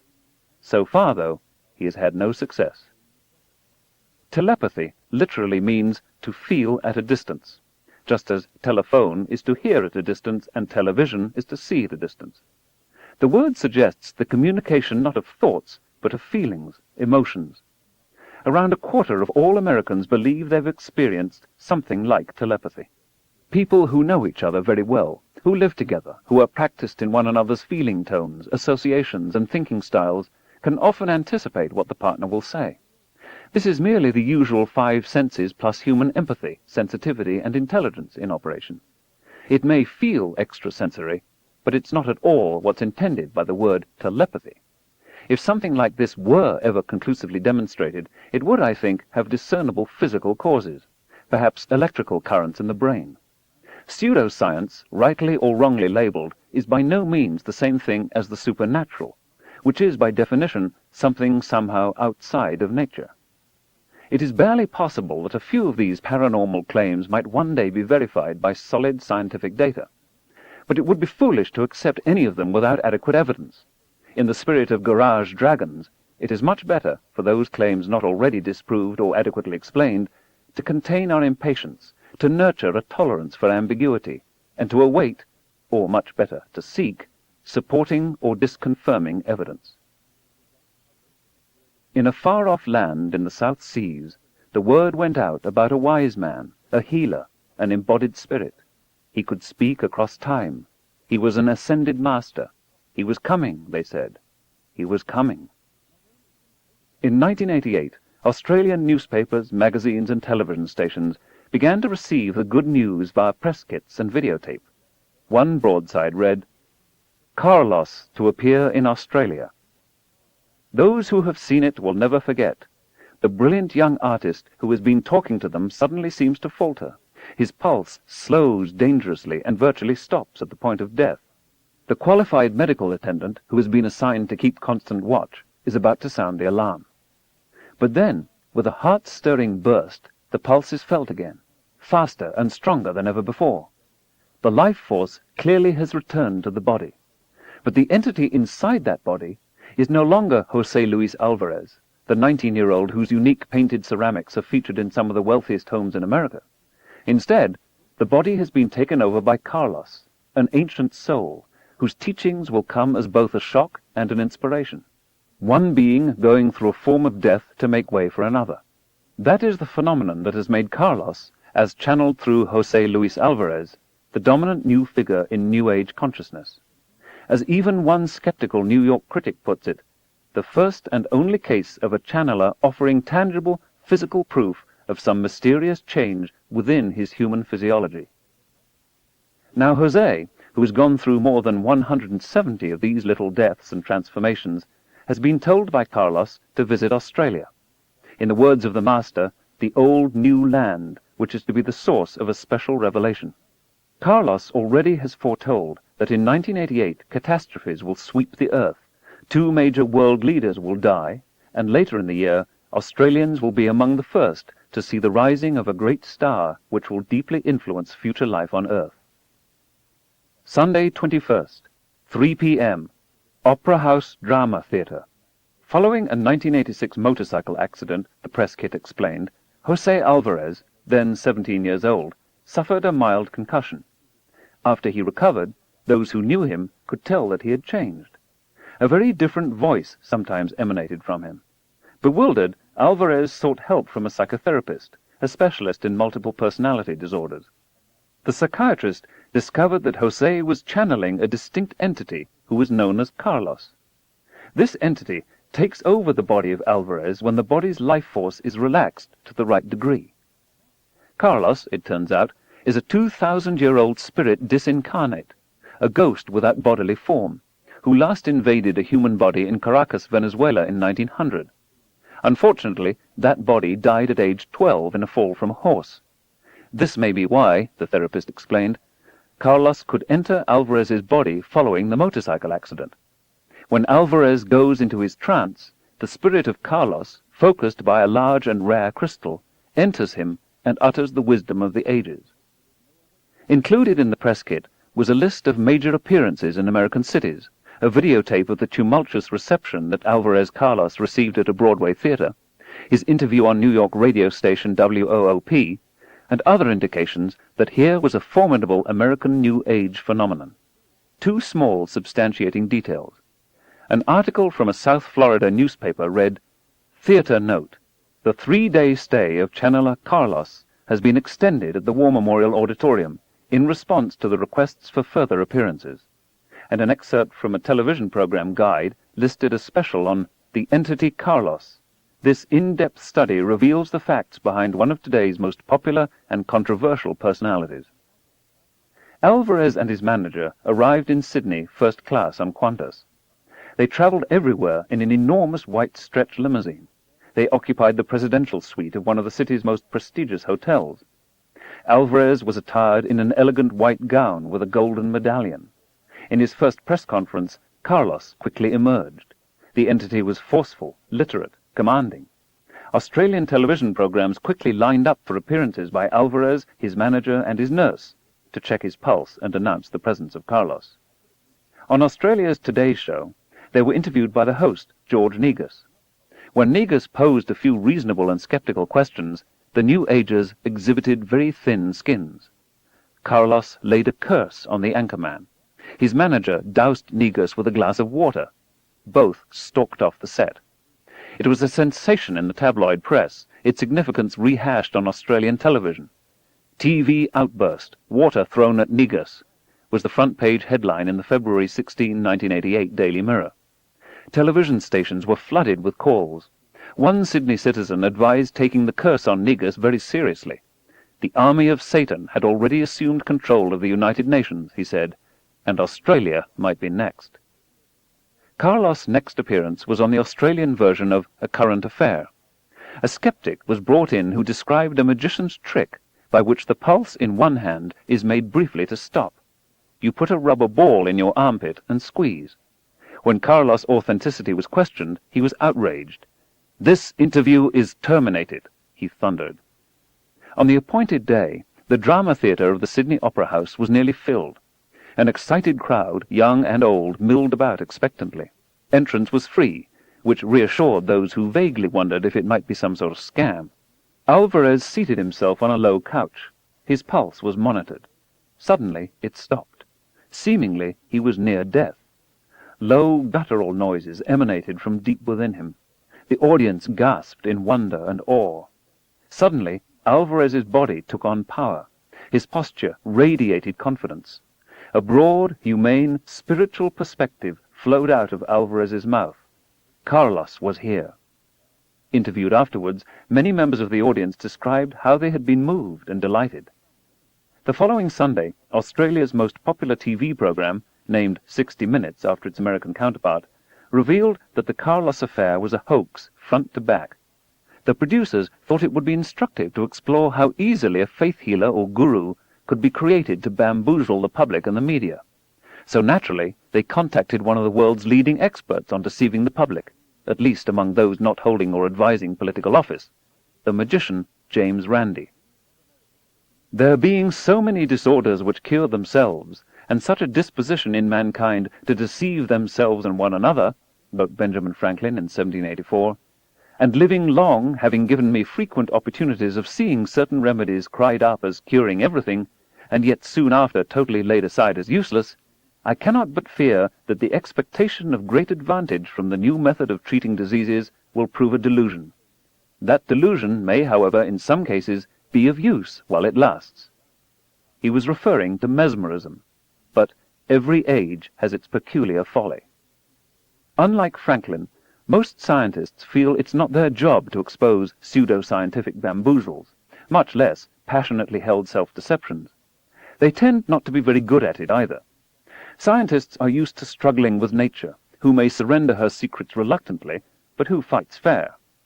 Often they are unprepared for those unscrupulous practitioners of the paranormal who play by different rules. Magicians, on the other hand, are in the deception business.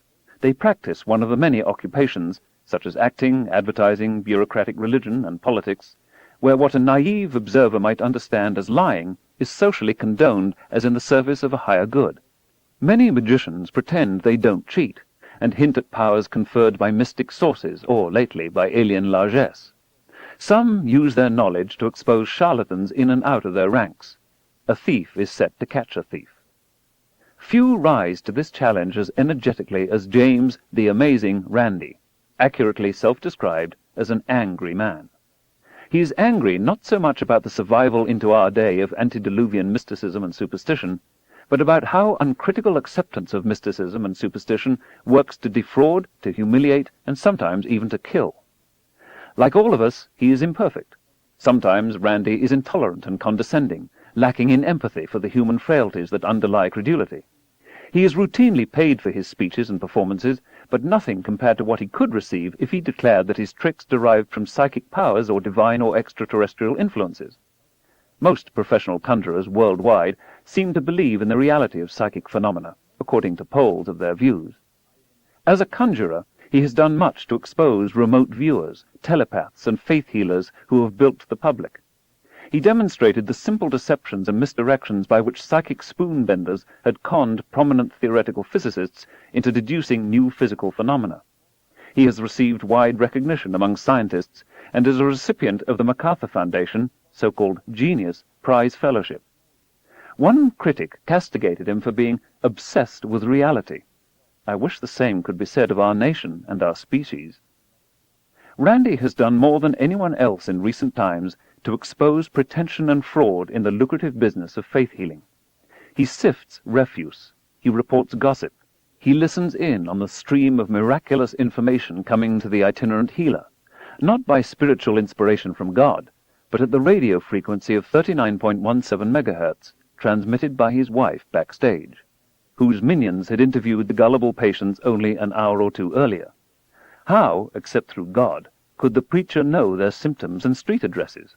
This scam by the Christian fundamentalist faith healer Peter Popoff, and exposed by Randi, was thinly fictionalized in the 1993 film Leap of Faith. He discovers that those who rise from their wheelchairs and are declared healed had never before been confined to wheelchairs. They were invited by an usher to sit in them. He challenges the faith healers to provide serious medical evidence for the validity of their claims.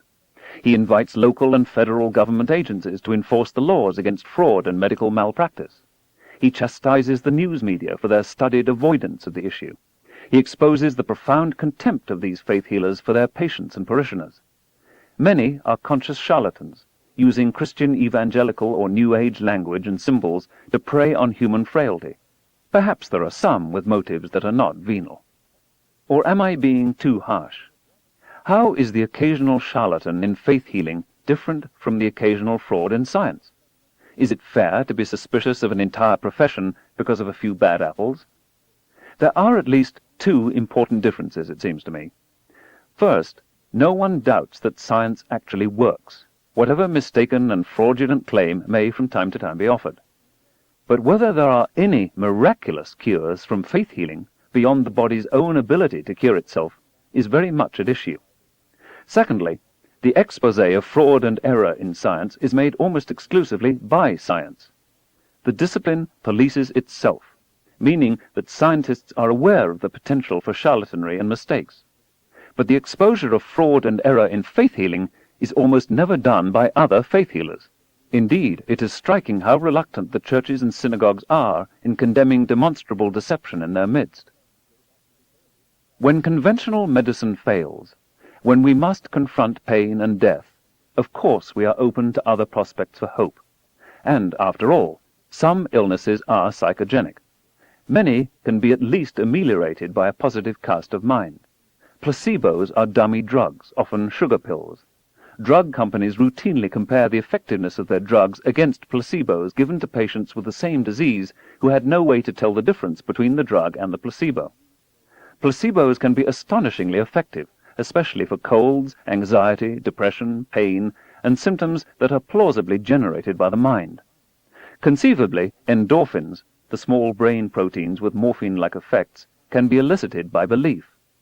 A placebo works only if the patient believes it's an effective medicine. Within strict limits, hope, it seems, can be transformed into biochemistry.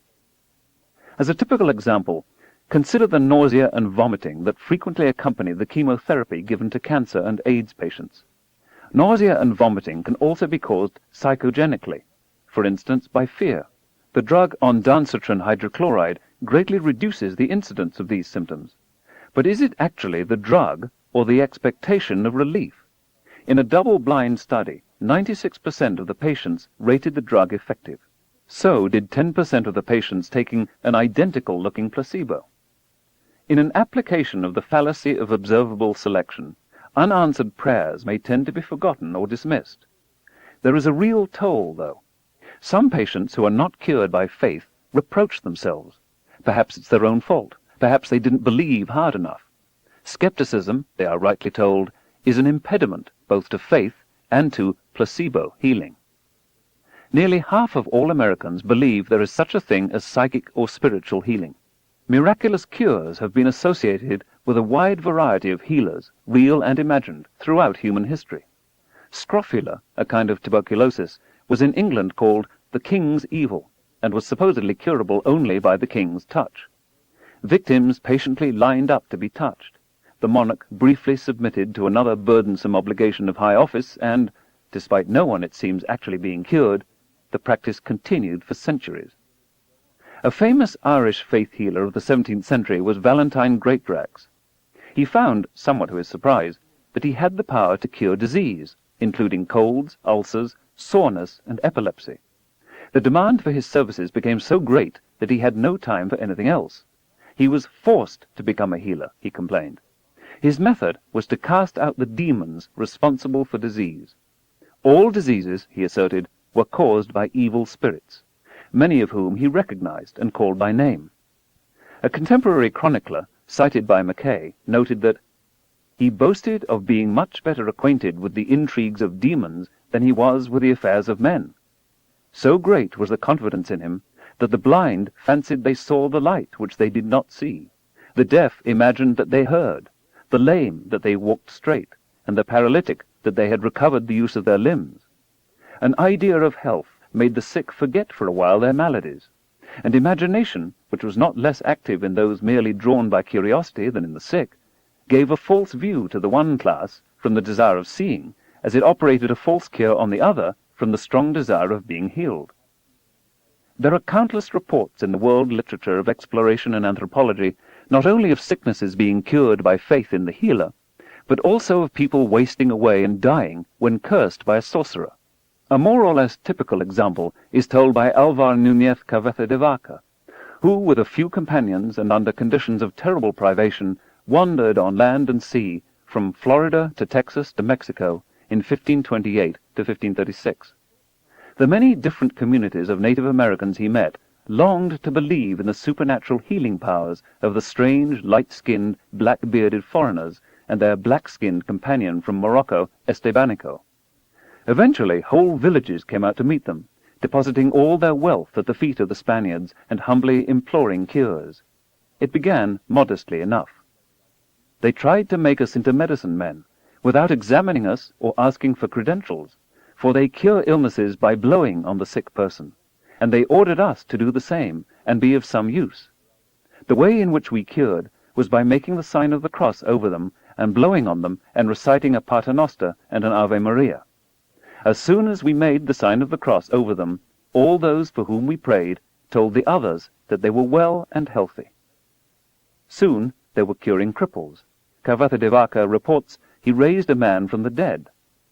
After that, we were very much hampered by the larger number of people who were following us.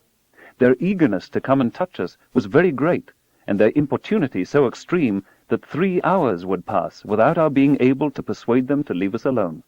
When a tribe begged the Spaniards not to leave them, Cabeza de Vaca and his companions became angry.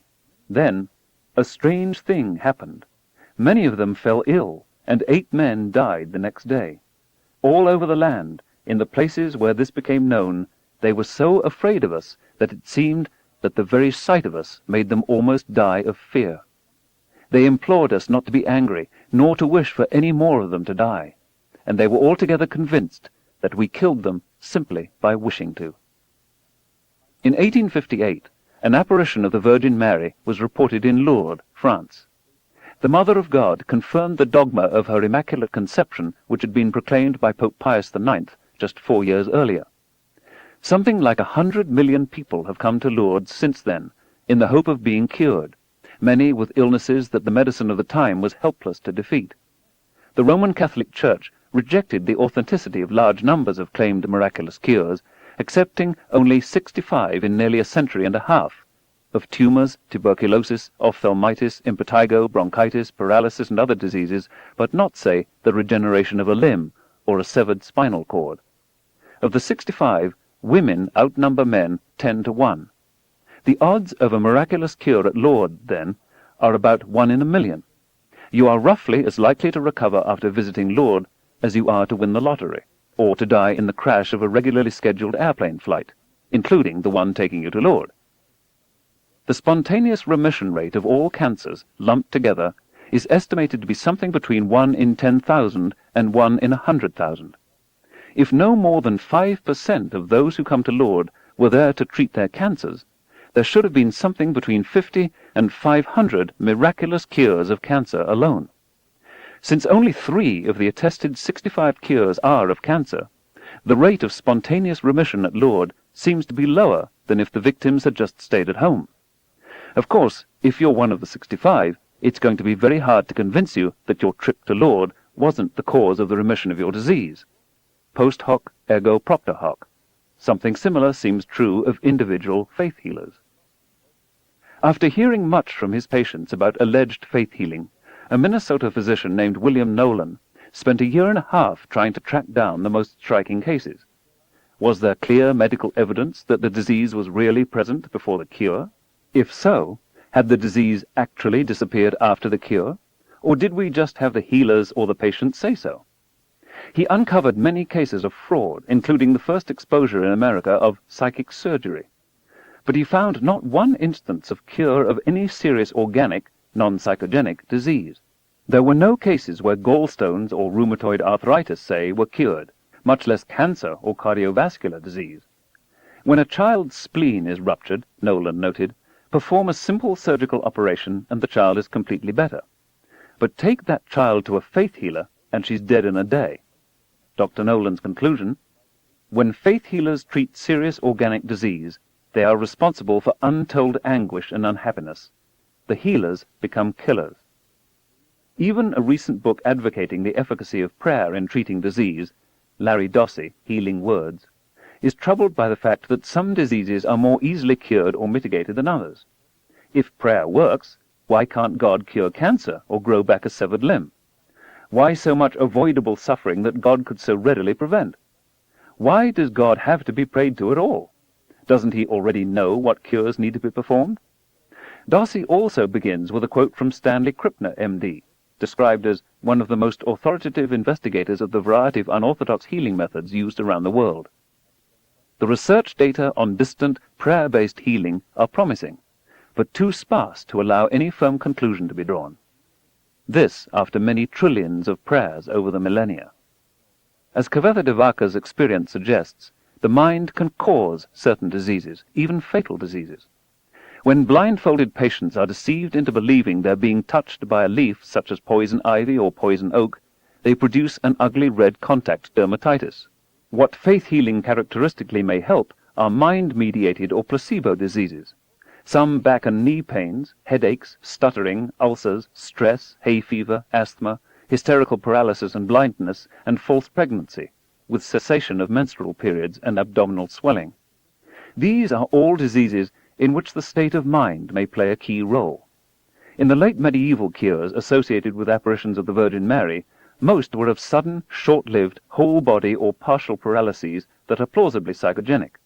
It was widely held, moreover, that only devout believers could be so cured.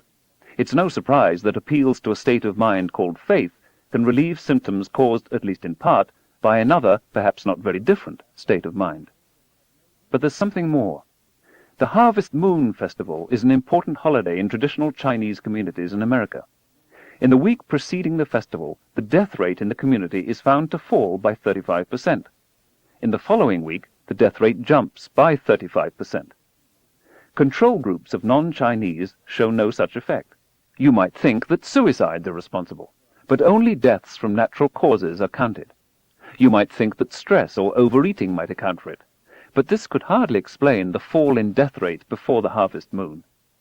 The largest effect is for people with cardiovascular disease, which is known to be influenced by stress. Cancer showed a smaller effect. On more detailed study, it turned out that the fluctuations in death rate occurred exclusively among women 75 years old or older. The Harvest Moon Festival is presided over by the oldest women in the households. They were able to stave off death for a week or two to perform their ceremonial responsibilities. A similar effect is found among Jewish men in the weeks centered on Passover, a ceremony in which older men play a leading role, and likewise worldwide for birthdays, graduation ceremonies, and the like. In a more controversial study, Stanford University psychiatrists divided 86 women with metastatic breast cancer into two groups, one in which they were encouraged to examine their fears of dying and to take charge of their lives, and the other given no special psychiatric support. To the surprise of the researchers, not only did the support group experience less pain, but they also lived longer, on average 18 months longer. The leader of the Stanford study, David Spiegel, speculates that the cause may be accounted for by cortisol and other stress hormones which impair the body's protective immune system. Severely depressed people, students during exam periods, and the bereaved all have reduced white blood cell counts. Good emotional support may not have much effect on advanced forms of cancer, but it may work to reduce the chances of secondary infections in a person already much weakened by the disease or its treatment. In his nearly forgotten 1903 book, Christian Science, Mark Twain wrote, "The power which a man's imagination has over his body to heal it or make it sick is a force which none of us is born without. The first man had it, the last one will possess it." Occasionally, some of the pain and anxiety or other symptoms of more serious diseases can be relieved by faith healers, however, without arresting the progress of the disease. But this is no small benefit. Faith and prayer may be able to relieve some symptoms of disease and their treatment, ease the suffering of the afflicted, and even prolong lives a little. In assessing the religion called Christian Science, Mark Twain, its severest critic of the time, nevertheless allowed that the bodies and lives it had made whole by the power of suggestion more than compensated for those it had killed by withholding medical treatment in favor of prayer. After his death, assorted Americans reported contact with the ghost of President John F. Kennedy. Before home shrines bearing his picture, miraculous cures began to be reported. "He gave his life for his people," one adherent of this stillborn religion explained. According to the Encyclopedia of American Religions, to believers, Kennedy is thought of as a god. Something similar can be seen in the Elvis Presley phenomenon and the heartfelt cry, "The King lives." If such belief systems could arise spontaneously, think how much more could be done by a well-organized and especially an unscrupulous campaign. In response to their inquiry, Randy suggested to Australia's 60 Minutes that they generate a hoax from scratch, using someone with no training in magic or public speaking and no experience on the pulpit. As he was thinking the scam through, his eye fell upon José Luis Alvarez, a young performance sculptor who was Randy's tenant.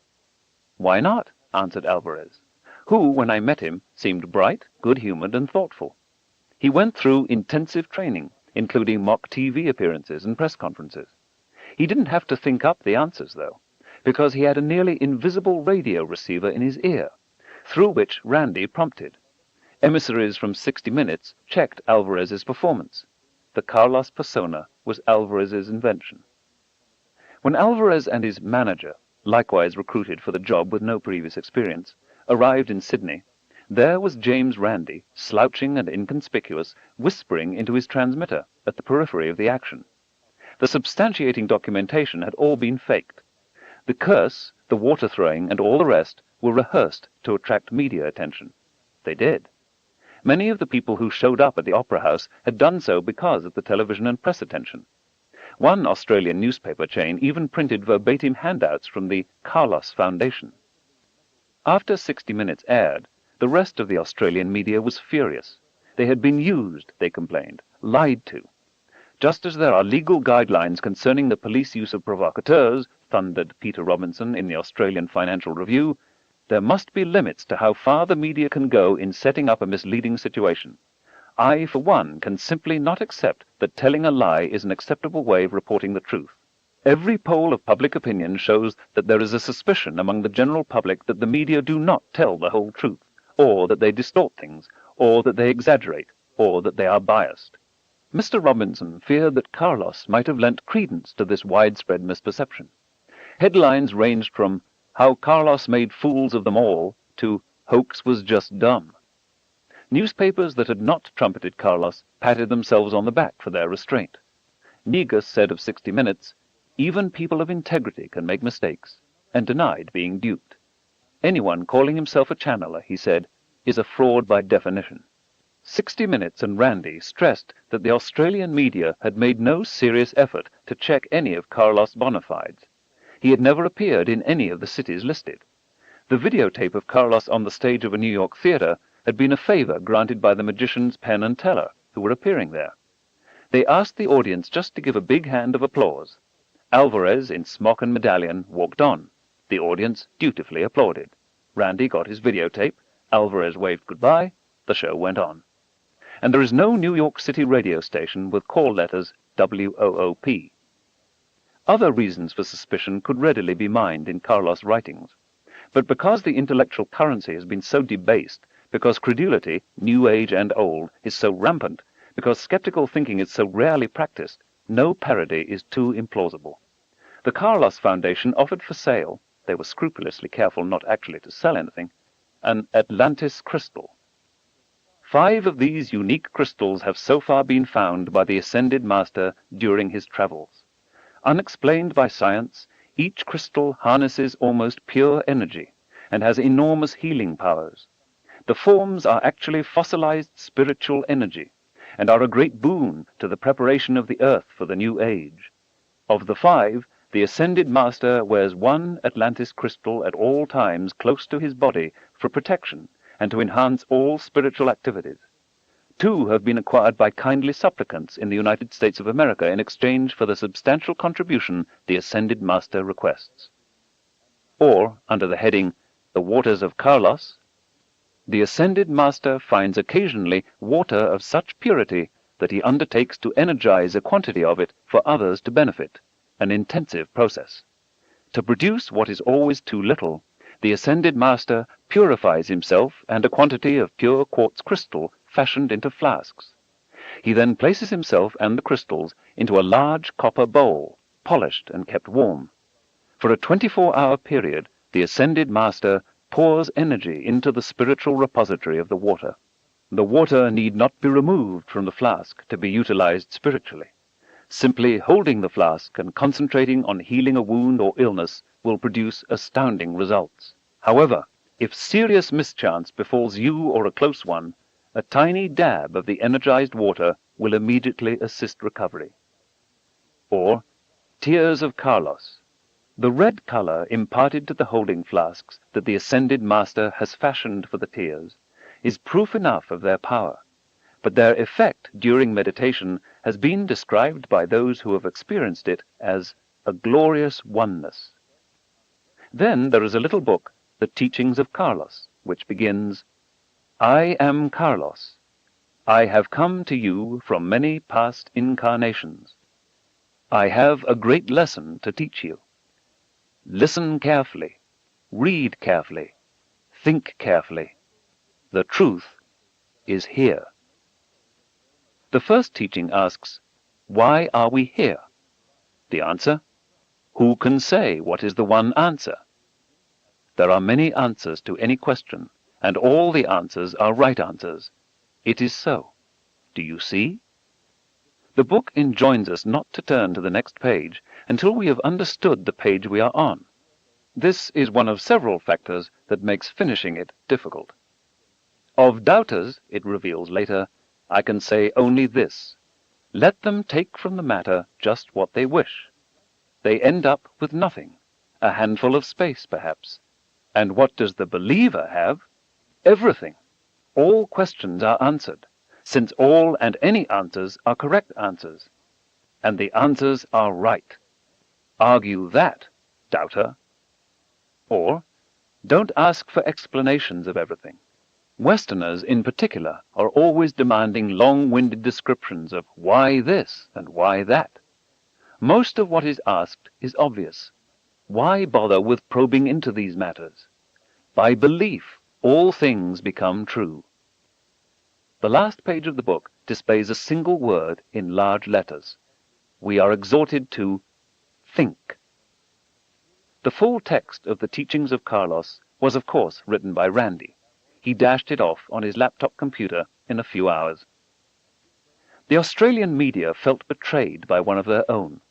The leading television program in the country had gone out of its way to expose shoddy standards of fact-checking and widespread gullibility in institutions devoted to news and public affairs.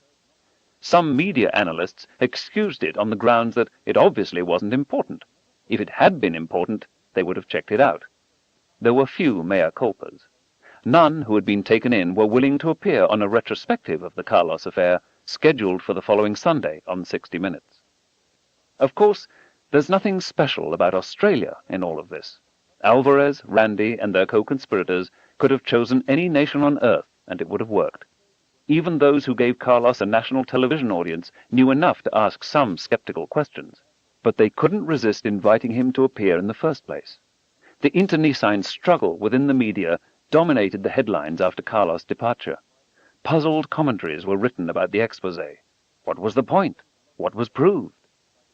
Alvarez and Randy proved how little it takes to tamper with our beliefs, how readily we are led, how easy it is to fool the public when people are lonely and starved for something to believe in.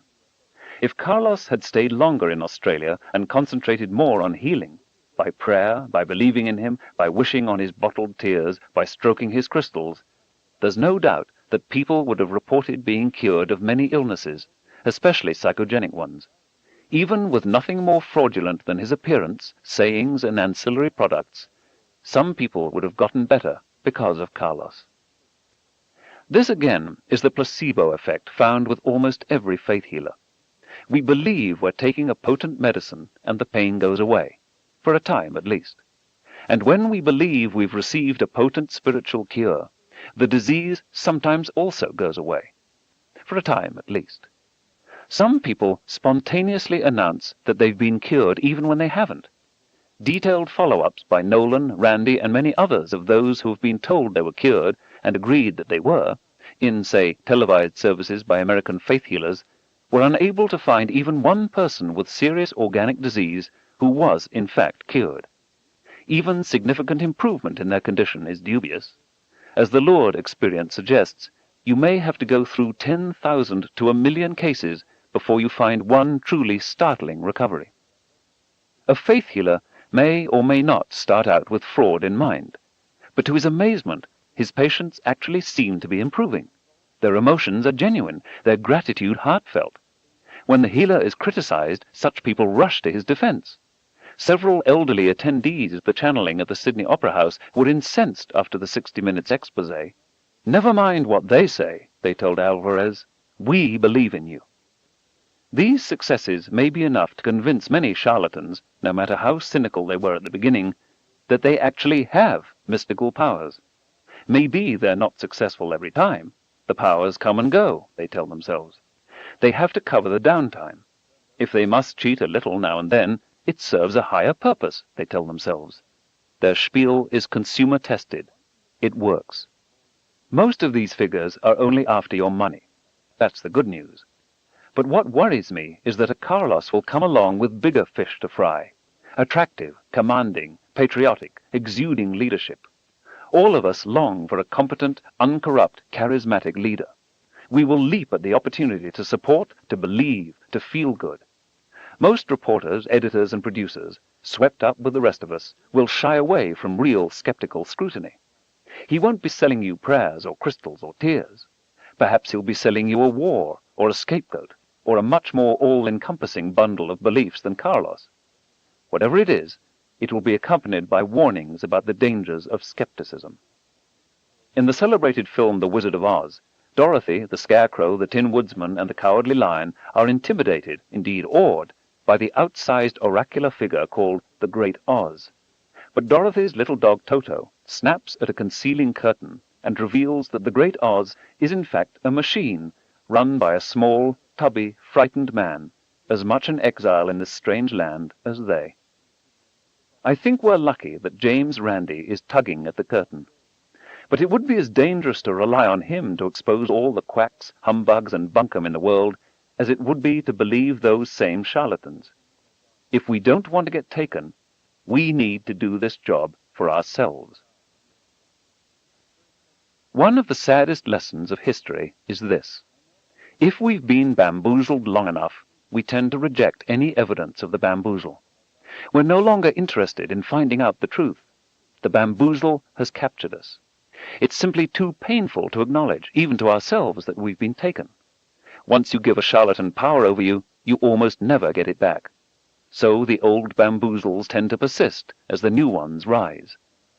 Seances occur only in darkened rooms, where the ghostly visitors can be seen dimly at best. If we turn up the lights a little, so we have a chance to see what's going on, the spirits vanish. They're shy, we're told, and some of us believe it. In 20th century parapsychology laboratories, there is the observer effect. Those described as gifted psychics find that their powers diminish markedly whenever skeptics arrive, and disappear altogether in the presence of a conjurer as skilled as James Randi. What they need is darkness and gullibility. A little girl who had been a co-conspirator in a famous 19th century flim-flam, spirit rapping, in which ghosts answer questions by loud thumping, grew up and confessed it was an imposture. She was cracking the joint in her big toe. She demonstrated how it was done. But the public apology was largely ignored and, when acknowledged, denounced. Spirit rapping was too reassuring to be abandoned merely on the say-so of a self-confessed rapper, even if she started the whole business in the first place. The story began to circulate that the confession was coerced out of her by fanatical rationalists. As I described earlier, British hoaxers confessed to having made crop circles, geometrical figures generated in grain fields. It wasn't alien artists working in wheat as their medium, but two blokes with a board, a rope, and a taste for whimsy. Even when they demonstrated how they did it, though, believers were unimpressed. Maybe some of the crop circles are hoaxes, they argued, but there are too many of them, and some of the pictograms are too complex. Only extraterrestrials could do it. Then others in Britain confessed. But crop circles abroad, it was objected. In Hungary, for example, how can you explain that? Then copycat Hungarian teenagers confessed. But what about... To test the credulity of an alien abduction psychiatrist, a woman poses as an abductee. The therapist is enthusiastic about the fantasies she spins. But when she announces it was all a fake, what is his response? To re-examine his protocols or his understanding of what these cases mean? No. On various days, he suggests, 1, even if she isn't herself aware of it, she was in fact abducted. Or 2, she's crazy. After all, she went to a psychiatrist, didn't she? Or 3, he was on top of the hoax from the beginning and just gave her enough rope to hang herself. If it's sometimes easier to reject strong evidence than to admit that we've been wrong, this is also information about ourselves worth having. A scientist places an ad in a Paris newspaper offering a free horoscope. He receives about 150 replies, each, as requested, detailing a place and time of birth. Every respondent is then sent the identical horoscope, along with a questionnaire asking how accurate the horoscope had been. 94% of the respondents, and 90% of their families and friends, reply that they were at least recognizable in the horoscope. However, the horoscope was drawn up for a French serial killer. If an astrologer can get this far without even meeting his subjects, think how well someone sensitive to human nuances and not overly scrupulous might do. Why are we so easily taken in by fortune-tellers, psychic seers, palmists, tea-leaf, tarot and yarrow readers and their ilk? Of course, they note our posture, facial expressions, clothing, and answers to seemingly innocuous questions. Some of them are brilliant at it, and these are areas about which many scientists seem almost unconscious. There is also a computer network to which professional psychics subscribe, the details of their customers' lives available to their colleagues in an instant.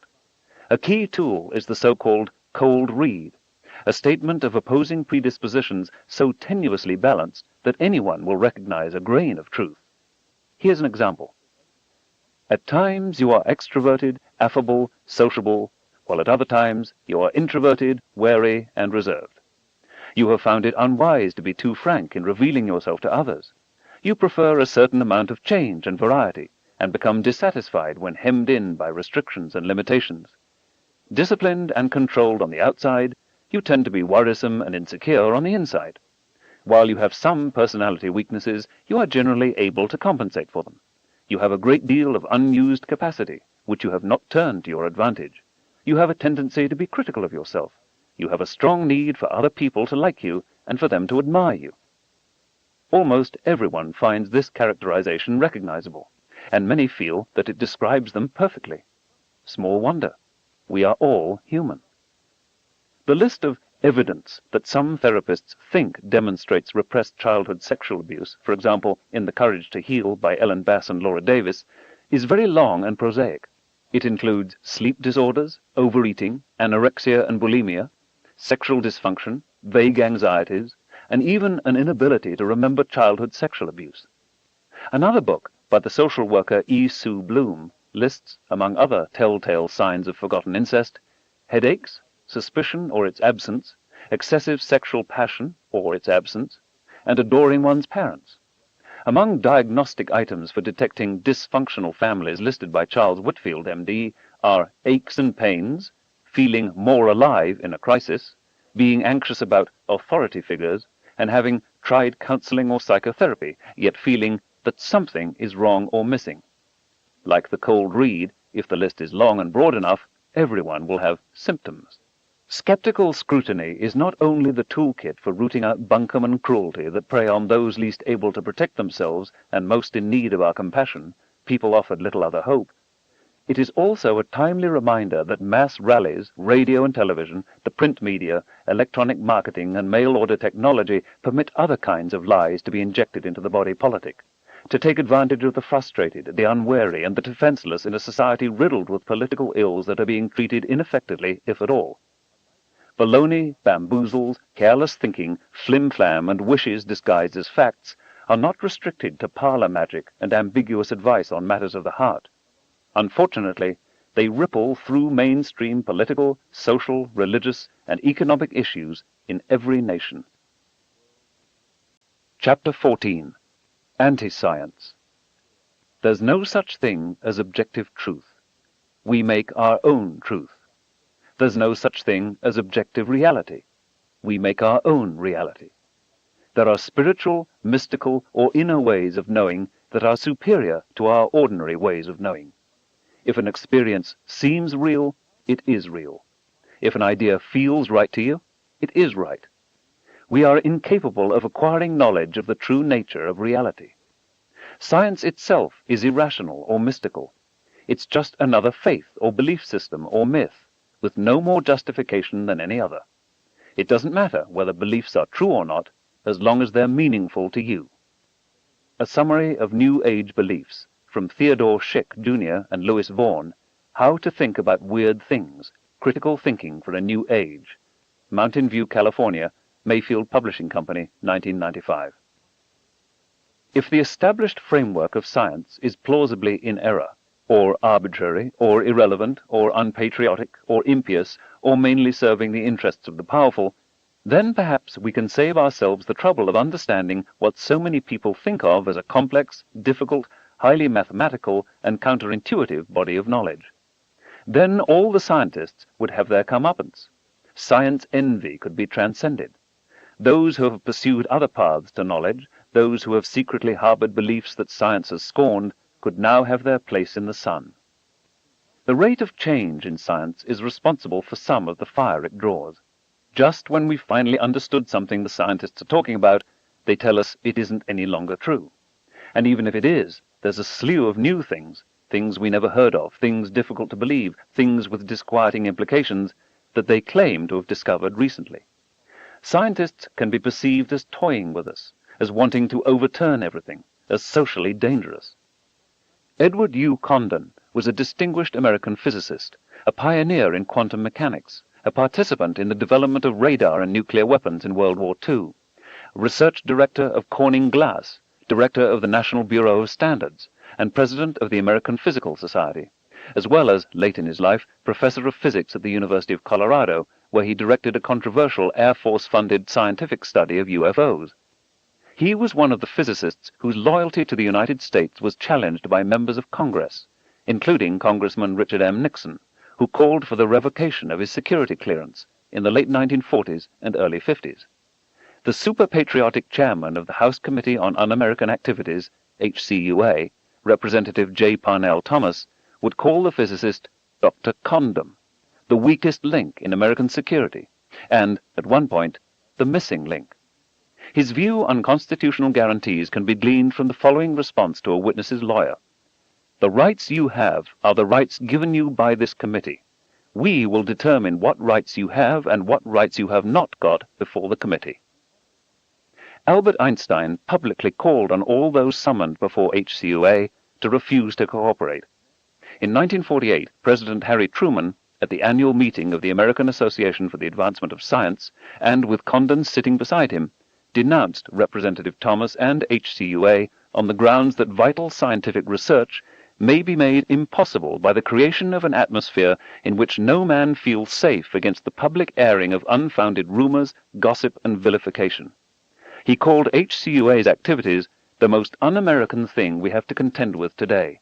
It is the climate of a totalitarian country.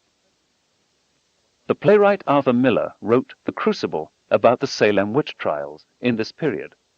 When the drama opened in Europe, Miller was denied a passport by the State Department on the grounds that it was not in the best interests of the United States for him to travel abroad. On opening night in Brussels, the play was greeted with tumultuous applause, whereupon the U.S. ambassador stood up and took a bow.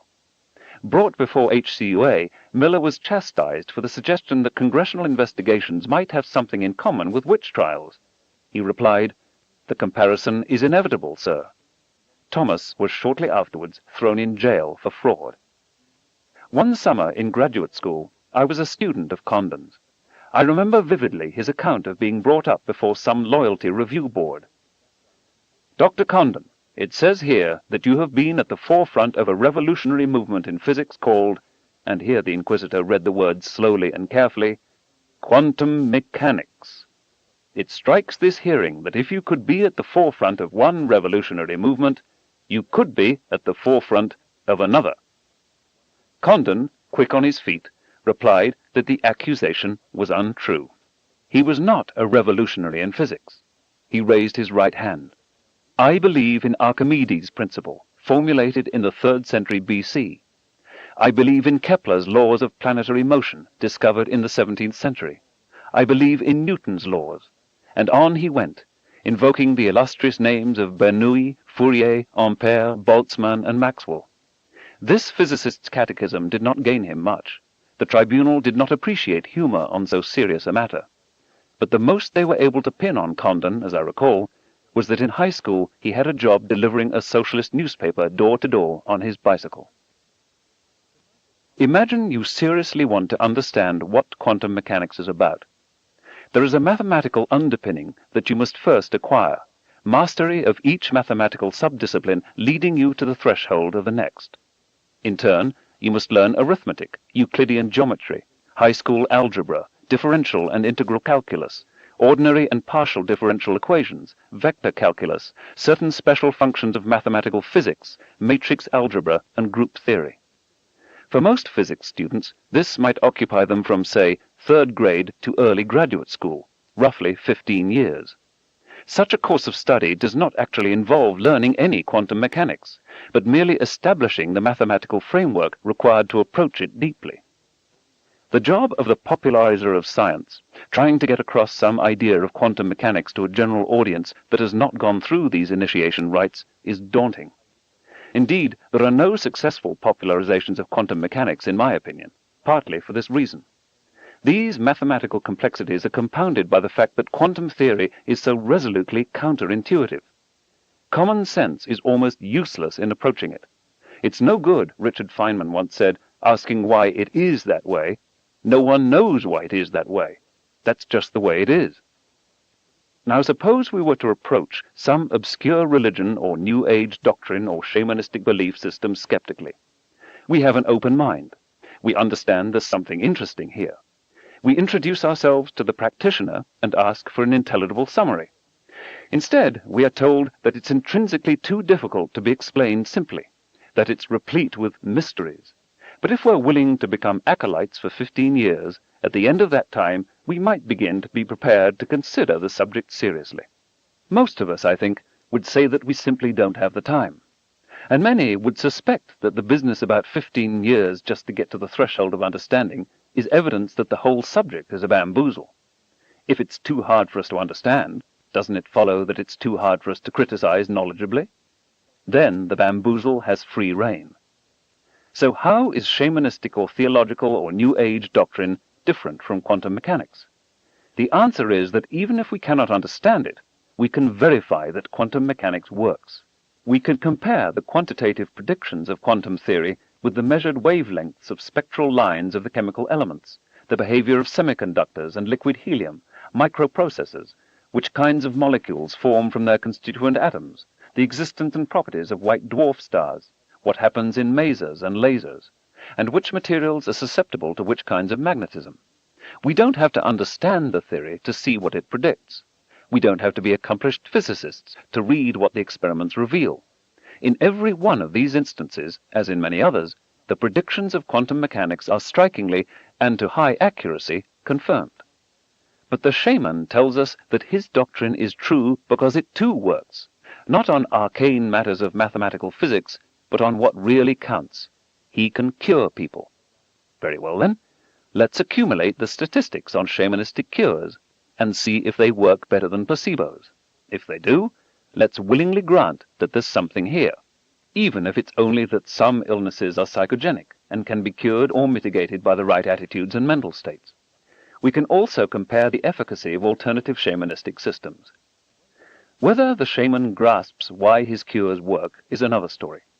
In quantum mechanics, we have a purported understanding of nature on the basis of which, step by step and quantitatively, we make predictions about what will happen if a certain experiment, never before attempted, is carried out. If the experiment bears out the prediction, especially if it does so numerically and precisely, we have confidence that we knew what we were doing. There are at best few examples with this character among shamans, priests, and New Age gurus. Another important distinction was suggested in Reason and Nature, the 1931 book by Maurice Cohen, a celebrated philosopher of science. To be sure, the vast majority of people who are untrained can accept the results of science only on authority. But there is obviously an important difference between an establishment that is open and invites everyone to come, study its methods, and suggest improvement, and one that regards the questioning of its credentials as due to wickedness of heart, such as Cardinal Newman attributed to those who questioned the infallibility of the Bible. Rational science treats its credit notes as always redeemable on demand, while non-rational authoritarianism regards the demand for the redemption of its paper as a disloyal lack of faith. The myths and folklore of many pre-modern cultures have explanatory or at least mnemonic value.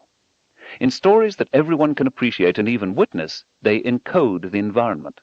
Which constellations are rising, or the orientation of the Milky Way on a given day of the year, can be remembered by a story about lovers reunited or a canoe negotiating the sacred river. Since recognizing the sky is essential for planting and reaping and following the game, such stories have important practical value. They can also be helpful as psychological projective tests or as reassurances of humanity's place in the universe. But that doesn't mean that the Milky Way really is a river or that a canoe really is traversing it before our eyes. Quinine comes from an infusion of the bark of a particular tree from the Amazon rainforest. How did pre-modern people ever discover that a tea made from this tree, of all the plants in the forest, would relieve the symptoms of malaria? They must have tried every tree and every plant, roots, stems, bark, leaves, tried chewing on them, mashing them up, making an infusion. This constitutes a massive set of scientific experiments continuing over generations, experiments that moreover could not be duplicated today for reasons of medical ethics. Think of how many bark infusions from other trees must have been useless, or made the patient retch, or even die. In such a case, the healer chalks these potential medicines off the list and moves on to the next. The data of ethnopharmacology may not be systematically or even consciously acquired. By trial and error, though, and carefully remembering what worked, eventually they get there, using the rich molecular riches in the plant kingdom to accumulate a pharmacopoeia that works. Absolutely essential, life-saving information can be acquired from folk medicine and in no other way. We should be doing much more than we are to mine the treasures in such folk knowledge worldwide. Likewise for, say, predicting the weather in a valley near the Orinoco. It is perfectly possible that pre-industrial peoples have noted over the millennia regularities, premonitory indications, cause and effect relationships at a particular geographic locale of which professors of meteorology and climatology in some distant university are wholly ignorant. But it does not follow that the shamans of such cultures are able to predict the weather in Paris or Tokyo, much less the global climate. Certain kinds of folk knowledge are valid and priceless. Others are at best metaphors and codifiers. Ethnomedicine, yes. Astrophysics, no. It is certainly true that all beliefs and all myths are worthy of a respectful hearing. It is not true that all folk beliefs are equally valid, if we're talking not about an internal mindset, but about understanding the external reality. For centuries, science has been under a line of attack that, rather than pseudoscience, can be called anti-science. Science and academic scholarship in general, the contention these days goes, is too subjective. Some even allege it's entirely subjective, as is, they say, history. History, generally, is written by the victors to justify their actions, to arouse patriotic fervor, and to suppress the legitimate claims of the vanquished. When no overwhelming victory takes place, each side writes self-promotional accounts of what really happened.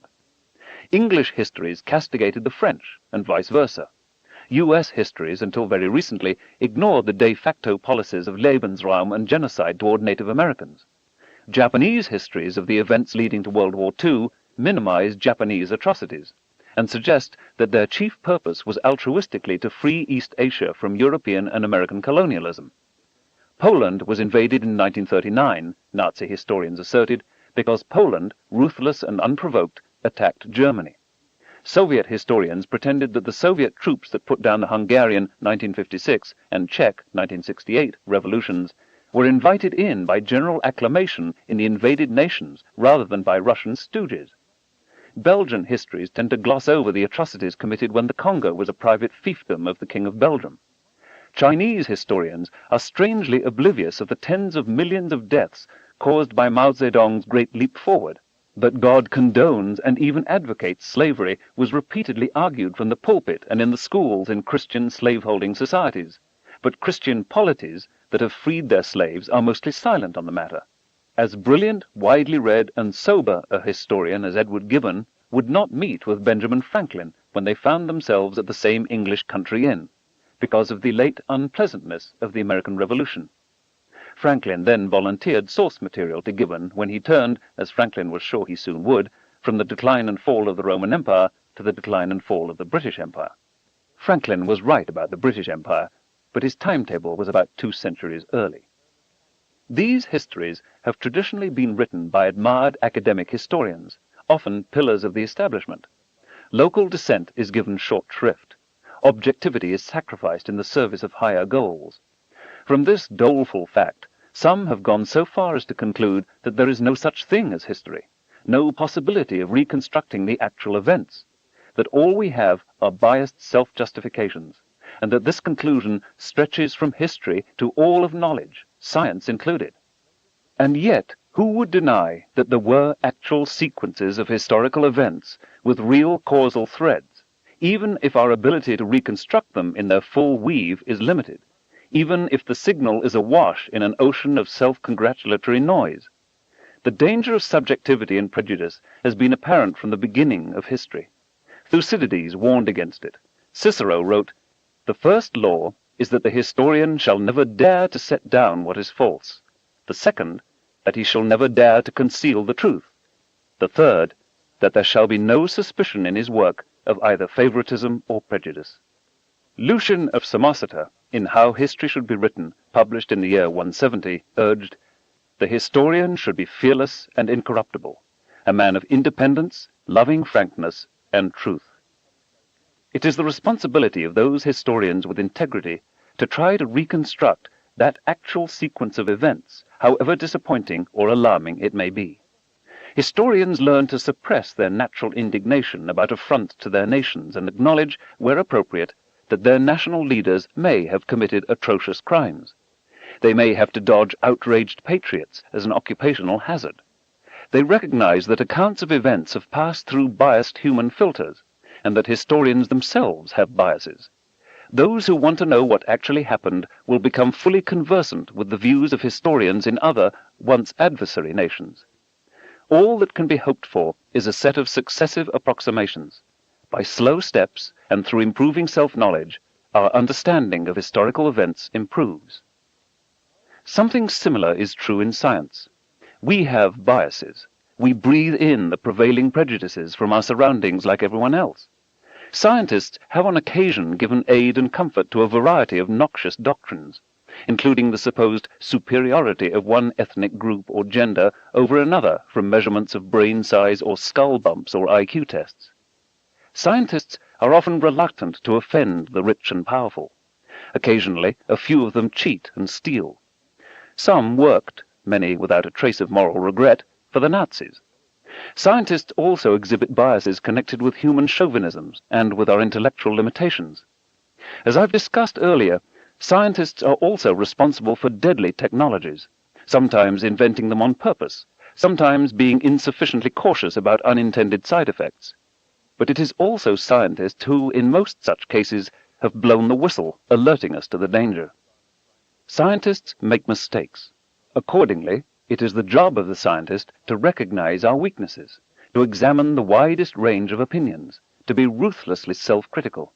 Science is a collective enterprise, with the error correction machinery often running smoothly. It has an overwhelming advantage over history, because in science we can do experiments. If you are unsure of the negotiations leading to the Treaty of Paris in 1814 to 1815, replaying the events is an unavailable option. You can only dig into old records. You cannot even ask questions of the participants. Every one of them is dead. But for many questions in science, you can rerun the event as many times as you like, examine it in new ways, test a wide range of alternative hypotheses. When new tools are devised, you can perform the experiment again and see what emerges from your improved sensitivity. In those historical sciences where you cannot arrange a rerun, you can examine related cases and begin to recognize their common components. We can't make stars explode at our convenience, nor can we repeatedly evolve through many trials a mammal from its ancestors. But we can simulate some of the physics of supernova explosions in the laboratory, and we can compare in staggering detail the genetic instructions of mammals and reptiles. The claim is also sometimes made that science is as arbitrary or irrational as all other claims to knowledge, or that reason itself is an illusion. The American revolutionary Ethan Allen, leader of the Green Mountain Boys in their capture of Fort Ticonderoga, had some words on this subject. Those who invalidate reason ought seriously to consider whether they argue against reason with or without reason. If with reason, then they establish the principle that they are laboring to dethrone. But if they argue without reason, which, in order to be consistent with themselves, they must do, they are out of reach of rational conviction, nor do they deserve a rational argument. The listener can judge the depth of this argument.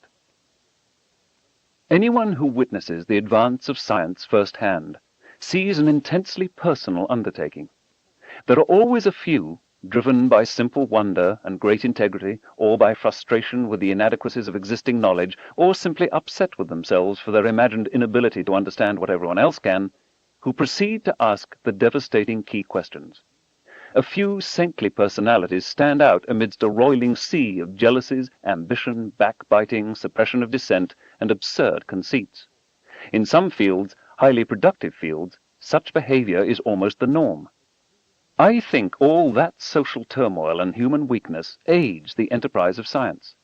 There is an established framework in which any scientist can prove another wrong and make sure everyone else knows about it. Even when our motives are base, we keep stumbling on something new. The American chemistry Nobel laureate Harold C. Urey once confided to me that as he got older, he was then in his 70s, he experienced increasingly concerted efforts to prove him wrong. He described it as the fastest gun in the West syndrome. The young man who could outdraw the celebrated old gunslinger would inherit his reputation and the respect paid to him.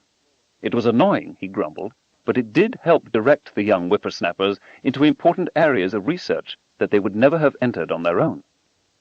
Being human, scientists also sometimes engaged in observational selection. They like to remember those cases when they've been right and forget when they've been wrong. But in many instances, what is wrong is partly right, or stimulates others to find out what's right.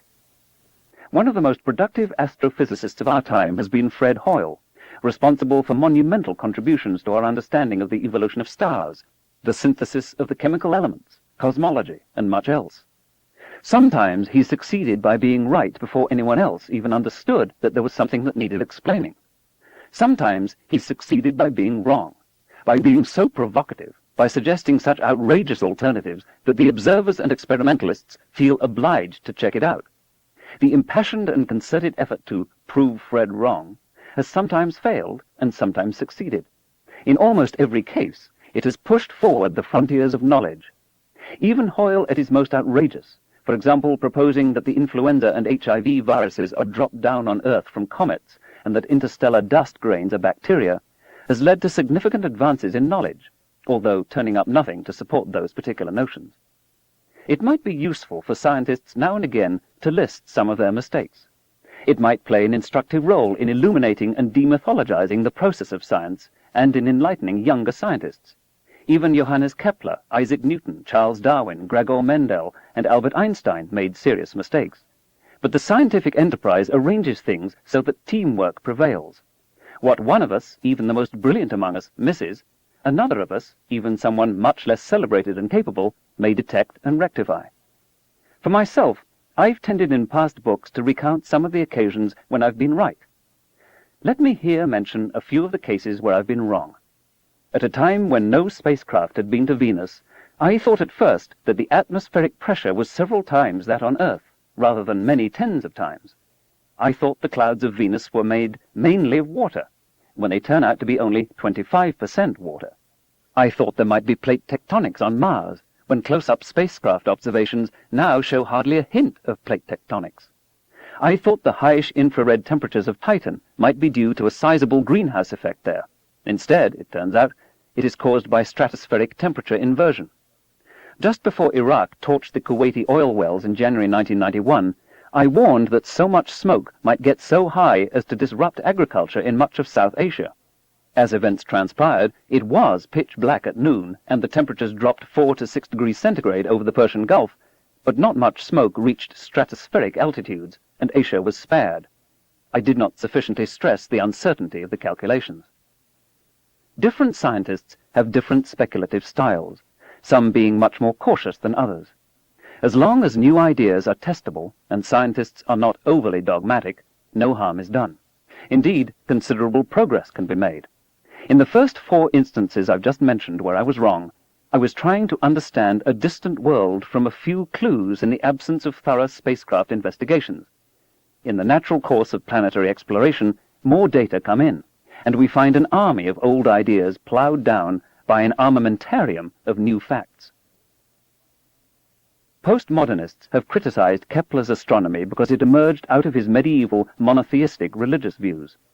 Darwin's evolutionary biology for being motivated by a wish to perpetuate the privileged social class from which he came, or to justify his supposed prior atheism, and so on.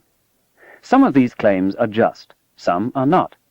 But why does it matter what biases and emotional predispositions scientists bring to their studies, so long as they are scrupulously honest and other people with different proclivities check their results?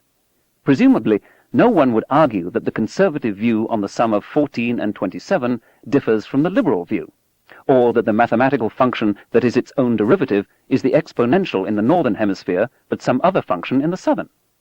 Any regular periodic function can be represented to arbitrary accuracy by a Fourier series in Muslim as well as in Hindu mathematics. Non-commutative algebras, where A times B does not equal B times A, are as self-consistent and meaningful for speakers of Indo-European languages as for speakers of Finno-Ugric. Mathematics might be prized or ignored, but it is equally true everywhere, independent of ethnicity, culture, language, religion, ideology.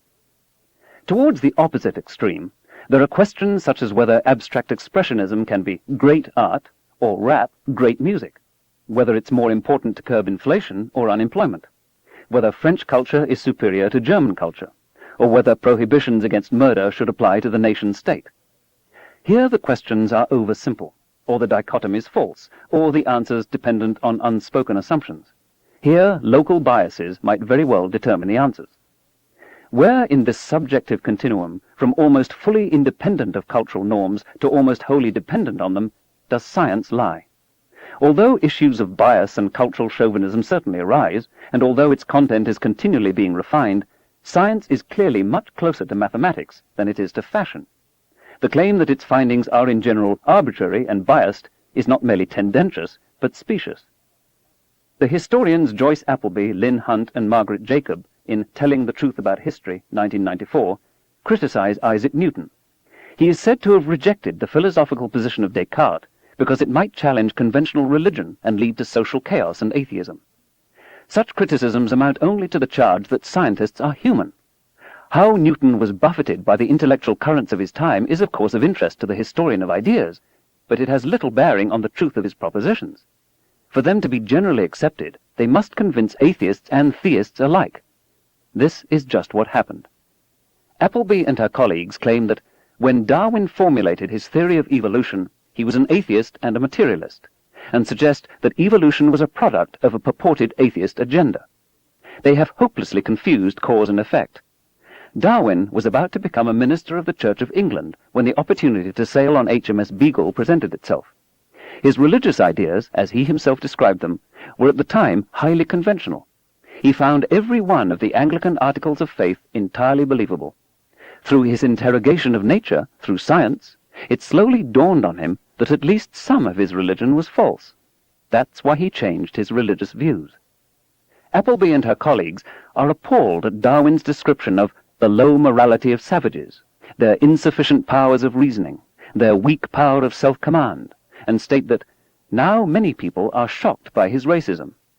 But there was no racism at all, as far as I can tell, in Darwin's comment.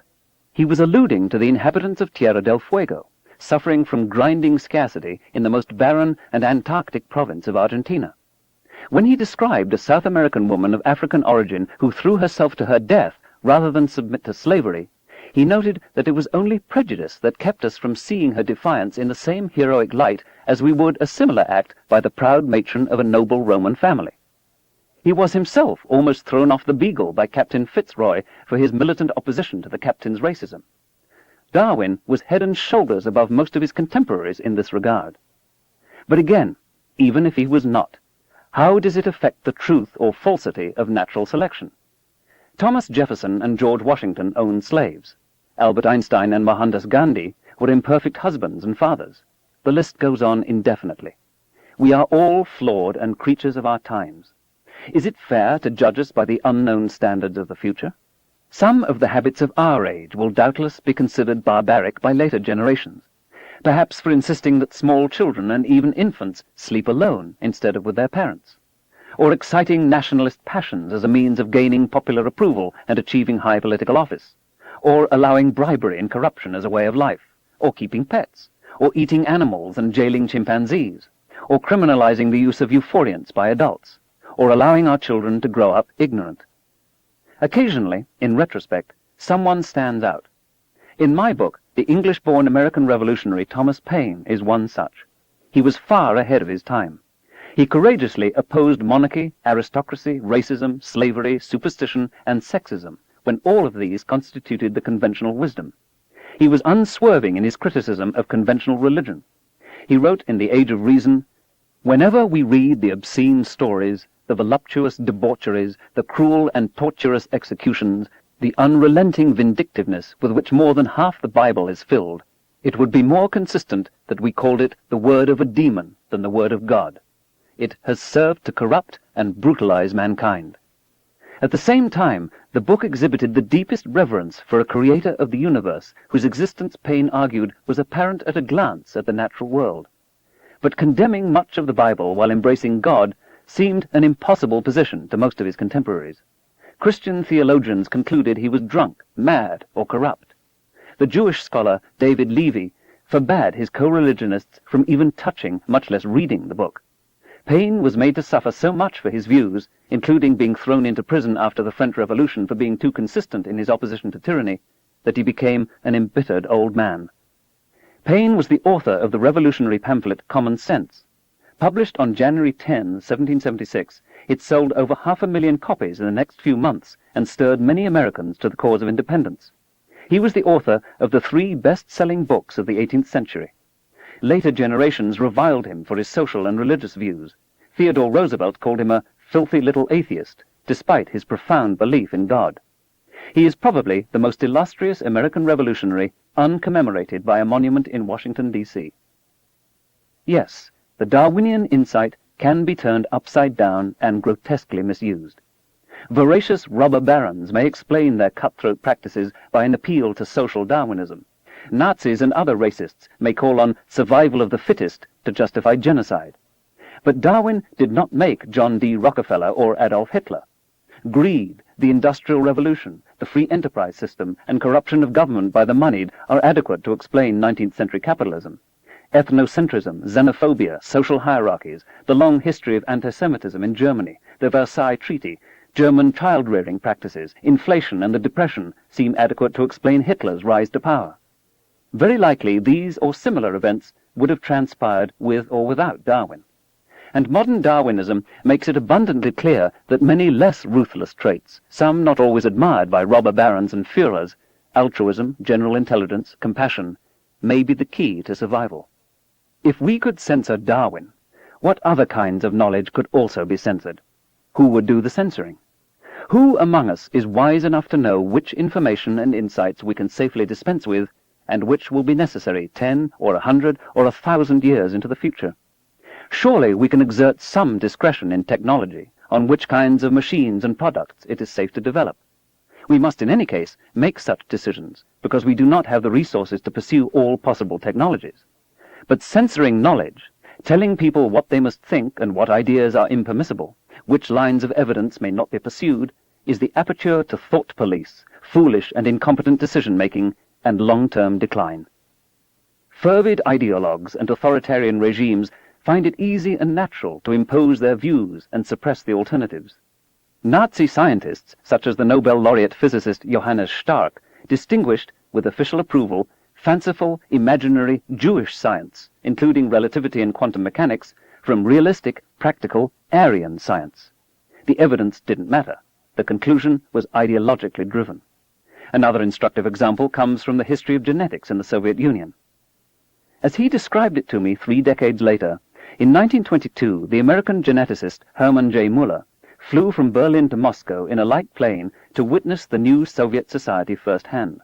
He must have liked what he saw, because, after his discovery that radiation makes mutations, a discovery that would later win him a Nobel Prize, he moved to Moscow to help establish modern genetics in the Soviet Union. But by the middle 1930s, a charlatan named Trofim Lysenko had caught the notice and then the enthusiastic support of Stalin.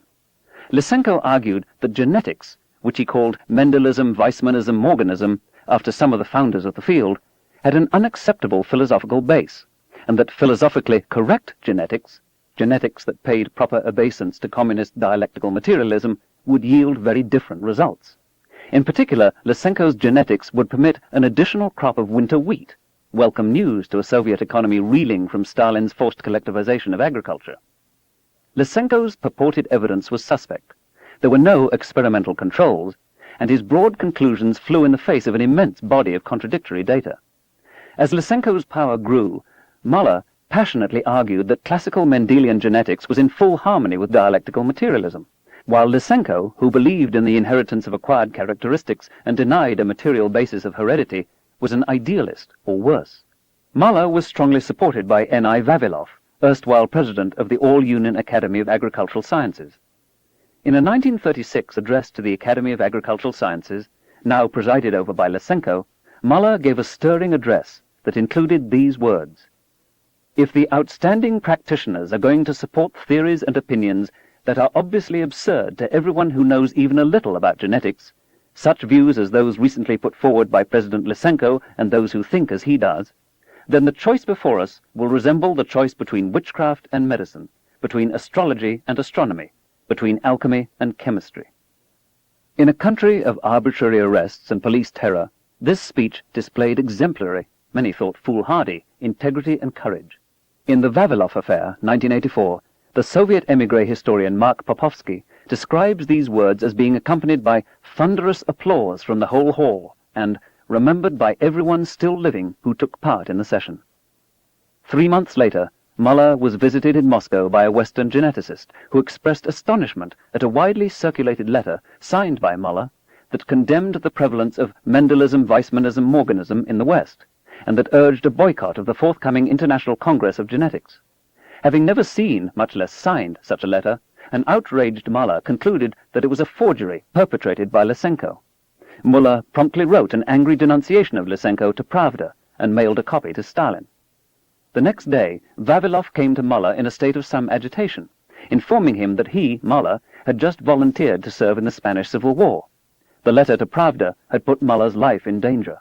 He left Moscow the next day, just evading, so he was later told, the NKVD, the secret police. Vavilov was not so lucky, and perished in 1943 in Siberia. With the continuing support of Stalin and later of Khrushchev, Lysenko ruthlessly suppressed classical genetics. Soviet school biology texts in the early 1960s had as little about chromosomes and classical genetics as many American school biology texts have about evolution today. But no new crop of winter wheat grew. Incantations of the phrase dialectical materialism went unheard by the DNA of domesticated plants.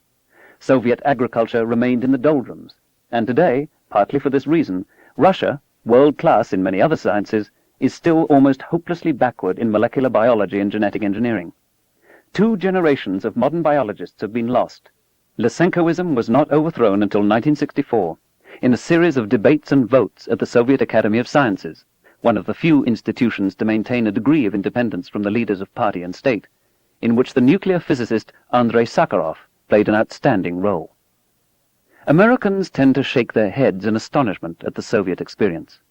The idea that some state-endorsed ideology or popular prejudice would hog-tie scientific progress seems unthinkable. For 200 years, Americans have prided themselves on being a practical, pragmatic, non-ideological people. And yet anthropological and psychological pseudoscience has flourished in the United States, on race, for example.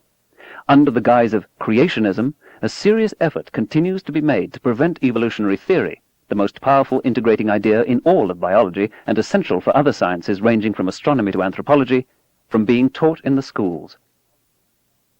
Science is different from many another human enterprise, not of course in its practitioners being influenced by the culture they grew up in, nor in sometimes being right and sometimes wrong, which are common to every human activity, but in its passion for framing testable hypotheses, in its search for definitive experiments that confirm or deny ideas, in the vigor of its substantive debate, and in its willingness to abandon ideas that have been found wanting.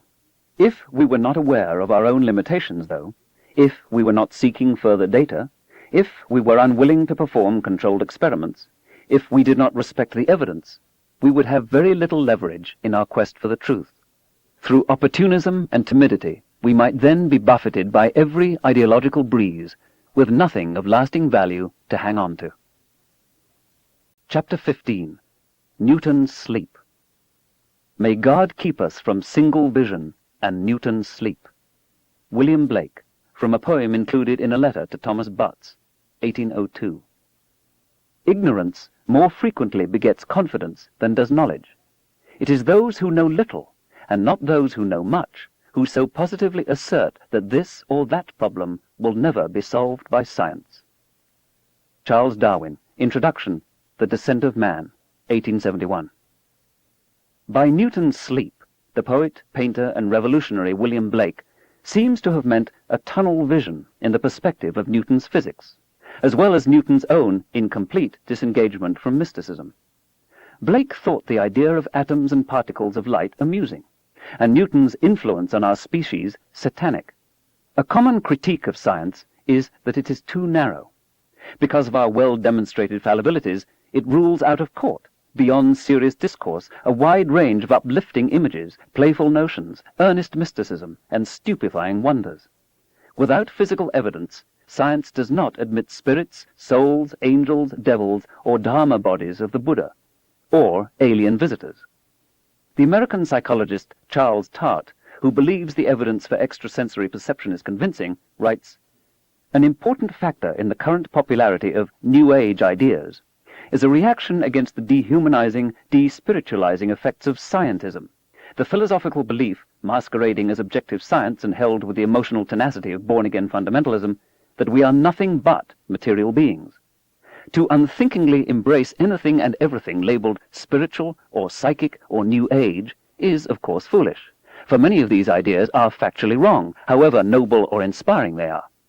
On the other hand, this New Age interest is a legitimate recognition of some of the realities of human nature. People have always had and continue to have experiences that seem to be psychic or spiritual. But why should psychic experiences challenge the idea that we are made of matter and nothing but? There is very little doubt that, in the everyday world, matter and energy exist. The evidence is all around us. In contrast, as I've mentioned earlier, the evidence for something non-material called spirit or soul is very much in doubt. Of course, each of us has a rich internal life. Considering the stupendous complexity of matter, though, how could we possibly prove that our internal life is not wholly due to matter? Granted, there is much about human consciousness that we do not fully understand and cannot yet explain in terms of neurobiology. Humans have limitations, and no one knows this better than scientists. But a multitude of aspects of the natural world that were considered miraculous only a few generations ago are now thoroughly understood in terms of physics and chemistry. At least some of the mysteries of today will be comprehensively solved by our descendants.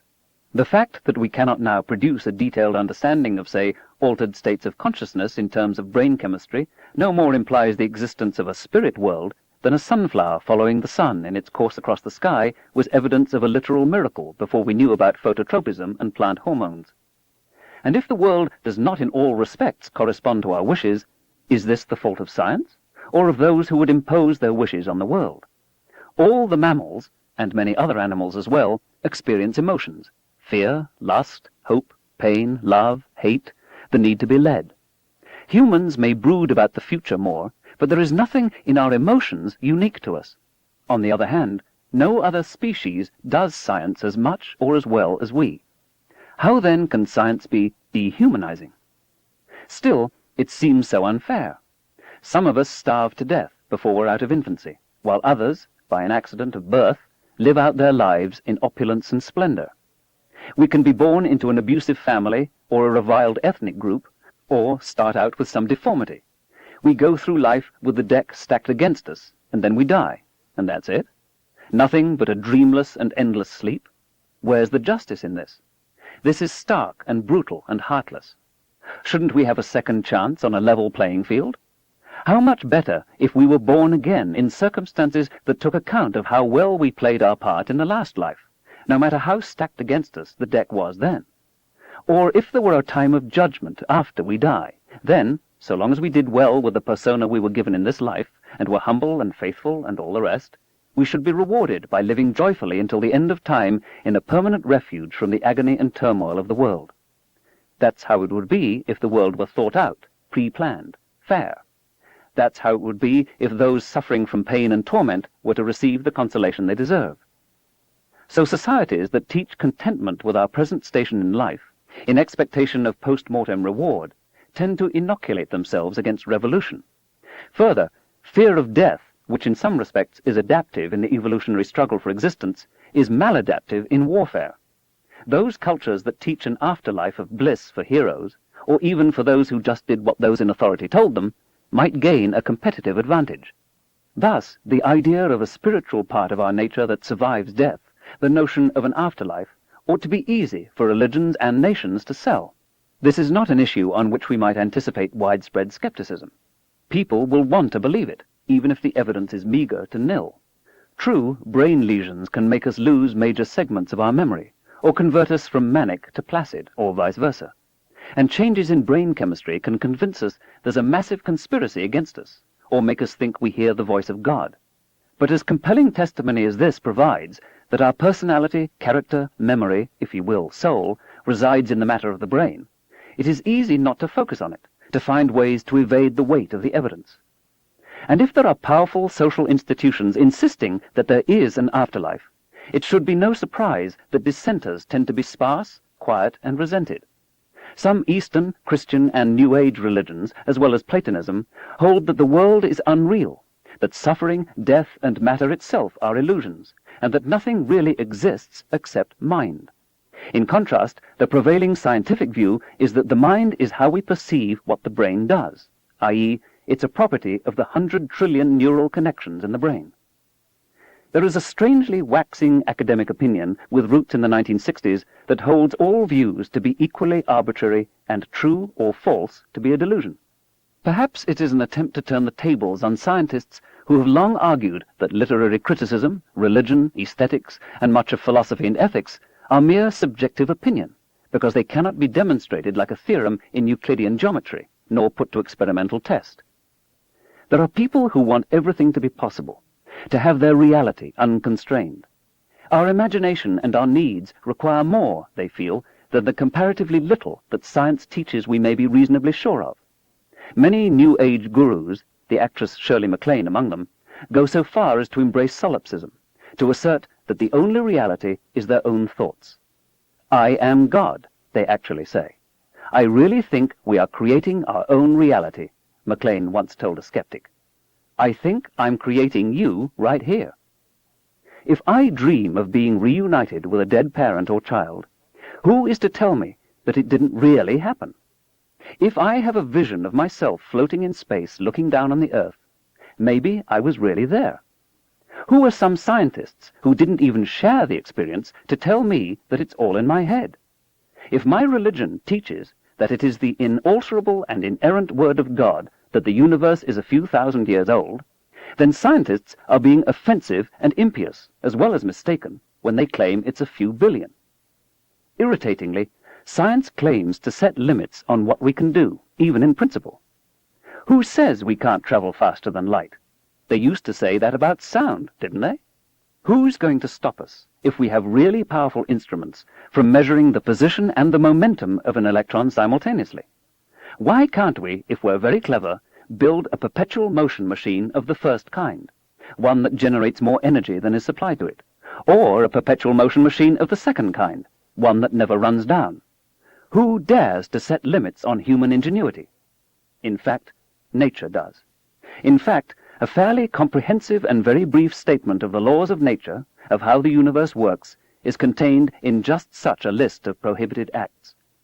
Tellingly, pseudoscience and superstition tend to recognize no constraints in nature. Instead, all things are possible. They promise a limitless production budget, however often their adherents have been disappointed and betrayed. A related complaint is that science is too simple-minded, too reductionist. It naively imagines that in the final accounting there will be only a few laws of nature, perhaps even rather simple ones, that explain everything, that the exquisite subtlety of the world, all the snow crystals, spider-web latticework, spiral galaxies, and flashes of human insight can ultimately be reduced to such laws. Reductionism seems to pay insufficient respect to the complexity of the universe. It appears to some as a curious hybrid of arrogance and intellectual laziness. To Isaac Newton, who in the minds of critics of science personifies single vision, it looked like a clockwork universe, literally. The regular, predictable orbital motions of the planets around the Sun, or the Moon around the Earth, were described to high precision by essentially the same differential equation that predicts the swing of a pendulum or the oscillation of a spring. We have a tendency today to think we occupy some exalted vantage point, and to pity the poor Newtonians for having so limited a worldview. But within certain reasonable limitations, the same harmonic equations that describe clockwork really do describe the motions of astronomical objects throughout the universe. This is a profound, not a trivial parallelism. Of course, there are no gears in the solar system, and the component parts of the gravitational clockwork do not touch. Planets generally have more complicated motions than pendulums and springs. Also, the clockwork model breaks down in certain circumstances. Over very long periods of time, the gravitational tugs of distant worlds, tugs that might seem wholly insignificant over a few orbits, can build up, and some little world can go unexpectedly careening out of its accustomed course. However, something like chaotic motion is also known in pendulum clocks. If we displace the bob too far from the perpendicular, a wild and ugly motion ensues. But the solar system keeps better time than any mechanical clock, and the whole idea of keeping time comes from the observed motion of the sun and stars. The astonishing fact is that similar mathematics applies so well to planets and to clocks. It needn't have been this way. We didn't impose it on the universe. That's the way the universe is. If this is reductionism, so be it. Until the middle 20th century, there had been a strong belief, among theologians, philosophers, and many biologists, that life was not reducible to the laws of physics and chemistry, that there was a vital force, an entelechy, a Tao, a mana that made living things go. It animated life. It was impossible to see how mere atoms and molecules could account for the intricacy and elegance, the fitting of form to function, of a living thing. The world's religions were invoked. God or the gods breathed life, soul stuff, into inanimate matter. The 18th century chemist Joseph Priestley tried to find the vital force. He weighed a mouse just before and just after it died. It weighed the same. All such attempts have failed. If there is soul stuff, evidently it weighs nothing. That is, it is not made of matter. Nevertheless, even biological materialists entertained reservations. Perhaps, if not plant, animal, fungal, and microbial souls, some still undiscovered principle of science was needed to understand life. For example, the British physiologist J.S. Haldane, father of J.B.S. Haldane, asked in 1932, "What intelligible account can the mechanistic theory of life give of the recovery from disease and injuries?" Simply none at all, except that these phenomena are so complex and strange that as yet we cannot understand them. It is exactly the same with the closely related phenomena of reproduction. We cannot by any stretch of the imagination conceive a delicate and complex mechanism which is capable, like a living organism, of reproducing itself indefinitely often. But only a few decades later, and our knowledge of immunology and molecular biology have enormously clarified these once impenetrable mysteries. I remember very well when the molecular structure of DNA and the nature of the genetic code were first elucidated in the 1950s and 1960s, how biologists who studied whole organisms accused the new proponents of molecular biology of reductionism. They'll never understand even a worm with their DNA. Of course, reducing everything to a vital force is no less reductionism. But it is now clear that all life on Earth, every single living thing, has its genetic information encoded in its nucleic acids, and employs fundamentally the same codebook to implement the hereditary instructions. We have learned how to read the code. The same few dozen organic molecules are used over and over again in biology for the widest variety of functions. Genes bearing significant responsibility for cystic fibrosis and breast cancer have been identified.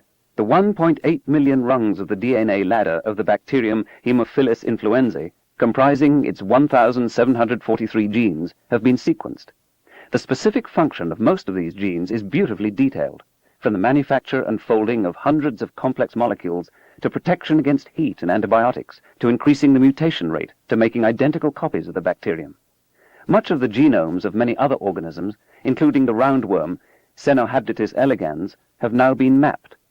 Molecular biologists are busy recording the sequence of the 3 billion nucleotides that specify how to make a human being. In another decade or two, they'll be done. Whether the benefits will ultimately exceed the risks seems by no means certain. The continuity between atomic physics, molecular chemistry, and that holy of holies, the nature of reproduction and heredity, has now been established. No new principle of science needed to be invoked. It looks as if there are a small number of simple facts that can be used to understand the enormous intricacy and variety of living things. Molecular genetics also teaches that each organism has its own particularity. Reductionism is even better established in physics and chemistry. I will later describe the unexpected coalescence of our understanding of electricity, magnetism, light, and relativity into a single framework. We've known for centuries that a handful of comparatively simple laws not only explains, but quantitatively and accurately predicts a breathtaking variety of phenomena, not just on Earth, but through the entire universe. We hear, for example from the theologian Langdon Gilkey in his Nature, Reality, and the Sacred, that the notion of the laws of nature being everywhere the same is simply a preconception imposed on the universe by fallible scientists and their social milieu. He longs for other kinds of knowledge, as valid in their contexts as science is in its. But the order of the universe is not an assumption, it's an observed fact. We detect the light from distant quasars only because the laws of electromagnetism are the same 10 billion light-years away as here. The spectra of those quasars are recognizable only because the same chemical elements are present there as here, and because the same laws of quantum mechanics apply. The motion of galaxies around one another follows familiar Newtonian gravity. Gravitational lenses and binary pulsar spin-downs reveal general relativity in the depths of space. We could have lived in a universe with different laws in every province, but we do not. This fact cannot but elicit feelings of reverence and awe. We might have lived in a universe in which nothing could be understood by a few simple laws, in which nature was complex beyond our abilities to understand, in which laws that apply on Earth are invalid on Mars or in a distant quasar. But the evidence, not the preconceptions, the evidence, proves otherwise. Luckily for us, we live in a universe in which much can be reduced to a small number of comparatively simple laws of nature. Otherwise, we might have lacked the intellectual capacity and grasp to comprehend the world. Of course, we may make mistakes in applying a reductionist program to science. There may be aspects which, for all we know, are not reducible to a few comparatively simple laws. But in light of the findings in the last few centuries, it seems foolish to complain about reductionism. It is not a deficiency, but one of the chief triumphs of science.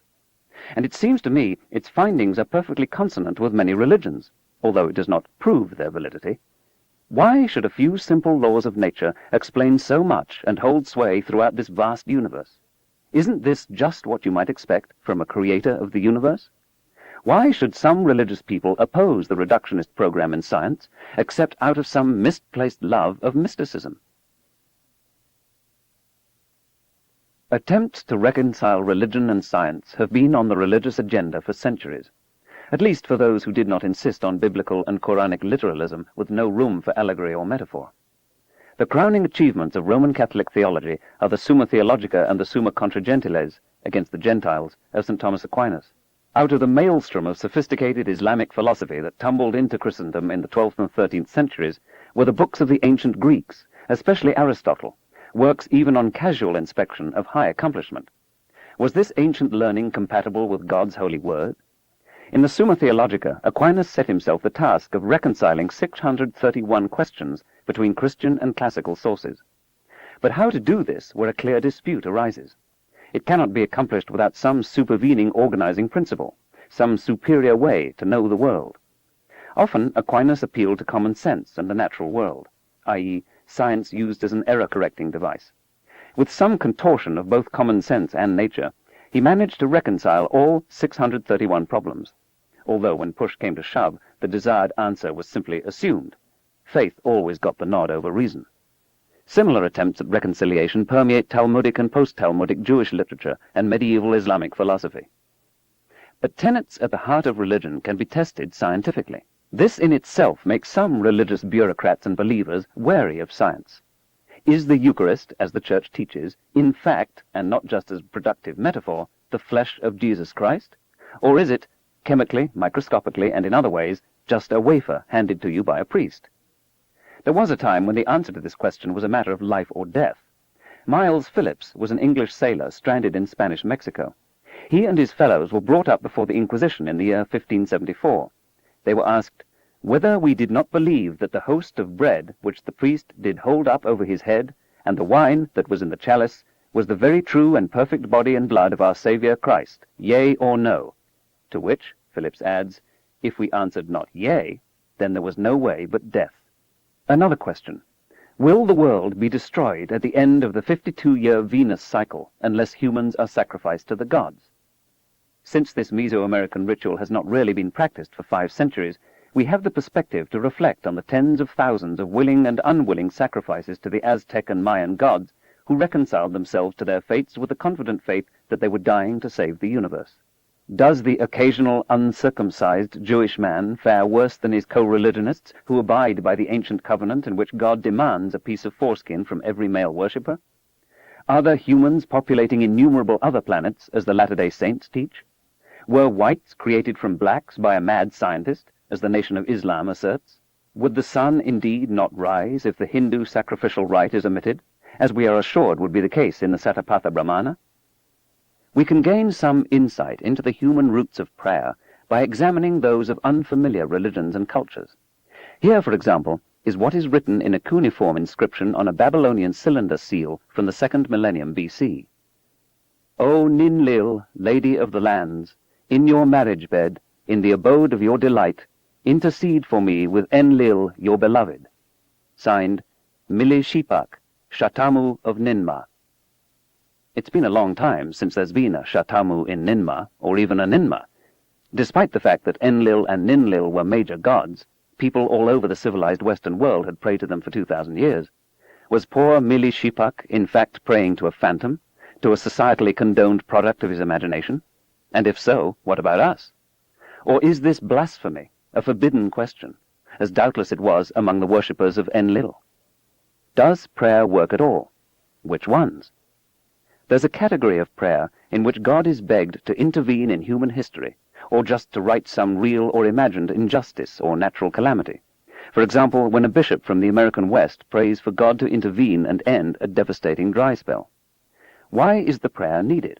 Didn't God know of the drought? Was he unaware that it threatened the bishop's parishioners? What is implied here about the limitations of a supposedly omnipotent and omniscient deity? The bishop asked his followers to pray as well. Is God more likely to intervene when many pray for mercy or justice than when only a few do? Or consider the following request, printed in 1994 in the Prayer and Action Weekly News, Iowa's weekly Christian information source.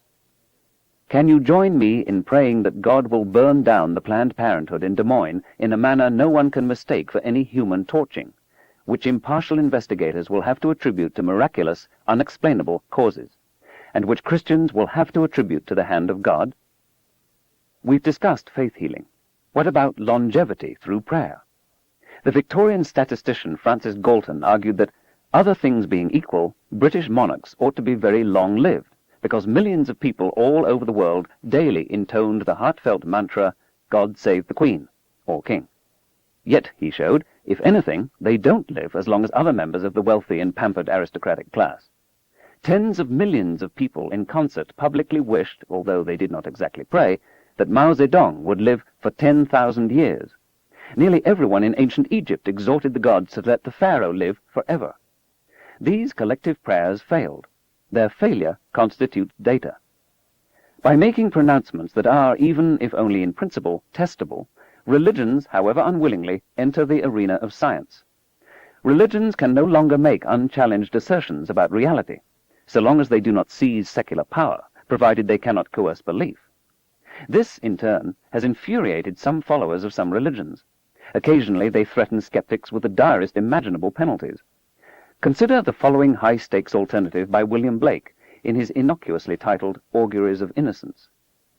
He who shall teach the child to doubt, the rotting grave shall ne'er get out. He who respects the infant's faith triumphs over hell and death.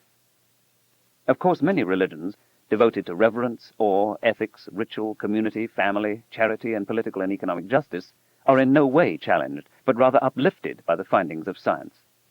There is no necessary conflict between science and religion. On one level, they share similar and consonant roles, and each needs the other.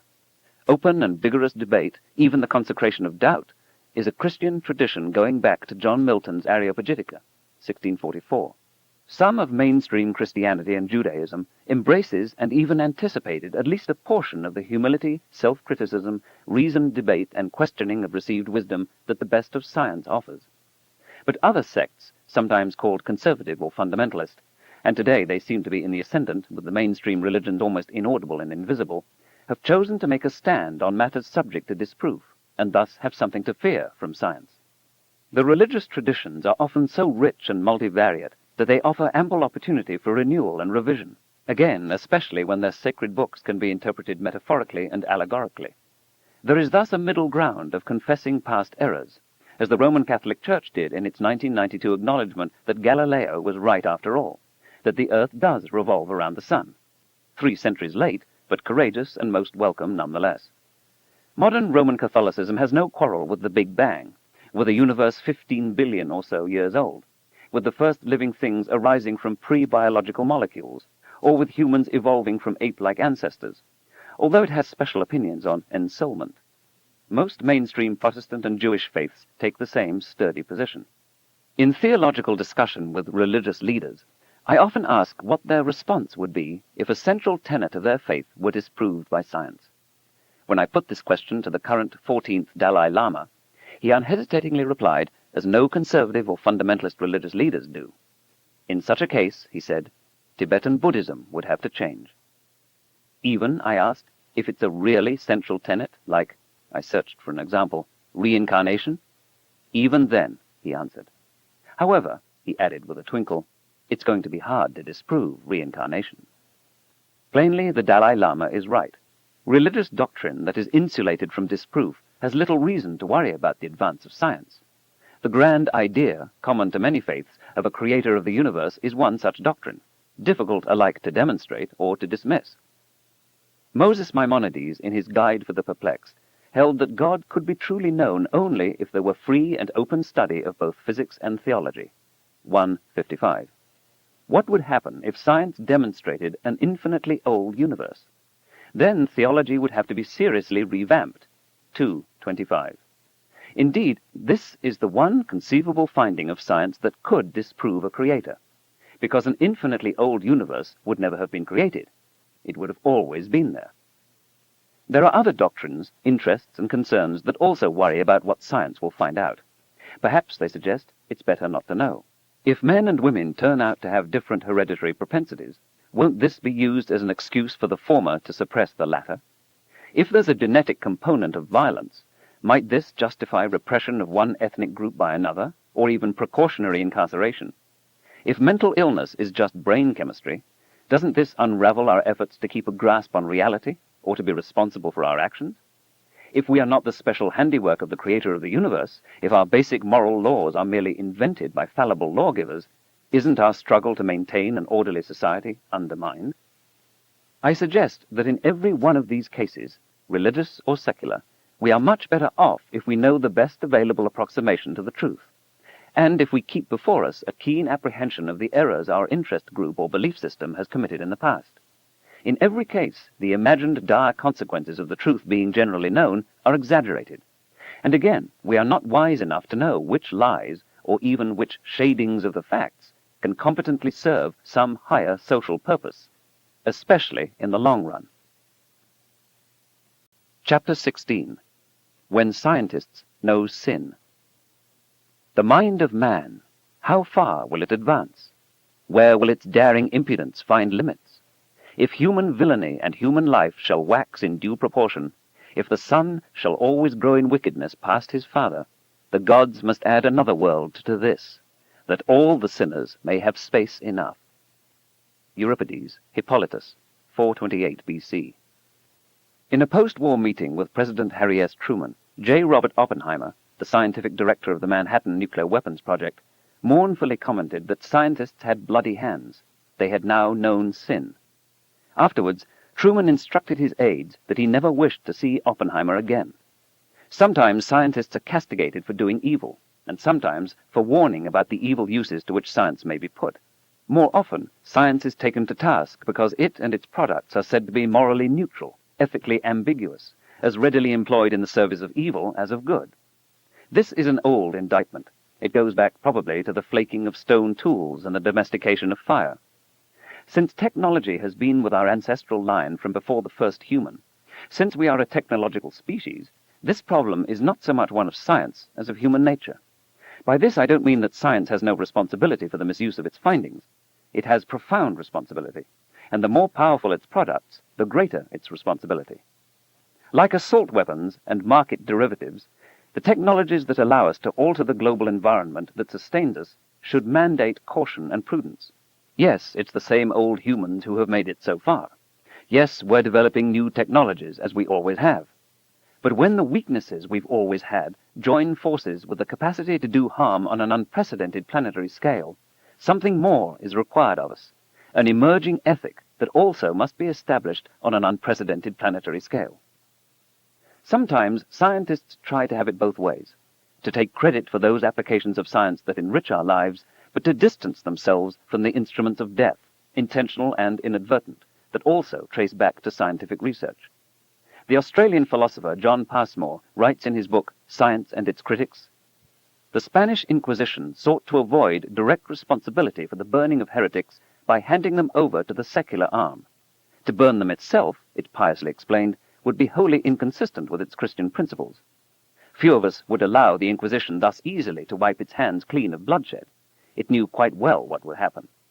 Equally, where the technological application of scientific discoveries is clear and obvious, as when a scientist works on nerve gases, he cannot properly claim that such applications are none of his business, merely on the ground that it is the military forces, not scientists, who use the gases to disable or kill. This is even more obvious when the scientist deliberately offers help to governments in exchange for funds. If a scientist or a philosopher accepts funds from some such body as an Office of Naval Research, then he is cheating if he knows his work will be useless to them and must take some responsibility for the outcome if he knows that it will be useful. He is subject, properly subject, to praise or blame in relation to any innovations which flow from his work.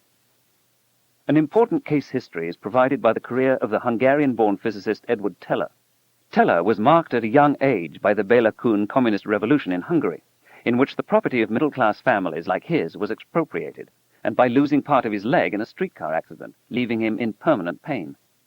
His early contributions ranged from quantum mechanical selection rules and solid-state physics to cosmology. It was he who chauffeured the physicist Leo Szilard to the vacationing Albert Einstein on Long Island in July 1939, a meeting that led to the historic letter from Einstein to President Franklin Roosevelt urging, in view of both scientific and political events in Nazi Germany, that the United States develop a fission or atomic bomb. Recruited to work on the Manhattan Project, Teller arrived at Los Alamos and promptly refused to cooperate, not because he was dismayed at what an atomic bomb might do, but just the opposite, because he wanted to work on a much more destructive weapon, the fusion or thermonuclear or hydrogen bomb. While there is a practical upper limit on the yield or destructive energy of an atomic bomb, there is no such limit for a hydrogen bomb. But a hydrogen bomb needs an atomic bomb as trigger. After the fission bomb was invented, after Germany and Japan surrendered, after the war was over, Teller remained a persistent advocate of what was called the super, specifically intended to intimidate the Soviet Union. Concern about the rebuilding, toughened, and militarized Soviet Union under Stalin and the national paranoia in America called McCarthyism eased Teller's path. A substantial obstacle was offered, though, in the person of Oppenheimer, who had become the chairman of the General Advisory Committee to the Post-War Atomic Energy Commission. Teller provided critical testimony at a government hearing, questioning Oppenheimer's loyalty to the United States. Teller's involvement is generally thought to have played a major role in the aftermath. Although Oppenheimer's loyalty was not exactly impugned by the review board, somehow his security clearance was denied. He was retired from the AEC, and Teller's way to the super was greased. The technique for making a thermonuclear weapon is generally attributed to Teller and the mathematician Stanislas Ulam. Hans Bethe, the Nobel laureate physicist who headed the theoretical division at the Manhattan Project, and who played a major role in the development of both the atomic and the hydrogen bombs, attests that Teller's original suggestion was flawed, and that the work of many people was necessary to bring the thermonuclear weapon to reality. With fundamental technical contributions from a young physicist named Richard Garwin, the first U.S. thermonuclear device was exploded in 1952. It was too unwieldy to be carried by a missile or bomber. It just sat there where it was assembled and blew up. The first true hydrogen bomb was a Soviet invention exploded 1 year later. There has been debate on whether the Soviet Union would have developed a thermonuclear weapon if the United States had not, and whether a U.S. thermonuclear weapon was even needed to deter Soviet use of their hydrogen bomb, since the U.S. by then possessed a substantial arsenal of fission weapons. The preponderance of current evidence is that the USSR, even before it exploded its first fission bomb, had a workable design for a thermonuclear weapon. It was the next logical step. But Soviet pursuit of fusion weapons was much aided by the knowledge, from espionage, that the Americans were working on them. From my point of view, the consequences of global nuclear war became much more dangerous with the invention of the hydrogen bomb, because air bursts of thermonuclear weapons are much more capable of burning cities, generating vast amounts of smoke, cooling and darkening the Earth, and inducing global-scale nuclear winter. This was perhaps the most controversial scientific debate I've been involved in, from about 1983 through 1990. Much of the debate was politically driven. The strategic implications of nuclear winter were disquieting to those wedded to a policy of massive retaliation to deter a nuclear attack, or to those wishing to preserve the option of a massive first strike. In either case, the environmental consequences work the self-destruction of any nation launching large numbers of thermonuclear weapons, even with no retaliation from the adversary. A major segment of the strategic policy of decades, and the reason for accumulating tens of thousands of nuclear weapons, suddenly became much less credible. The global temperature declines predicted in the original 1983 nuclear winter scientific paper were 15 to 20 degrees centigrade. Current estimates are 10 to 15 degrees centigrade. The two values are in good agreement, considering the irreducible uncertainties in the calculations. Both temperature declines are much greater than the difference between current global temperatures and those of the last ice age.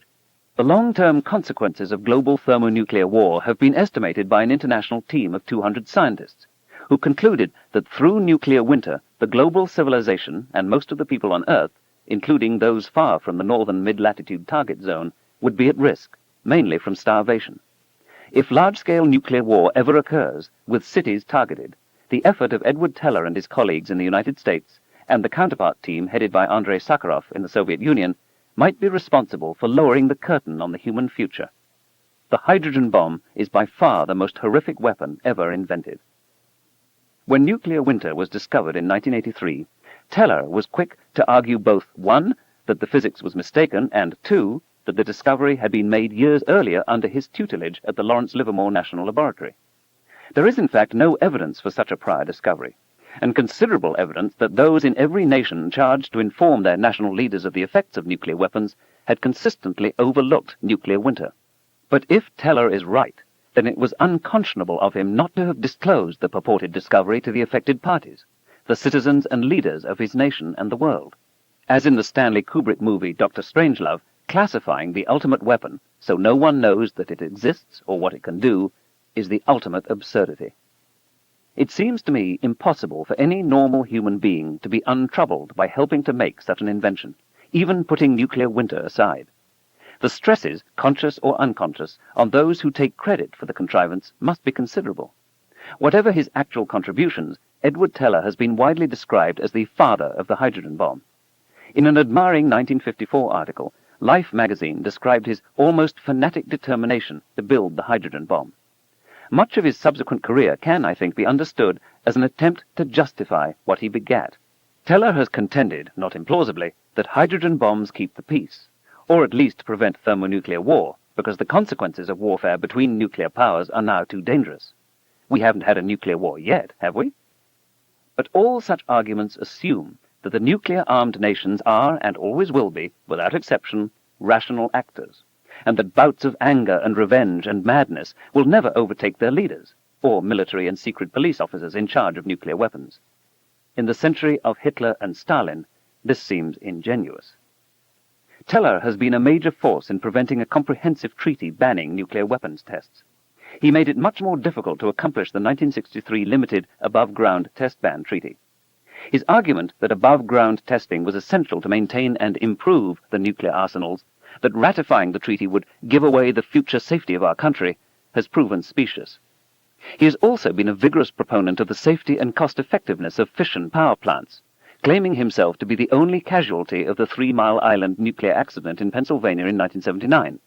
He had a heart attack, he says, debating the issue. Teller advocated exploding nuclear weapons from Alaska to South Africa, to dredge harbors and canals, to obliterate troublesome mountains, to do heavy earth-moving. When he proposed such a scheme to Queen Frederica of Greece, she is said to have responded, "Thank you, Dr. Teller, but Greece has enough quaint ruins already." Want to test Einstein's general relativity? Then explode a nuclear weapon on the far side of the sun, Teller proposed. Want to understand the chemical composition of the moon? Then fly a hydrogen bomb to the moon, explode it, and examine the spectrum of the flash and fireball. Also in the 1980s, Teller sold President Ronald Reagan the notion of Star Wars, called by them the Strategic Defense Initiative, SDI. Reagan seems to have believed a highly imaginative story of Teller's that it was possible to build a desk-sized orbiting hydrogen bomb-driven X-ray laser that would destroy 10,000 Soviet warheads in flight. and provide genuine protection for the citizens of the United States in case of global thermonuclear war. It is claimed by apologists for the Reagan administration that, whatever the exaggerations in capability, some of it intentional, SDI was responsible for the collapse of the Soviet Union. There is no serious evidence in support of this contention. Andrei Sakharov, Yevgeny Velikov, Roald Sagdeev, and other scientists who advised President Mikhail Gorbachev made it clear that if the United States really went ahead with the Star Wars program, the safest and cheapest Soviet response would be merely to augment its existing arsenal of nuclear weapons and delivery systems.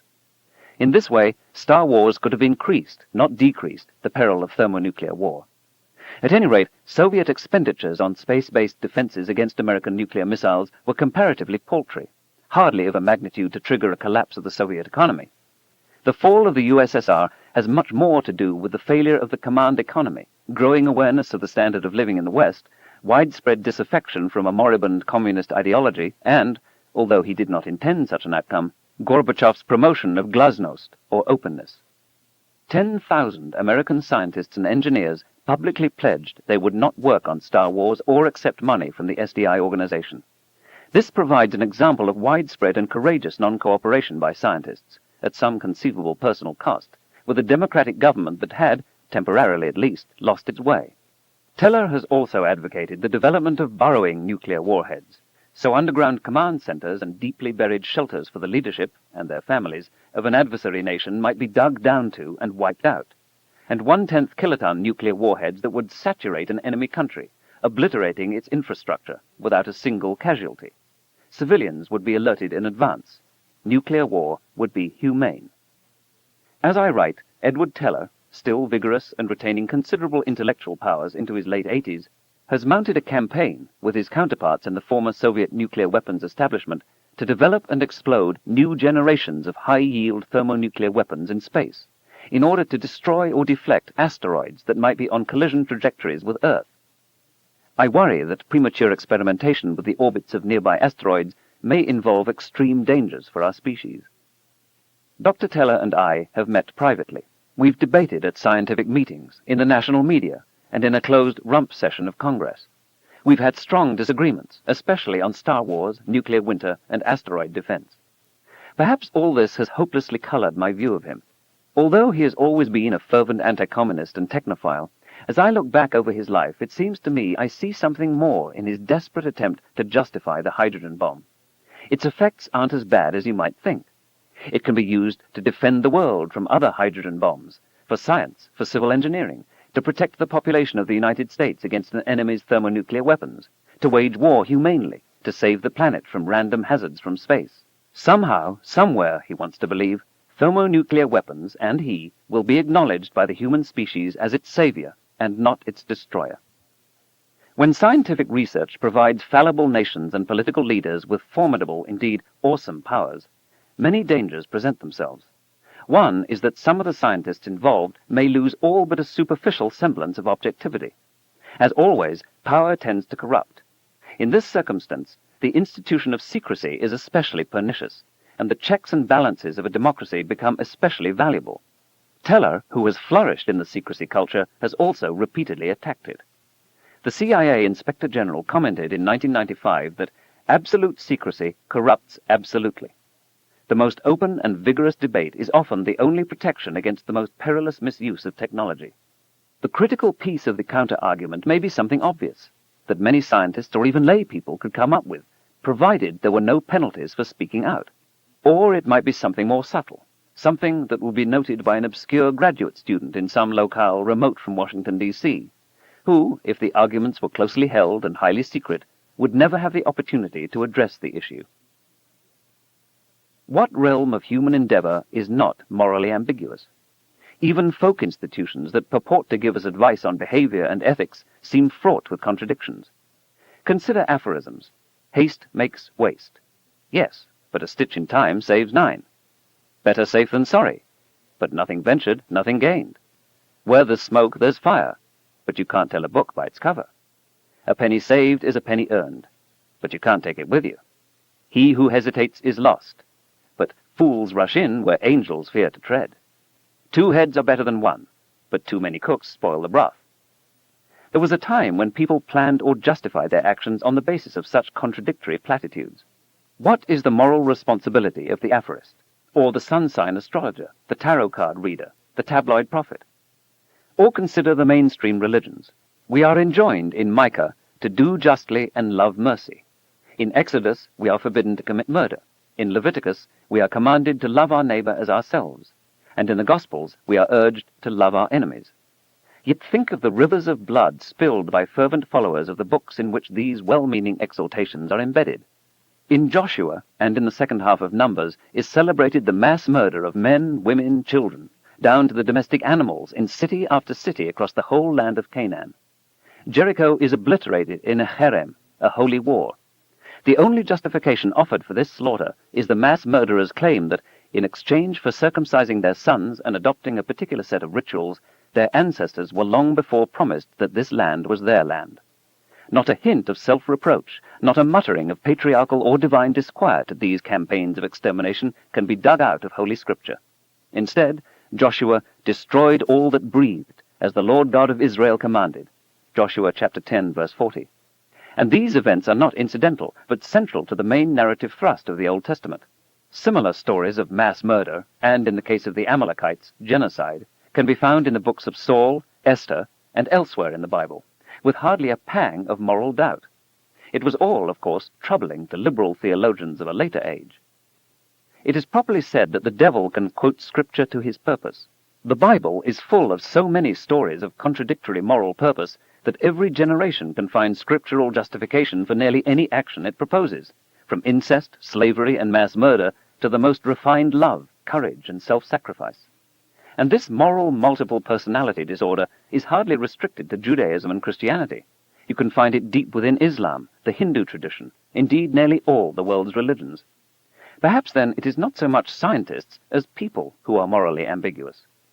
It is the particular task of scientists, I believe, to alert the public to possible dangers, especially those emanating from science, or foreseeable through the use of science.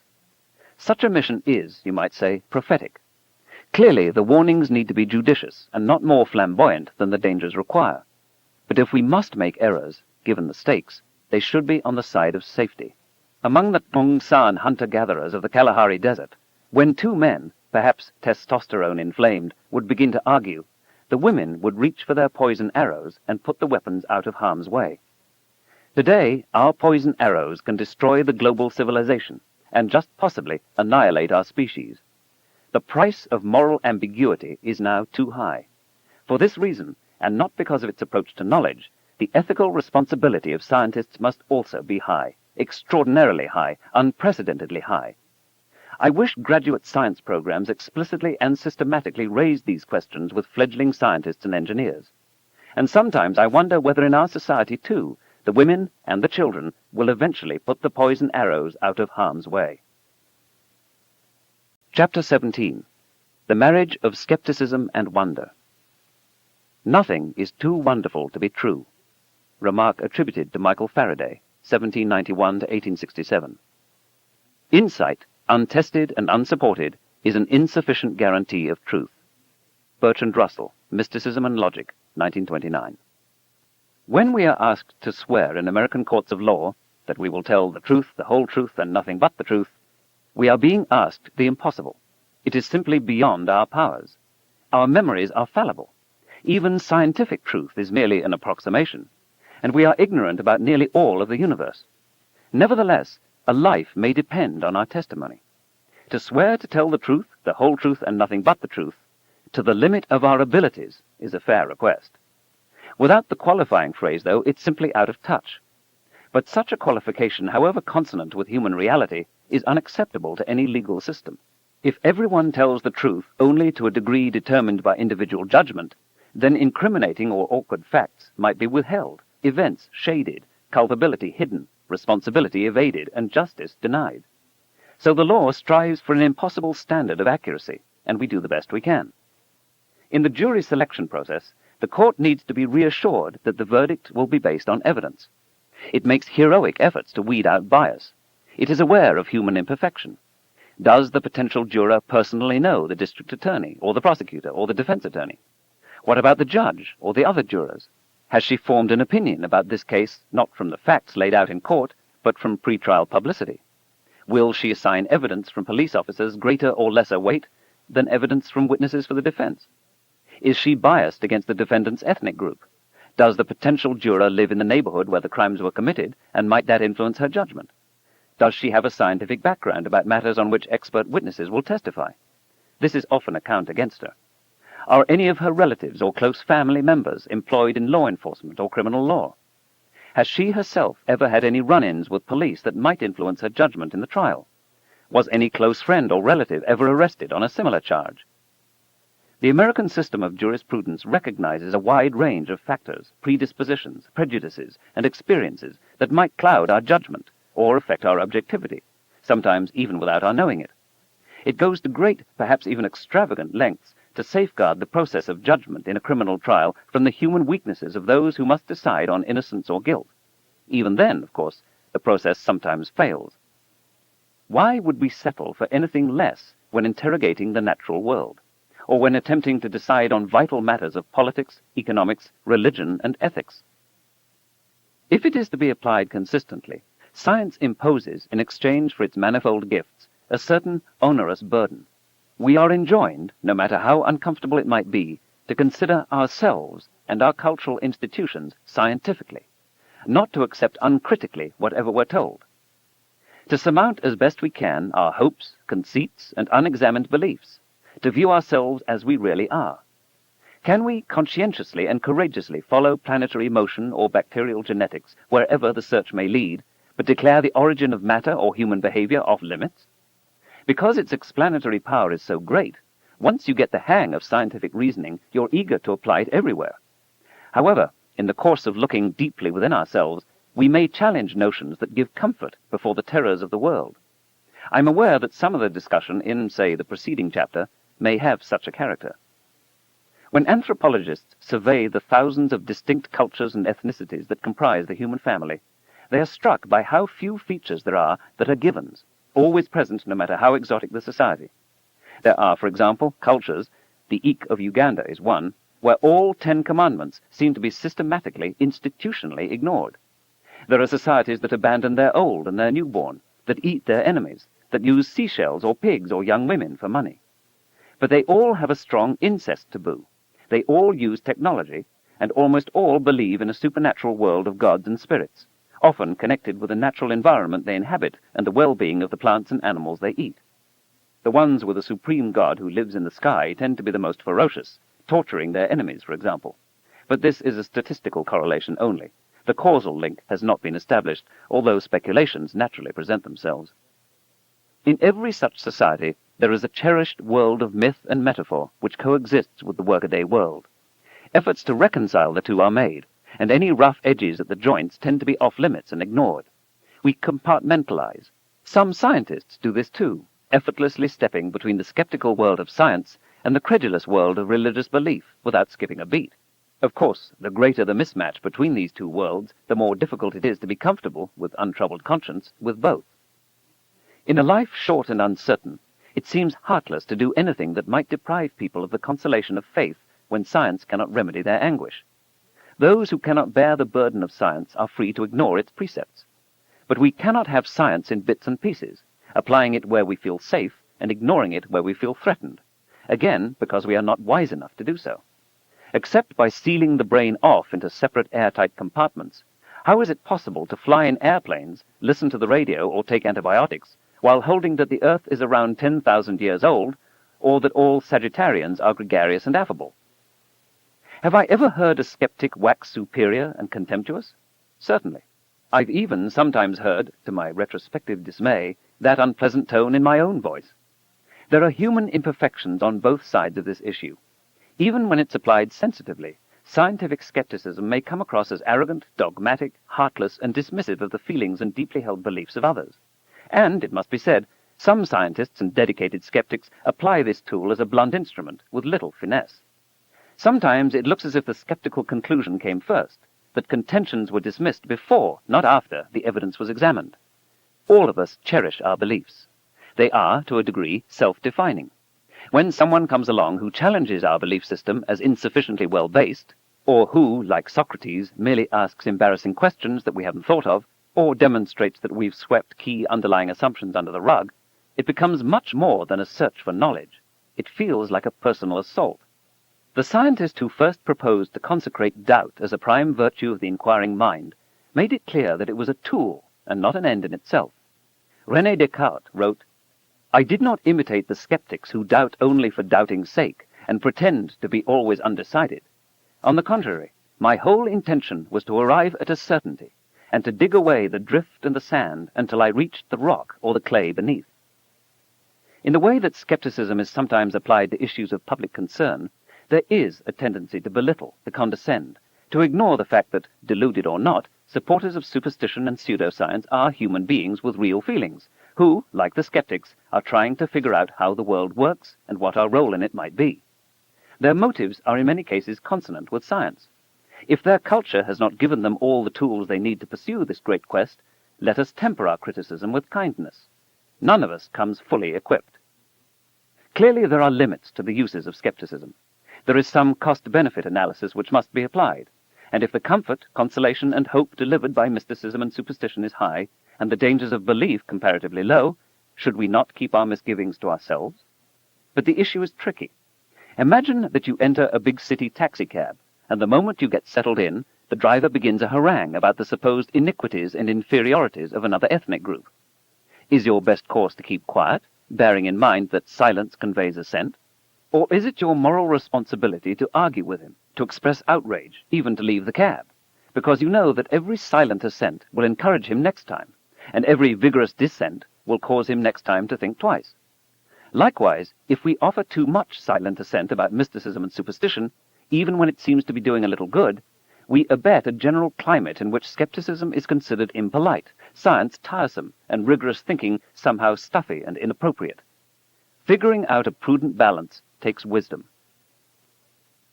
The Committee for the Scientific Investigation of Claims of the Paranormal is an organization of scientists, academics, magicians, and others dedicated to skeptical scrutiny of emerging or full-blown pseudosciences. It was founded by the University of Buffalo philosopher Paul Kurtz in 1976. I've been affiliated with it since its beginning. Its initials, CSICOP, are pronounced as the acronym PsyCop, as if it's an organization of scientists performing a police function. Those wounded by PsyCop's analyses sometimes make just such a complaint. It's hostile to every new idea, they say, will go to absurd lengths in its knee-jerk debunking, is a vigilante organization, a new inquisition, and so on. PsyCop is imperfect. In certain cases, such a critique is to some degree justified. But from my point of view, PsyCop serves an important social function, as a well-known organization to which media can apply when they wish to hear the other side of the story, especially when some amazing claim of pseudoscience is adjudged newsworthy. It used to be, and for much of the global news media it still is, that every levitating guru, visiting alien, channeler, and faith healer, when covered by the media, would be treated non-substantively and uncritically. There would be no institutional memory at the television studio or newspaper or magazine about other similar claims previously shown to be scams and bamboozles. PsyCop represents a counterbalance, although not yet nearly a loud enough voice, to the pseudoscience gullibility that seems second nature to so much of the media. One of my favorite cartoons shows a fortune teller scrutinizing the mark's palm and gravely concluding, "You are very gullible." PsyCop publishes a bi-monthly periodical called The Skeptical Inquirer. On the day it arrives, I take it home from the office and pore through its pages, wondering what new misunderstandings will be revealed. There's always another bamboozle that I never thought of. Crop circles.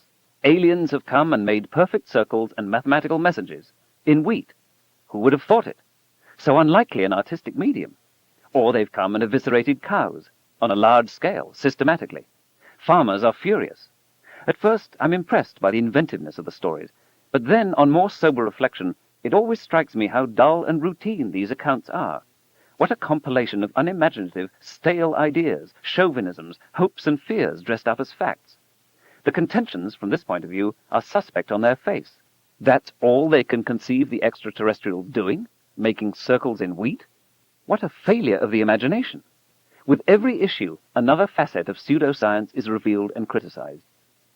And yet, the chief deficiency I see in the skeptical movement is in its polarization, us versus them. the sense that we have a monopoly on the truth, that those other people who believe in all these stupid doctrines are morons, that if you're sensible, you'll listen to us, and if you're not, you're beyond redemption. This is unconstructive. It does not get the message across. It condemns the skeptics to permanent minority status, whereas a compassionate approach that from the beginning acknowledges the human roots of pseudoscience and superstition might be much more widely accepted. If we understand this, then of course we feel the uncertainty and pain of the abductees, or those who dare not leave home without consulting their horoscopes, or those who pin their hopes on crystals from Atlantis. And such compassion for kindred spirits in a common quest also works to make science and the scientific method less off-putting, especially to the young. Many pseudoscientific and New Age belief systems emerge out of dissatisfaction with conventional values and perspectives, and are therefore themselves a kind of skepticism. The same is true of the origins of most religions. David Hess, in Science and the New Age, argues that the world of paranormal beliefs and practices cannot be reduced to cranks, crackpots, and charlatans. A large number of sincere people are exploring alternative approaches to questions of personal meaning, spirituality, healing, and paranormal experience in general. To the skeptic, their quest may ultimately rest on a delusion. But debunking is hardly likely to be an effective rhetorical device for their rationalist project of getting people to recognize what appears to the skeptic as mistaken or magical thinking. The skeptic might take a clue from cultural anthropology and develop a more sophisticated skepticism by understanding alternative belief systems from the perspective of the people who hold them, and by situating these beliefs in their historical, social, and cultural contexts. As a result, the world of the paranormal may appear less as a silly turn toward irrationalism and more as an idiom through which segments of society express their conflicts, dilemmas, and identities. To the extent that skeptics have a psychological or sociological theory of New Age beliefs, it tends to be very simplistic. Paranormal beliefs are comforting to people who cannot handle the reality of an atheistic universe, or their beliefs are the product of an irresponsible media that is not encouraging the public to think critically. But Hess's just criticism promptly deteriorates into complaints that parapsychologists have had their careers ruined by skeptical colleagues, and that skeptics exhibit a kind of religious zeal to defend the materialistic and atheistic worldview that smacks of what has been called scientific fundamentalism or irrational rationalism. This is a common, but to me deeply mysterious, indeed occult, complaint. Again, we know a great deal about the existence and properties of matter. If a given phenomenon can already be plausibly understood in terms of matter and energy, why should we hypothesize that something else, something for which there is as yet no other good evidence, is responsible? Yet the complaint persists. Skeptics won't accept that there's an invisible fire-breathing dragon in my garage because they're all atheistic materialists. In Science and the New Age, skepticism is discussed, but it is not understood, and it is certainly not practiced. All sorts of paranormal claims are quoted, skeptics are deconstructed, but you can never learn from reading it that there are ways to decide whether New Age and parapsychological claims to knowledge are promising or false. It's all, as in many postmodernist texts, a matter of how strongly people feel and what their biases may be. Robert Anton Wilson, in The New Inquisition, Irrational Rationalism and the Citadel of Science, Phoenix, Falcon Press, 1986, describes skeptics as the New Inquisition. But to my knowledge, no skeptic compels belief. Indeed, on most TV documentaries and talk shows, skeptics get short shrift and almost no airtime. All that's happening is that some doctrines and methods are being criticized, at the worst ridiculed, in magazines like The Skeptical Inquirer, with circulations of a few tens of thousands.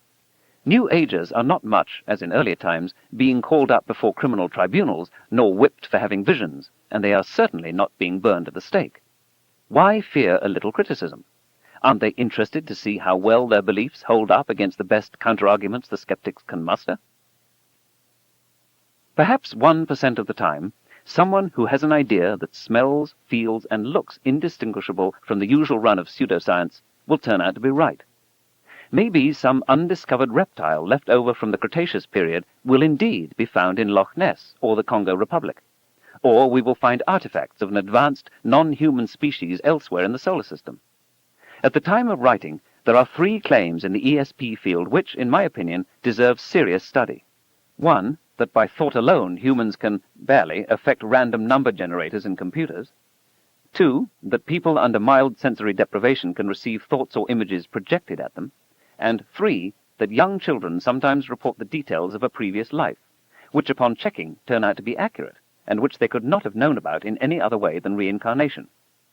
I pick these claims not because I think they're likely to be valid, I don't, but as examples of contentions that might be true. The last three have at least some, although still dubious, experimental support. Of course, I could be wrong. In the middle 1970s, an astronomer I admire put together a modest manifesto called Objections to Astrology and asked me to endorse it. I struggled with his wording, and in the end found myself unable to sign, not because I thought astrology has any validity whatever, but because I felt, and still feel, that the tone of the statement was authoritarian. It criticized astrology for having origins shrouded in superstition. But this is true as well for religion, chemistry, medicine, and astronomy, to mention only four. The issue is not what faltering and rudimentary knowledge astrology came from, but what is its present validity. Then there was speculation on the psychological motivations of those who believe in astrology. These motivations, for example, the feeling of powerlessness in a complex, troublesome, and unpredictable world, might explain why astrology is not generally given the skeptical scrutiny it deserves, but is quite peripheral to whether it works. The statement stressed that we can think of no mechanism by which astrology could work. This is certainly a relevant point, but by itself it's unconvincing. No mechanism was known for continental drift, now subsumed in plate tectonics, when it was proposed by Alfred Wegener in the first quarter of the 20th century to explain a range of puzzling data in geology and paleontology. Ore-bearing veins of rocks and fossils seemed to run continuously from eastern South America to West Africa. Were the two continents once touching, and the Atlantic Ocean new to our planet? The notion was roundly dismissed by all the great geophysicists, who were certain that continents were fixed, not floating on anything, and therefore unable to drift. Instead, the key 20th century idea in geophysics turns out to be plate tectonics. We now understand that continental plates do indeed float and drift, or better, are carried by a kind of conveyor belt driven by the great heat engine of the Earth's interior. And all those great geophysicists were simply wrong. Objections to pseudoscience on the grounds of unavailable mechanism can be mistaken, although if the contentions violate well-established laws of physics, such objections of course carry great weight. Many valid criticisms of astrology can be formulated in a few sentences.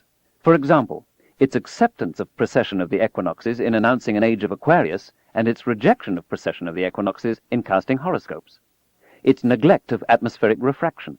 Its list of supposedly significant celestial objects that is mainly limited to naked eye objects known to Ptolemy in the 2nd century, and that ignores an enormous variety of new astronomical objects discovered since. Where is the astrology of near-Earth asteroids? Inconsistent requirements for detailed information on the time as compared to the latitude and longitude of birth. The failure of astrology to pass the identical twin test. The major differences in horoscopes cast from the same birth information by different astrologers. And the absence of demonstrated correlation between horoscopes and such psychological tests as the Minnesota Multiphasic Personality Inventory. What I would have signed is a statement describing and refuting the principal tenets of astrological belief. Such a statement would have been far more persuasive than what was actually circulated and published. But astrology, which has been with us for 4,000 years or more, today seems more popular than ever. At least a quarter of all Americans, according to opinion polls, believe in astrology. A third think sun sign astrology is scientific. The fraction of school children believing in astrology rose from 40% to 59% between 1978 and 1984. There are perhaps 10 times more astrologers than astronomers in the United States. In France, there are more astrologers than Roman Catholic clergy. No stuffy dismissal by a gaggle of scientists makes contact with the social needs that astrology, no matter how invalid it is, addresses, and science does not. As I've tried to stress, at the heart of science is an essential balance between two seemingly contradictory attitudes: an openness to new ideas, no matter how bizarre or counterintuitive, and the most ruthlessly skeptical scrutiny of all ideas, old and new. This is how deep truths are winnowed from deep nonsense. The collective enterprise of creative thinking and skeptical thinking working together keeps the field on track. Those two seemingly contradictory attitudes are, though, in some tension. Consider this claim. As I walk along, time, as measured by my wristwatch or my aging process, slows down. Also, I shrink in the direction of motion. Also, I get more massive. Who has ever witnessed such a thing? It is easy to dismiss it out of hand. Here's another. Matter and antimatter are all the time, throughout the universe, being created from nothing. Here's a third. Once in a very great while, your car will spontaneously ooze through the brick wall of your garage and be found the next morning on the street. They're all absurd. But the first is a statement of special relativity, and the other two are consequences of quantum mechanics. Vacuum fluctuations and barrier tunneling, they're called. In the car example, the average waiting time per stochastic ooze is much longer than the age of the universe since the Big Bang. But however improbable, in principle it might happen tomorrow. Like it or not, that's the way the world is. If you insist it's ridiculous, you'll be forever closed to some of the major findings on the rules that govern the universe. If you're only skeptical, then no new ideas make it through to you. You never learn anything. You become a crotchety misanthrope, convinced that nonsense is ruling the world. There is, of course, much data to support you. Since major discoveries at the borderlines of science are rare, experience will tend to confirm your grumpiness. But every now and then, a new idea turns out to be on the mark, valid and wonderful. If you're too resolutely and uncompromisingly skeptical, you're going to miss, or resent, the transforming discoveries in science. And either way, you will be obstructing understanding and progress. Mere skepticism is not enough. At the same time, science requires the most vigorous and uncompromising skepticism, because the vast majority of ideas are simply wrong, and the only way to winnow the wheat from the chaff is by critical experiment and analysis. If you're open to the point of gullibility and have not a microgram of skeptical sense in you, then you cannot distinguish the promising ideas from the worthless ones. Uncritically accepting every proffered notion, idea, and hypothesis is tantamount to knowing nothing. Ideas contradict one another. Only through skeptical scrutiny can we decide among them. Some ideas really are better than others. The judicious mix of these two modes of thought is central to the success of science. Good scientists do both. On their own, talking to themselves, they churn up many new ideas and criticize them systematically. Most of the ideas never make it to the outside world. Only those that pass a rigorous self-filtration make it out to be criticized by the rest of the scientific community. Because of this dogged mutual and self-criticism, and the proper reliance on experiment as the arbiter between contending hypotheses, many scientists tend to be diffident about describing their own sense of wonder at the dawning of a wild surmise. This is a pity, because these rare exultant moments demystify and humanize the scientific endeavor. No one can be entirely open or completely skeptical. We all must draw the line somewhere, and in some cases skepticism would be simply silly, as for example in learning to spell. An ancient Chinese proverb advises, "Better to be too credulous than too skeptical." But this is from an extremely conservative society, in which stability was much more prized than freedom, and where the rulers had a powerful vested interest in not being challenged. Most scientists, I believe, would say, better to be too skeptical than too credulous. But neither is easy.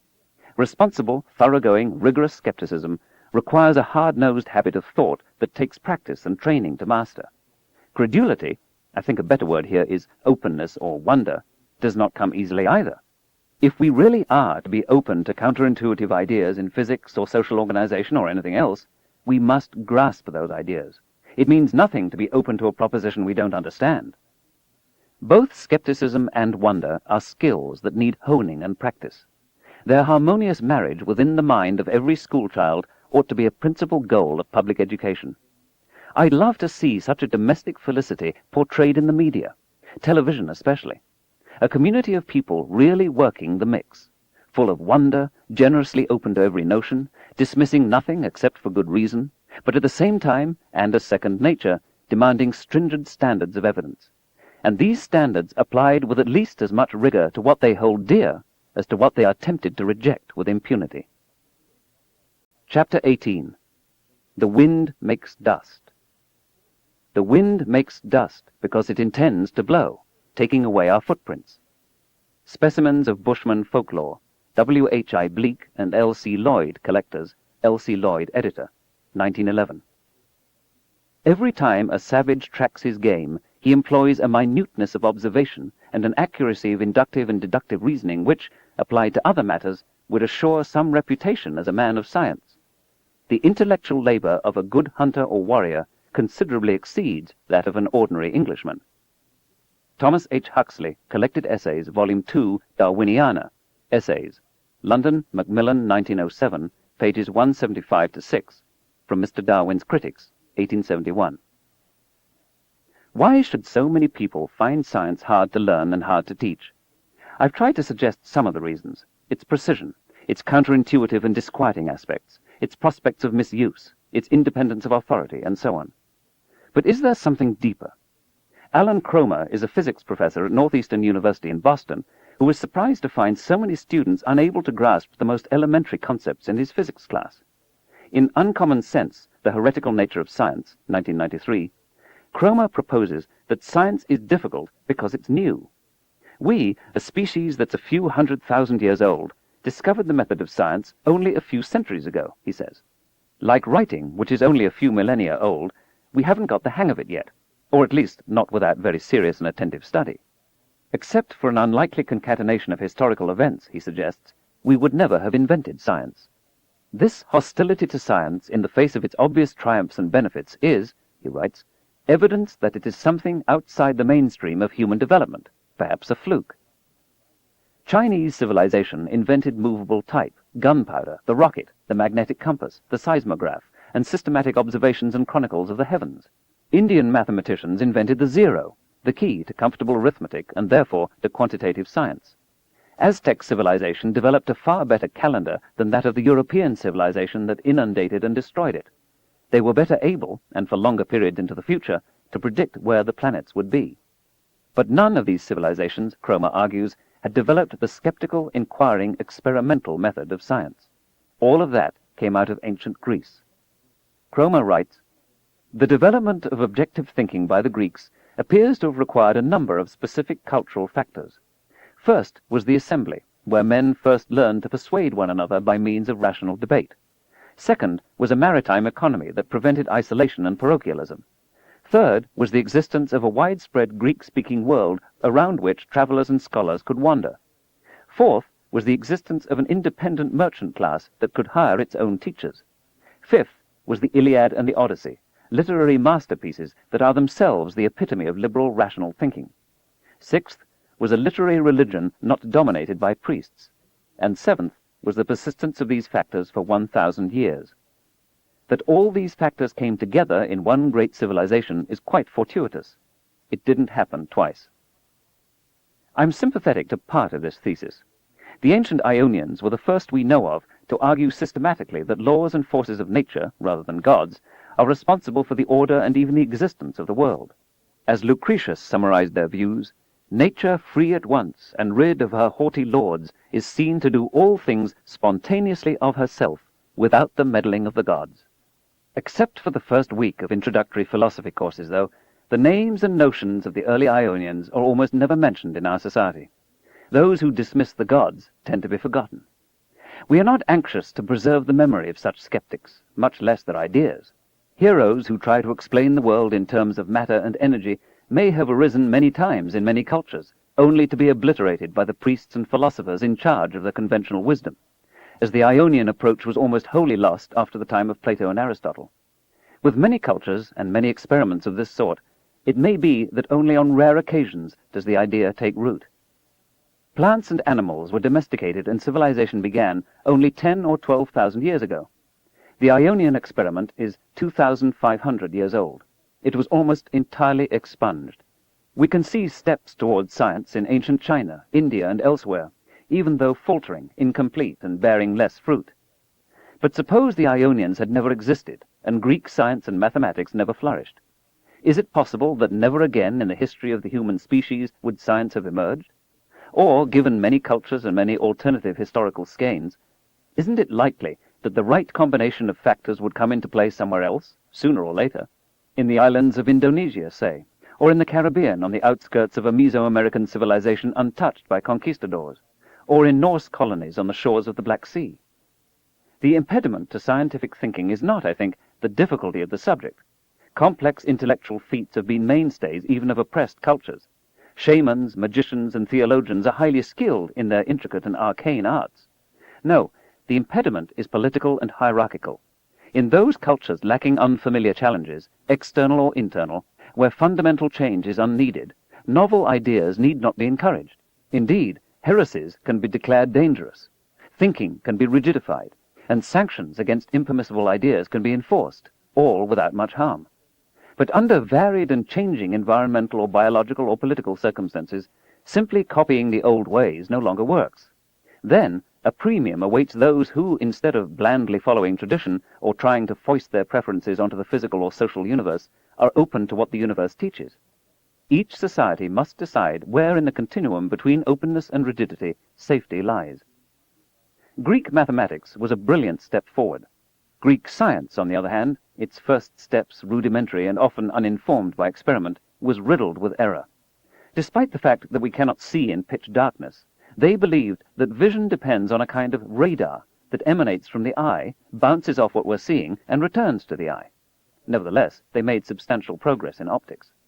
Despite the obvious resemblance of children to their mothers, they believed that heredity was carried by semen alone, the woman a mere passive receptacle.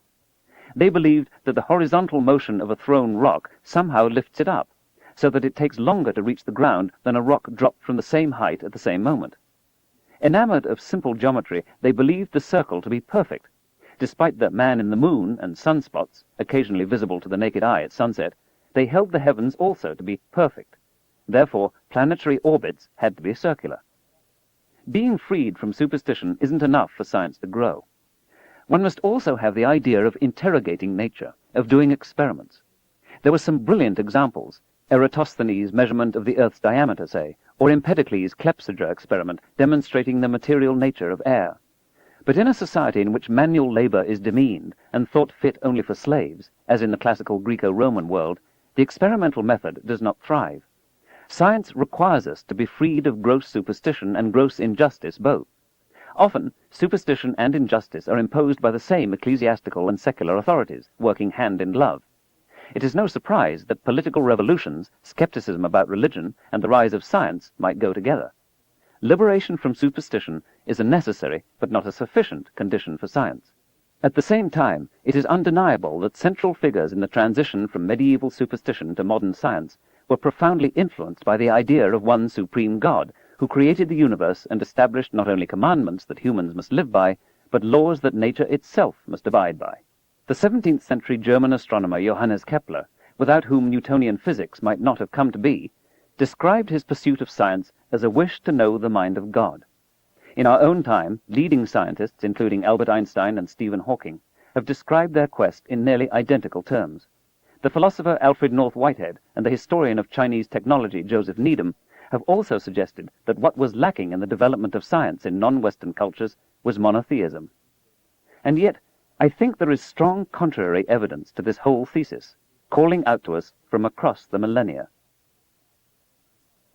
The small hunting party follows the trail of hoof prints and other spoor. They pause for a moment by a stand of trees. Squatting on their heels, they examine the evidence more carefully. The trail they've been following has been crossed by another.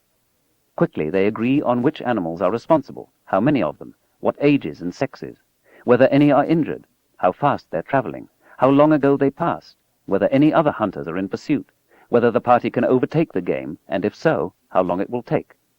The decision made, they flick their hands over the trail they will follow, make a quiet sound between their teeth like the wind, and off they lope. Despite their bows and poison arrows, they continue a championship marathon racing form for hours. Almost always they've read the message in the ground correctly. The wildebeests, or elands, or okapis, are where they thought, in the numbers and condition they estimated. The hunt is successful. Meat is carried back to the temporary camp. Everyone feasts. This more or less typical hunting vignette comes from the K'ung San people of the Kalahari Desert, in the republics of Botswana and Namibia, who are now, tragically, on the verge of extinction. But for decades, they and their way of life were studied by anthropologists.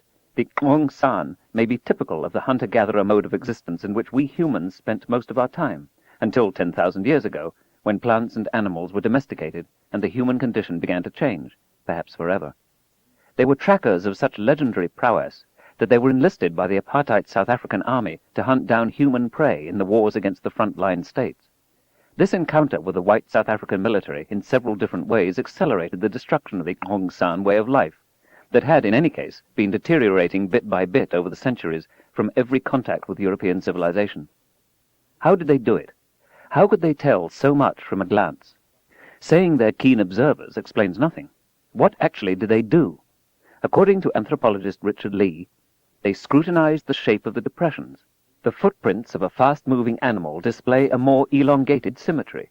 A slightly lame animal favors the afflicted foot, puts less weight on it, and leaves a fainter imprint. A heavier animal leaves a deeper and broader hollow. The correlation functions are in the heads of the hunters.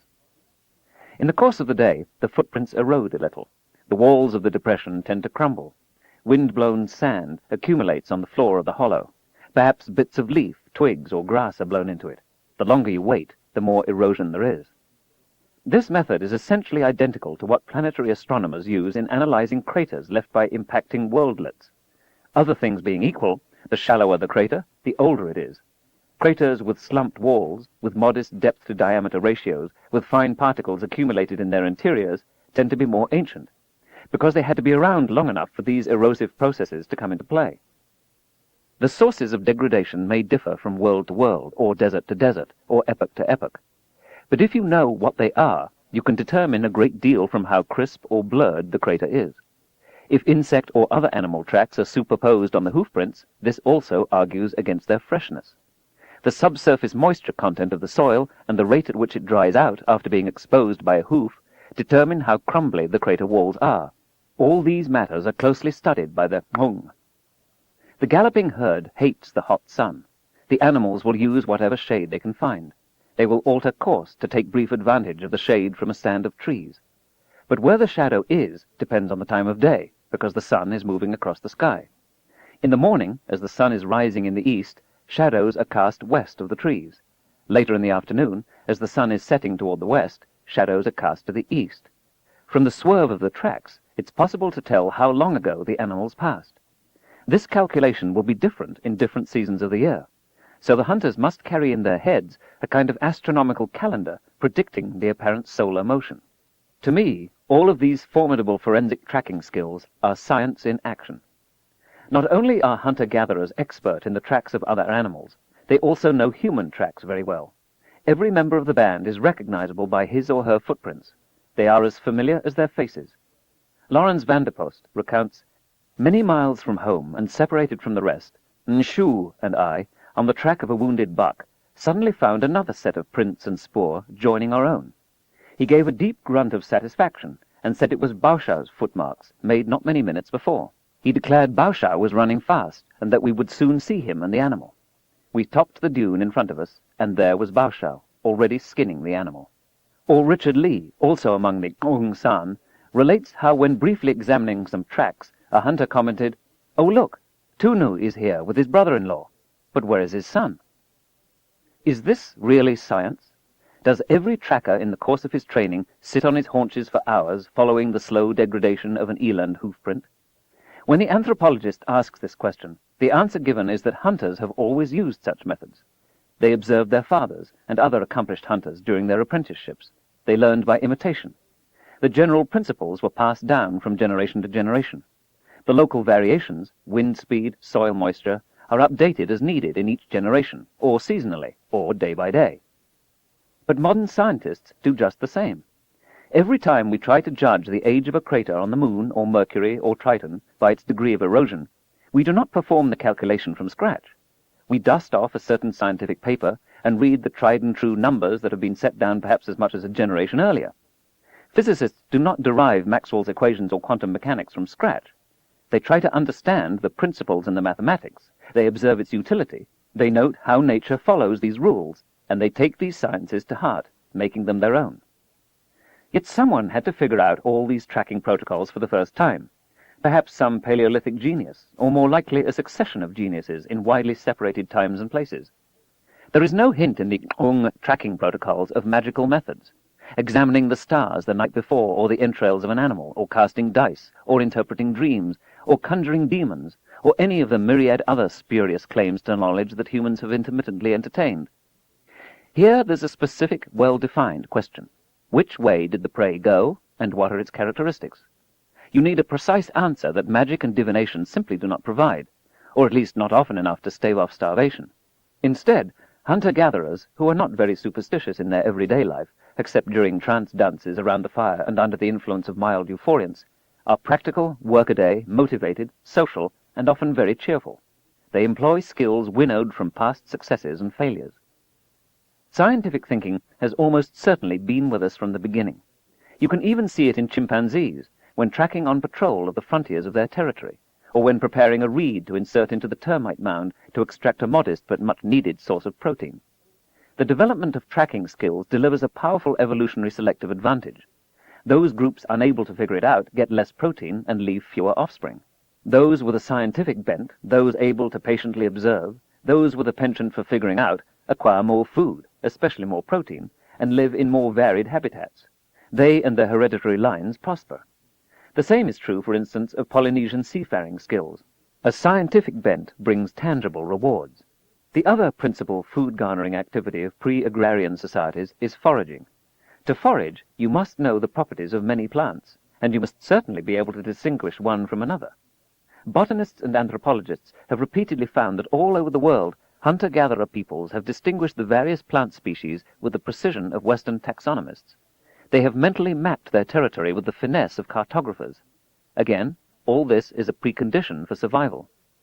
So the claim that, just as children are not developmentally ready for certain concepts in mathematics or logic, so primitive peoples are not intellectually able to grasp science and technology, is nonsense.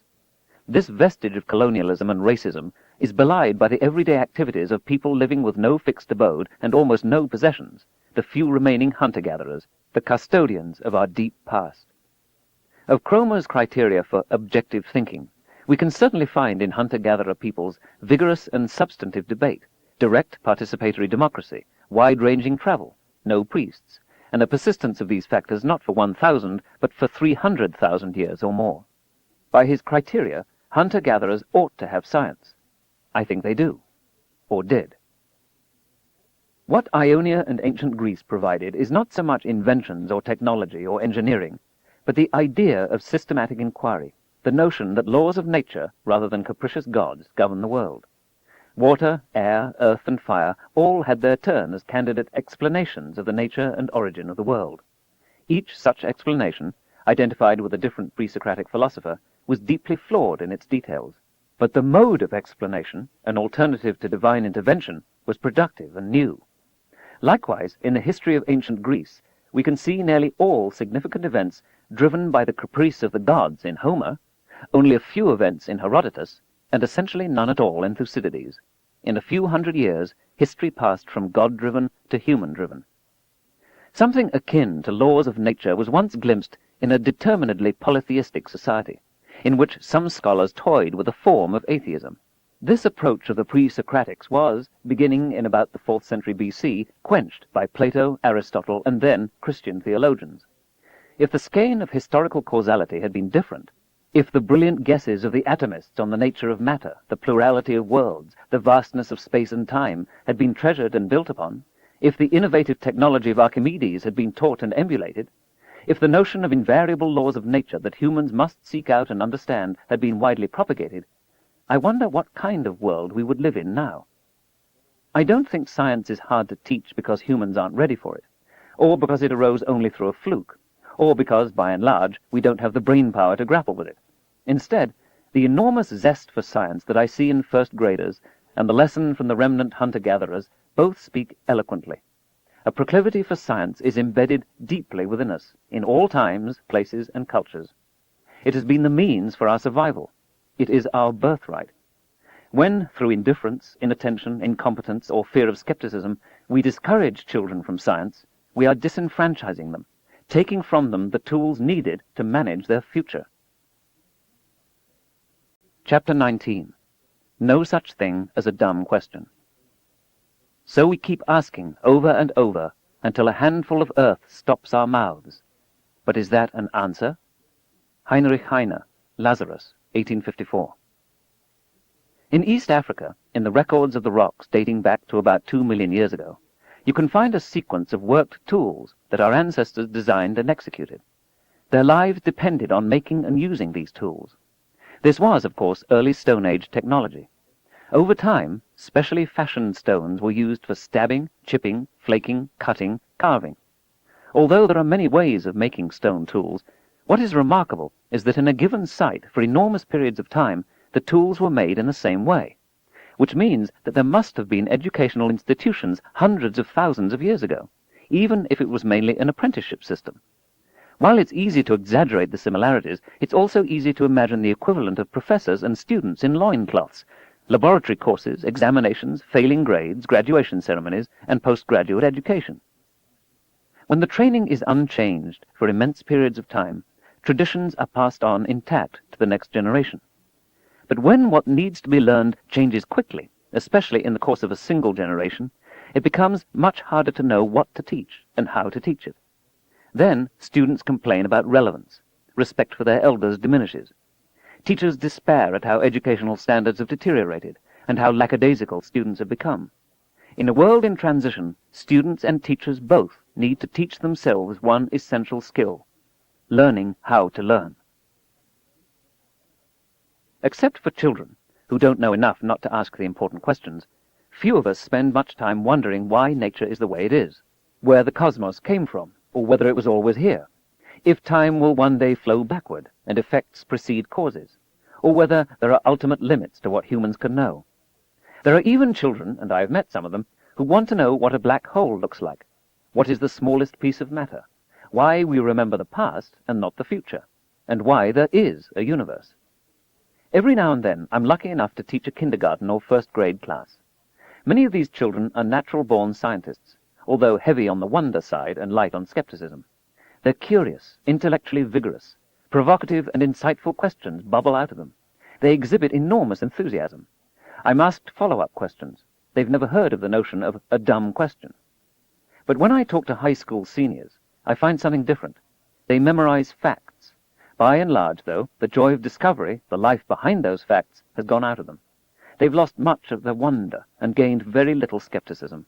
They're worried about asking dumb questions. They're willing to accept inadequate answers. They don't pose follow-up questions. The room is awash with sidelong glances to judge, second by second, the approval of their peers. They come to class with their questions written out on pieces of paper, which they surreptitiously examine, waiting their turn and oblivious of whatever discussion their peers are at this moment engaged in. Something has happened between 1st and 12th grade, and it's not just puberty. I guess that it's partly peer pressure not to excel, except in sports. Partly that the society teaches short-term gratification. Partly the impression that science or mathematics won't buy you a sports car. Partly that so little is expected of students. And partly that there are few rewards or role models for intelligent discussion of science and technology, or even for learning for its own sake. Those few who remain interested are vilified as nerds or geeks or grinds. But there's something else. I find many adults are put off when young children pose scientific questions. Why is the moon round? The children ask. Why is grass green? What is a dream? How deep can you dig a hole? When is the world's birthday? Why do we have toes? Too many teachers and parents answer with irritation or ridicule, or quickly move on to something else. What did you expect the moon to be? Square? Children soon recognize that somehow this kind of question annoys the grown-ups. A few more experiences like it, and another child has been lost to science. Why adults should pretend to omniscience before 6-year-olds I can't for the life of me understand. What's wrong with admitting that we don't know something? Is our self-esteem so fragile? What's more, many of these questions go to deep issues in science, a few of which are not yet fully resolved. Why the moon is round has to do with the fact that gravity is a central force pulling towards the middle of any world, and with how strong rocks are. Grass is green because of the pigment chlorophyll, of course. We've all had that drummed into us by high school. But why do plants have chlorophyll? It seems foolish, since the sun puts out its peak energy in the yellow and green part of the spectrum. Why should plants all over the world reject sunlight in its most abundant wavelengths? Maybe it's a frozen accident from the ancient history of life on Earth. But there's something we still don't understand about why grass is green. There are many better responses than making the child feel that asking deep questions constitutes a social blunder. If we have an idea of the answer, we can try to explain. Even an incomplete attempt constitutes a reassurance and encouragement. If we have no idea of the answer, we can go to the encyclopedia. If we don't have an encyclopedia, we can take the child to the library. Or we might say, I don't know the answer. Maybe no one knows. Maybe when you grow up, you'll be the first person to find out. There are naive questions, tedious questions, ill-phrased questions, questions put after inadequate self-criticism. But every question is a cry to understand the world. There is no such thing as a dumb question. Bright, curious children are a national and world resource. They need to be cared for, cherished, and encouraged. But mere encouragement isn't enough. We must also give them the essential tools to think with. "It's official," reads one newspaper headline. "We stink in science." In tests of average 17-year-olds in many world regions, the US ranked dead last in algebra. On identical tests, the US kids averaged 43%, and their Japanese counterparts 78%. In my book, 78% is pretty good. It corresponds to a C+, or maybe even a B-. 43% is an F. In a chemistry test, students in only 2 of 13 nations did worse than the US. Britain, Singapore, and Hong Kong were so high they were almost off scale, and 25% of Canadian 18-year-olds knew just as much chemistry as a select 1% of American high school seniors in their second chemistry course, and most of them in advanced placement programs. The best of 20 fifth-grade classrooms in Minneapolis was outpaced by every one of 20 classrooms in Sendai, Japan, and 19 out of 20 in Taipei, Taiwan. South Korean students were far ahead of American students in all aspects of mathematics and science, and 13-year-olds in British Columbia, in Western Canada, outpaced their US counterparts across the board. In some areas, they did better than the Koreans. Of the US kids, 22% say they dislike school. Only 8% of the Koreans do. Yet 2/3 of the Americans, but only a quarter of the Koreans, say they are good at mathematics. Such dismal trends for average students in the United States are occasionally offset by the performance of outstanding students. In 1994, American students at the International Mathematical Olympiad in Hong Kong achieved an unprecedented perfect score, defeating 360 other students from 68 nations in algebra, geometry, and number theory. One of them, 17-year-old Jeremy Bem, commented, "Math problems are logic puzzles. There's no routine. It's all very creative and artistic." But here I'm concerned not with producing a new generation of first-rate scientists and mathematicians, but a scientifically literate public. 63% of American adults are unaware that the last dinosaur died before the first human arose. 75% do not know that antibiotics kill bacteria, but not viruses. 57% do not know that electrons are smaller than atoms. Polls show that something like half of American adults do not know that the Earth goes around the sun, and takes a year to do it. I can find in my undergraduate classes at Cornell University bright students who do not know that the stars rise and set at night, or even that the sun is a star. Because of science fiction, the educational system, NASA, and the role that science plays in society, Americans have much more exposure to the Copernican insight than does the average human. A 1993 poll by the China Association of Science and Technology shows that, as in America, no more than half the people in China know that the Earth revolves around the sun once a year. It may very well be, then, that more than 4.5 centuries after Copernicus, most people on Earth still think, in their heart of hearts, that our planet sits immobile at the center of the universe, and that we are profoundly special. These are typical questions in scientific literacy. The results are appalling. But what do they measure? The memorization of authoritative pronouncements. What they should be asking is how we know that antibiotics discriminate between microbes, that electrons are smaller than atoms, that the sun is a star which the Earth orbits once a year. Such questions are a much truer measure of public understanding of science, and the results of such tests would doubtless be more disheartening still. If you accept the literal truth of every word of the Bible, then the Earth must be flat. The same is true for the Koran. Pronouncing the Earth round then means you're an atheist. In 1993, the supreme religious authority of Saudi Arabia, Sheikh Abdel Aziz ibn Baz, issued an edict, or fatwa, declaring that the world is flat. Anyone of the round persuasion does not believe in God and should be punished. Among many ironies, the lucid evidence that the Earth is a sphere, accumulated by the 2nd century Greco-Egyptian astronomer Claudius Ptolemaeus, was transmitted to the West by astronomers who were Muslim and Arab. In the 9th century, they named Ptolemy's book, in which the sphericity of the Earth is demonstrated, the Almagest, the greatest.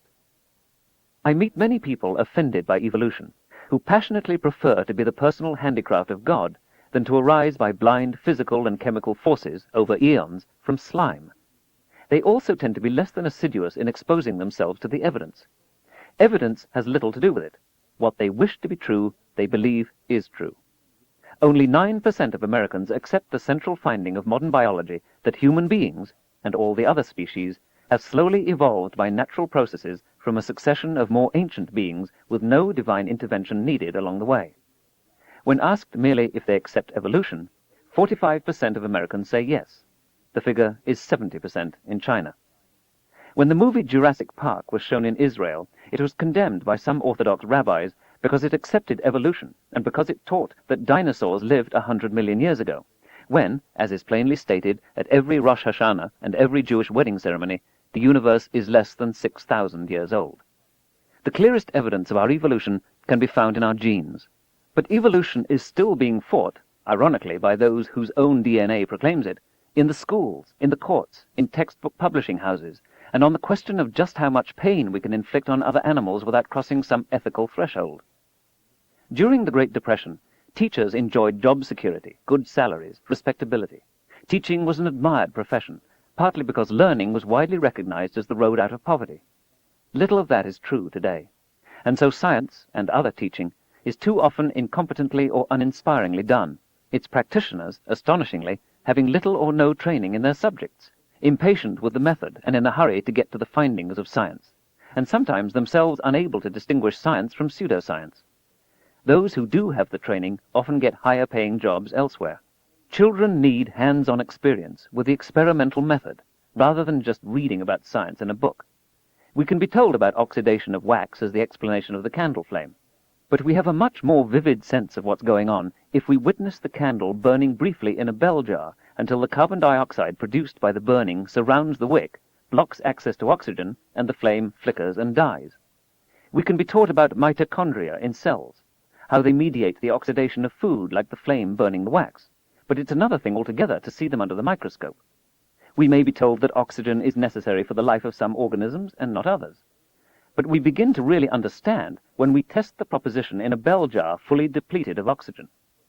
What does oxygen do for us? Why do we die without it? Where does the oxygen in the air come from? How secure is the supply? Experiment and the scientific method can be taught in many matters other than science. Daniel Kunitz is a friend of mine from college. He spent his life as an innovative junior and senior high school social sciences teacher. Want the students to understand the Constitution of the United States? You could have them read it, article by article, and then discuss it in class. But sadly, this will put most of them to sleep. Or you could try the Kunitz method. You forbid the students to read the Constitution. Instead, you assign them, 2 for each state, to attend a constitutional convention. You brief each of the 13 teams in detail on the particular interests of their state and region. The South Carolina delegation, say, would be told of the primacy of cotton, the necessity and morality of the slave trade, the danger posed by the industrial North, and so on. The 13 delegations assemble, and with a little faculty guidance, but mainly on their own, over some weeks write a constitution. Then they read the real constitution. The students have reserved war-making powers to the president. The delegates of 1787 assign them to Congress. Why? The students have freed the slaves. The original Constitutional Convention did not. Why? This takes more preparation by the teachers and more work by the students, but the experience is unforgettable. It's hard not to think that the nations of the earth would be in better shape if every citizen went through a comparable experience. We need more money for teachers' training and salaries, and for laboratories. But all across America, school bond issues are regularly voted down. No one suggests that property taxes be used to provide for the military budget, or for agriculture subsidies, or for cleaning up toxic wastes. Why just education? Why not support it from general taxes on the local and state levels? What about a special education tax for those industries with special needs for technically trained workers? American schoolchildren don't do enough schoolwork. There are 180 days in the standard school year in the United States, as compared with 220 in South Korea, about 230 in Germany, and 243 in Japan. Children in some of these countries go to school on Saturday. The average American high school student spends 3.5 hours a week on homework. The total time devoted to studies in and out of the classroom is about 20 hours a week. Japanese 5th graders average 33 hours a week. Japan, with half the population of the United States, produces twice as many scientists and engineers with advanced degrees every year.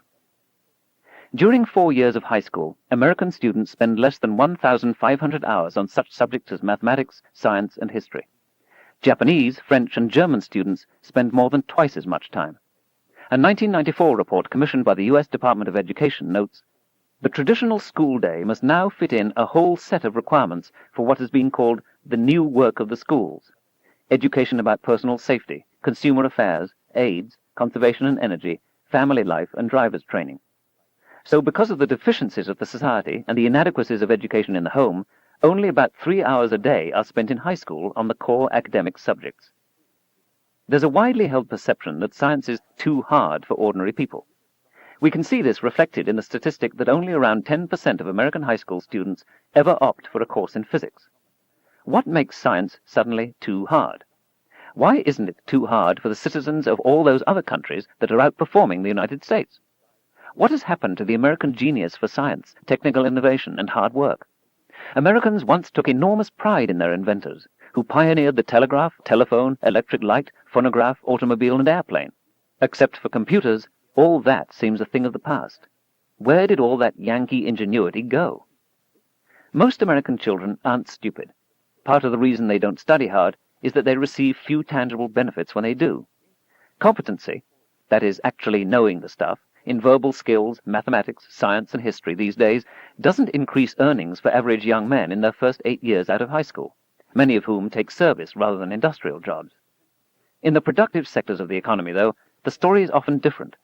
There are furniture factories, for example, in danger of going out of business, not because there are no customers, but because so few entry-level workers can do simple arithmetic.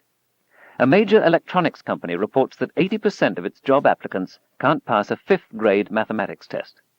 The United States already is losing some $40 billion a year, mainly in lost productivity and the cost of remedial education, because workers, to too great a degree, can't read, write, count, or think.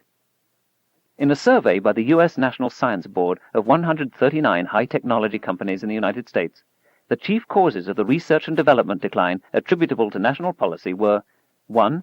Lack of a long-term strategy for dealing with the problem. 2. Too little attention paid to the training of future scientists and engineers. 3. Too much investment in defense and not enough in civilian research and development. And 4.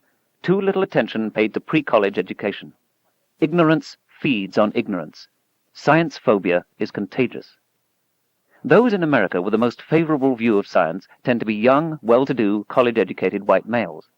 But 3/4 of new American workers in the next decade will be women, non-whites, and immigrants.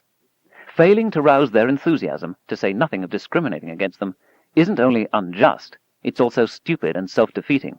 It deprives the economy of desperately needed skilled workers. African American and Hispanic students are doing significantly better in standardized science tests now than in the late 1960s, but they're the only ones who are. The average math gap between white and black U.S. high school graduates is still huge, 2 to 3 grade levels. But the gap between white U.S. high school graduates and those in, say, Japan, Canada, Great Britain, or Finland is more than twice as large, with the U.S. students behind. If you're poorly motivated and poorly educated, you won't know much. No mystery there. Suburban African Americans with college-educated parents do just as well in college as suburban whites with college-educated parents. According to some statistics, enrolling a poor child in a Head Start program doubles his or her chances to be employed later in life. One who completes an Upward Bound program is 4 times as likely to get a college education. If we're serious, we know what to do. What about college and university? There are obvious steps to take: improved status based on teaching success, and promotions of teachers based on the performance of their students in standardized, double-blind tests. Salaries for teachers that approach what they could get in industry. More scholarships, fellowships, and laboratory equipment. Imaginative, inspiring curricula, and textbooks in which the leading faculty members play a major role. Laboratory courses required of everyone to graduate. And special attention paid to those traditionally steered away from science. We should also encourage the best academic scientists to spend more time on public education, textbooks, lectures, newspaper and magazine articles, TV appearances, and a mandatory freshman or sophomore course in skeptical thinking and the methods of science might be worth trying. The mystic William Blake stared at the sun and saw angels there, while others, more worldly, perceived only an object of about the size and color of a golden guinea. Did Blake really see angels in the sun? Or was it some perceptual or cognitive error? I know of no photograph of the sun that shows anything of the sort. Did Blake see what the camera and the telescope cannot? Or does the explanation lie much more inside Blake's head than outside? And is not the truth of the sun's nature, as revealed by modern science, far more wonderful? No mere angels or gold coin, but an enormous sphere into which 1,000,000 Earths could be packed, in the core of which the hidden nuclei of atoms are being jammed together, hydrogen transfigured into helium, the energy latent in hydrogen for billions of years released, the Earth and other planets warmed and lit thereby, and the same process repeated 400 billion times elsewhere in the Milky Way galaxy. The blueprints, detailed instructions, and job orders for building you from scratch would fill about 1,000 encyclopedia volumes if written out in English. Yet every cell in your body has a set of these encyclopedias. A quasar is so far away that the light we see from it began its intergalactic voyage before the Earth was formed. Every person on Earth is descended from the same not quite human ancestors in East Africa a few million years ago, making us all cousins. Whenever I think about any of these discoveries, I feel a tingle of exhilaration. My heart races. I can't help it.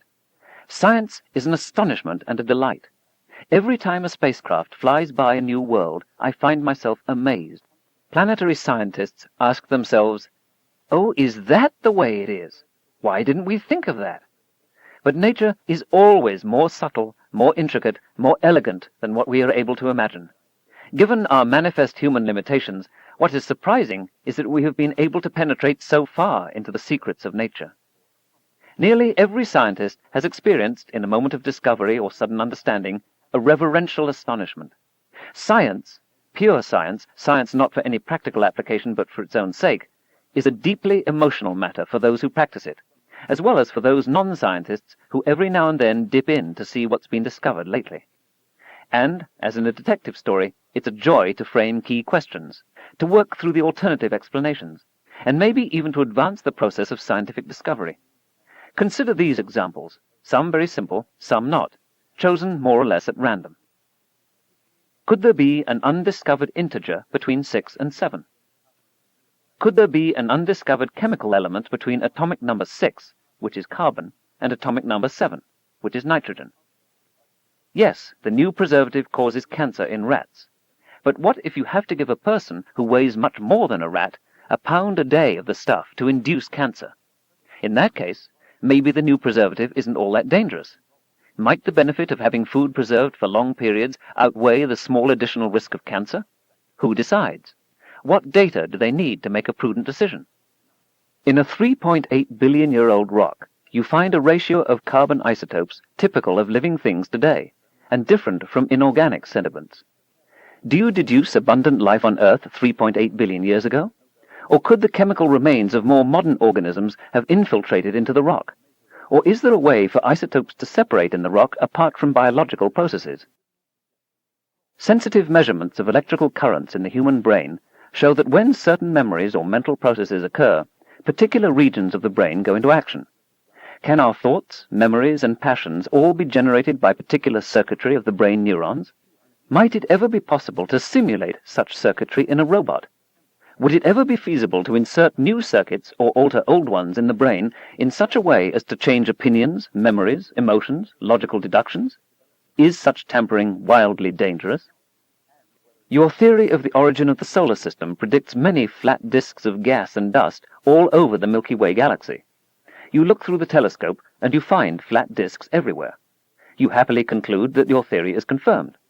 But it turns out the disks you cited were spiral galaxies far beyond the Milky Way, and much too big to be nascent solar systems. Should you abandon your theory? Or should you look for a different kind of disk? Or is this just an expression of your unwillingness to abandon a discredited hypothesis? A growing cancer sends out an all-points bulletin to the cells lining adjacent blood vessels. "We need blood," the message says. The endothelial cells obligingly build blood vessel bridges to supply the cancer cells with blood. How does this come about? Can the message be intercepted or cancelled? You mix violet, blue, green, yellow, orange, and red paints and make a murky brown. Then you mix light of the same colors and you get white. What's going on? In the genes of humans and many other animals, there are long, repetitive sequences of hereditary information, called nonsense. Some of these sequences cause genetic diseases. Could it be that segments of the DNA are rogue nucleic acids, reproducing on their own, in business for themselves, disdaining the well-being of the organism they inhabit? Many animals behave strangely just before an earthquake. What do they know that seismologists don't? The ancient Aztec and the ancient Greek words for God are nearly the same. Is this evidence of some contact or commonality between the two civilizations? Or should we expect occasional such coincidences between two wholly unrelated languages merely by chance? Or could, as Plato thought in the Cratylus, certain words be built into us from birth? The second law of thermodynamics states that in the universe as a whole, disorder increases as time goes on.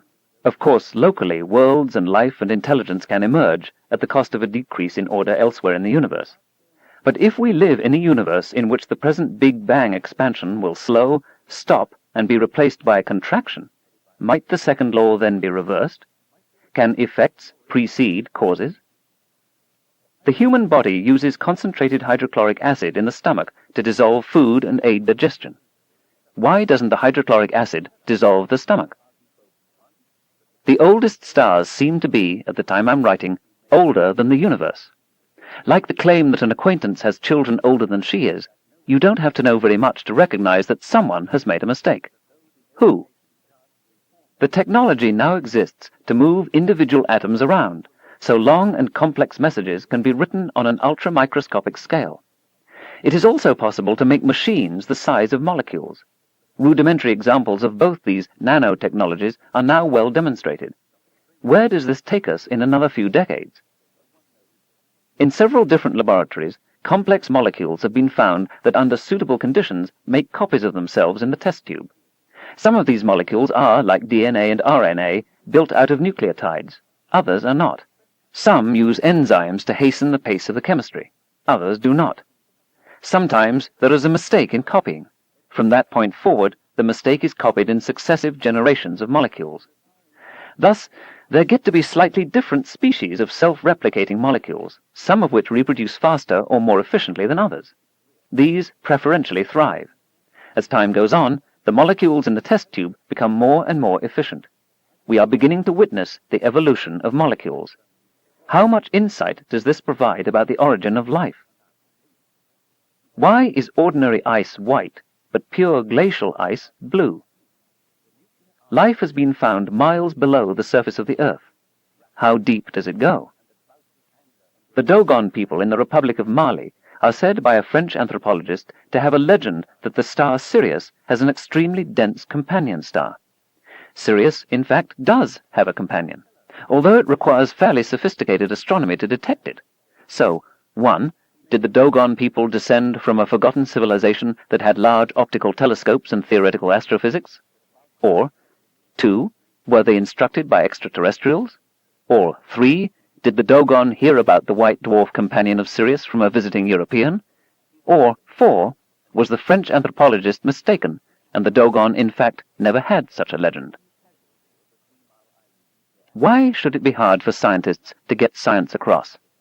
Some scientists, including some very good ones, tell me they'd love to popularize, but feel they lack talent in this area.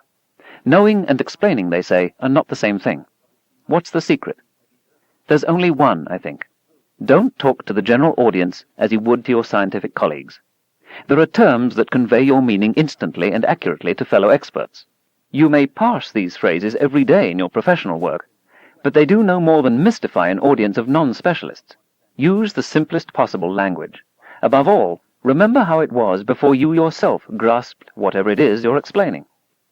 Remember the misunderstandings that you almost fell into, and note them explicitly.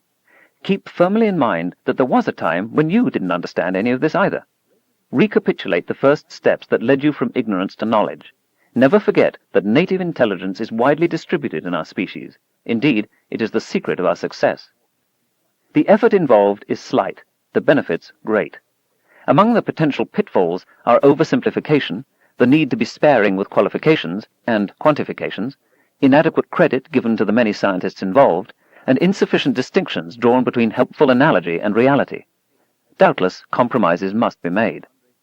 The more you make such presentations, the clearer it is which approaches work and which do not. There is a natural selection of metaphors, images, analogies, anecdotes. After a while, you find that you can get almost anywhere you want to go, walking on consumer-tested stepping stones. You can then fine-tune your presentations for the needs of a given audience. Like some editors and television producers, some scientists believe the public is too ignorant or too stupid to understand science, that the enterprise of popularization is fundamentally a lost cause, or even that it's tantamount to fraternization, if not outright cohabitation, with the enemy. Among the many criticisms that could be made of this judgment, along with its insufferable arrogance and its neglect of a host of examples of highly successful science popularizations, is that it is self-confirming, and also, for the scientists involved, self-defeating. Large-scale government support for science is fairly new, dating back only to World War II, although patronage of a few scientists by the rich and powerful is much older. With the end of the Cold War, the national defense trump card that provided support for all sorts of fundamental science became virtually unplayable.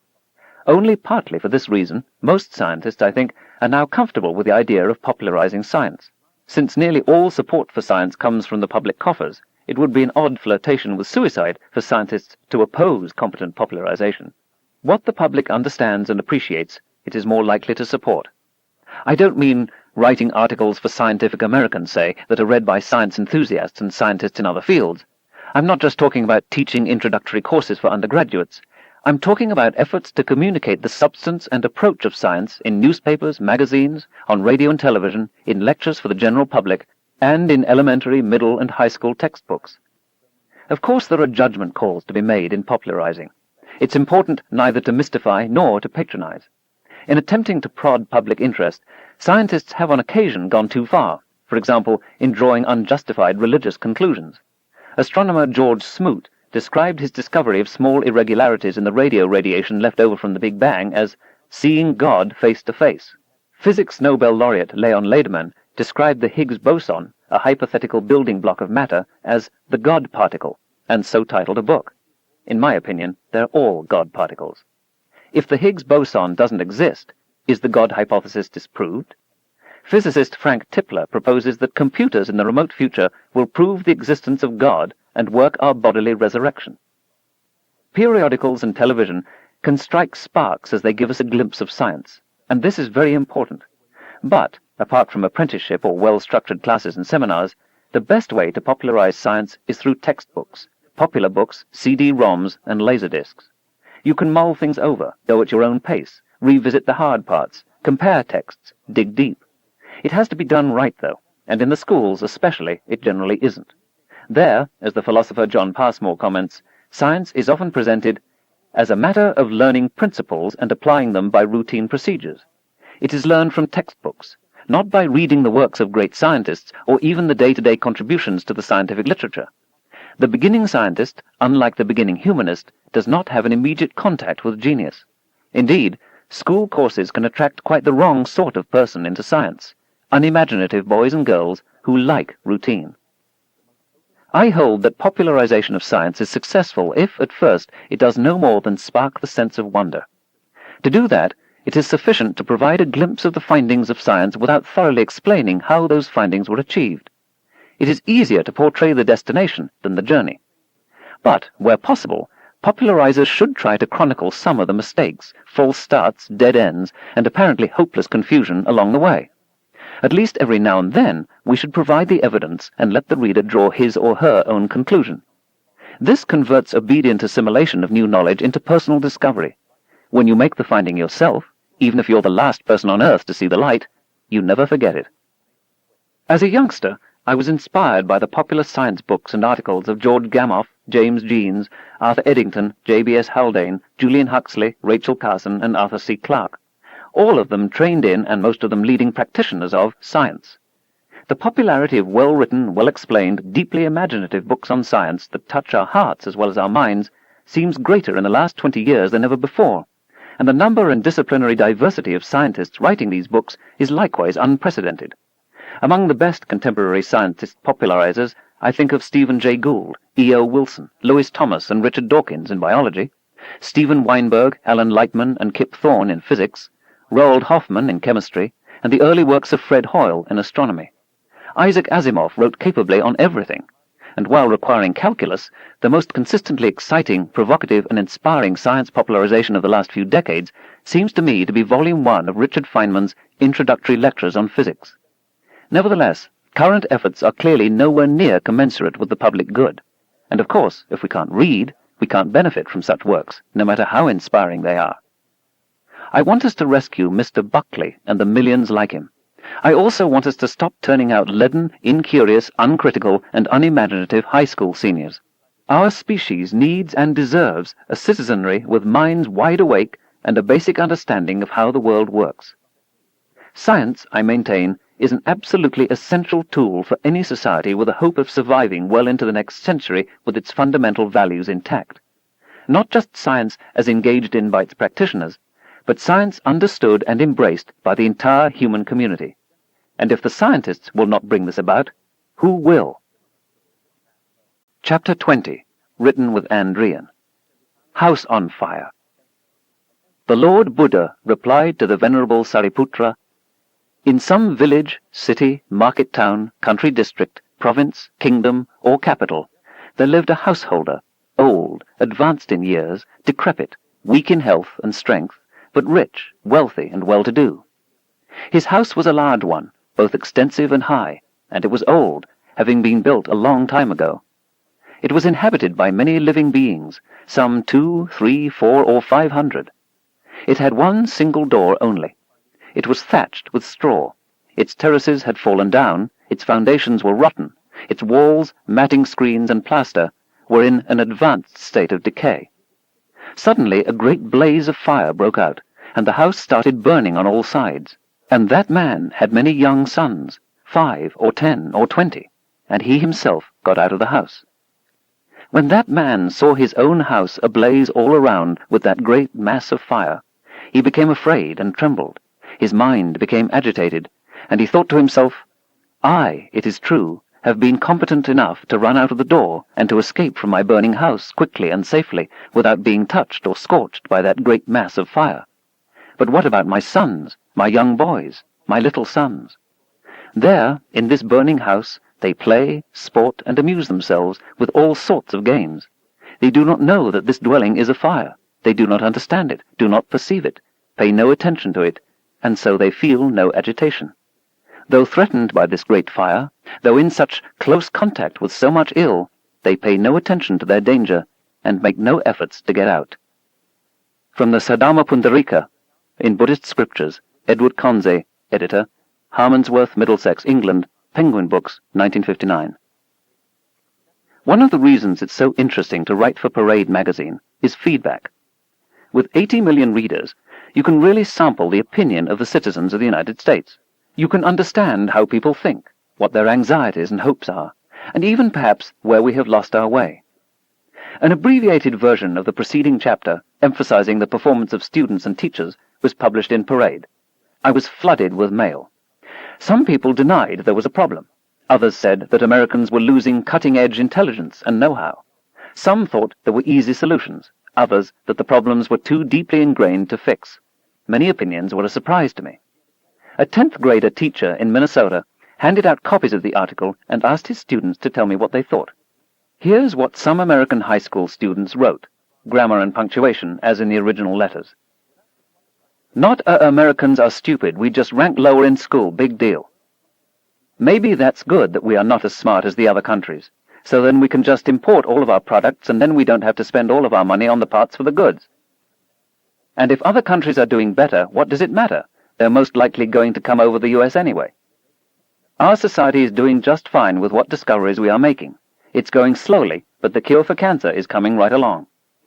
The US has its own learning system, and it may not be as advanced as theirs, but it is just as good. Otherwise, I think your article is a very educating one. Not one kid in this school likes science. I really didn't understand the point of the article. I thought that it was very boring. I'm just not into anything like that. I am studying to be a lawyer, and frankly, I do agree with my parents when they say I have an attitude problem toward science. It's true that some American kids don't try, but we could be smarter than any other country if we wanted to. Instead of homework, kids will watch TV. I have to agree that I do it. I have cut it down from about 4 hours a day.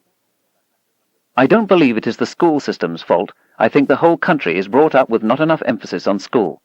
I know my mom would rather be watching me play basketball or soccer instead of helping me with an assignment. Most of the kids I know could care less about making sure they're doing their work right. I don't think American kids are stupid. It's just they don't study hard enough because most of kids work. Lots of people said that Asian people are smarter than American, and they are good at everything, but that's not true. They are not good at sports. They don't have time to play sports. I'm in sports myself, and I feel that the other kids on my team push to you to excel more in that sport than in school. If we want to rank first, we could go to school all day and not have any social life. I can see why a lot of science teachers would get mad at you for insulting their job. Maybe if the teachers could be more exciting, the children will want to learn. If science is made to be fun, kids will want to learn. To accomplish this, it needs to be started early on, not just taught as facts and figures. I really find it hard to believe those facts about the US in science. If we are so far behind, how come Michael Gorbachev came to Minnesota and Montana to control data to see how we run our computers and thing? Around 33 hours for 5th graders. In my opinion, that's too much. That's almost as many hours as a full job practically. So instead of homework, we can be making money. When you put down how far behind we are in science and math, why don't you try to tell us this in a little nicer manner? Have a little pride in your country and its capabilities. I think your facts were inconclusive and the evidence very flimsy. All in all, you raised a good point. All in all, these students don't think there's much of a problem, and if there is, not much can be done about it. Many also complained that the lectures, classroom discussions, and homework were boring, especially for an MTV generation beset by attention deficit disorders in various degrees of severity. It is boring. But spending 3 or 4 grades practicing once again the addition, subtraction, multiplication, and division of fractions would bore anyone. And the tragedy is that, say, elementary probability theory is within reach of these students. Likewise for the forms of plants and animals presented without evolution. History presented as wars, dates, and kings without the role of obedience to authority, greed, incompetence, and ignorance. English without new words entering the language and old words disappearing. And chemistry without where the elements come from. The means of awakening these students are at hand and ignored. Since most school children emerge with only a tiny fraction of what they've been taught permanently engraved in their long-term memories, isn't it essential to infect them with consumer-tested topics that aren't boring, and a zest for learning? Most adults who wrote thought there's a substantial problem. I received letters from parents about inquisitive children willing to work hard, passionate about science, but with no adequate community or school resources to satisfy their interests. Other letters told of parents who knew nothing about science, sacrificing their own comfort so their children could have science books, microscopes, telescopes, computers, or chemistry sets. Of parents teaching their children that hard work will get them out of poverty. Of a grandmother bringing tea to a student up late at night still doing homework. Of peer pressure not to do well in school because it makes the other kids look bad. Here's a sampling, not an opinion poll, but representative commentary, of other responses by parents. Do parents understand that you can't be a full human being if you're ignorant? Are there books at home? How about a magnifying glass, encyclopedia? Do they encourage children to learn? Parents have to teach patience and perseverance. The most important gift they can give their children is the ethos of hard work, but they can't just talk about it. The kids who learn to work hard are the ones who see their parents work hard and never give up. My child is fascinated by science, but she doesn't get any in school or on TV. My child is identified as gifted, but the school has no program for science enrichment. The guidance counselor told me to send her to a private school, but we can't afford a private school. There's enormous peer pressure. Shy children don't want to stand out by doing well in science. When my daughter reached 13 and 14, her lifelong interest in science seemed to disappear. Parents also had much to say about teachers, and some of the comments by teachers echoed the parents. For example, people complained that the teachers are trained how to teach, but not what to teach. That a large number of physics and chemistry teachers have no degree in physics or chemistry and are uncomfortable and incompetent in teaching science. That teachers themselves have too much science and math anxiety. That they resist being asked questions, or they answer, "It's in the book, look it up." Some complained that the biology teacher was a creationist. Some complained that he wasn't. Among other comments by or about teachers, "We are breeding a collection of half-wits. It's easier to memorize than to think. Kids have to be taught to think.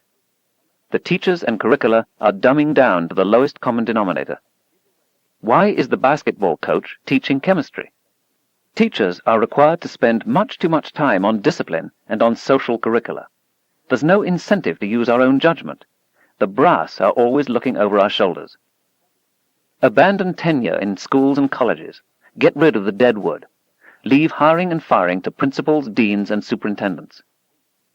My joy in teaching was repeatedly thwarted by militaristic-type principles.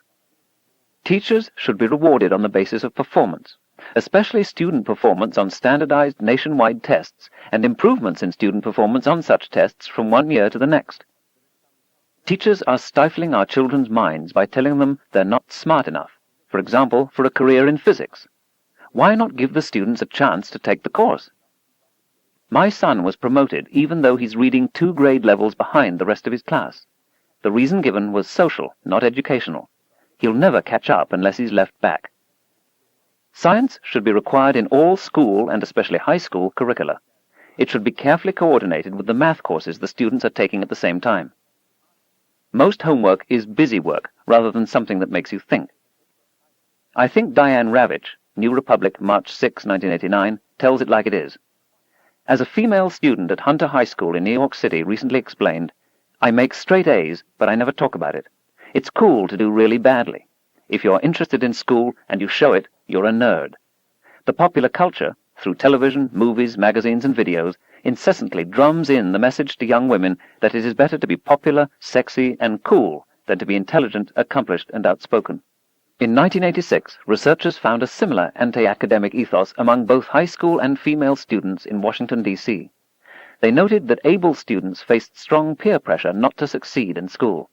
If they did well in their studies, they might be accused of acting white. Schools could easily give much more recognition and rewards to kids who are outstanding in science and math. Why don't they? Why not special jackets with school letters? Announcements in assembly and the school newspaper and the local press? Local industry and social organizations to give special awards. This costs very little and could overcome peer pressure not to excel. Head Start is the single most effective program for improving children's understanding of science and everything else. There were also many passionate, highly controversial opinions expressed, which, at the very least, give a sense of how deeply people feel about the subject. Here's a smattering. All the smart kids are looking for the fast buck these days, so they become lawyers, not scientists. I don't want you to improve education. Then there'd be nobody to drive the cabs. The problem in science education is that God isn't sufficiently honored. The fundamentalist teaching that science is humanism and is to be mistrusted is the reason nobody understands science. Religions are afraid of the skeptical thinking at the heart of science. Students are brainwashed not to accept scientific thinking long before they get to college. Science has discredited itself. It works for politicians. It makes weapons. It lies about marijuana hazards. It ignores about the dangers of Agent Orange, etc. The public schools don't work. Abandon them. Let's have private schools only. We have let the advocates of permissiveness, fuzzy thinking, and rampant socialism destroy what was once a great educational system.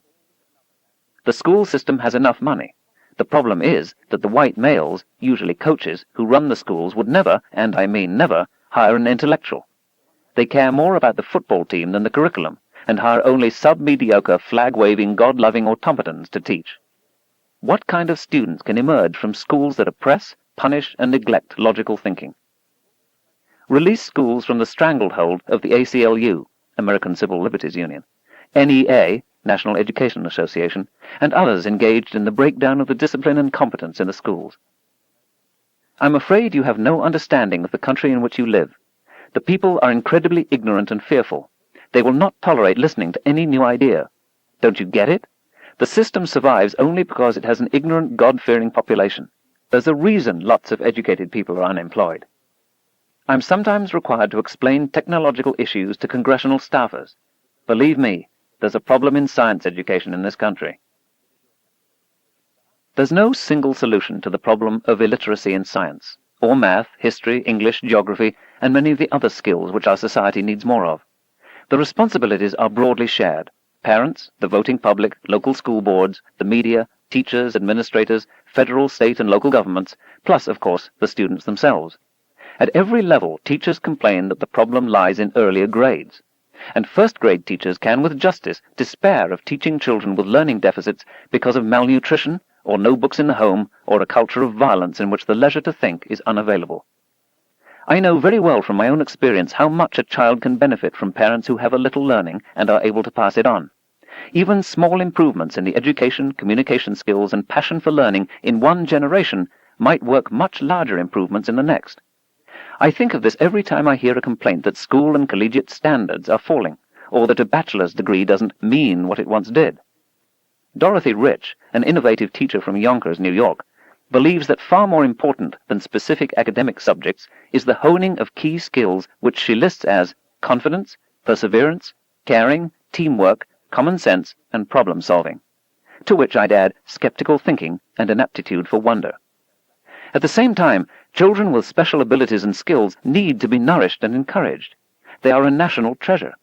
Challenging programs for the gifted are sometimes decried as elitism. Why aren't intensive practice sessions for varsity football, baseball, and basketball players and inter-school competition deemed elitism? After all, only the most gifted athletes participate.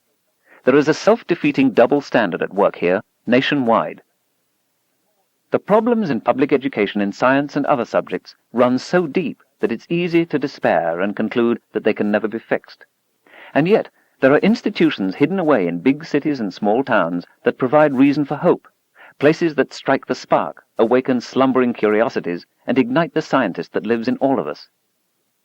The enormous metallic iron meteorite in front of you is as full of holes as a Swiss cheese. Gingerly, you reach out to touch it. It feels smooth and cold. The thought occurs to you that this is a piece of another world. How did it get to Earth? What happened in space to make it so beat up? The display shows maps of 18th century London and the spread of a horrifying cholera epidemic. People in one house got it from people in neighboring houses. By running the wave of infection back, you can see where it started. It's like being a detective, and when you pinpoint the origin, you find it's a place with open sewers. It occurs to you that there's a life-and-death reason why modern cities have adequate sanitation. You think of all those cities and towns and villages in the world that don't. You get to thinking maybe there's a simpler, cheaper way to do it. You're crawling through a long, utterly black tunnel. There are sudden turns, ups and downs. You go through a forest of feathery things, beady things, big solid round things. You imagine what it must be like to be blind. You think about how little we rely on our sense of touch. In the dark and the quiet, you're alone with your thoughts. Somehow, the experience is exhilarating. You examine a detailed reconstruction of a procession of priests climbing up one of the great ziggurats of Sumer, or a gorgeously painted tomb in the Valley of the Kings in ancient Egypt, or a house in ancient Rome, or a full-scale turn-of-the-century street in small-town America. You think of all those civilizations so different from yours, how if you'd been born into them, you would have thought them completely natural, how you'd consider our society, if you had somehow been told of it, as weird. You squeeze the eyedropper, and a drop of pond water drips out onto the microscope stage. You look at the projected image. The drop is full of life, strange beings, swimming, crawling, tumbling, high dramas of pursuit and escape, triumph and tragedy. This is a world populated by beings far more exotic than in any science fiction movie.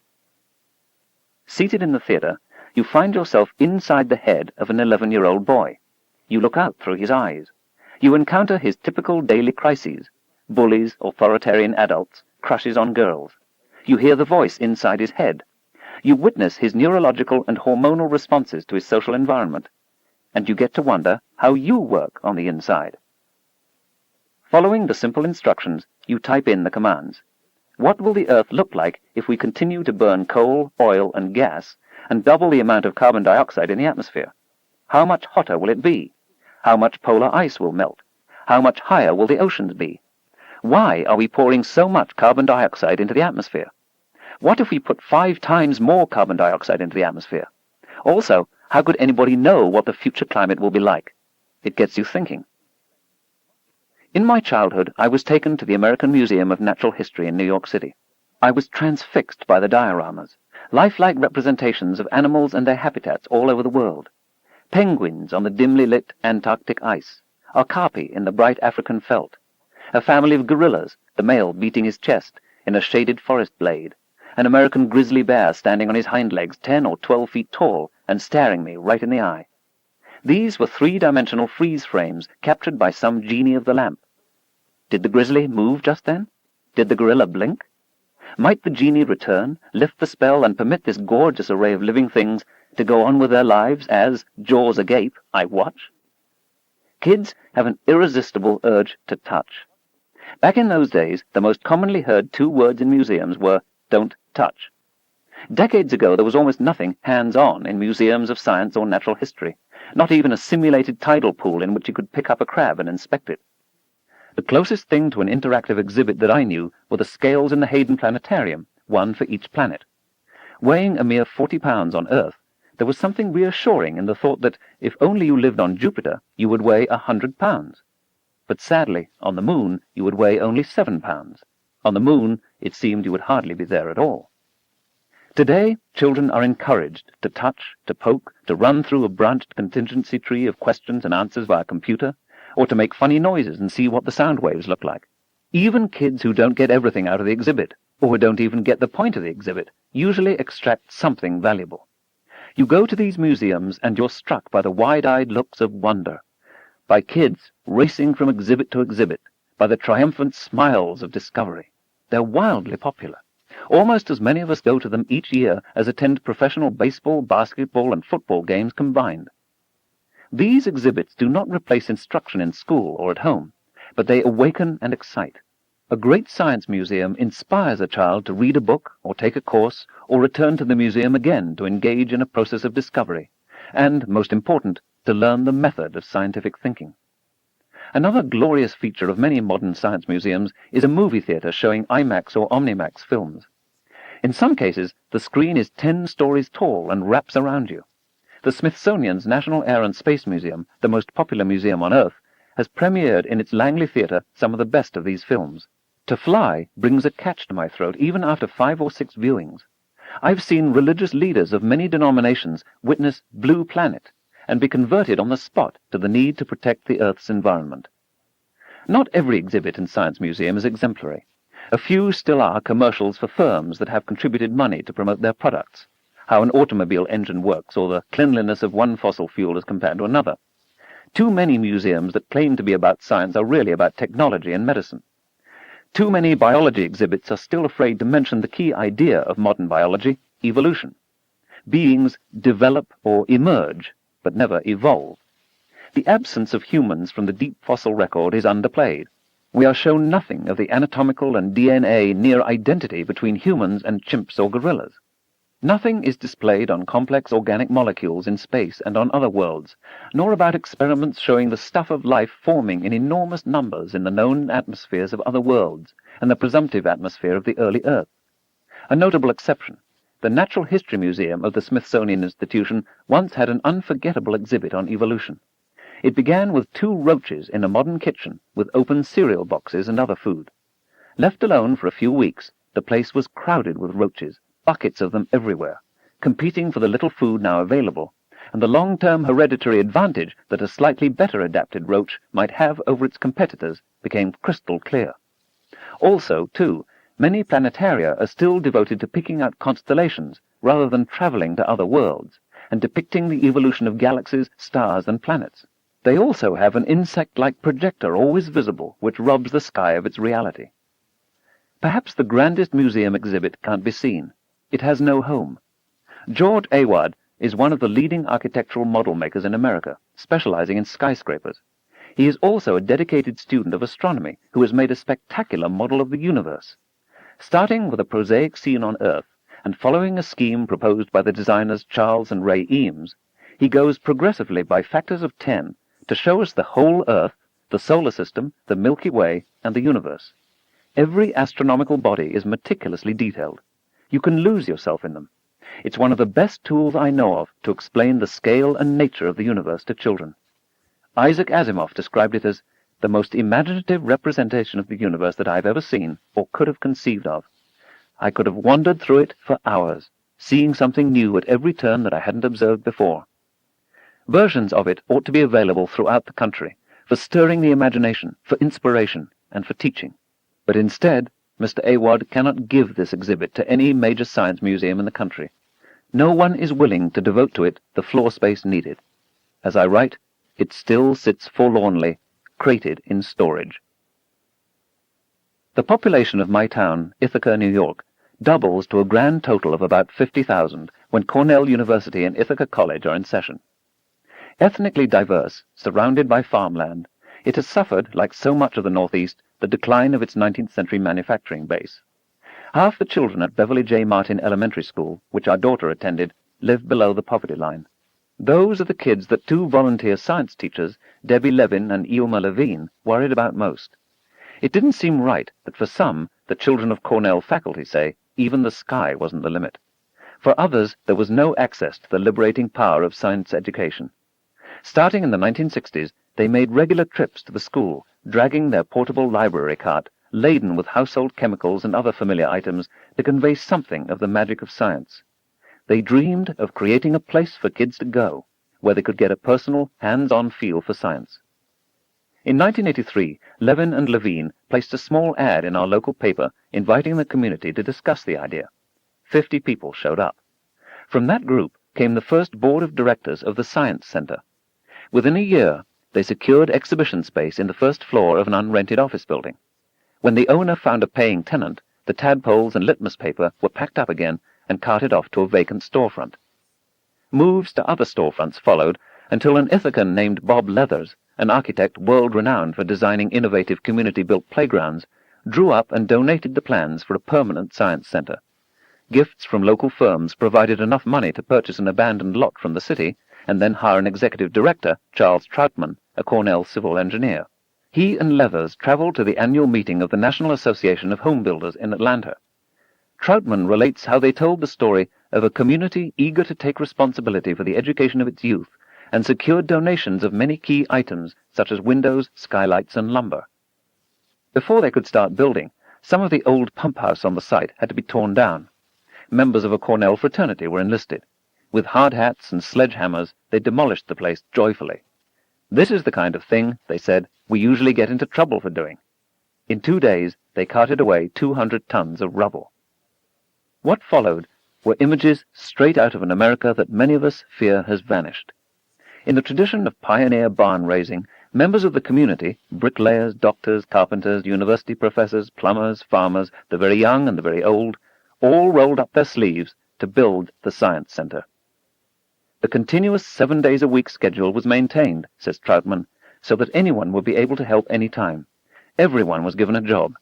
Experienced volunteers built stairs, laid carpet and tile, and trimmed windows. Others painted, nailed, and carried supplies. Some 2,200 townspeople donated more than 40,000 hours. Roughly 10% of the construction work was performed by people convicted of minor offenses. They preferred to do something for the community than to sit idle in jail. 10 months later, Ithaca had the only community-built science museum in the world.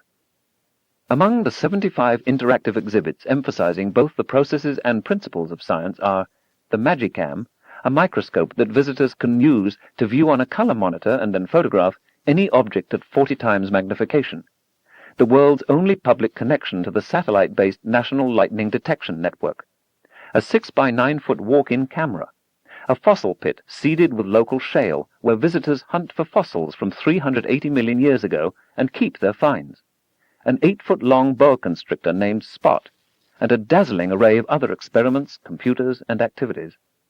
Levin and Levine can still be found there, full-time volunteers teaching the citizens and scientists of the future. The DeWitt Wallace Reader's Digest Fund supports and extends their dream of reaching kids who would ordinarily be denied their scientific birthright. Through the fund's nationwide Youth Alive program, Ithaca teenagers receive intensive mentoring to develop their science, conflict resolution, and employment skills.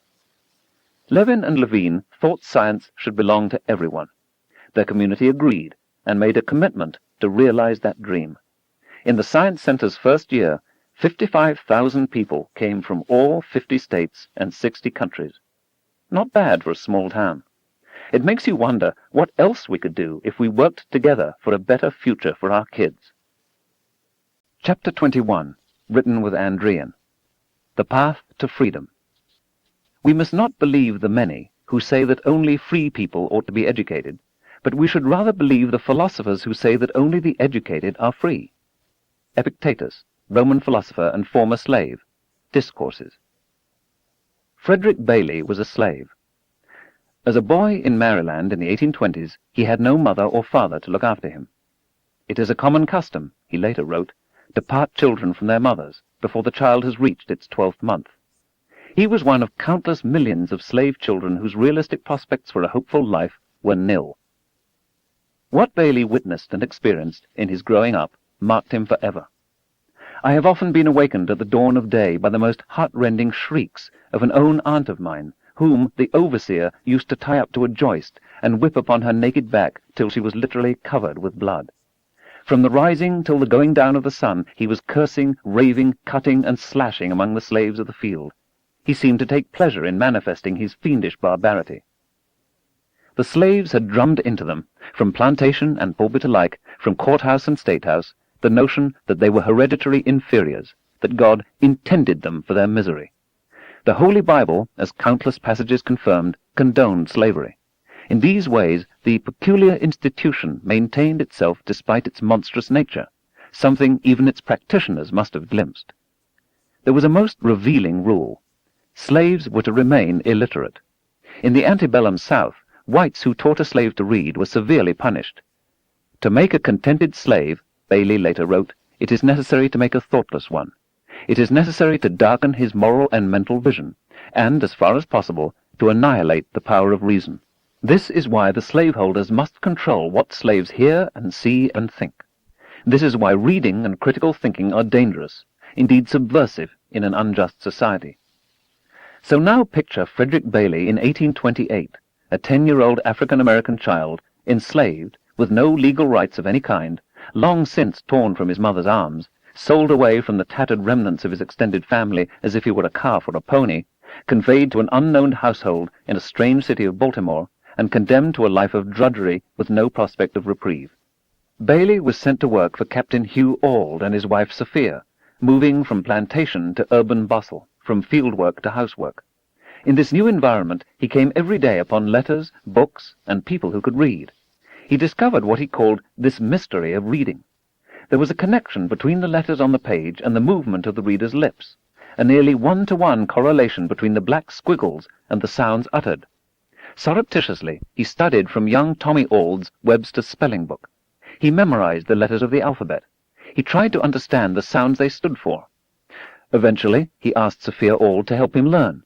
Impressed with the intelligence and dedication of the boy, and perhaps ignorant of the prohibitions, she complied.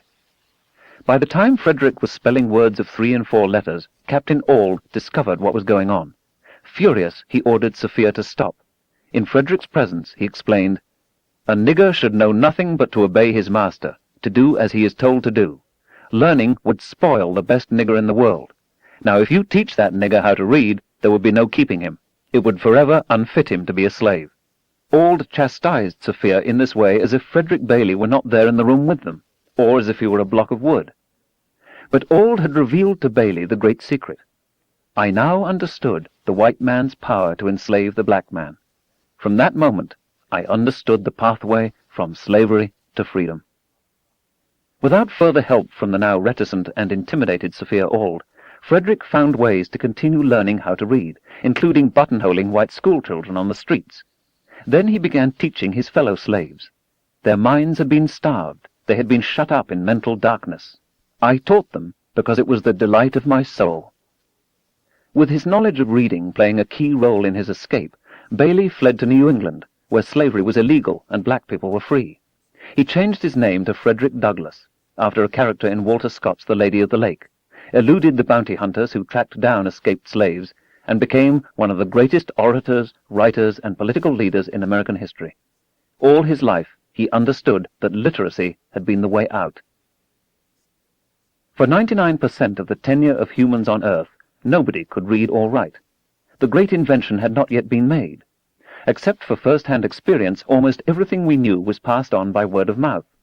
As in the children's game telephone, over tens and hundreds of generations, information would slowly be distorted and lost.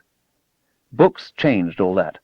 Books, purchasable at low cost, permit us to interrogate the past with high accuracy, to tap the wisdom of our species, to understand the point of view of others, and not just those in power, to contemplate, with the best teachers, the insights painfully extracted from nature of the greatest minds that ever were, drawn from the entire planet and from all of our history. They allow people long dead to talk inside our heads. Books can accompany us everywhere. Books are patient where we are slow to understand, allow us to go over the hard parts as many times as we wish, and are never critical of our lapses. Books are key to understanding the world and participating in a democratic society. By some standards, African Americans have made enormous strides in literacy since emancipation. In 1860, it is estimated, only about 5% of African Americans could read and write. By 1890, 39% were judged literate by the U.S. Census, and by 1969, 96%. Between 1940 and 1992, the fraction of African Americans who had completed high school soared from 7% to 82%. But fair questions can be asked about the quality of that education and the standards of literacy tested. These questions apply to every ethnic group. A national survey done for the U.S. Department of Education paints a picture of a country with more than 40 million barely literate adults. Other estimates are much worse. The literacy of young adults has slipped dramatically in the last decade. Only 3 to 4% of the population scores at the highest of 5 reading levels. Essentially, everybody in this group has gone to college. The vast majority have no idea how bad their reading is. Only 4% of those at the highest reading level are in poverty, but 43% of those at the lowest reading level are. Although it's not the only factor, of course, in general, the better you read, the more you make. An average of about $12,000 a year at the lowest of these reading levels, and about $34,000 a year at the highest. It looks to be a necessary, if not a sufficient, condition for making money. And you're much more likely to be in prison if you're illiterate or barely literate. In evaluating these facts, we must be careful not to improperly deduce causation from correlation. Also, marginally literate poorer people tend not to understand ballot initiatives that might help them and their children, and in stunningly disproportionate numbers fail to vote at all. This works to undermine democracy at its roots. If Frederick Douglass, as an enslaved child, could teach himself into literacy and greatness, why should anyone in our more enlightened day and age remain unable to read? Well, it's not that simple, in part because few of us are as brilliant and courageous as Frederick Douglass, but for other important reasons as well. If you grow up in a household where there are books, where you are read to, where parents, siblings, aunts, uncles, and cousins read for their own pleasure, naturally you learn to read. If no one close to you takes joy in reading, where is the evidence that it's worth the effort? If the quality of education available to you is inadequate, if you're taught rote memorization rather than how to think, if the content of what you're first given to read comes from a nearly alien culture, literacy can be a rocky road.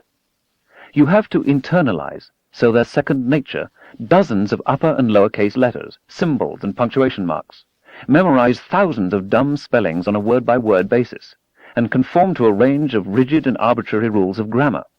If you're preoccupied by the absence of basic family support or dropped into a roiling sea of anger, neglect, exploitation, danger, and self-hatred, you might well conclude that reading takes too much work and just isn't worth the trouble. If you're repeatedly given the message that you're too stupid to learn, or the functional equivalent, too cool to learn, and if there's no one there to contradict it, you might very well buy this pernicious advice. There are always some children, like Frederick Bailey, who beat the odds. Too many don't. But beyond all this, there's a particularly insidious way in which, if you're poor, you may have another strike against you in your effort to read, and even to think. Anne Drian and I come from families that knew grinding poverty. But our parents were passionate readers. One of our grandmothers learned to read because her father, a subsistence farmer, traded a sack of onions to an itinerant teacher. She read for the next 100 years. Our parents had personal hygiene and the germ theory of disease drummed into them by the New York public schools. They followed prescriptions on childhood nutrition recommended by the U.S. Department of Agriculture as if they had been handed down from Mount Sinai. Our government book on children's health had been repeatedly taped together as its pages fell out. The corners were tattered. Key advice was underlined. It was consulted in every medical crisis. For a while, my parents gave up smoking, one of the few pleasures available to them in the Depression years, so their infant could have vitamin and mineral supplements. Anne and I were very lucky. Recent research shows that many children without enough to eat wind up with diminished capacity to understand and learn, cognitive impairment. Children don't have to be starving for this to happen. Even mild undernourishment, the kind most common among poor people in America, can do it. This can happen before the baby is born, if the mother isn't eating enough, in infancy or in childhood. When there isn't enough food, the body has to decide how to invest the limited foodstuffs available. Survival comes first, growth comes second. In this nutritional triage, the body seems obliged to rank learning last. Better to be stupid and alive, it judges, than smart and dead. Instead of showing an enthusiasm, a zest for learning, as most healthy youngsters do, the undernourished child becomes bored, apathetic, unresponsive. More severe malnutrition leads to lower birth weights and, in its most extreme forms, smaller brains. However, even a child who looks perfectly healthy but has not enough iron, say, suffers an immediate decline in the ability to concentrate. Iron deficiency anemia may affect as much as a quarter of all low-income children in America. It attacks the child's attention span and memory, and may have consequences reaching well into adulthood. What once was considered relatively mild undernutrition is now understood to be potentially associated with lifelong cognitive impairment. Children who are undernourished, even on a short-term basis, have a diminished capacity to learn, and millions of American children go hungry every week. Lead poisoning, which is endemic in inner cities, also causes serious learning deficits. By many criteria, the prevalence of poverty in America has been steadily increasing since the early 1980s. Almost a quarter of American children now live in poverty, the highest rate of childhood poverty in the industrialized world. According to one estimate, between 1980 and 1985 alone, more American infants and children died of preventable disease, malnutrition, and other consequences of dire poverty than all American battle deaths during the Vietnam War. Some programs wisely instituted on the federal or state level in America deal with malnutrition. The Special Supplemental Food Program for Women, Infants, and Children, WIC, school breakfast and lunch programs, the Summer Food Service Program, all have been shown to work, although they do not get to all the people who need them. So rich a country is well able to provide enough food for all its children. Some deleterious effects of undernutrition can be undone. Iron repletion therapy, for example, can repair some consequences of iron deficiency anemia. But not all of the damage is reversible. Dyslexia, various disorders that impair reading skills, may affect 15% of us or more, rich and poor alike. Its causes, whether biological, psychological, or environmental, are often undetermined. But methods now exist to help many with dyslexia to learn to read. No one should be unable to learn to read because education is unavailable. But there are many schools in America in which reading is taught as a tedious and reluctant excursion into the hieroglyphics of an unknown civilization, and many classrooms in which not a single book can be found. Sadly, the demand for adult literacy classes far outweighs the supply. High-quality early education programs such as Head Start can be enormously successful in preparing children for reading. But Head Start reaches only a third to a quarter of eligible preschoolers. Many of its programs have been enfeebled by cuts in funding, and it and the nutrition programs I mentioned are under renewed congressional attack as I write. Head Start is criticized in a 1994 book called The Bell Curve by Richard J. Herrnstein and Charles Murray. Their argument has been characterized by Gerald Coles of the University of Rochester.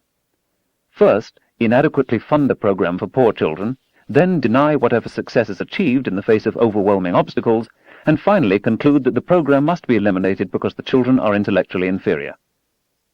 The book, which received surprisingly respectful attention from the media, concludes that there is an irreducible hereditary gap between blacks and whites.